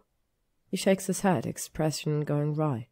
"When I came back in the next morning, everything was exactly the same as before I'd started. It was as if I'd never done any work at all. After that, I decided it was better to leave well enough alone. The house obviously wanted to keep this room the way it was." "Why?" Harry says. His voice cracks on it, but he doesn't understand, not at all. Sirius was horrible to this house, came back and gave it hope only to leave it again, to sit cold and unloved and alone. This house should be angry at Sirius, the way Harry is sometimes, even though it's silly and not fair, and he knows Sirius did the best he could with the rough hand he'd been dealt. Even though it was a long time ago. This house has more reason to be angry at Sirius than Harry does, and yet here they sit, in this piece of him that it has preserved, that will maybe, Harry thinks, be like one's window at the Burrow, and stay this way for the next 100 years, until this is just a room that nobody knows looks like Sirius, even though it still does. "Perhaps it wanted to remember," Draco says, considering after a moment. "Or perhaps, and stay with me on this theory, Harry, the boggart I found in here when I first cleaned it was just the tip of a hideous boggart iceberg, and in fact what we are seeing now is something entirely new to the way of magic, the horrific illusion of many boggarts fused together, Boggart King, if you will." Harry can't help it. His eyes slide, almost against his will, away from the rest of the room to focus wholly on Draco. Exacerbated, terribly, hopelessly fond, he says, "I knew I shouldn't have told you about Rat Kings." "You are so wrong," Draco says. "You should be telling everyone about Rat Kings. You're an Auror. It's your public duty. People are out there right now on the streets, unaware of the horror lurking beneath their feet." "It's just a muggle myth, Draco," Harry says, shaking his head. "They're not real." "We're muggle myth," Draco declares, throwing his hands in the air, which actually isn't a terrible point. "Since when, I ask you, is a muggle said it wasn't true a good barometer for the reality? The Rat Kings are out there, and they're coming for our very souls. They're coming for yours first, by the way, because your blasé attitude towards their very existence has offended them." Harry laughs, because Draco's mental, and then gets up. Because Draco's insistent, and then makes dinner, because Draco's hungry. He doesn't go back into Sirius' room, but he's glad every time he walks by it to know it's back there, behind the door. Of course, he also only barely resists the urge to throw Draco against the wall and kiss him with furious, desperate passion as they walk down the stairs that night, so he's not sure if it's a good experience or not, overall. There are rougher things, too. One afternoon, Harry comes in and finds Pansy and bloody Narcissum Malfoy taking tea in the drawing room, and in one of the less proud moments of his life says, "I have to go, there's been a murder," and walks straight back out of the house. Draco laughs himself nearly sick about the whole thing later, and Harry sits in slightly sheepish acceptance of this, pretending he doesn't notice the way Draco's hands are shaking a little. Pretending he doesn't know why Draco's mother is in town for the night, staying over at Malfoy Manor when Draco's made it perfectly clear 12 times that she never sets foot on English soil anymore when she can help it. Draco's scared. It wears in his face, the set of his jaw when he thinks Harry's not looking, the uncomfortable little half-jokes he keeps making to the museum guests about being murdered in his bed. Harry thinks that Draco probably thinks he's doing a pretty good job of hiding it, but he's really not, and it keeps Harry up some nights, tossing between his fresh, clean-smelling sheets, his helplessness in the face of that the way there's only so much he can do. Draco won't even get close to the topic anyway, changes the subject abruptly every time Harry brings it up, so Harry doesn't bring it up. He just sets trip jinxes on all the windows and alarm spells on all the doors, and every night he goes floor to floor and checks that there are no holes in the walls.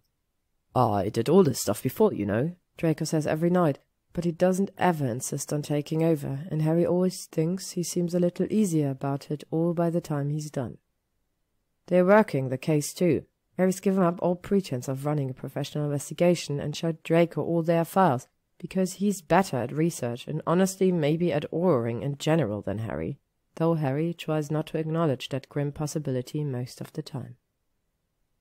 He lets it slip to Ron that he's done so by accident at dinner one night and is immediately horrified, but then Hermione says, "Oh, thank God, I've done so much research already. When can we all meet and go over it all?"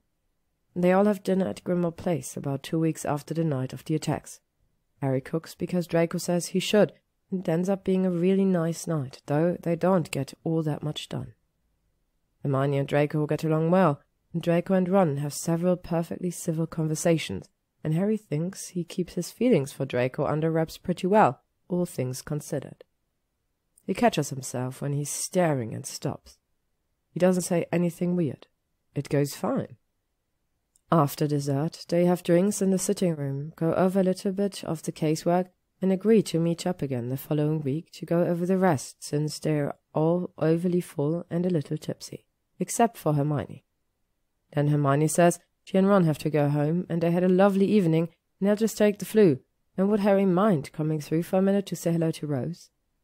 Harry looks at Draco, who raises one eyebrow, picks up his current book from the coffee table, and draws, "By all means, Potter, don't let me stop you." So Harry shrugs and steps through the fire after them. He remembers that Rose is at Molly's, not even here to say hello too. At the same moment, Hermione pinches the bridge of her nose and wails, "Harry, oh my God!" "Sweet Merlin's saggy trousers, it was horrible," Ron says, grasping a chair for support. "I feel like I've seen inside of you, both of you, like your insides. That's how unclean I feel right now." Harry says, badly startled. "What are you talking about?" "What are we talking about?" Hermione repeats shrill. "What are we talking about, Harry?" "Oh, look, mate," Ron says and grimaces. If you Malfoy are having bedroom problems." "What?" Harry says, a stricken whisper, and then at a volume that's more of a shout. "What?" As it turns out, Ron and Hermione have basically thought he was having sex with Malfoy this entire time. It's a pretty horrifying revelation, apparently all around. "What you mean you're not sleeping with him?" Ron demands, crossing his arms over his chest. Then he grimaces. "Oh, ew, hold on. Do you mean the thing tonight with the—" "The con!" Hermione goes, "Oh my God, that was bad enough when I thought it was intentional. Harry, how can you possibly not be sleeping with him? It's not even sexual tension. The con thing alone was borderline pornographic." Harry tries to think of what they're even talking about. He does have a glazed, soft-edged memory of Draco eating a piece of corn on the cob, which, yes, fine, did perhaps engender some less than wholesome thoughts on Harry's part, but they were just thoughts. Ron and Hermione shouldn't be able to see his thoughts. When he says as much, Ron gives him a faintly disgusted look. "Mate, everyone could see your thoughts," he said, shaking his head. "From space they could see them, yours and his. How about the thing with the sauce on his face, Miney?" Hermione makes a pained sound and picks up the edge of a blanket. Leaning over into Ron's space, and in truly terrible impression of Draco's voice, she says, "Oh, Potter, you've got a little spot," as she rubs the blanket in what is clearly supposed to be a sensual manner all over Ron's cheek. Harry knows what moment they're talking about, and they're obviously both insane. Draco only kind of dabbed him a little with the napkin for a second, and Harry definitely was not wearing whatever truly appalling expression is on Ron's face right now. "Please stop," says Harry in a small voice. "You're scarring me." "Well, how do you think we feel?" Ron says, throwing his hands in the air. "Look, okay, I genuinely cannot believe I'm saying this. It hurts me to say this, but Harry, please, for the sake of decency, for the sake of my eyeballs, just do the deed, mate. Just have at him. This has gone on long enough." "What do you mean?" Harry says, a note of real hysteria in his voice. How can you guys be? You're talking like I only realized I had..." He stops, swallows, spits the next word like it's a disease. "Feelings for him, or whatever, like 2 weeks ago." There's dead silence for a long moment, then, "Oh, Harry," Hermione says, her hand flying to her mouth. "What?" "What?" Ron says, sounding badly rattled. He throws a panicky look at Hermione, who returns it. "But we thought you just didn't want to tell us, and you could blame your mean it's Malfoy." "Harry," Hermione says, and it's almost a wail, "I've known since 6th year. What do you mean you only figured it out 2 weeks ago? That's 6th year," Harry repeats. He maybe yells it a little. 6th year? Well... Hermione wrings her hands, her face a picture of mortified horror. You were so obsessed, and at first I thought, well, but he's always been a little obsessed with Malfoy, you know. Only then I got thinking about that, and it all made a lot more sense if you had a bit of a crush, or... Her voice wavers, probably at the expression on Harry's face. "Or something." "We talked about this," Ron says in the tone of someone having found a secret tunnel out of a collapsing mine.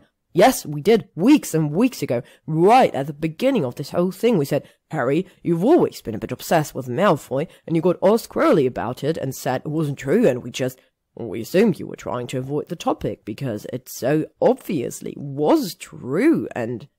Ron looks at Harry and pairs a little. "Merlin, you really did think it wasn't, didn't you?" 6th year? Harry says again, because that can't be right. He hadn't had a crush on Draco, on Malfoy back then in high school. He knew where Malfoy was most of the time and agonized for hours about what he might be up to, and spent many perfectly happy afternoons zoning out in class, imagining defeating him in Quidditch, or punching him, or playing some trick on him just to see the look on his face. "Oh my God," says Harry, horror-struck, to the floor. "If it helps, I didn't figure it out until you sent him that wand," Ron says, a little faint. "Only then, 6 months you talked about it, Harry. Do you think he even got the wand? He probably did and just didn't answer me. What a stupid kid. Do you think Malfoy is a stupid kid, Ron?" "It was every day." Harry says. He supposes, now that he considers it, that he had thought about the whole thing with the wand an awful lot for a while. 2 weeks ago means you didn't even know for... Hermione says, shaking her head at him in disbelief. "I mean, the pub night, the hospital." "Can we all just stop?" Harry says too loud, "talking about all the stupid ways I didn't notice that I was bloody in love with him for a second. Please, just 1 fucking minute of peace." There's another ringing silence. Eventually, quietly, Ron says, "Well, mate." Harry swallows. "Yeah." Hermione says, equally hushed, "I've never heard you say that about anybody before. Not even Ginny. That's... wow." "Well, hooray!" Harry spits, too freaked out to filter it and not caring much. "One thing tonight that I knew before you two did. At least it's a big one." Silence again. This time it's heavy, weighted, but Harry cannot find it in himself to give a single fuck. He's too... whatever the word for it is, when your 2 best friends in the world tell you they've known about your secret, embarrassing, horrible feelings for Draco Malfoy since 1996. He's too care right now. Eventually, though, it does get to him and he snaps. Would you please just stop? Stop looking at me like that. It doesn't mean anything anyways. Harry, Hermione says, cautious. I think it means kind of a lot. No, it doesn't, Harry snarls, like if he says it harshly enough, that will make it true.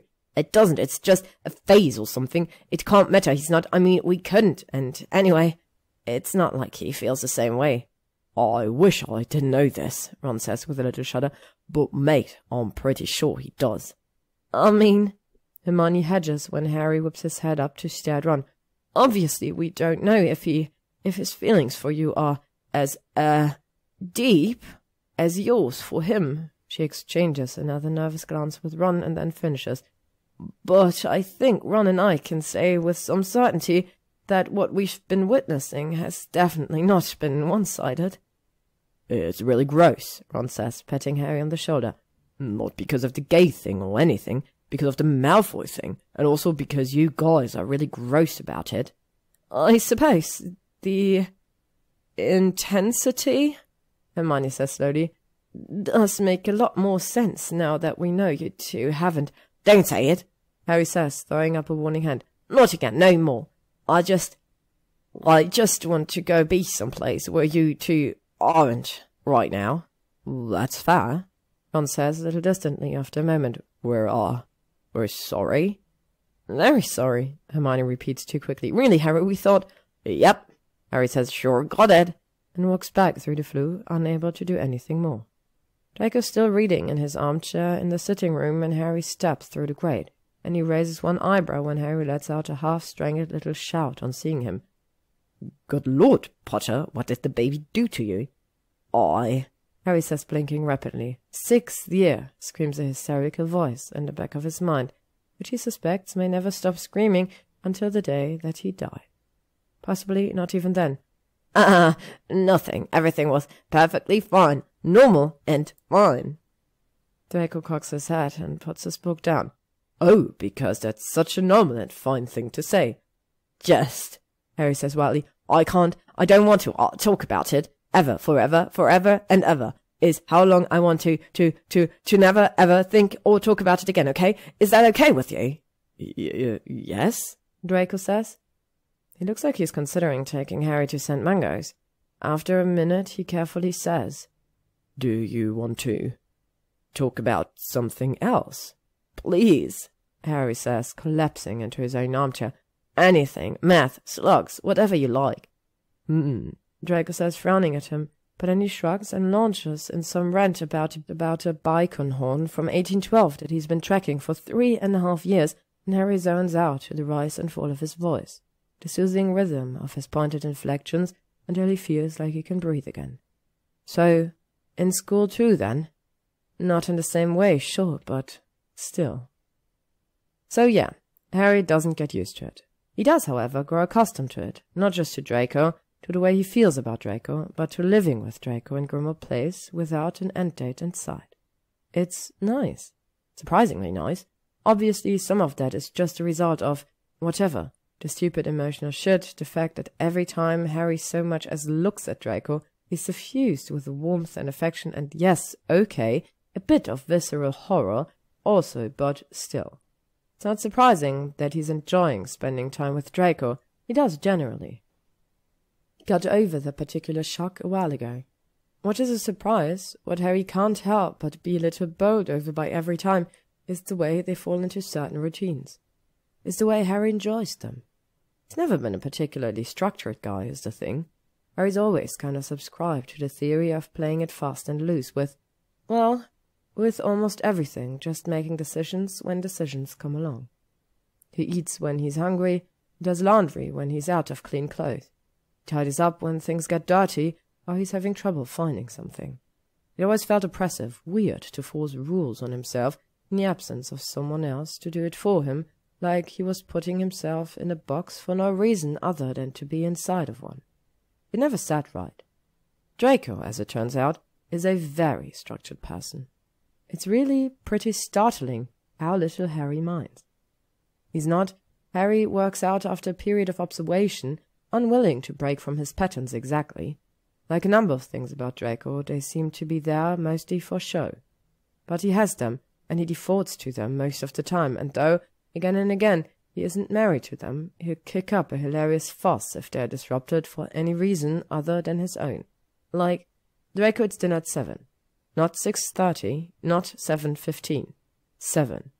Takes Harry about a week to figure out that Draco's actively herding him towards the kitchen at 6 every night in order to achieve this goal, and then another 4 days of dragging his feet and making roasts that take hours to cook before Draco snaps and yells at him about how 7 is the most rational and civilized time to eat, which is really pretty satisfying. "What did you even do before you press-ganged me into feeding you all the time?" Harry asks when Draco has calmed down a little and Harry has subtly turned up the heat on the stew he's making so it'll be done on time. It's fun winding him up and everything, but Harry's not cruel. "I starved," Draco says, rolling his eyes and throwing dramatically himself across the counter before he makes a face like he's just bitten a lemon and straightens up. "Honestly, the ego on you, it's sickening. I had Creature cook for me, of course, or I ordered takeout or went out to eat with one of my many scintillating friends, none of whom ever felt it necessary to say, 'Hey, Draco, when you and I aren't out sharing a meal such as this one, do you just sit alone in your kitchen and try to will dinner into existence with the power of your mind?'" "I was just asking," Harry says, putting his hand in the air in mock surrender and maybe flicking a little stew on the wall in the process. Draco narrows his eyes at the spot on the tile, and Harry laughs as he scourgifies it. He's such a little git, it's honestly unbelievable. "Why don't you just do that then, if I'm so, what do you say, inexcusably and criminally tardy all the time?" "Yours tastes better," Draco says, and then promptly looks horrified with himself. He grabs a handful of nearby spinach salad and throws it at Harry, yelping, "You tricked me into saying that. I'll never admit it on record. Expunge it from your memory. Burn the evidence." Harry laughs and flicks carrot peels at him and laughs some more, then realizes Draco has gotten some salad in the stew and dinner's late after all. But after that, he goes to the kitchen at 6 all on his own, except on those nights Draco arbitrarily decides that they're going out. It's weird, but Harry thinks that he likes it, actually. The reliable sameness. It's not a rule or a box. It's a fence post. It's something to construct the rest of his day around, or the mornings. Draco gets up at the same time every day, showers at the same time every day, sits and reads the paper in the sitting room at the same time every day. He changes it up from there, and Harry has the sneaking suspicion that maybe he didn't used to eat breakfast at all, because he doesn't seem to care what time that happens.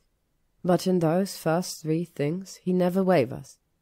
It's earlier than Harry used to get up, but he finds himself waking to the sound of water rushing through the pipe in the wall behind his bed when Draco gets into the shower, and then he's thinking about Draco in the shower, so he can't go back to sleep. One way or another, he always ends up having one himself and then meeting Draco in the sitting room. Draco's usually rat most of the profit by the time Harry drops down into his chair, toweling his hair dry and yawning a little, and he tells Harry what's worth knowing. Since Harry still won't read the paper, and doesn't ever intend to, either. It's helpful, Harry never realized how many conversations he couldn't follow at work were actually just people talking about what was in the morning's profit. Now he even joins in sometimes, although generally he gets weird looks when he does. Harry can't get used to being in love with Draco, but it's almost impossible not to become familiar with his various idiosyncrasies and patterns, the little ways in which he seems determined to shape the world around him. They make sense to Harry, even though they shouldn't. Even though the fact that they do go against a lot of things he's always thought were true about himself, they resonate for him, work for him, in a way his own habits have never really done. He's trying not to worry about that. He's trying not to think that maybe he's never known himself very well at all.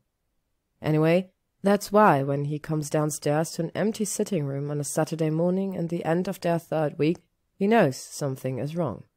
"Draco!" Harry calls, pulling his towel away from his head and hurrying down the stairs. It's probably nothing. Draco's probably just answering the door or something. The museum's not open until 10, and it's only 8:30, but someone's probably early or something.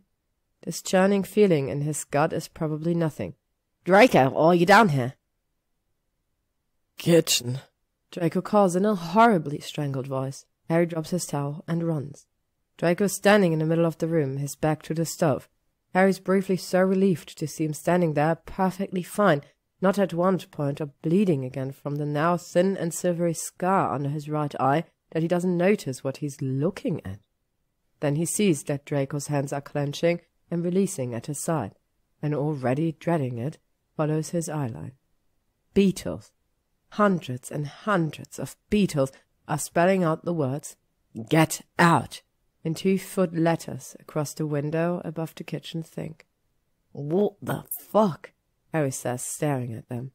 He's never had much of a problem with bugs, but this is disgusting, and in his kitchen, in Draco's kitchen, Harry hastily corrects himself, but still. There is also the disturbing little message to consider, and he grimaces at the whole mess of it, furious but also confused. Who even takes the time to do something like this? It's like something out of a bad Muggle horror movie. What purpose does it serve? It's not even that intimidating, really just weird. Well, unless you're afraid of bugs, I suppose. Ron probably hated it. He casts a sidelong look at Draco, expecting him to roll his eyes and say something in that dry, exacerbated voice he gets when he's in the mood to feel superior to Harry, which is most of the time. What he's not expecting is for Draco's face to be white as a sheet, which is stupid, Harry realizes, because Draco's museum owner, a private citizen and not an Auror. Those school breaks he spent sharing house room with Voldemort aside, he's probably never, just for example, seen an expletive scrawled out across a corpse in blood or played a rousing game of worst murder over a few drinks at the pub. He's a regular person, for a given definition of the word. He must be terrified. Harry turns quickly, steps in between him and the window. "Whoa, Draco, hold on," he says, and he puts his hand on Draco's shoulder, because they did this once before, didn't they? The night of the attack, when Draco curled into him and gasped for breath. Harry trusted his instincts, and they were right. And that's all he's doing now. It's the same thing. He knows what that look on Draco's face means, and he wants to help, but Draco must not want his help. It's strange, though, because just for a second he leans in, the full weight of him pressing against Harry's hands, their face close. And Harry draws in a deep breath, and Draco rips himself away from Harry's touch like it's burned him, his eyes snapping from distant and fearful to furious heart. Disgusted, Harry registers, feeling the hit like a physical blow. "Don't touch me!" Draco spits, and then, sneering, adds, "Fucking hell, Potter, you really can't help yourself, can you? The second you have an opportunity to be the big hero, you just come charging on in, regardless of whether or not one actually wants you to." Harry says, startled and stung, reeling. I wasn't trying to." "Oh, just shut up," Draco yells, or don't just stand there. Don't try to be kind to me. You fucking pillar. Can't you understand? It's not fair to." He cuts himself off abruptly, standing pale and rigid in the center of the kitchen, and looks at Harry with wide, unreadable eyes. Harry's heart beating too loud again. Distantly he wonders if Draco can hear it. "It's not fair to what?" "Nothing," Draco snaps. All the anger gone from his voice now. He just sounds flat, cold. "If you'll excuse me, it'll be just a moment." He turns on his heels and stalks off towards the stairs, and Harry stands at the kitchen, his back to the beetles, and stares at the spot where Draco just was. It's not that Harry hasn't thought about what Hermione and Ron said last week, that it isn't one-sided, this thing between Draco and him. He's thought about it a lot, in fact. He's lost hours to thinking about it, to watching Draco out of the corner of his eyes and wondering, what if? There have even been moments he let himself think that maybe his friends were right and Draco might, well, like him or something, a little. Harry's never let himself think for even a moment that Draco might love him. He's not an idiot, and he knows too well the power of love, how it's strong beyond measure and burned into your very bones and never quite there when you want it to be somehow. But he thought, just maybe, well, it doesn't matter what he thought. Draco doesn't so much as want Harry to touch him, thinks it's unfair that Harry would even try. That's pretty clear. Even Harry can figure that out. He takes slow, shallow breath and looks down at the swimming pattern of the tiles on the floor and thinks that love's never been worth it. Not for a second, because the pain that it comes with is too wretched. Because it's unbearable. Because it hurts too fucking much. Draco comes back downstairs a few minutes later.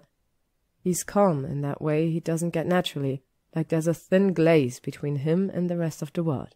He's taking draught of peace, and Harry almost asks him for some. He doesn't, though. He doesn't want to ask Draco for anything just now. I apologize, Draco says. The worst thing about it is how easily it falls out of his mouth. Wresting an apology out of Draco is typically a Herculean task, involving days of coordinated effort and a committed wearing-down campaign. Getting one unprompted like this doesn't just feel cheap. It stings. I was overwrought. No one enjoys being systematically driven from their own house. Sure, Harry says to the floor.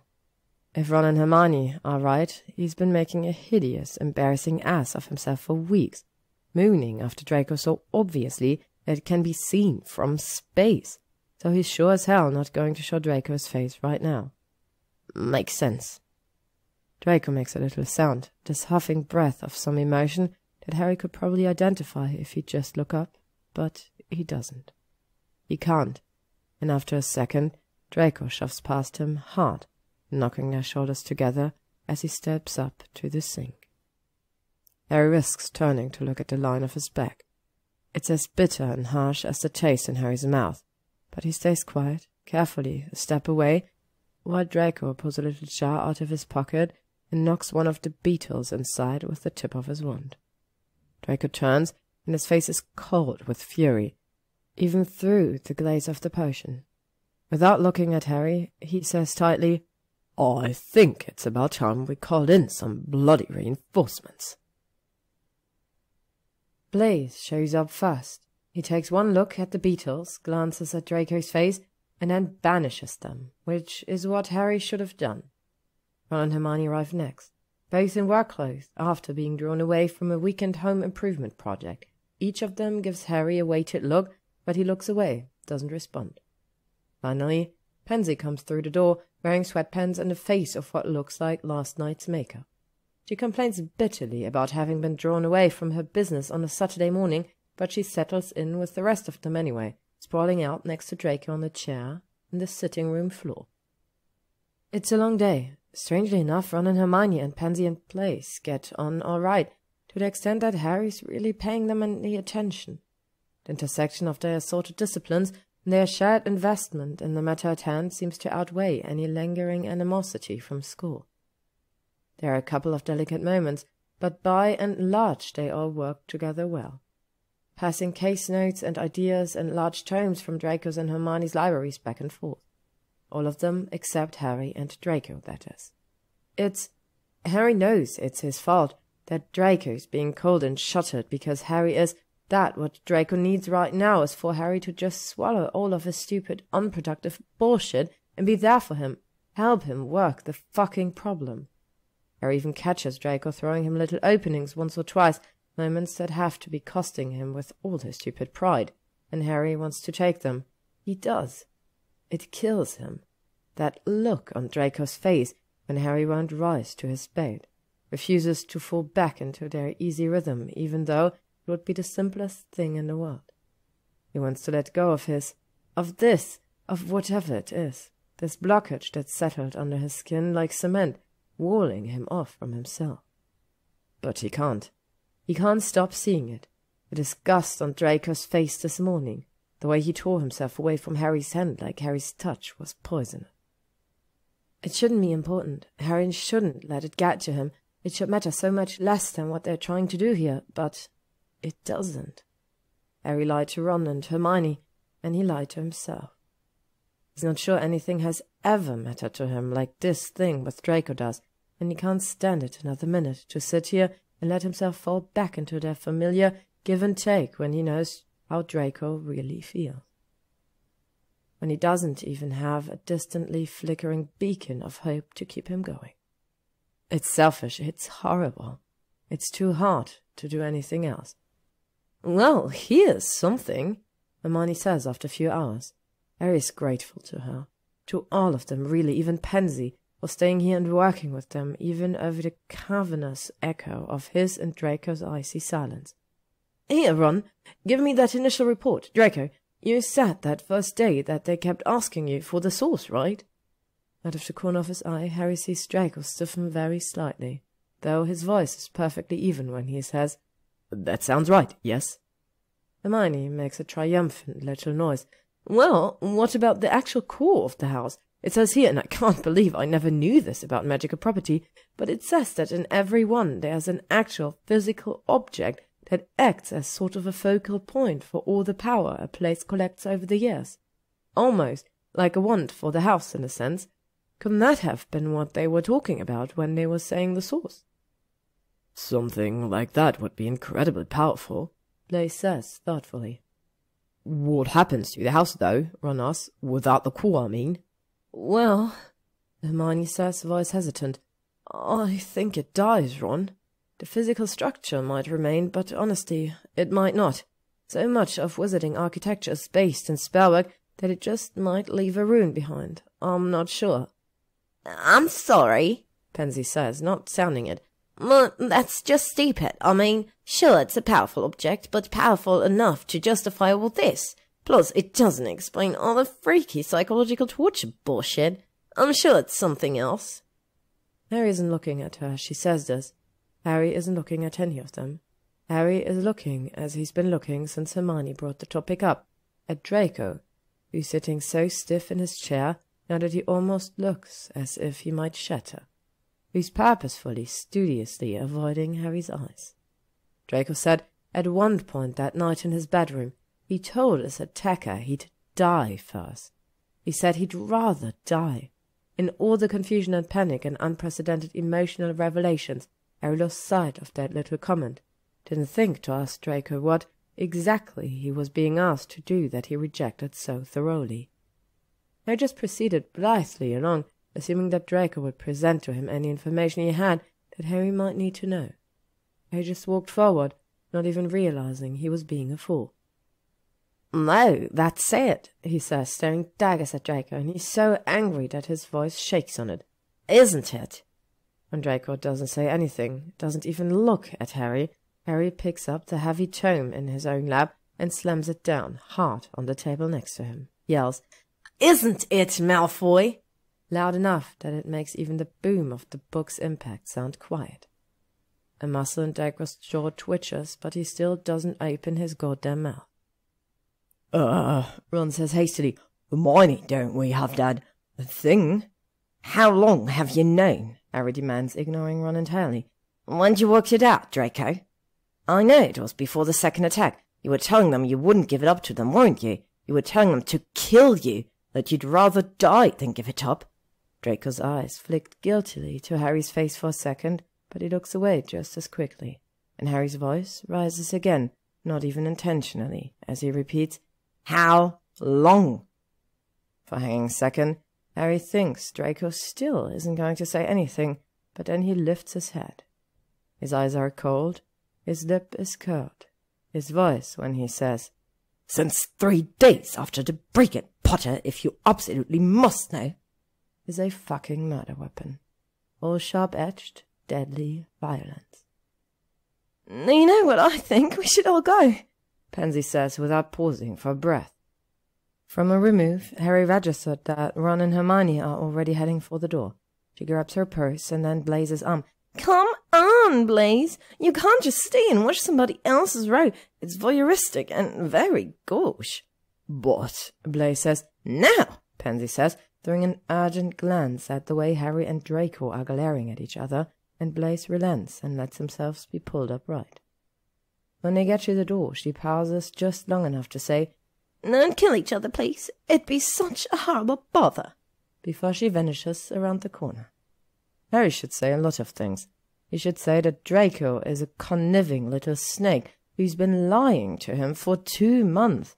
He should say that Draco's stupid, selfish secrecy fetish has wasted the Aurors department's time and money.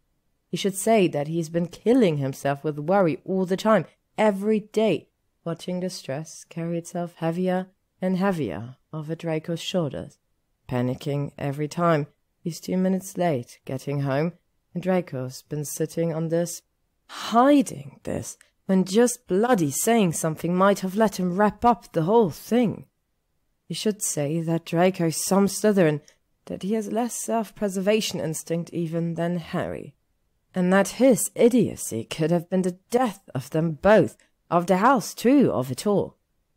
But what comes out of his mouth, bitter and embarrassingly, obviously hurt, is, "Why the fuck didn't you tell me?" "Oh, please, Potter." Draco sneers.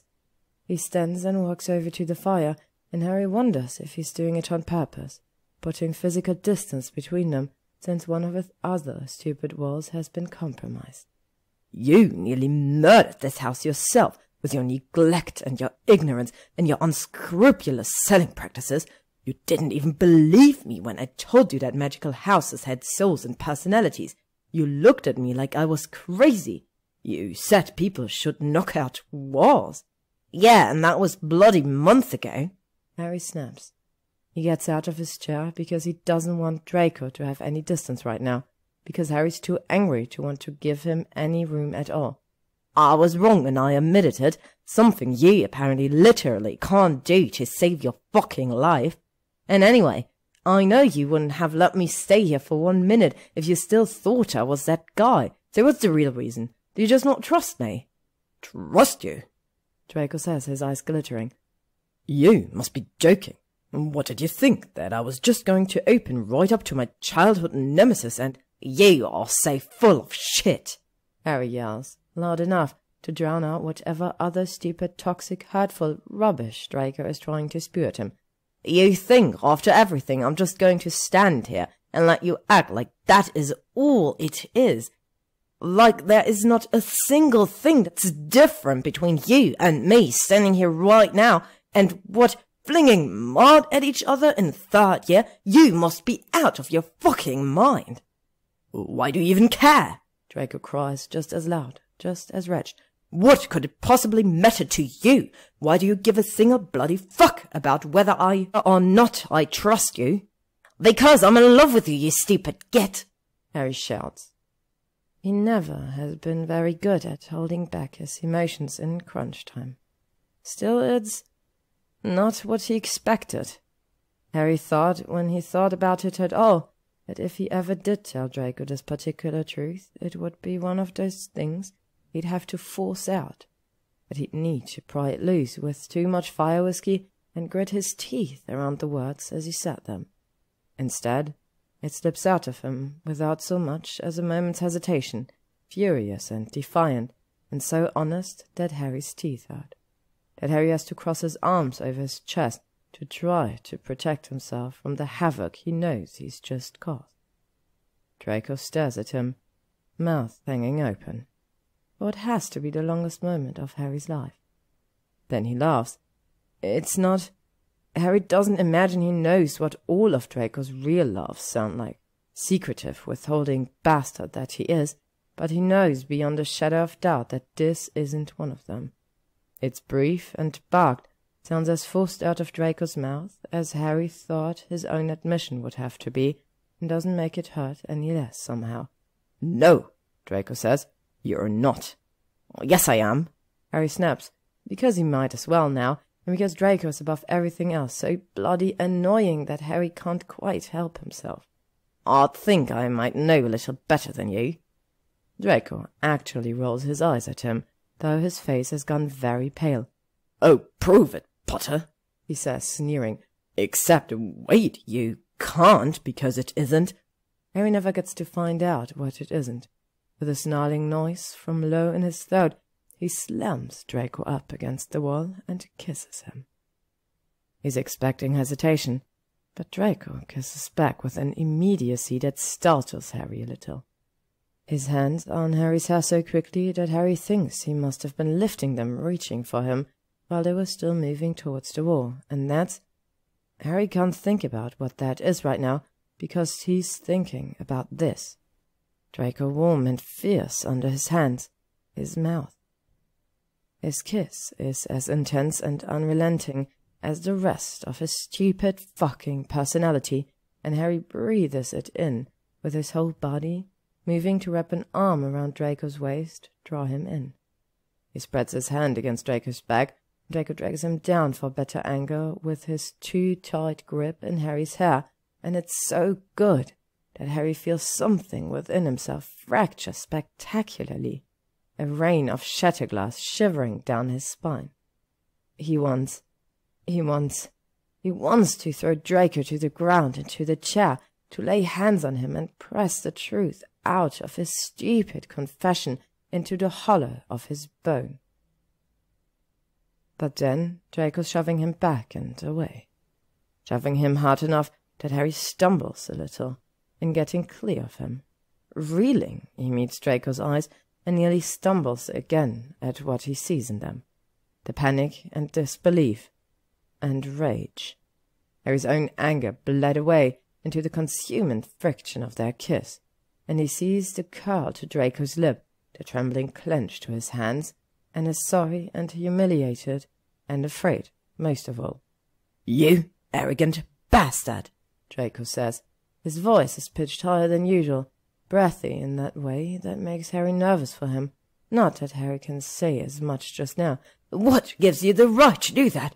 What makes you think you just come here to my home and take whatever you like? Did you honestly imagine you could just say that? Like it doesn't matter, like it's okay to just declare willy-nilly when it's supposed to mean something real?" "It does mean something real," Harry says. His voice is a low rasp, unfamiliar to his own ears. It's real to me, anyway." Draco glares at him, and now that Harry's not wrapped up in his own shit, he can see that it's the same way Draco's been glaring at him all day. Angry, sure, but more frightened than anything else. It's a punch to the fucking throat. That Harry can still feel the ghostly sensation of Draco's lips on his when he's put that expression on Draco's face. When kissing Harry is what that expression is even about. "I had everything the way that I liked it," Draco says, and his voice is so ragged and wounded that Harry sways a little, leans away. Do you understand? I worked so hard, Harry. I told myself that if I just kept my head down and kept trying, that eventually I would have what I wanted. And I did. I was happy. I had my work and my friends and my house, and I never wanted for anything. I told myself I could do it, and did it, and it was perfect, and you had to show up and ruin it, didn't you? Because that's just what you do, because you can't fucking help yourself. I'm sorry, Harry whispered. Yes, he's so sorry. He doubts there are words for it in any language. He's so sorry he could fall to the floor. Take it back, then, Draco demands. Take it back right now, and we can forget it, and solve the bloody case, and go back to just take it back, all right? I'm sorry, Harry says again, because he can't, however much he might want to. There's a beat of fraught silence, and then Draco says, I have to go. But, Harry says, it's your I have to go, Draco repeats, grabbing a handful of flue powder and tossing it at the fireplace. Keep an eye on the house, or don't. What do I care, anyway? What does any of it matter, after all? He steps into the flames and shouts, Parkinson Estate! Vanishing in a whirl of the fire. Harry stands in front of the empty grate for a long, long time. Eventually, he moves to the wet bar, and spends the rest of the day and much of the evening getting well and truly sauced. It's not a healthy coping strategy. Harry knows this even as he does it. It's not a well-adjusted adult thing to do. But fuck, if he doesn't have to do something, and the burn of the fire whiskey on his lips and in his throat is the closest he can come to wiping clean the taste and shape of Draco's mouth against his own. He shouldn't have. He went about it wrong. He's impulsive and reckless, and he never thinks anything through. In all this time he's been agonizing about Draco, he didn't stop to consider what a guarded, prickly person he is. How poorly he reacts to surprise. Harry should have played it any other way. instead of working Draco up into a frothing rage all day and then just dropping that on him cold, no warning, in the middle of a fight. He didn't mean to do it, but that doesn't make it any better. He didn't mean to, but it doesn't make it right. He tries to be angry with Draco for a while, around 7 when he doesn't come back for dinner, but he can't hold on to the emotion for more than a moment or two. Draco doesn't owe Harry his love. Draco doesn't owe Harry anything, except, well, probably the truth of what the thieves were after would have been the least he could do in the circumstances, but even that anger rings hollow and cold. Harry feels hollow and cold, not even drunk, though he knows logically that he is. He must be. He just feels empty, lost, and every few minutes he catches himself rubbing 2 fingers against his bottom lip, worrying it, like he's trying to summon back Draco's touch, somehow. He goes to bed eventually, and Draco's still not home when he wakes up, and Harry takes the hangover potion Creature brings him and doesn't feel better at all. For a while he just lays in bed, staring at the ceiling, and wonders what happens next. Will Draco just stay at Pansy's forever, or is he going to come home and tell Harry to get out? Harry doubts realistically that Draco could stay away from the house for long, but then again, Harry's apparently ruined everything for him, so maybe he will. Maybe he'll move to Cairo, and Harry will catch his thief, or he won't, and it won't matter either way. Draco will be gone, and Harry will go back to his old life in his tiny apartment a few blocks from Diagon Alley and tell himself not to think about Draco until eventually he figures out how. He'll go to work and to Ron and Hermione's, to the park with Teddy, and the Burrow on Sundays. He'll sit alone in his booth on the godforsaken Gryffindor pub night. He'll walk past the corner where the portal to the glen is hidden and won't move his body like a fish to the ocean. When his path through the city takes him by Grimmauld Place, he'll avert his eyes and pretend he's a muggle, pretend the house numbers jump from 11 to 13, like he used to before. He has plenty in his life without Draco. He'll be fine. The weight of the lie sits on Harry's chest so heavily that he has to get up, go do something, because he knows that if he doesn't, it will crush him. In the end, he goes for a run. He doesn't really mean to. In general, Harry doesn't exercise that much, having found that instinct and pure bloody-minded determination to win are more useful in most of his fights than muscle definition ever could be. What he means to do is go for a walk, just clear his head, but he's trying so desperately to escape from his own thoughts that he finds himself running almost 5 miles in his jeans and t-shirt. It was a nice spring day when he started, but London's tricky and as malcontent as Harry feels. It's raining by the time he gets home, to Grimmauld Place. Whatever. It's raining by the time he gets back to the house that used to be his and Sirius, and now is Draco's, that Harry wishes were his home, with such a clawing desperation that it feels unfair to even look at it, let alone step inside. He does, though. He steps inside, and he looks around the entry hallway, open and airy, fiercely beloved. Harry closes his eyes for a second, trying to affix it in his memory exactly as it looks right now, in case Draco comes through the fire in a minute and tells Harry never to come back again. He'd do it with Draco too, if he could, if Draco were here, if Harry thought Draco would even let him look long enough to manage it right now. He sighs. He goes down to the storeroom. He lets a hand rest slightly on a head of letters and thinks of Draco saying, "I had everything the way I liked it." Harry thinks that maybe he understands a little. That maybe he'd be angry too if he had a place like this, a life like this, and someone as wrong-footed and bumbling as Harry stumbled in and started knocking things over. He takes some food upstairs to cook breakfast, lays it out on the counter. His favorite chef's knife is missing from the block next to the range, and Harry looks around for it, checks the sink and few of the drawers before. He feels it sinking, pain, white, hot, screamed surrender, into the space just beneath his ribcage from behind. To be continued. Thank you for listening to What We Pretend We Can't See by gyzym. If you would like to stay up to date on upcoming chapters and stories, you can follow me on YouTube, Spotify, or AO3.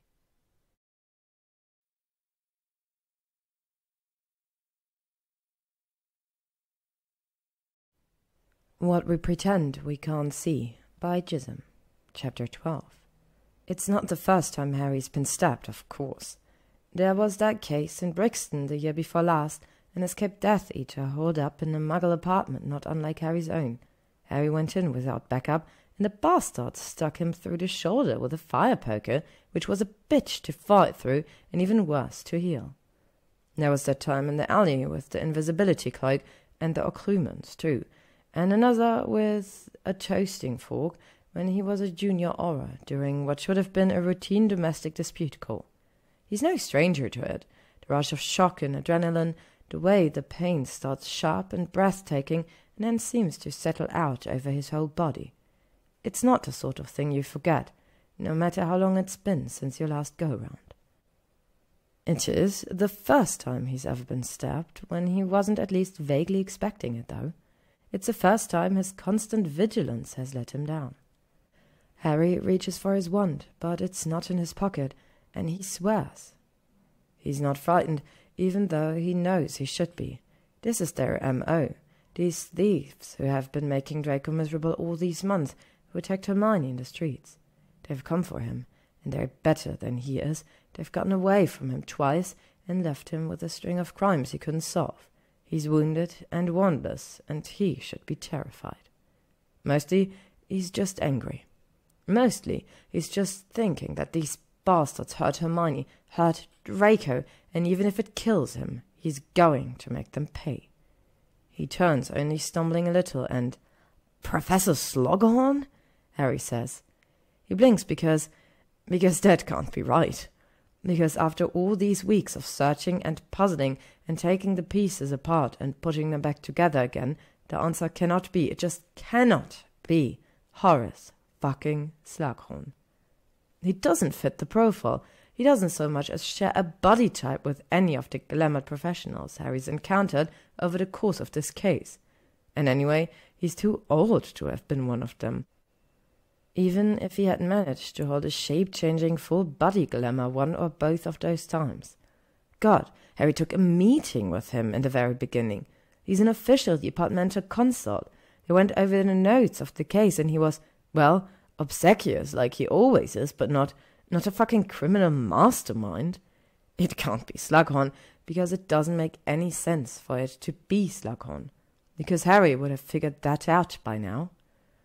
On the other hand, there is the very damning evidence of the knife he just stuck in Harry's back, so, "Harry, my boy," Slughorn says, his voice warm and congenial, like Harry standing in front of him in a queue instead of dripping blood on Draco's tiles floor. "Please, it's Horace. I think it's fuck you, actually," Harry says. He reaches around him and tries to assess how badly he's hurt. The knife is still in the wound, and when he jostles it by accident, pain screams through his entire body. He takes a slightly shuddering breath and pulls his hand away, finds his fingers come back wet with blood. How did you even get in here?" "Oh, Harry," Slughorn says with a little laugh. "You remember my talent for housebreaking, don't you? Learned out of necessity, of course. Perfectly vulgar to do it for sport, but I did get rather good at it in those years I was on the run. I started out with just muggle places, but a man does miss his creature comforts. By the time you and Albus find me, I was in wizarding homes about half the time. The trick, you see, is to come in when the wards are allowing guests, and then simply hide yourself until your timing is right. I came in with the last round of the museum guests on Friday, and then spent an instructive weekend as a neglected CT in the second-floor sitting room." He leers at Harry a little, voice threaded through with mocking pity.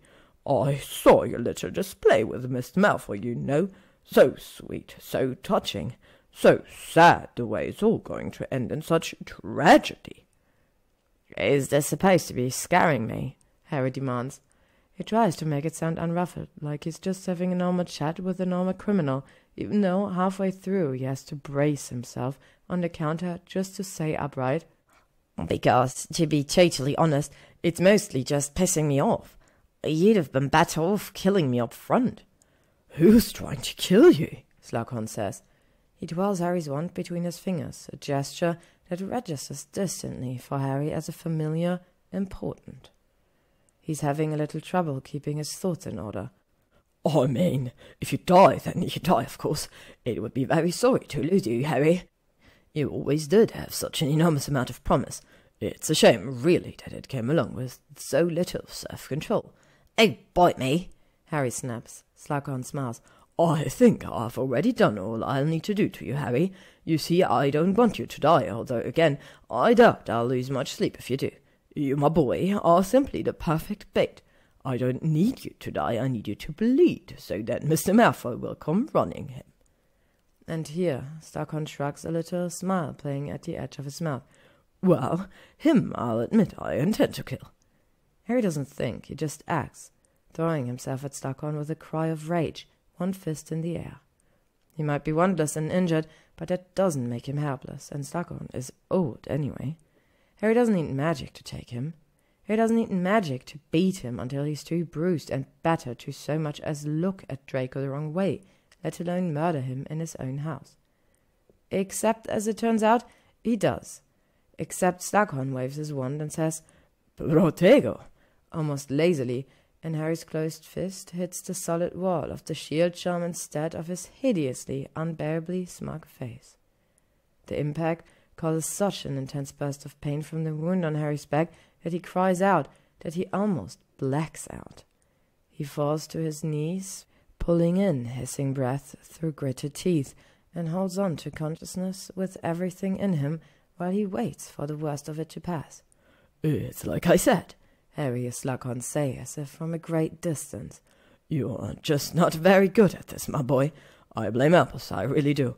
I'm sure that needing a war weapon is all well and good, but he might have made sure you learned some critical thinking skills just in case you didn't manage to survive. He sighs, a fond, wistful sort of sound. Ah, Albus. Now, there was a man who knew how to keep the grease on the wheel, if you know what I'm saying. But wait, who am I talking to? Oh, of course you don't. Your type took over after the war, didn't you? You and Ron Weasley and Kingsley Shacklebolt and Rebecca Earhart and that Hermione Granger, who might be the worst of the lot. Idiot children, all of you. You accept the people that do the right thing just for the sake of it. You think you can really run a government with clean hands. His voice and eyes go hard. No more little favours. No more inside connections. And you really think people are just going to play along? It's been working out for us pretty well so far, Harry says, looking up at him through his hair and boiling over, seething with rage. Is this what it is about, then? You want to exact revenge on what? On Draco Malfoy because nobody's bringing you crystal pineapples or whatever anymore? That's insane. That doesn't even make sense. Of course it doesn't, Harry, Slughorn says, tone genuinely pitying this time. Because it's not what I'm doing. This thing between Mr. Malfoy and I is about the houses, pure and simple. I was only saying. The houses? Harry's starting to feel more than a little woozy, and Slughorn must be able to see it. He laughs and shakes his head. Look at me, standing here chatting as if I don't have things to do, Slughorn says. He pockets Harry's wand, and something about the way he does it, the continuation of the little twirling motion from before. You were, Harry says slowly, you were the woman in that first break-in, and at the second you were that guy. He stops, trying to think through the static crowding his mind, the ringing in his ears. You used Polyjuice and Glamorous, didn't you? Why would you? To throw you off track, obviously, Slughorn says and sighs. It's just not the right job for you, I'm afraid. Don't you worry, if you do survive this, I'll obliviate the whole experience away, and we'll start you over as something else. You'll be so grateful, of course, to have been saved from a brutal attempt at murder-suicide at the hands of a former Death Eater that you'll do whatever I say. A professional Quidditch player, perhaps. That would keep you in the papers, you know, and in plenty of favours, and I'm sure Gwenog would be happy to show you some tricks. You and Gwenog Jones can both go to hell, Harry says, fear striking him for the first time at the thought of Slughorn trying to keep him like a trained animal. It's not that Harry's worried he'll actually fall victim to it. Harry could throw off an Imperius at 14, but the idea that he could wake up in St. Mungo's with Draco dead, with no memory of Draco, thinking that Draco tried to kill him. maybe I will let you die. Slughorn snaps. Harry tries to keep the relief out of his face, his voice, which keeps mild, as he says, "Guess I'll see you in hell, then." Slughorn scowls at him, and Harry grins back, slow and vicious. "You better hope I do die, Horace, because if I live and you've killed him, I swear to God I'll send you there myself." Slughorn goes, and Harry's not sure how long he sits there on the floor. He knows he tries to stand and doesn't quite make it, pulls himself part of the way up, and then slumps back down against the cabinet. He knows he looks down at a little puddle of his own blood, and he laughs, even though it hurts, because honestly, it's a bit funny. It's a bit funny that after all those near-death experiences, fighting the most powerful dark wizard in 100 years, after he actually did die, however impermanently, at that maniac's hands, he's going to bleed out here on the floor of Grimmauld Place, murdered with his favorite knife. He tries to stay awake because Creature's not here, and Creature would be here if he wasn't going to go get Draco, and Slughorn thinks Draco will come. Harry's not so sure.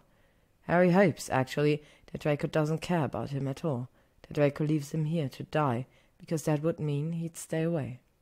It would hurt, but not for very long, and Draco would live, so that would be fine. Harry keeps closing his eyes and then opening them again, and it feels like blinking, but Harry's pretty sure that it's not. He's pretty sure that every time his heavy eyelids fall, he's falling too, away from consciousness he's trying to cling to. He's having some trouble remembering the problem with that. It would be such a relief, wouldn't it, to just go to sleep, deal with all this fuss in the morning. Harry, you absolute fuck! Don't you dare be dead! I swear to God, if you're dead, I'll... Draco. Harry's eyes open. Draco's kneeling in front of him, his eyes wide and looking everywhere but at Harry's face. His own is deathly pale. His hands are moving too quickly for Harry to really understand, reaching for him and pulling away and doing it all over again, never quite managing to land a touch. It tugs at a muscle in Harry's chest, the solid truth of Draco's painfully frantic face, and Harry's selfish. He is, because it turns out he's glad Draco didn't leave him here to die. He's probably still going to die, of course, but at least he gets to know this before the end, this fluttering, hesitant tenderness he's never felt before. But it's a trap, Harry says, gasping a little at the pain of drawing the breath to speak. Draco's head whips up, and he stares at Harry, face completely immobile, stricken. Harry can't help the small smile that creeps onto his face, and doesn't want to, anyway. Maybe Draco doesn't love him, but this might be Harry's last chance to smile at him, and he'll take it, God damn it, before he goes. You've got to get out of here. It's... He doesn't get to say the word Slughorn, because Draco kisses him. It's not...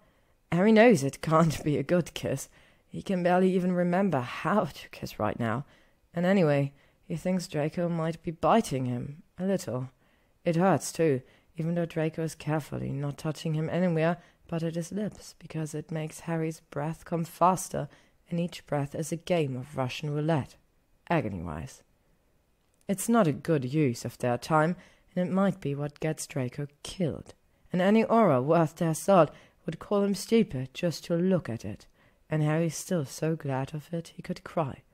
Of course it's a trap, you imbecile, Draco says, sounding near to tears, when he pulls back. He rests his forehead against Harry's for a second, bracing his hand on the cabinet next to them. Do you think I don't know a trap when I see one? What kind of reckless Gryffindor idiot do you take me for? Harry looks at Draco through his lashes again, trying to drink in every inch of him, trying to affix Draco to his memory like he did with the house. You're not wearing shoes. Fine, maybe I am a reckless idiot, Draco admits. He pulls away and gives Harry a helpless once-over, slides both of his hands into his own hair as he does. God, I'm useless. My wand was gone the minute I walked through the door. I just looked down and it wasn't there, and I don't know what I'm supposed to do, Harry. You're covered in blood. You look like, when I came in, you looked like, and all I can think of is is a stupid fucking Caesar joke and that you're not allowed to die. Hey, Harry says. He fumbles around a little blindly until he gets a grip on part of Draco. The upper arm, he thinks. He doesn't want to put himself through the nightmare of moving to look down and see. It's okay. Breathe. Oh, Draco says incredulous. Breathe, should I? I should breathe? Is your professional assessment of the situation? You bleeding out on the floor. Think that I should breathe? That's great, Harry. Thank you. That's so helpful. Oh, you could call me some more names, Harry suggests, his smile going wider. He knows that this is bad, that it's really bad. He knows what really bad feels like, and he doesn't want to die, not with Draco sitting here in front of him, looking like he'll fall apart if Harry does. But, God, but he loves this crazy idiot, who never makes any sense except for when he makes all the sense in the world, and finally, if only for a few minutes, he doesn't have to hide it anymore. Bastard! Draco spits at once. His face, it's like he's trying to look angry, but not quite managing it, as though somehow he's misplaced part of the mask. You really are one, you know. I never wanted, you can't imagine. To feel this way about someone else, it's too much risk. I knew it would be, I knew it. And now you're going to die, and I'm going to have to live with that. You rat fuck. It's everything. Even a simple act of eating is tainted, because now every time I look at food, I think about you. Food, Harry. That which we need to survive. It's not right. Maybe you can enchant the storeroom to make it all look like something else, Harry says, drifting a little. He's having a very hard time keeping his eyes open. Like leaves or something. Tree ones. Never cooked you anything with tree leaves in it. There's a long silence, and then Draco breathes. The storeroom. Oh my God. Harry doesn't totally track on what happens next. Draco calls Creature, and then he kind of blacks out for a second, and then he's floating, he thinks, laying stomach down on one of his bed sheets, being carried through the air. It must be Creature's doing, because Draco's next to him. Draco doesn't have a wand. Harry can see his sucked feet proceeding along the floors of the kitchen and then the mudroom. You have to, Harry says, remembering in a sick rush, turning his head to look up at Draco, even though he can't hold back a groan of pain at the motion. You have to go. It's still a trap. He'll kill you. Oh, shut up and focus on keeping yourself alive for once in your bloody life. Draco snaps, and the ground under his feet changes again to the polished wood grain of the stairs down to the storeroom. Harry feels the oddest sensation wash over him. He's felt leaky, he supposes, is the best word for it, for this last however long, as though not just his blood, but his thoughts too, the things that made him him, were pouring out through the wound in his back. But now there's this tingling along in his veins, centered around the knife, and it isn't... He doesn't feel healed or even any better, just like the slippage has stopped somehow. The stasis charms, Harry realizes. Creature said it himself, that masters and mistresses used to sleep down here to keep themselves fresh. They can't heal him or replace the blood he's lost, but they'll buy him some time, keep him hovering here, weak but alive, for at least a little longer. Draco, you're a genius. Stop talking, Draco says. It was a shaky breath, and adds fiercely, Do you think I want praise from you while you're half dead and barely coherent? No, Potter, I do not. I, unlike some people I could name, do not have an ego so unsightly and massive that it needs constant stoking in even the most dire of circumstances. His facade shatters a second later, when Creature gently lowers Harry's makeshift sheet stretcher to the ground, and, despite himself, Harry makes a little noise at the impact. Harry, are you... Is it not working anymore? Did it stop? It's working, Harry says. He can feel it working, and it's easier to stay awake now, even if he still feels as though he's taking about 7 bludgers to the face and body and would like more than anything to pass out and wake up in a hospital wing. The effect of the charm doesn't extend far enough to give him the strength to hold his own weight, however, and after a second of trying to push himself up on his arms, Draco says, Oh, for God's sake, sometimes you drive me so insane, and reaches over to help him up. Once Harry's upright, Draco doesn't pull his hand away. He just kneels there on the floor, one hand on the ball of Harry's right shoulder and the other curled around his left biceps, and fixes him with an accusing look. "You were supposed to keep me from getting murdered, you know," Draco says severely. Harry's not sure if it really fits, tone-wise, with the way one of Draco's thumbs is rubbing a steady, soothing pattern against his arm. He's not even sure if Draco knows that he's doing it. "Not get murdered yourself. You're always stealing my bits, Potter. It's honestly pathetic. I mean, even at school." "Slughorn," Harry remembers abruptly, fury washing over him again. "McGonagall," Draco returns, raising his eyebrows. "Flitwick, what are we doing?" "No, I mean, it's Slughorn," Harry says. "Who did this? Who did all of this?" "What?" says Draco, looking as dumbfounded as Harry was. "Horace Slughorn, the potions professor? Potter, surely not. I know you've lost a lot of blood, but I swear that man once let Blaze trade him half a box of candied orange peels to forget he caught us drinking in the Slytherin common room. He can't be a criminal mastermind." Harry laughs a little, regretting it, even as the sound comes out of his mouth. "Yeah, came as a shock to me too." "Well, I have to say, I'm not impressed with his trap-laying skills," Draco says, looking around. "We could survive for years down here. Well, I could." He frowns at Harry, head tilting to get a better look at the knife still sticking out of his back. "Merlin, that's horrible. We have to go get you to St. Mungo's. Creature, can you?" "No," says a now familiar voice. "He can't." And Horace Slughorn steps through the door to the storeroom. "Dear God," Draco says. He's turned to blink at him, but one of his hands is still on Harry's shoulder. "That's really Slughorn." "I told you," says Harry.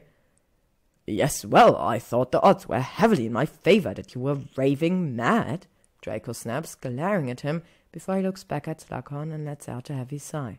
"It's really not good for the Slytherin reputation, you know, putting stuff like this. You tarnish the name of the group." Harry rolls his eyes at Draco's back, amused and faintly horrified that that's what Draco has chosen to object to right now. Slughorn does not look entertained. "And what would you know about maintaining Slytherin's reputation, Mr. Malfoy? As I recall, during the war, I stepped up for the winning side, and you—" "Yes, made a lot of horrible mistakes for which I was tried before a jury of my peers," Draco snaps. "Is that how you excuse what you're doing? Brutalizing this house, attacking innocent women in the street?" "That wasn't me, in fact," Slughorn says. "It was on my order, of course, but I didn't attend to it personally." "You must sleep great at night," Harry mutters, and Slughorn smiles. "You know I do, my boy," he says. "I truly do. But I would sleep better, much better, in fact, in one of the beds here than I would in any at my home." "Wow," Draco snaps. "Thanks for that very important bulletin about your napping preferences, but do you know, I find myself oddly uninterested. Creature, I'm sorry, I got distracted by the madman. Can you please aberrate Harry to St. Mungo's, and then have him send all the Auras he can think of right back here? That would be just excellent." "I'm not leaving you here," Harry snarls, and at the same time Creature whispers, "Creature, sorry, Master Draco. Creature would if he could, but he cannot." Draco blinks at Creature, obviously startled. "Why the hell not?" "For the same reason he couldn't do anything when I had you at my mercy, Mr. Malfoy," Slughorn says. "One of the masters of the house is in mortal peril.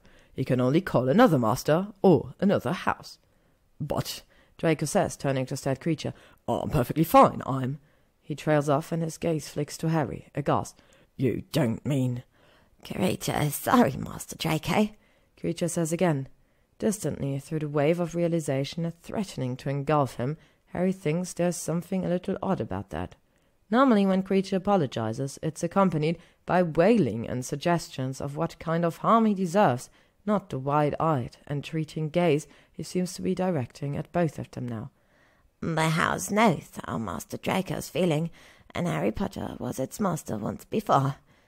Harry Potter stays here. Harry Potter has walked the house, attic to foundations, while Master Draco slept. The house has shown the way for him. It has let him enter the storeroom by himself. Master Draco is the master of Grimmauld Place, but Harry Potter is master of Grimmauld Place also." Harry says, his heart in his throat. The house knows how Master Draco is feeling. He doesn't have time to think about that right now. Creature, that can't be right. I sold it. It's yours, he adds quickly to Draco, who looks like he might be having some sort of out-of-body experience. I sold it to you, and it's yours. That's right. This is a mistake or something. You bought it fair and square. Oh, I don't know about that, Slughorn says. You see, Harry, there was another offer on the table for this house. One that was put down rather before Mr. Malfoy's, I might add. I even came to see about it, if you recall. Harry thinks back, and does, with the murky haziness of all his memories from the years after the war, sort of recalled Slughorn coming by the Auror's office one day. You wanted to know if it was true I was selling Grimmauld Place, Harry says slowly. You asked about the unbreakable vow. You see, that's what really gets me about this whole situation, Slughorn says, spreading his hands. You were already so unconcerned about the place that you didn't want to bother with all that mess. It all could have been so easy if you had just gone to a less scrupulous solicitor to manage your affairs. I would have snapped the house up before Mr. Malfoy even knew it was for sale. He glares at both of them, crossing his arms over his chest. But of course, old Bracefoot's a sentimentalist and just had to hold out for someone with a blood connection who was willing to swear on their life not to harm the old place. She was mine by rights, you know. I saw her first. Are you serious? Draco says faintly after a moment. This whole thing is just about you wanting to get back at me for having something you wanted. You don't even know what you have, Slughorn cries, throwing his hands in the air. Children, all of you, the core of the Black House hasn't always lived here, you know. This is just a row house, a shell. That core has been carted around since the Middle Ages, from hut to hovels to houses to castles, wherever that family went, for hundreds and thousands of years. He looks around, eyes gleaming. This is the preservation room, you know. It always shows up in every version of the house. Malfoy Manor doesn't have one, does it, Mr. Malfoy? No, Draco says, and for the first time since Slughorn stepped into the room, he sounds genuinely nervous. But I've done all kinds of research. This is just, I would know if this house had a core from the Middle Ages. Oh, you know nothing, Slughorn snaps. I can tell you how painful it was sitting and listening to you and your twittering little friends yesterday, all of you barely more than Hogwarts students, talking like you knew anything at all about the history you claim to love. What? Draco exclaims. How could you have... what?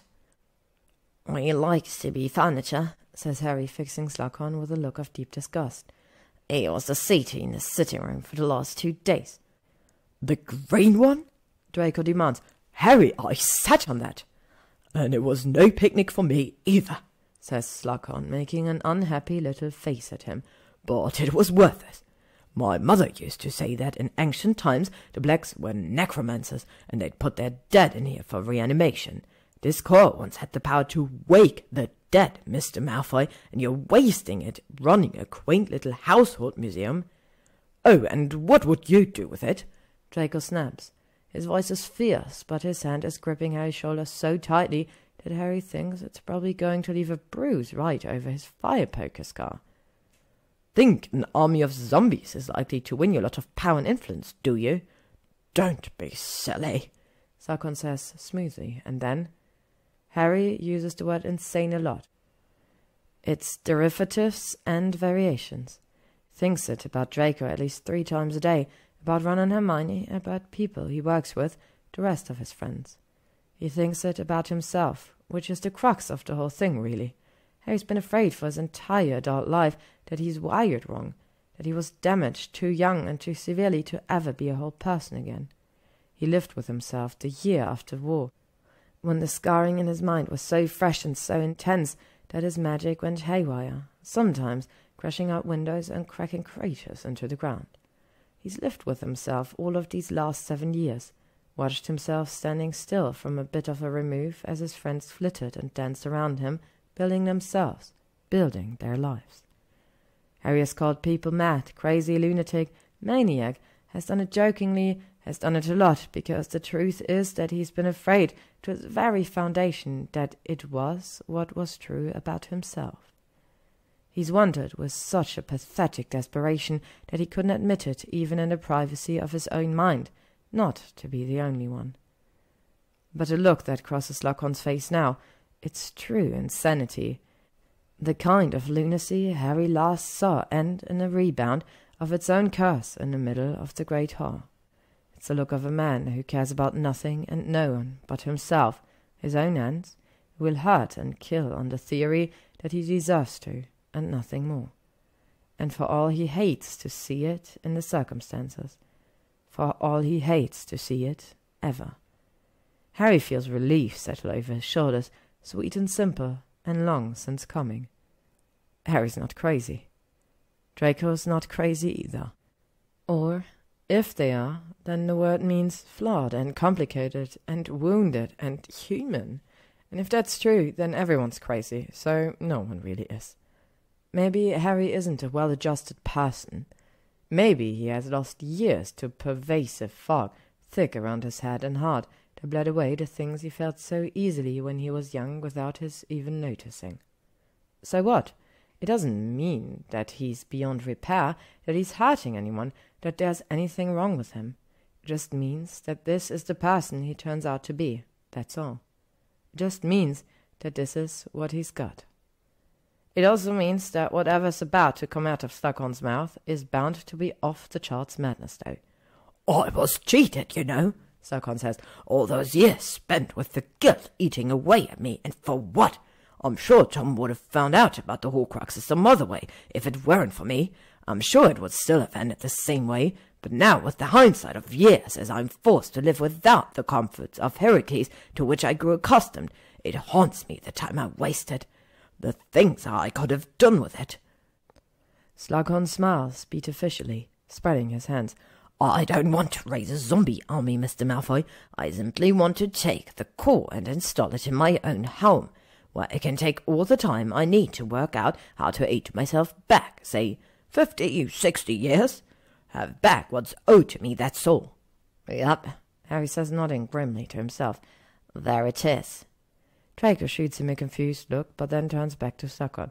Oh, is that all? You are mental. Grimmauld Place can't do that. Nothing can do that. I don't even know where the core is. Please, Slughorn says, laughing. You know exactly where it is, but honestly don't bother. All I really needed to do was get the house to make a call to someone other than dear Harry here. I thought waiting the customary 7 years would nullify that particular clause, but obviously I underestimated the depth of your, he smacks a little at Harry and Draco, passion for one another. If the new owners can't let go, the house won't either. Bloody irritating, especially when you wouldn't do me the favour of simply going mad with stress, though, as you can see, I worked it out in the end. I had to try several alternative options. What good does the call do you? Draco's voice is higher than usual, heavy now with real panic. Surely the house would just call Malfoy Manor, of course, or Zabini Granger, or the Parkinson Estate, even a Weasley Place. The house will call Slughorn. Slughorn cries. Really, Harry thinks, the Slytherin's sort of dramatics theory holds some weight. I knew what this house was years ago, Malfoy. I planned and planned to get my hands on it. I came when Walpurga Black was dying, when her sons were dead or imprisoned, and it seemed that soon the house would stand alone. I befriended her. I, alone. I wrote the offer myself, and she took it and carried it with her through the halls of the house until her dying days. The house of Black, in peril, calls Slughorn. Oh my God, Draco says. His hands fall at last from Harry's shoulder. He looks almost as panicked as he did up in the kitchen when Harry was dying. Well, Harry probably still is dying, just a lot more slowly. What? He says low to Draco. He doesn't care if Slughorn hears or mocks the concern in his voice. Fuck Slughorn. What does it matter if the house calls him? He's already here. Harry, Draco says and swallows, if a house calls another house, if a master is in such peril that the house itself has to make the call, it's forfeit. To the master of the other house, I mean, if they want to take it over, it's forfeit to them.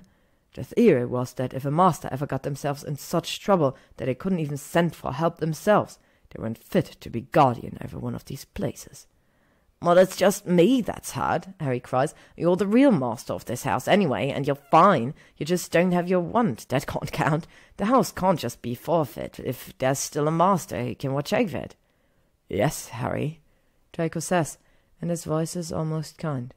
He smiles, small and tremulous, and utterly without any happiness at all. "But you said it yourself. He's going to kill me." Slughorn lets out a big, satisfied sigh, even as Harry looks at Draco in horror. "You know, I do feel so much better now that it's all clear," he says and cracks his knuckles. "Now, boys, this has been fun, but I really am looking forward to find that core, and Mr. Malfoy, regrettably, your time has come. Last words. Would you perhaps like a cigarette? We've got plenty of time, you see. No one else is coming."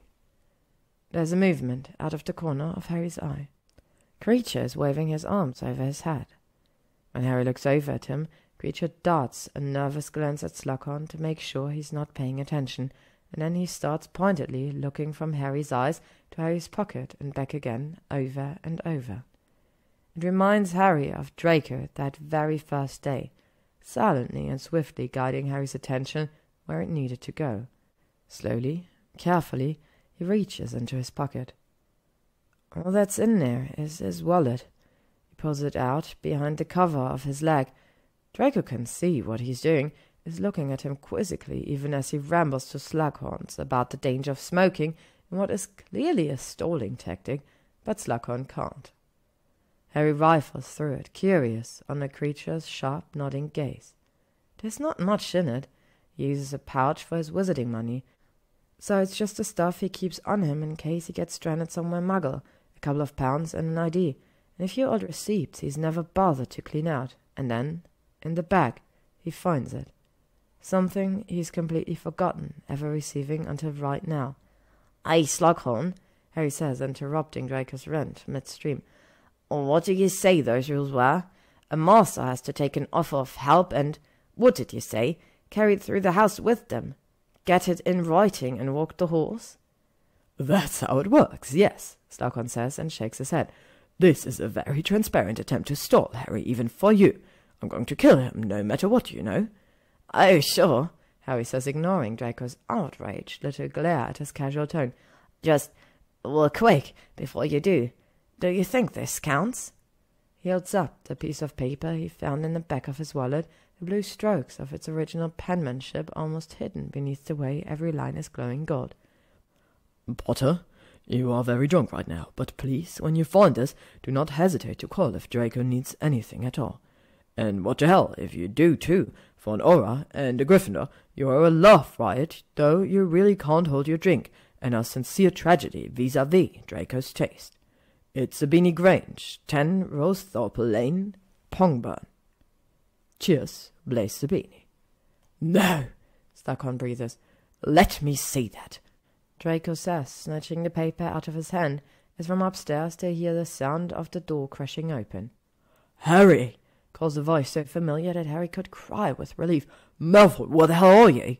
"Run!" Harry calls back and then doubles over a little, because it turns out shouting heard something awful, even through the stasis charm.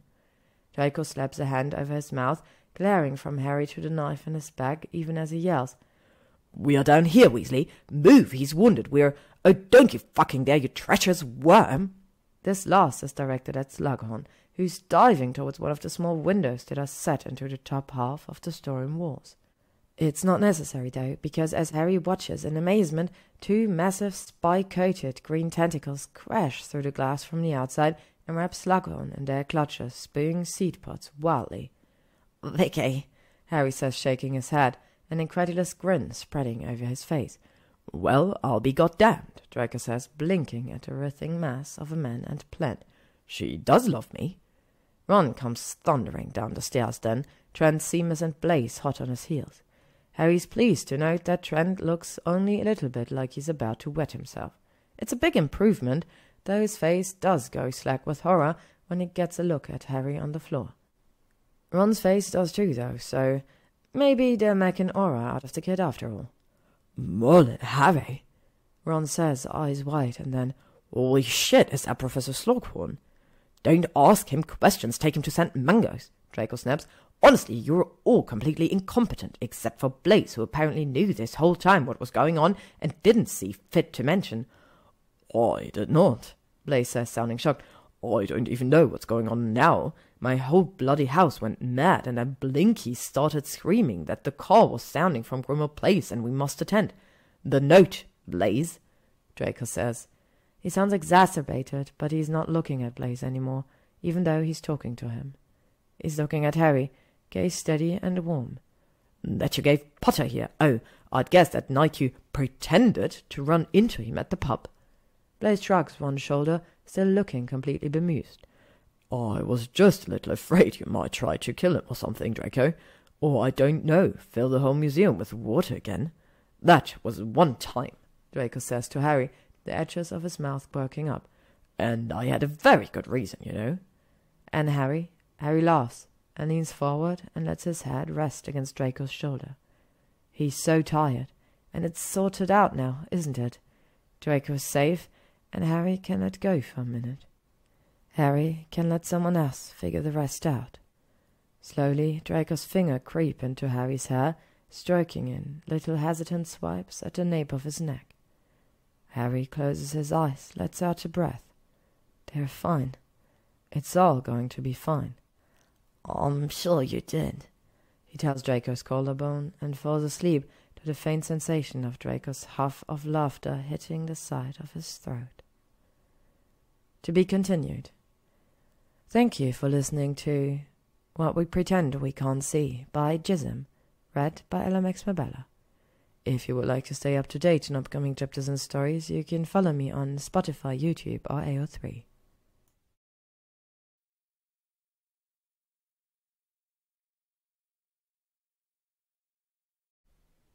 What We Pretend We Can't See by gyzym, Chapter 13. Harry wakes up in a hospital bed alone. Well, no, not alone. There's a Mediwizard in with him, and then a healer. They tell him that he lost a lot of blood, but the wound missed his splenic artery by a hair, and that they're keeping him overnight, but he's going to be fine. There isn't even going to be a scar, which Harry thinks is a little unfair, since Draco's stuck with that thin line of silver down his cheek for all eternity. Still, it's good news, and he's glad to hear it. Ron comes in a few minutes later, and then Hermione, and then the full complement of Weasleys saving Charlie, who Bill says is still off in parts unknown. Harry talks and laughs with them for a while, wondering where Draco is. None of them seems to know, though Ron assures him that he was with Blaze, and in this very hospital last he laid eyes on him, and that he's sure Draco's fine, and Harry shouldn't worry about it. Harry can't help but worry about it, of course. He wonders if maybe, after everything, the kissing, sure, but also the bleeding and the death threats, and finding out Harry's apparently a master of Grimmauld Place again, if Draco just decided he didn't want to deal with it anymore. If it turned out to be too much risk after all. And the house knows how Master Draco's feeling, Harry thinks, and hopes. Eventually everyone clears out. "Visiting hours are over," the healer tells Ginny, when she tries gamely to hide behind a potted plant, and Harry sits alone in the dark and listens to his own breathing, wonders what Draco's doing right now. He should be here. Harry can't believe that he isn't here, and he's so occupied with trying to figure out where or why he might have gone that it takes him longer than it should to realize he's listening to the sound of two people breathing, not one. "You know," Harry says, to the empty room, "nicking my stuff is technically a crime." There's a beat of silence, and then Draco sighs and pulls off Harry's invisibility cloak. He's leaning against the table at Harry's bedside, and he looks down to make a sour face at Harry that Harry is almost certain is mostly for show. "You shouldn't just leave it hanging on the coat rack if you don't want people to borrow it." "I didn't," Harry says, amused, his heart pounding in his chest. Maybe it's all the new blood running through his veins, but he feels alive, suddenly in this way he hasn't in a long time, looking up at Draco's well-loved little scout. "I left it folded up inside my work bag, where I always leave it, and where you found it by snooping around like the snake you are." Draco shrugs and drops down into the chair next to Harry's bed.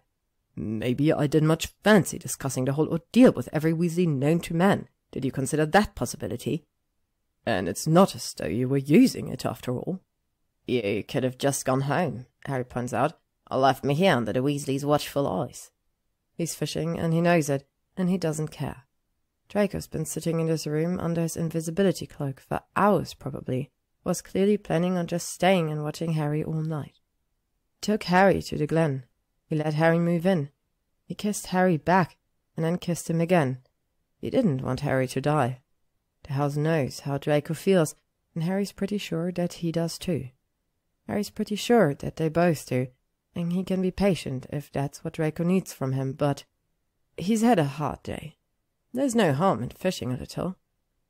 The smile Draco gives him is small, a little crescent of rueful admission curling the corners of his mouth. Quietly he says, I don't think I could, actually, tragically enough.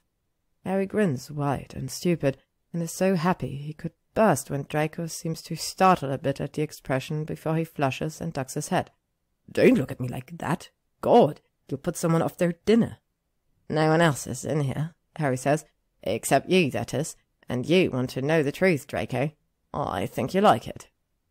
I think the symptoms of blood loss must include hallucinations, Draco tells him earnestly.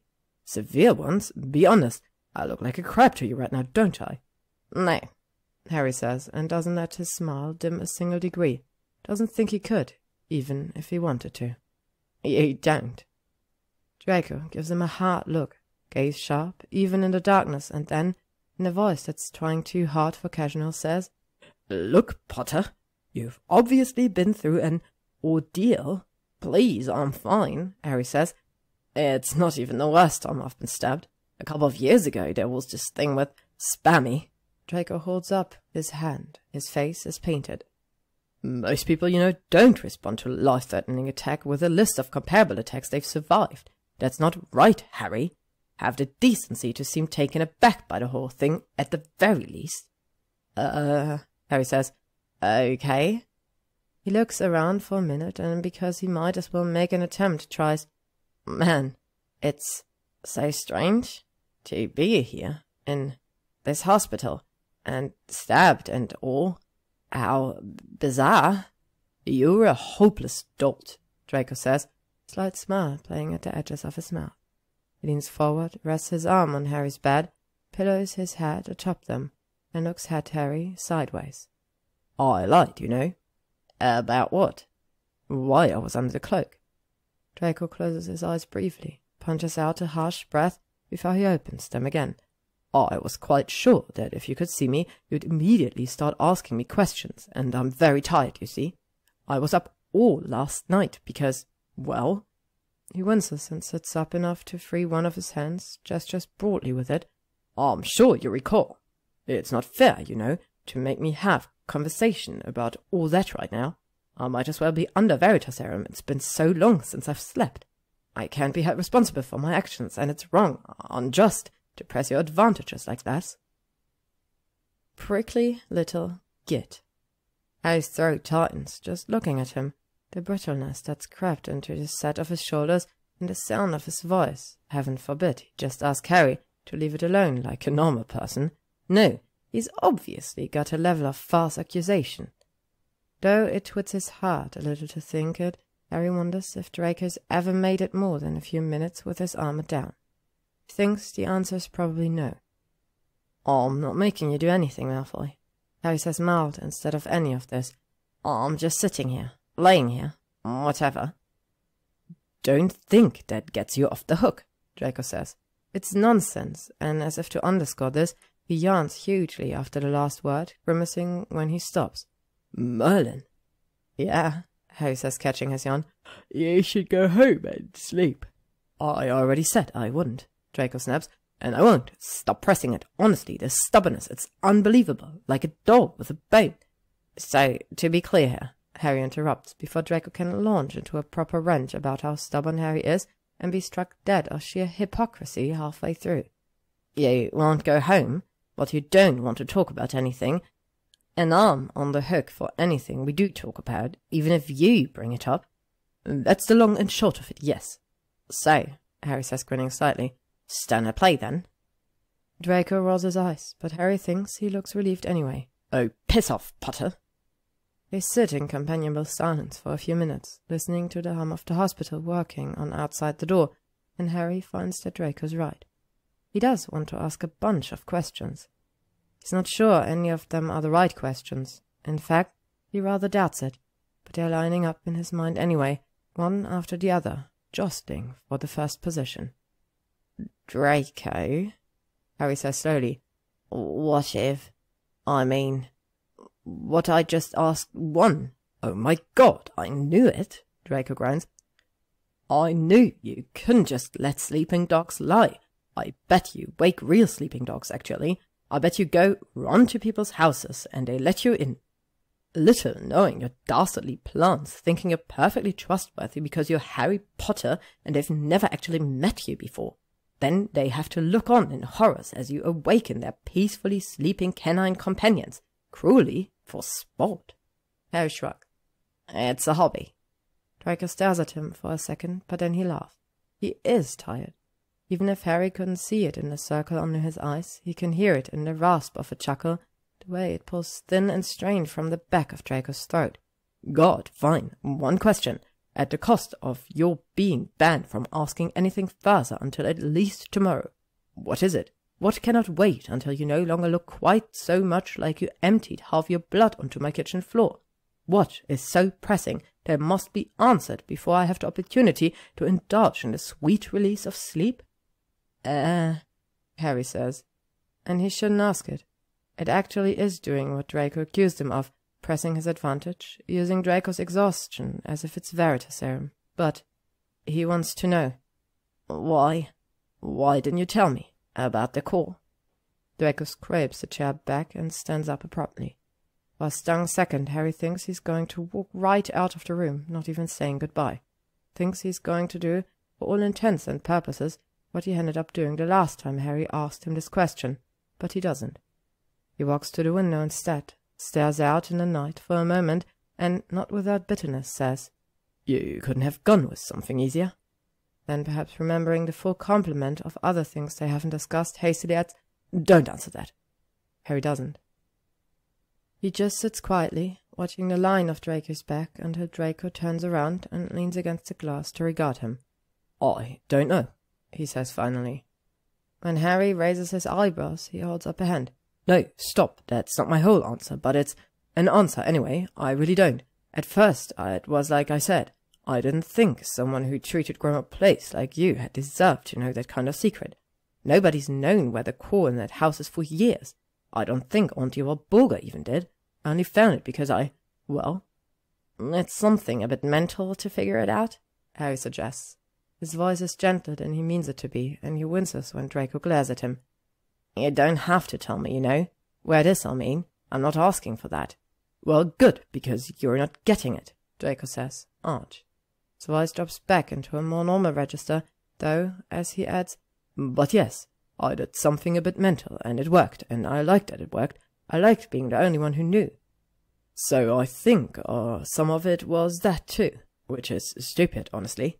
All the reasons I can come up with are stupid. I just didn't, that's the answer. I was going to, and then, after the second attack, you came to stay, and I... He stops talking, fixes his gaze firmly on the ground. I wanted to solve the case, obviously. It was killing me. I was terrified for the house, my life, but maybe, I don't know. Harry can't be sure, but he thinks it's possible, not likely, but possible, that Draco is saying he didn't tell Harry about the core because it might have solved the case for them and given Harry a reason to go home. And that's, Harry can't believe, there are 15 things he wants to say, but every one of them has an inherent question attached, that big looming truth they're both not touching, and Harry promised he'd only asked one. Okay, he says. When Draco's head whips up, his eyes wide with surprise, Harry laughs. Oh, mean, don't do it again or anything. Bloody stupid, nearly got you killed. Nearly got you killed, you mean? Draco mutters as he moves to drop back into his chair again. Harry shrugs. I don't mind. Do you know? Draco draws, rolling his eyes. I think that's actually true. And it might be the worst thing about you, Harry, which is really saying something. The bar is incredibly high. I mean, it's a disconnection from your own mortality on par with, have I ever shared with you the truly appalling details of Archibald the Archaic Private's writings? Don't think so, Harry says, even though he knows Draco's just trying to distract him. That's fine. Draco's tired, and if he's honest, Harry's too. They can deal with the rest of this tomorrow. Why don't you tell me about it? Draco does, and Harry must fall asleep to the soothing rise and fall of his voice, because when he wakes up, there's sunlight slipping through the window, and Draco's out cold, asleep in his chair, his head a warm weight against Harry's thigh. His hair's loose, knocked askew, and his eyes again, and Harry, half awake and curious, reaches out a hand to— Don't touch my hair, Potter, Draco says without opening his eyes. How'd you? Harry says, snatching his hand back, and then hastily corrects. I mean, I wasn't. He's a little horrified with himself, in fact, that he even got halfway through the gesture. Now that he's more alert, he can recognize it's probably weird to, whatever, to roll someone's hair under your fingertips just to see what it feels like, or stroke it back out of their eyes. He's not sure if either of these things are what he was planning on doing exactly, but he can recognize that two desperate, heat-of-the-moment kisses don't give him permission to just go touching whenever he likes. Draco's eyes open, but barely, holds them narrowed and suspicious. How do you feel? Harry says, blinking at him. I guess hungry? Sighing heavily, Draco sits up. I meant, how do you feel since yesterday a distressing amount of your blood quit your body for the floor of my kitchen? But sure, hungry, all right.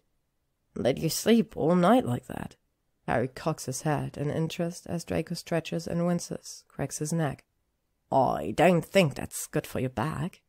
Better than having a knife stuck in it, Draco says, smiling nastily. I win. He settles back in his chair, and before Harry can argue, a Meddiwitch, Hermione, and Ron walk through the door. Mr. Potter, the Meddiwitch says warmly. Good to see you awake, of course. I'm sure that Healer Mentor has taken excellent care of you.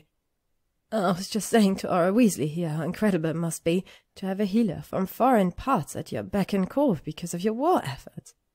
A lot of very interesting things were said, Ron agrees, giving Malfoy his best. We've got you dead to rights, look. Many things of considerable interest have been said this morning. I, for one, was very shocked to hear about your extensive celebrity clientele. What can I say?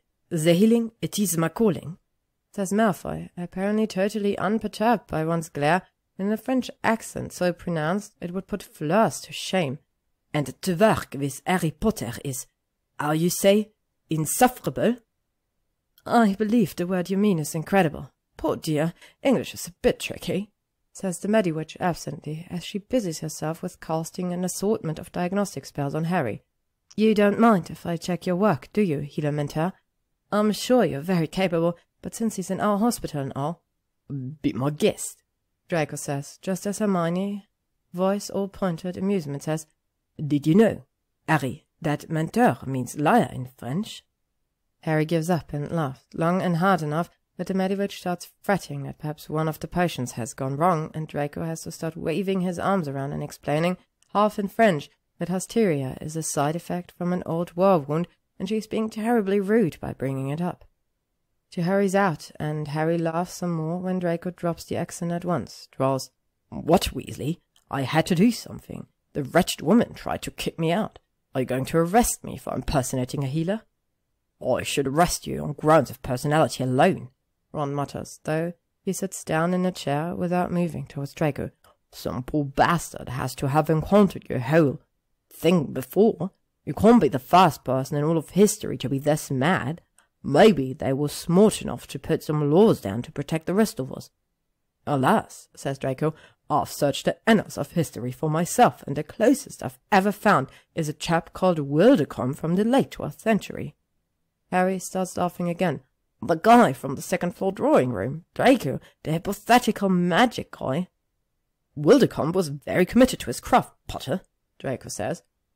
He raises his eyebrows and crosses his arms, expression stern. And while, yes, I will grant you his methods were a little unorthodox, he burned down 3 forests. Harry hopes this incredulity is written on his face.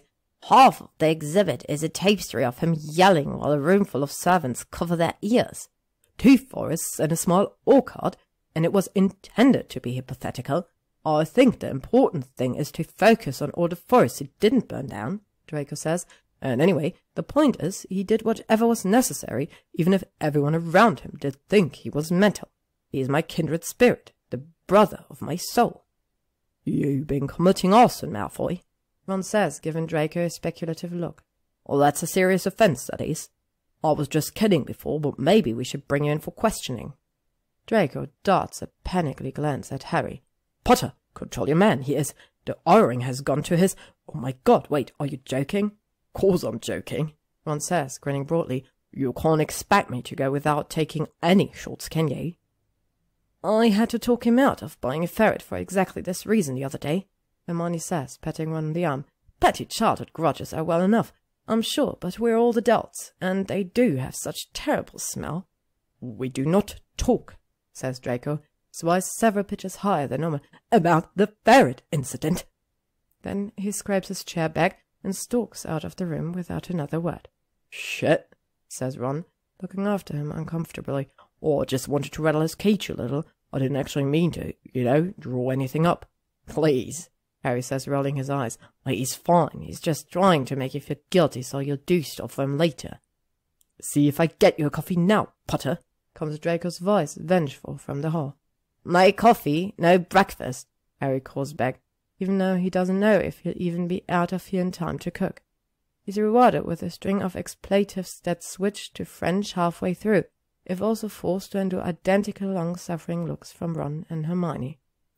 Unsurprisingly, the Mediwitch Draco tricked walks in a second later, followed by Harry's actual healer, the middle-aged witch who clearly has better things to do than be here dealing with this.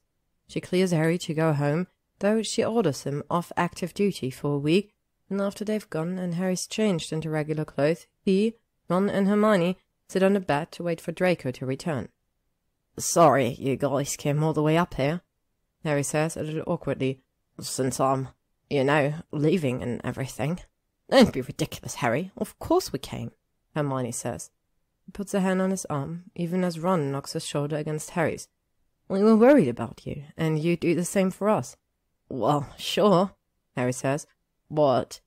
He stops, looks at the wan exacerbation on Hermione's face and the badly hidden wince on Ron's, and bites back. It's different when it's me. Anyway, thanks. It's nice to have you here. Sorry we didn't pretend to be your foreign medical team, Hermione says dry, then carefully. So, Draco really slept here all night? Yeah, Harry says. Oh, well, I think so anyway. I suppose he could have left while I was asleep and come back. Still, though, Ron says with an approving little nod, well, that's the right way to go about it. Stand by your partner and all. You didn't tell anyone you were my personal French healer when I was in the hospital, Hermione says, affecting a wounded air. The romance is clearly dead. Oui, says Ron. Oh, I didn't have to tell people I was bloody French healer. I'm an aura. They didn't try to make me leave. What's more romantic, a lying little git or an upstanding man of the law? So, Harry, Hermione says, ignoring Ron's outraged little noise at being ignored, you and Draco talked it all out then? Says Harry. Hermione presses, your feelings and what you're going to do about them and where you stand with each other? Says Harry again. Oh, Harry, Hermione says, despairing. You have to talk about these things. All good relationships are built on communication. I think me and Draco communicate all right, Harry says, and looks at his hands. It just takes a while sometimes. I don't want to force anything, Or count my chickens. I think that I don't know. He offers a small, slightly rueful smile. Can we just leave it for now? I promise I'll tell you if anything, changes or whatever. Sure, Harry, Ron says firmly, and then cranes his neck in a way what Harry knows without looking means he's giving Hermione a quailing look over the top of Harry's head. We can be respectful and restrained, can't we, Hermione? Oh, fine, Hermione says begrudgingly, but so help me, Harry, if you don't tell me. Tell you what, Draco says, returning. He hands Harry a cup of coffee and then raises his eyebrows at Ron. Sorry, Weasley. A wild ferret attacked me on the way back up here. He drank yours. And mine too, I suppose, says Hermione, sounding amused, as Ron scowls. You're with child, Draco says, waving a hand. You shouldn't be drinking coffee anyway, and especially not the foul swill they sell here. He takes a sip and shudders. Honestly, it's dreadful. You should be thanking me. Harry takes a sip of his own coffee and grimaces, though a little part of him is warmed to note that Draco remembers how he takes it. God, yuck. I've been cleared anyway. Let's just go back to Grimmauld Place. I've got real coffee there. Good lord, yes, Draco says, tossing his cup into the trash at once. Why didn't you say, you horror? I drank half of it. Before you go, says Ron, and his tone draws every gaze in the room. He squares his shoulders. I wanted to make sure I told you. Slughorn talked. He talked yesterday too, Draco says, his face darkening at Slughorn's name. He starts to move towards Harry, but his eyes flick to Ron and Hermione, flanking him on either side, and he stops, holds himself still. I suppose I should be grateful, as his inability to shut up and get on with it probably saved my life, but I'll admit I'm not feeling charitable towards the man at the moment. That makes two of us, Harry mutters. Four, in fact, Hermione says. But, well, he gave up his partner, and they brought her in. The various other accomplices will take a little longer to track down, but they weren't involved in the planning, and shouldn't try anything on their own. We thought you both might be happier knowing it's really over. What, the woman who attacked you? Harry demands. Who was it? Hermione sighs. Do you remember Marietta Edgecombe? Says Harry, who knows that he should. The name sounds familiar. I say, Draco says, sounding shocked, I do. She's that girl you disfigured for tattling on your underground fighting club in 5th year. I didn't disfigure her. Hermione's voice is sharp, though Harry thinks it would be a lot sharper if she could see Ron mouthing. She did, bloody terrifying woman, even then. The way Harry came out of the corner of his eye. I warned everyone that there was a curse on that list, and she didn't choose to heed my warning. She disfigured herself. Do you know, Granger, Draco says, his tone genuinely warm, you might have done well in Slytherin. Obviously, these two hopeless imbeciles would have been drowned within their first week if the Sorting Hat suffered some sort of fit and sorted them snake, but you have potential. Harry decides, with a quiet delight he feels to his toes, that he will wait, dear Draco, that the Sorting Hat wanted him for Slytherin until he really deserves the reaction it's bound to elicit. Maybe for his birthday. God, this is going to be hilarious. I am going to choose to take this as a compliment, Hermione says. Oh, I'm not, says Ron, giving Draco a dark look. Anyway, since apparently it's hard to get a normal job with snake written across your face and giant posters forever. I warned her, Hermione says it, but she shouldn't have told. Sure you became a head wizard. Ron shrugs at Harry a little helplessly. So we weren't totally wrong, at least. It was a professional job. Slughorn just used her expertise to his own ends. He offered her twice her usual fee, plus that stuff she looted at the first break-in. She was wearing that necklace when we picked her up. Oh, I guess old Sluggy figured he'd have money to spare after he took over your place. She was apparently quite pleased to get the chance to assault me, Hermione says, her hand flying up to worry at the faint scarring across her nose under her left eye. Her exact words were, a happy bonus. How do you have that interview transcript already? Ron groans, dropping his head into his hands. I swear, Hermione, you have to stop doing that, or the lads will talk about how my wife and Justice get special treatment. But she doesn't, Ronald, Hermione says. She just actually bothers to know where things are filed, which is more than can be said for you and your team. Harry stands up, figuring he might as well leave them to their bickering, which they continue without breaking stride. He meets Draco's eyes. So, Harry says, well, I guess it's really over. Like hell it is, Draco snaps. You promised me breakfast and coffee. Grabs Harry by the sleeve and pulls him towards the door. It's the strangest breakfast of Harry's life. By all accounts, it shouldn't be. As a life, Harry's has been a lot of things, but it's never been long on normalcy. Even his breakfast history is bizarre, featuring dozens of meals eaten in places he never would have expected meals to be found. The taste of freedom that morning at the Weasleys when he was 12 after Ron, Fred and George broke him out after Dursley's. The bagel he ate, still shaking and bloodstained, in Erhardt's office after his first case gone wrong. Hell, that first breakfast with Draco in Harry's apartment, talking about palaces under the Thames and the nature of magical structure. All of them should be weirder than this, Harry knows. This is just him and Draco sitting across from each other at the kitchen table, as they have every morning for weeks now, and it shouldn't be unusual at all. It doesn't matter. It's the strangest breakfast of Harry's life, whether there's logic to that or not. They talk about something. God, nothing important anyway, whatever it is. Harry is not paying attention to the conversation, even as he's having it. His words fall out of his mouth in reply to Draco's ranting, and then forgets them instantly, as if they were never there at all. He doesn't taste his food. He doesn't even look at his food, just shovels it in blindly into his mouth, as his eyes flick to Draco's hands, away again, to his cheekbones, to the pattern of tile on the floor. Every breath he draws feels a little heavier than regular air, and Harry thinks wildly of Bernice and the love potions. He wonders if this is what it feels like to be in one's grip, this scrabbling, sharp-clawed desperation under every inch of his skin, or if this is worse for being the real thing. He doesn't say so. He doesn't ask. He just sits there and looks at Draco, and then away again, and tries not to think of the yawning void of uncertainty that will open between them the moment they lay down their forks.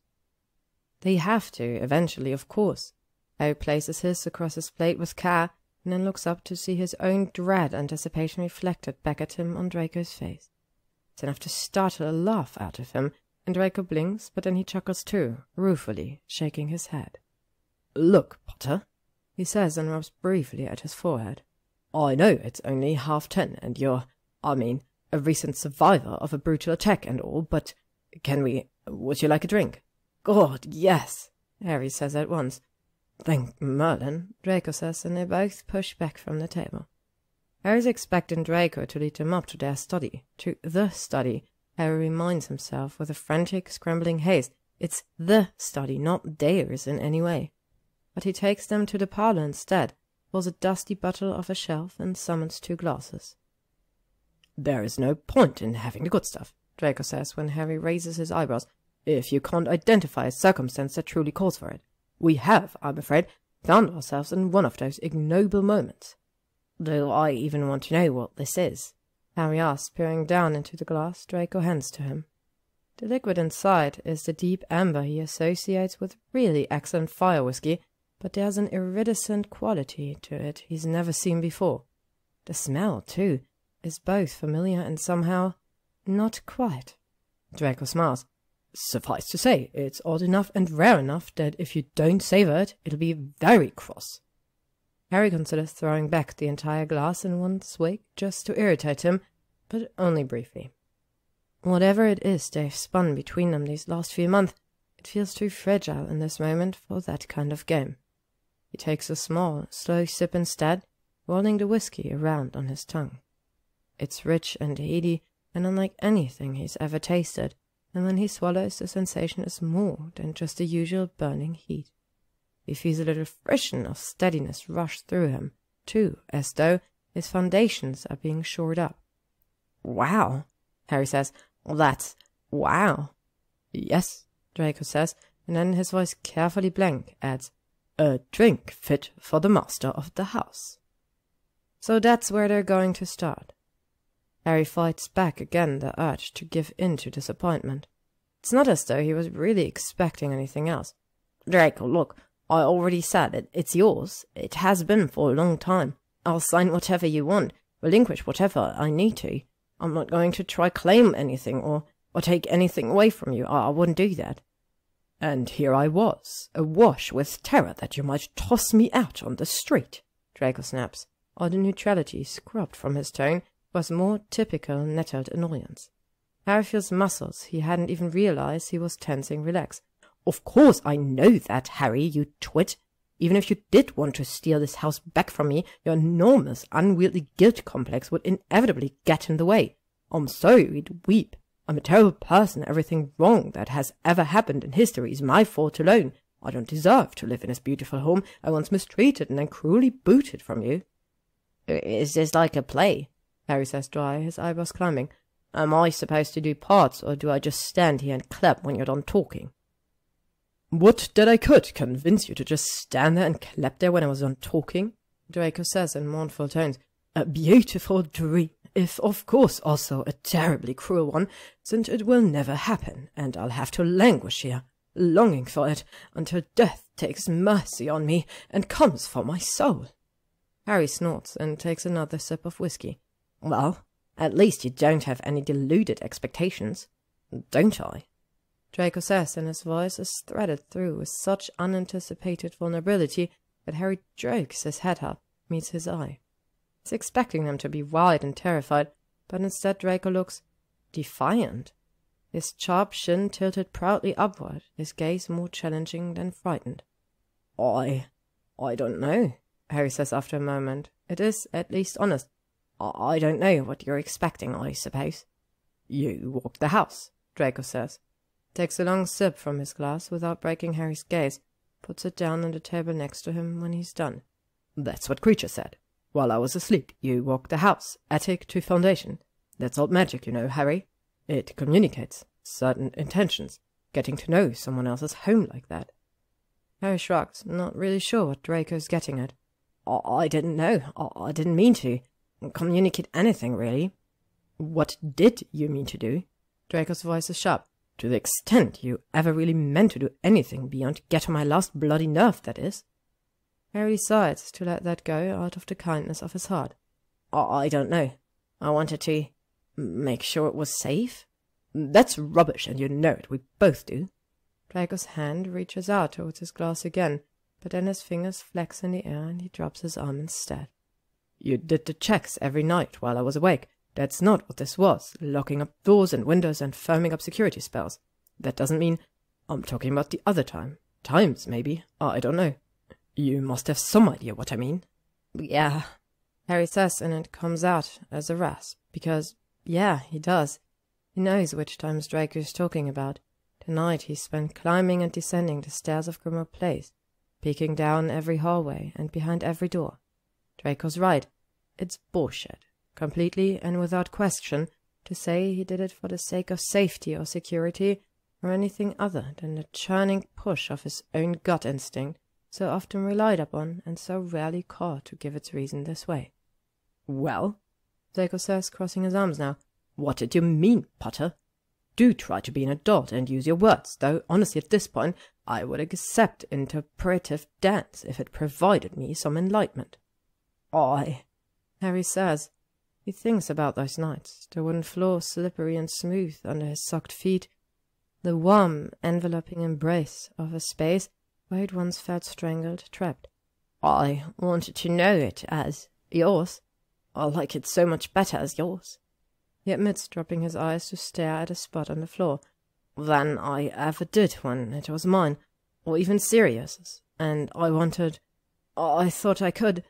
I was writing it over, I suppose, in my head, replacing what I had or what I thought I had with what is." He shrugs, wincing down at the wood grain, and thinks of the way Draco always expects the worst, the way he'll find it in him to doubt any intention that isn't explicitly made clear. It makes Harry's skin crawl a little to do it, but he forces himself to say, "I didn't want to miss anything, any part of it, you." Draco draws in a breath at that last, which hitches a little, but when Harry makes himself look up, he can't spot panic anywhere, just narrow-eyed ferocity.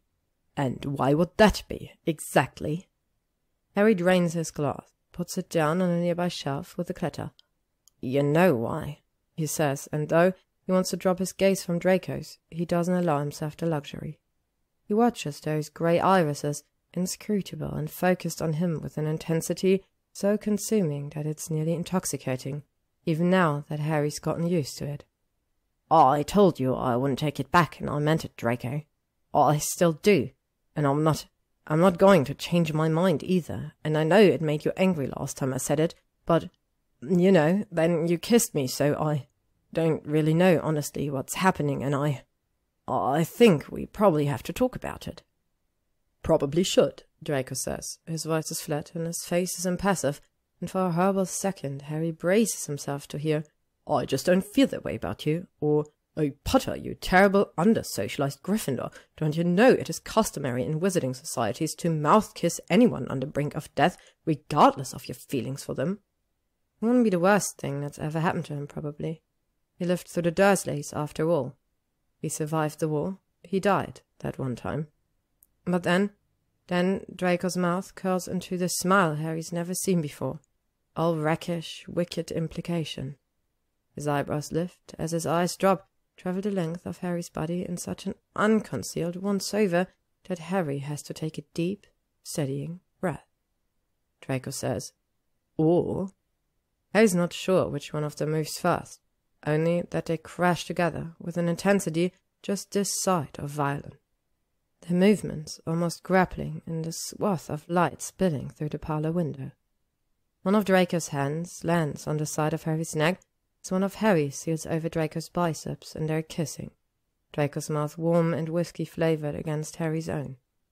It's nothing like their enraged, biting first kiss, and such a far cry from the desperate, furious one Draco planted on him yesterday, that Harry's dizzy with it a little.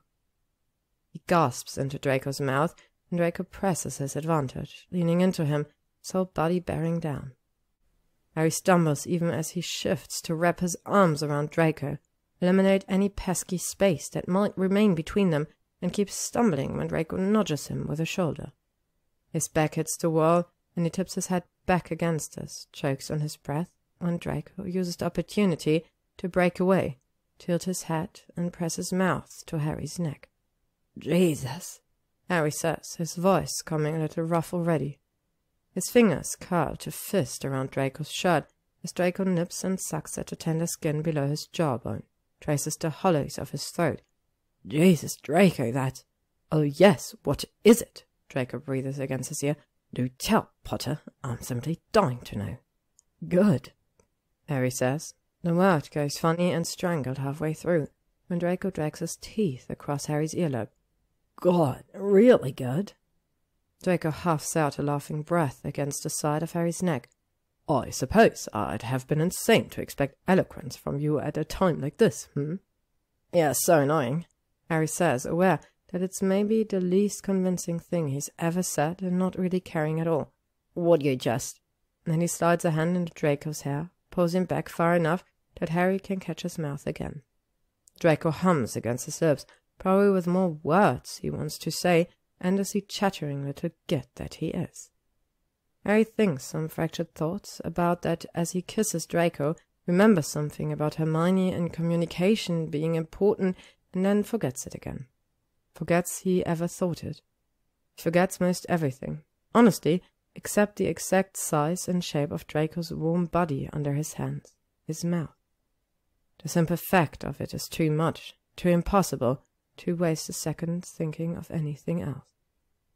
One of Draco's hands slides up underneath Harry's shirt, the shirt that was just there on the little table in his room at St. Mungo's, with fresh jeans and clean trainers and Harry's wand this morning.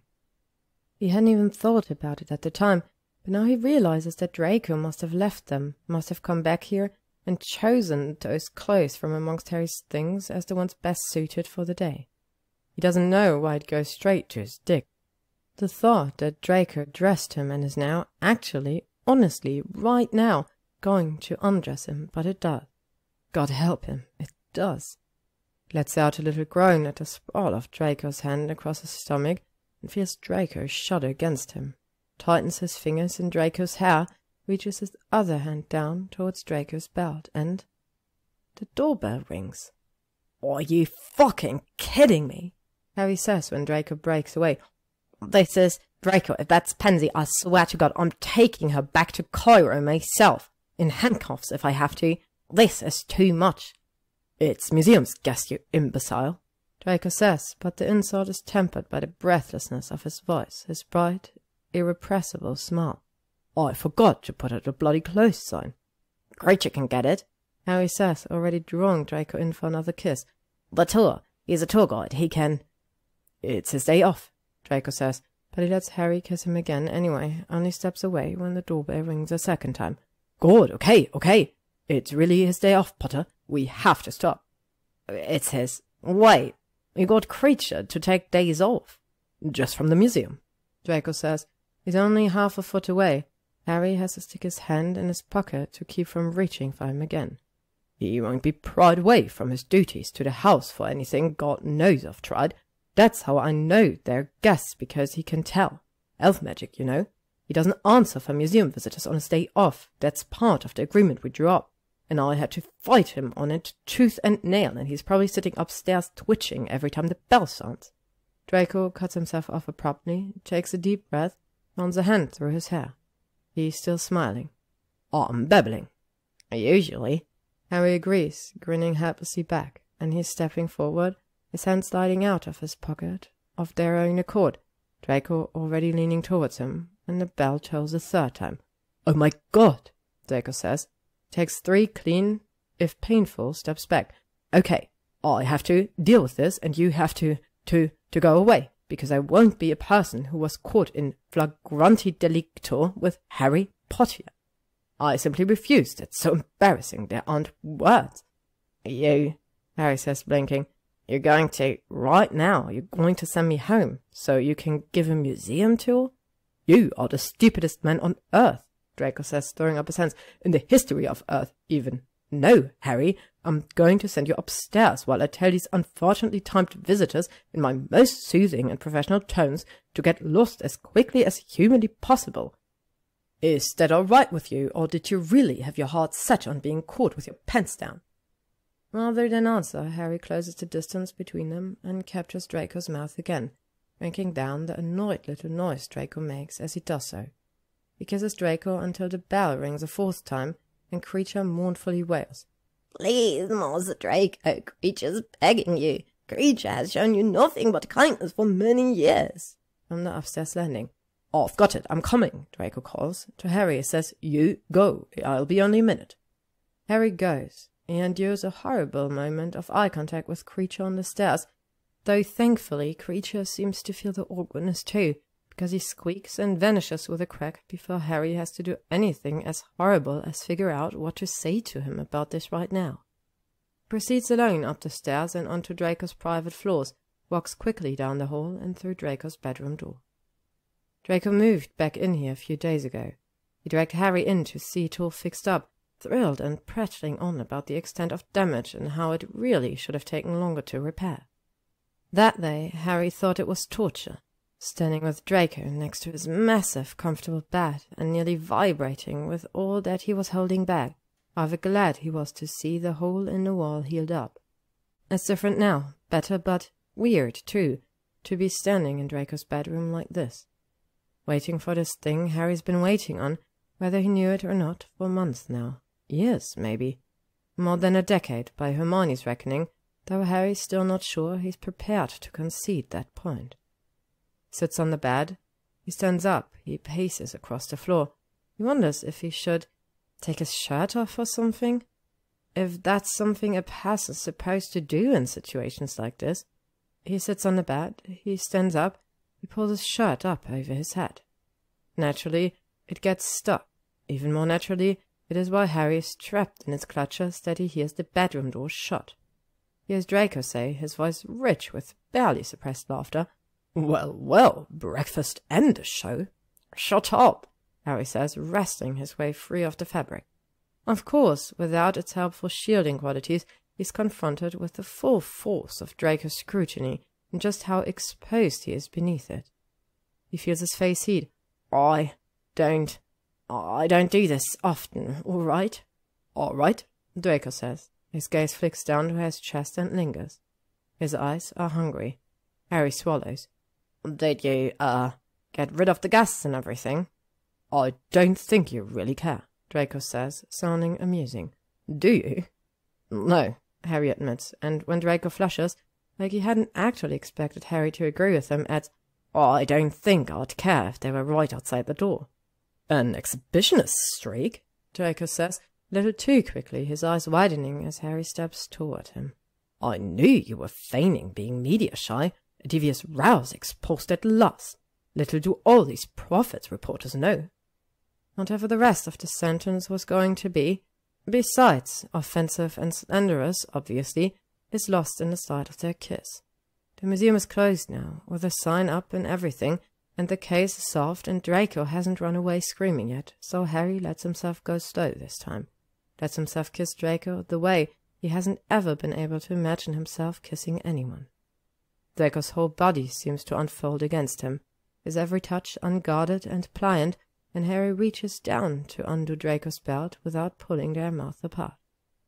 Then Draco says, "Merlin, Harry, that was so good," and slips his hand down through Harry's hair, strokes it over the nape of his neck, and Harry becomes so hard and so quickly that it genuinely startles him, the orgasm shuddering through him before he even has a chance to process that it's happening.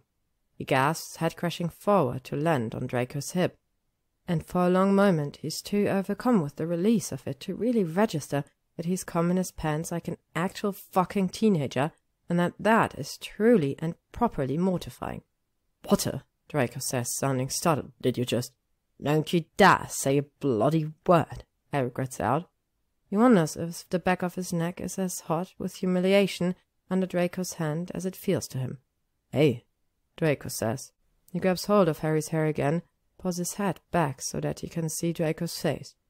He's smiling just with one side of his mouth, the expression both warm and almost vulnerable somehow. His voice is soft. "I wouldn't. Well, I probably would, honestly. You've met me after all. You know what I'm like, but I won't." "Okay," Harry says. He swallows. His mouth is dry. "Thanks." "Sure," Draco says. He repeats the gesture that undid Harry, running his hand over the nape of his neck almost experimentally, and cocks his head when Harry shudders, his already spent nerve endings crying out at the casual, proprietary affection of it. "You like that, don't you? That's good to know." Harry rests his head against Draco's stomach again, instead of replying, closes his eyes, just lets himself ride the sensation of it a minute.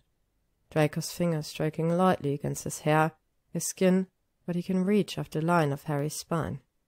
Harry thinks he could fall asleep like this, and Draco must think so too, because after a minute he mutters, "We could be doing this in bed, it's just stupid," and holds Harry to his feet with a hand under his arm.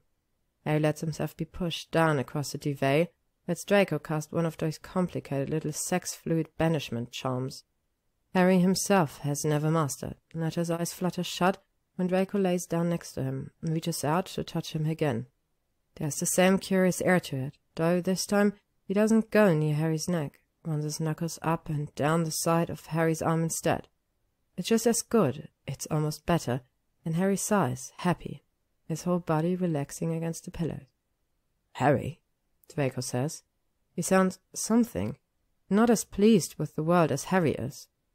Worrying, even if Harry is, just now not really feeling that worried about much of anything at all. Still, it's enough to make him crack one eye open, regard a little frown curling the edges of Draco's mouth. "Draco?" Draco's hand stills, though he doesn't pull it away. "You do understand that it's not— that I'll always be this person, don't you? That you're not going to calm me down with sex. People have thought that before, you know, and really almost exactly the opposite is true.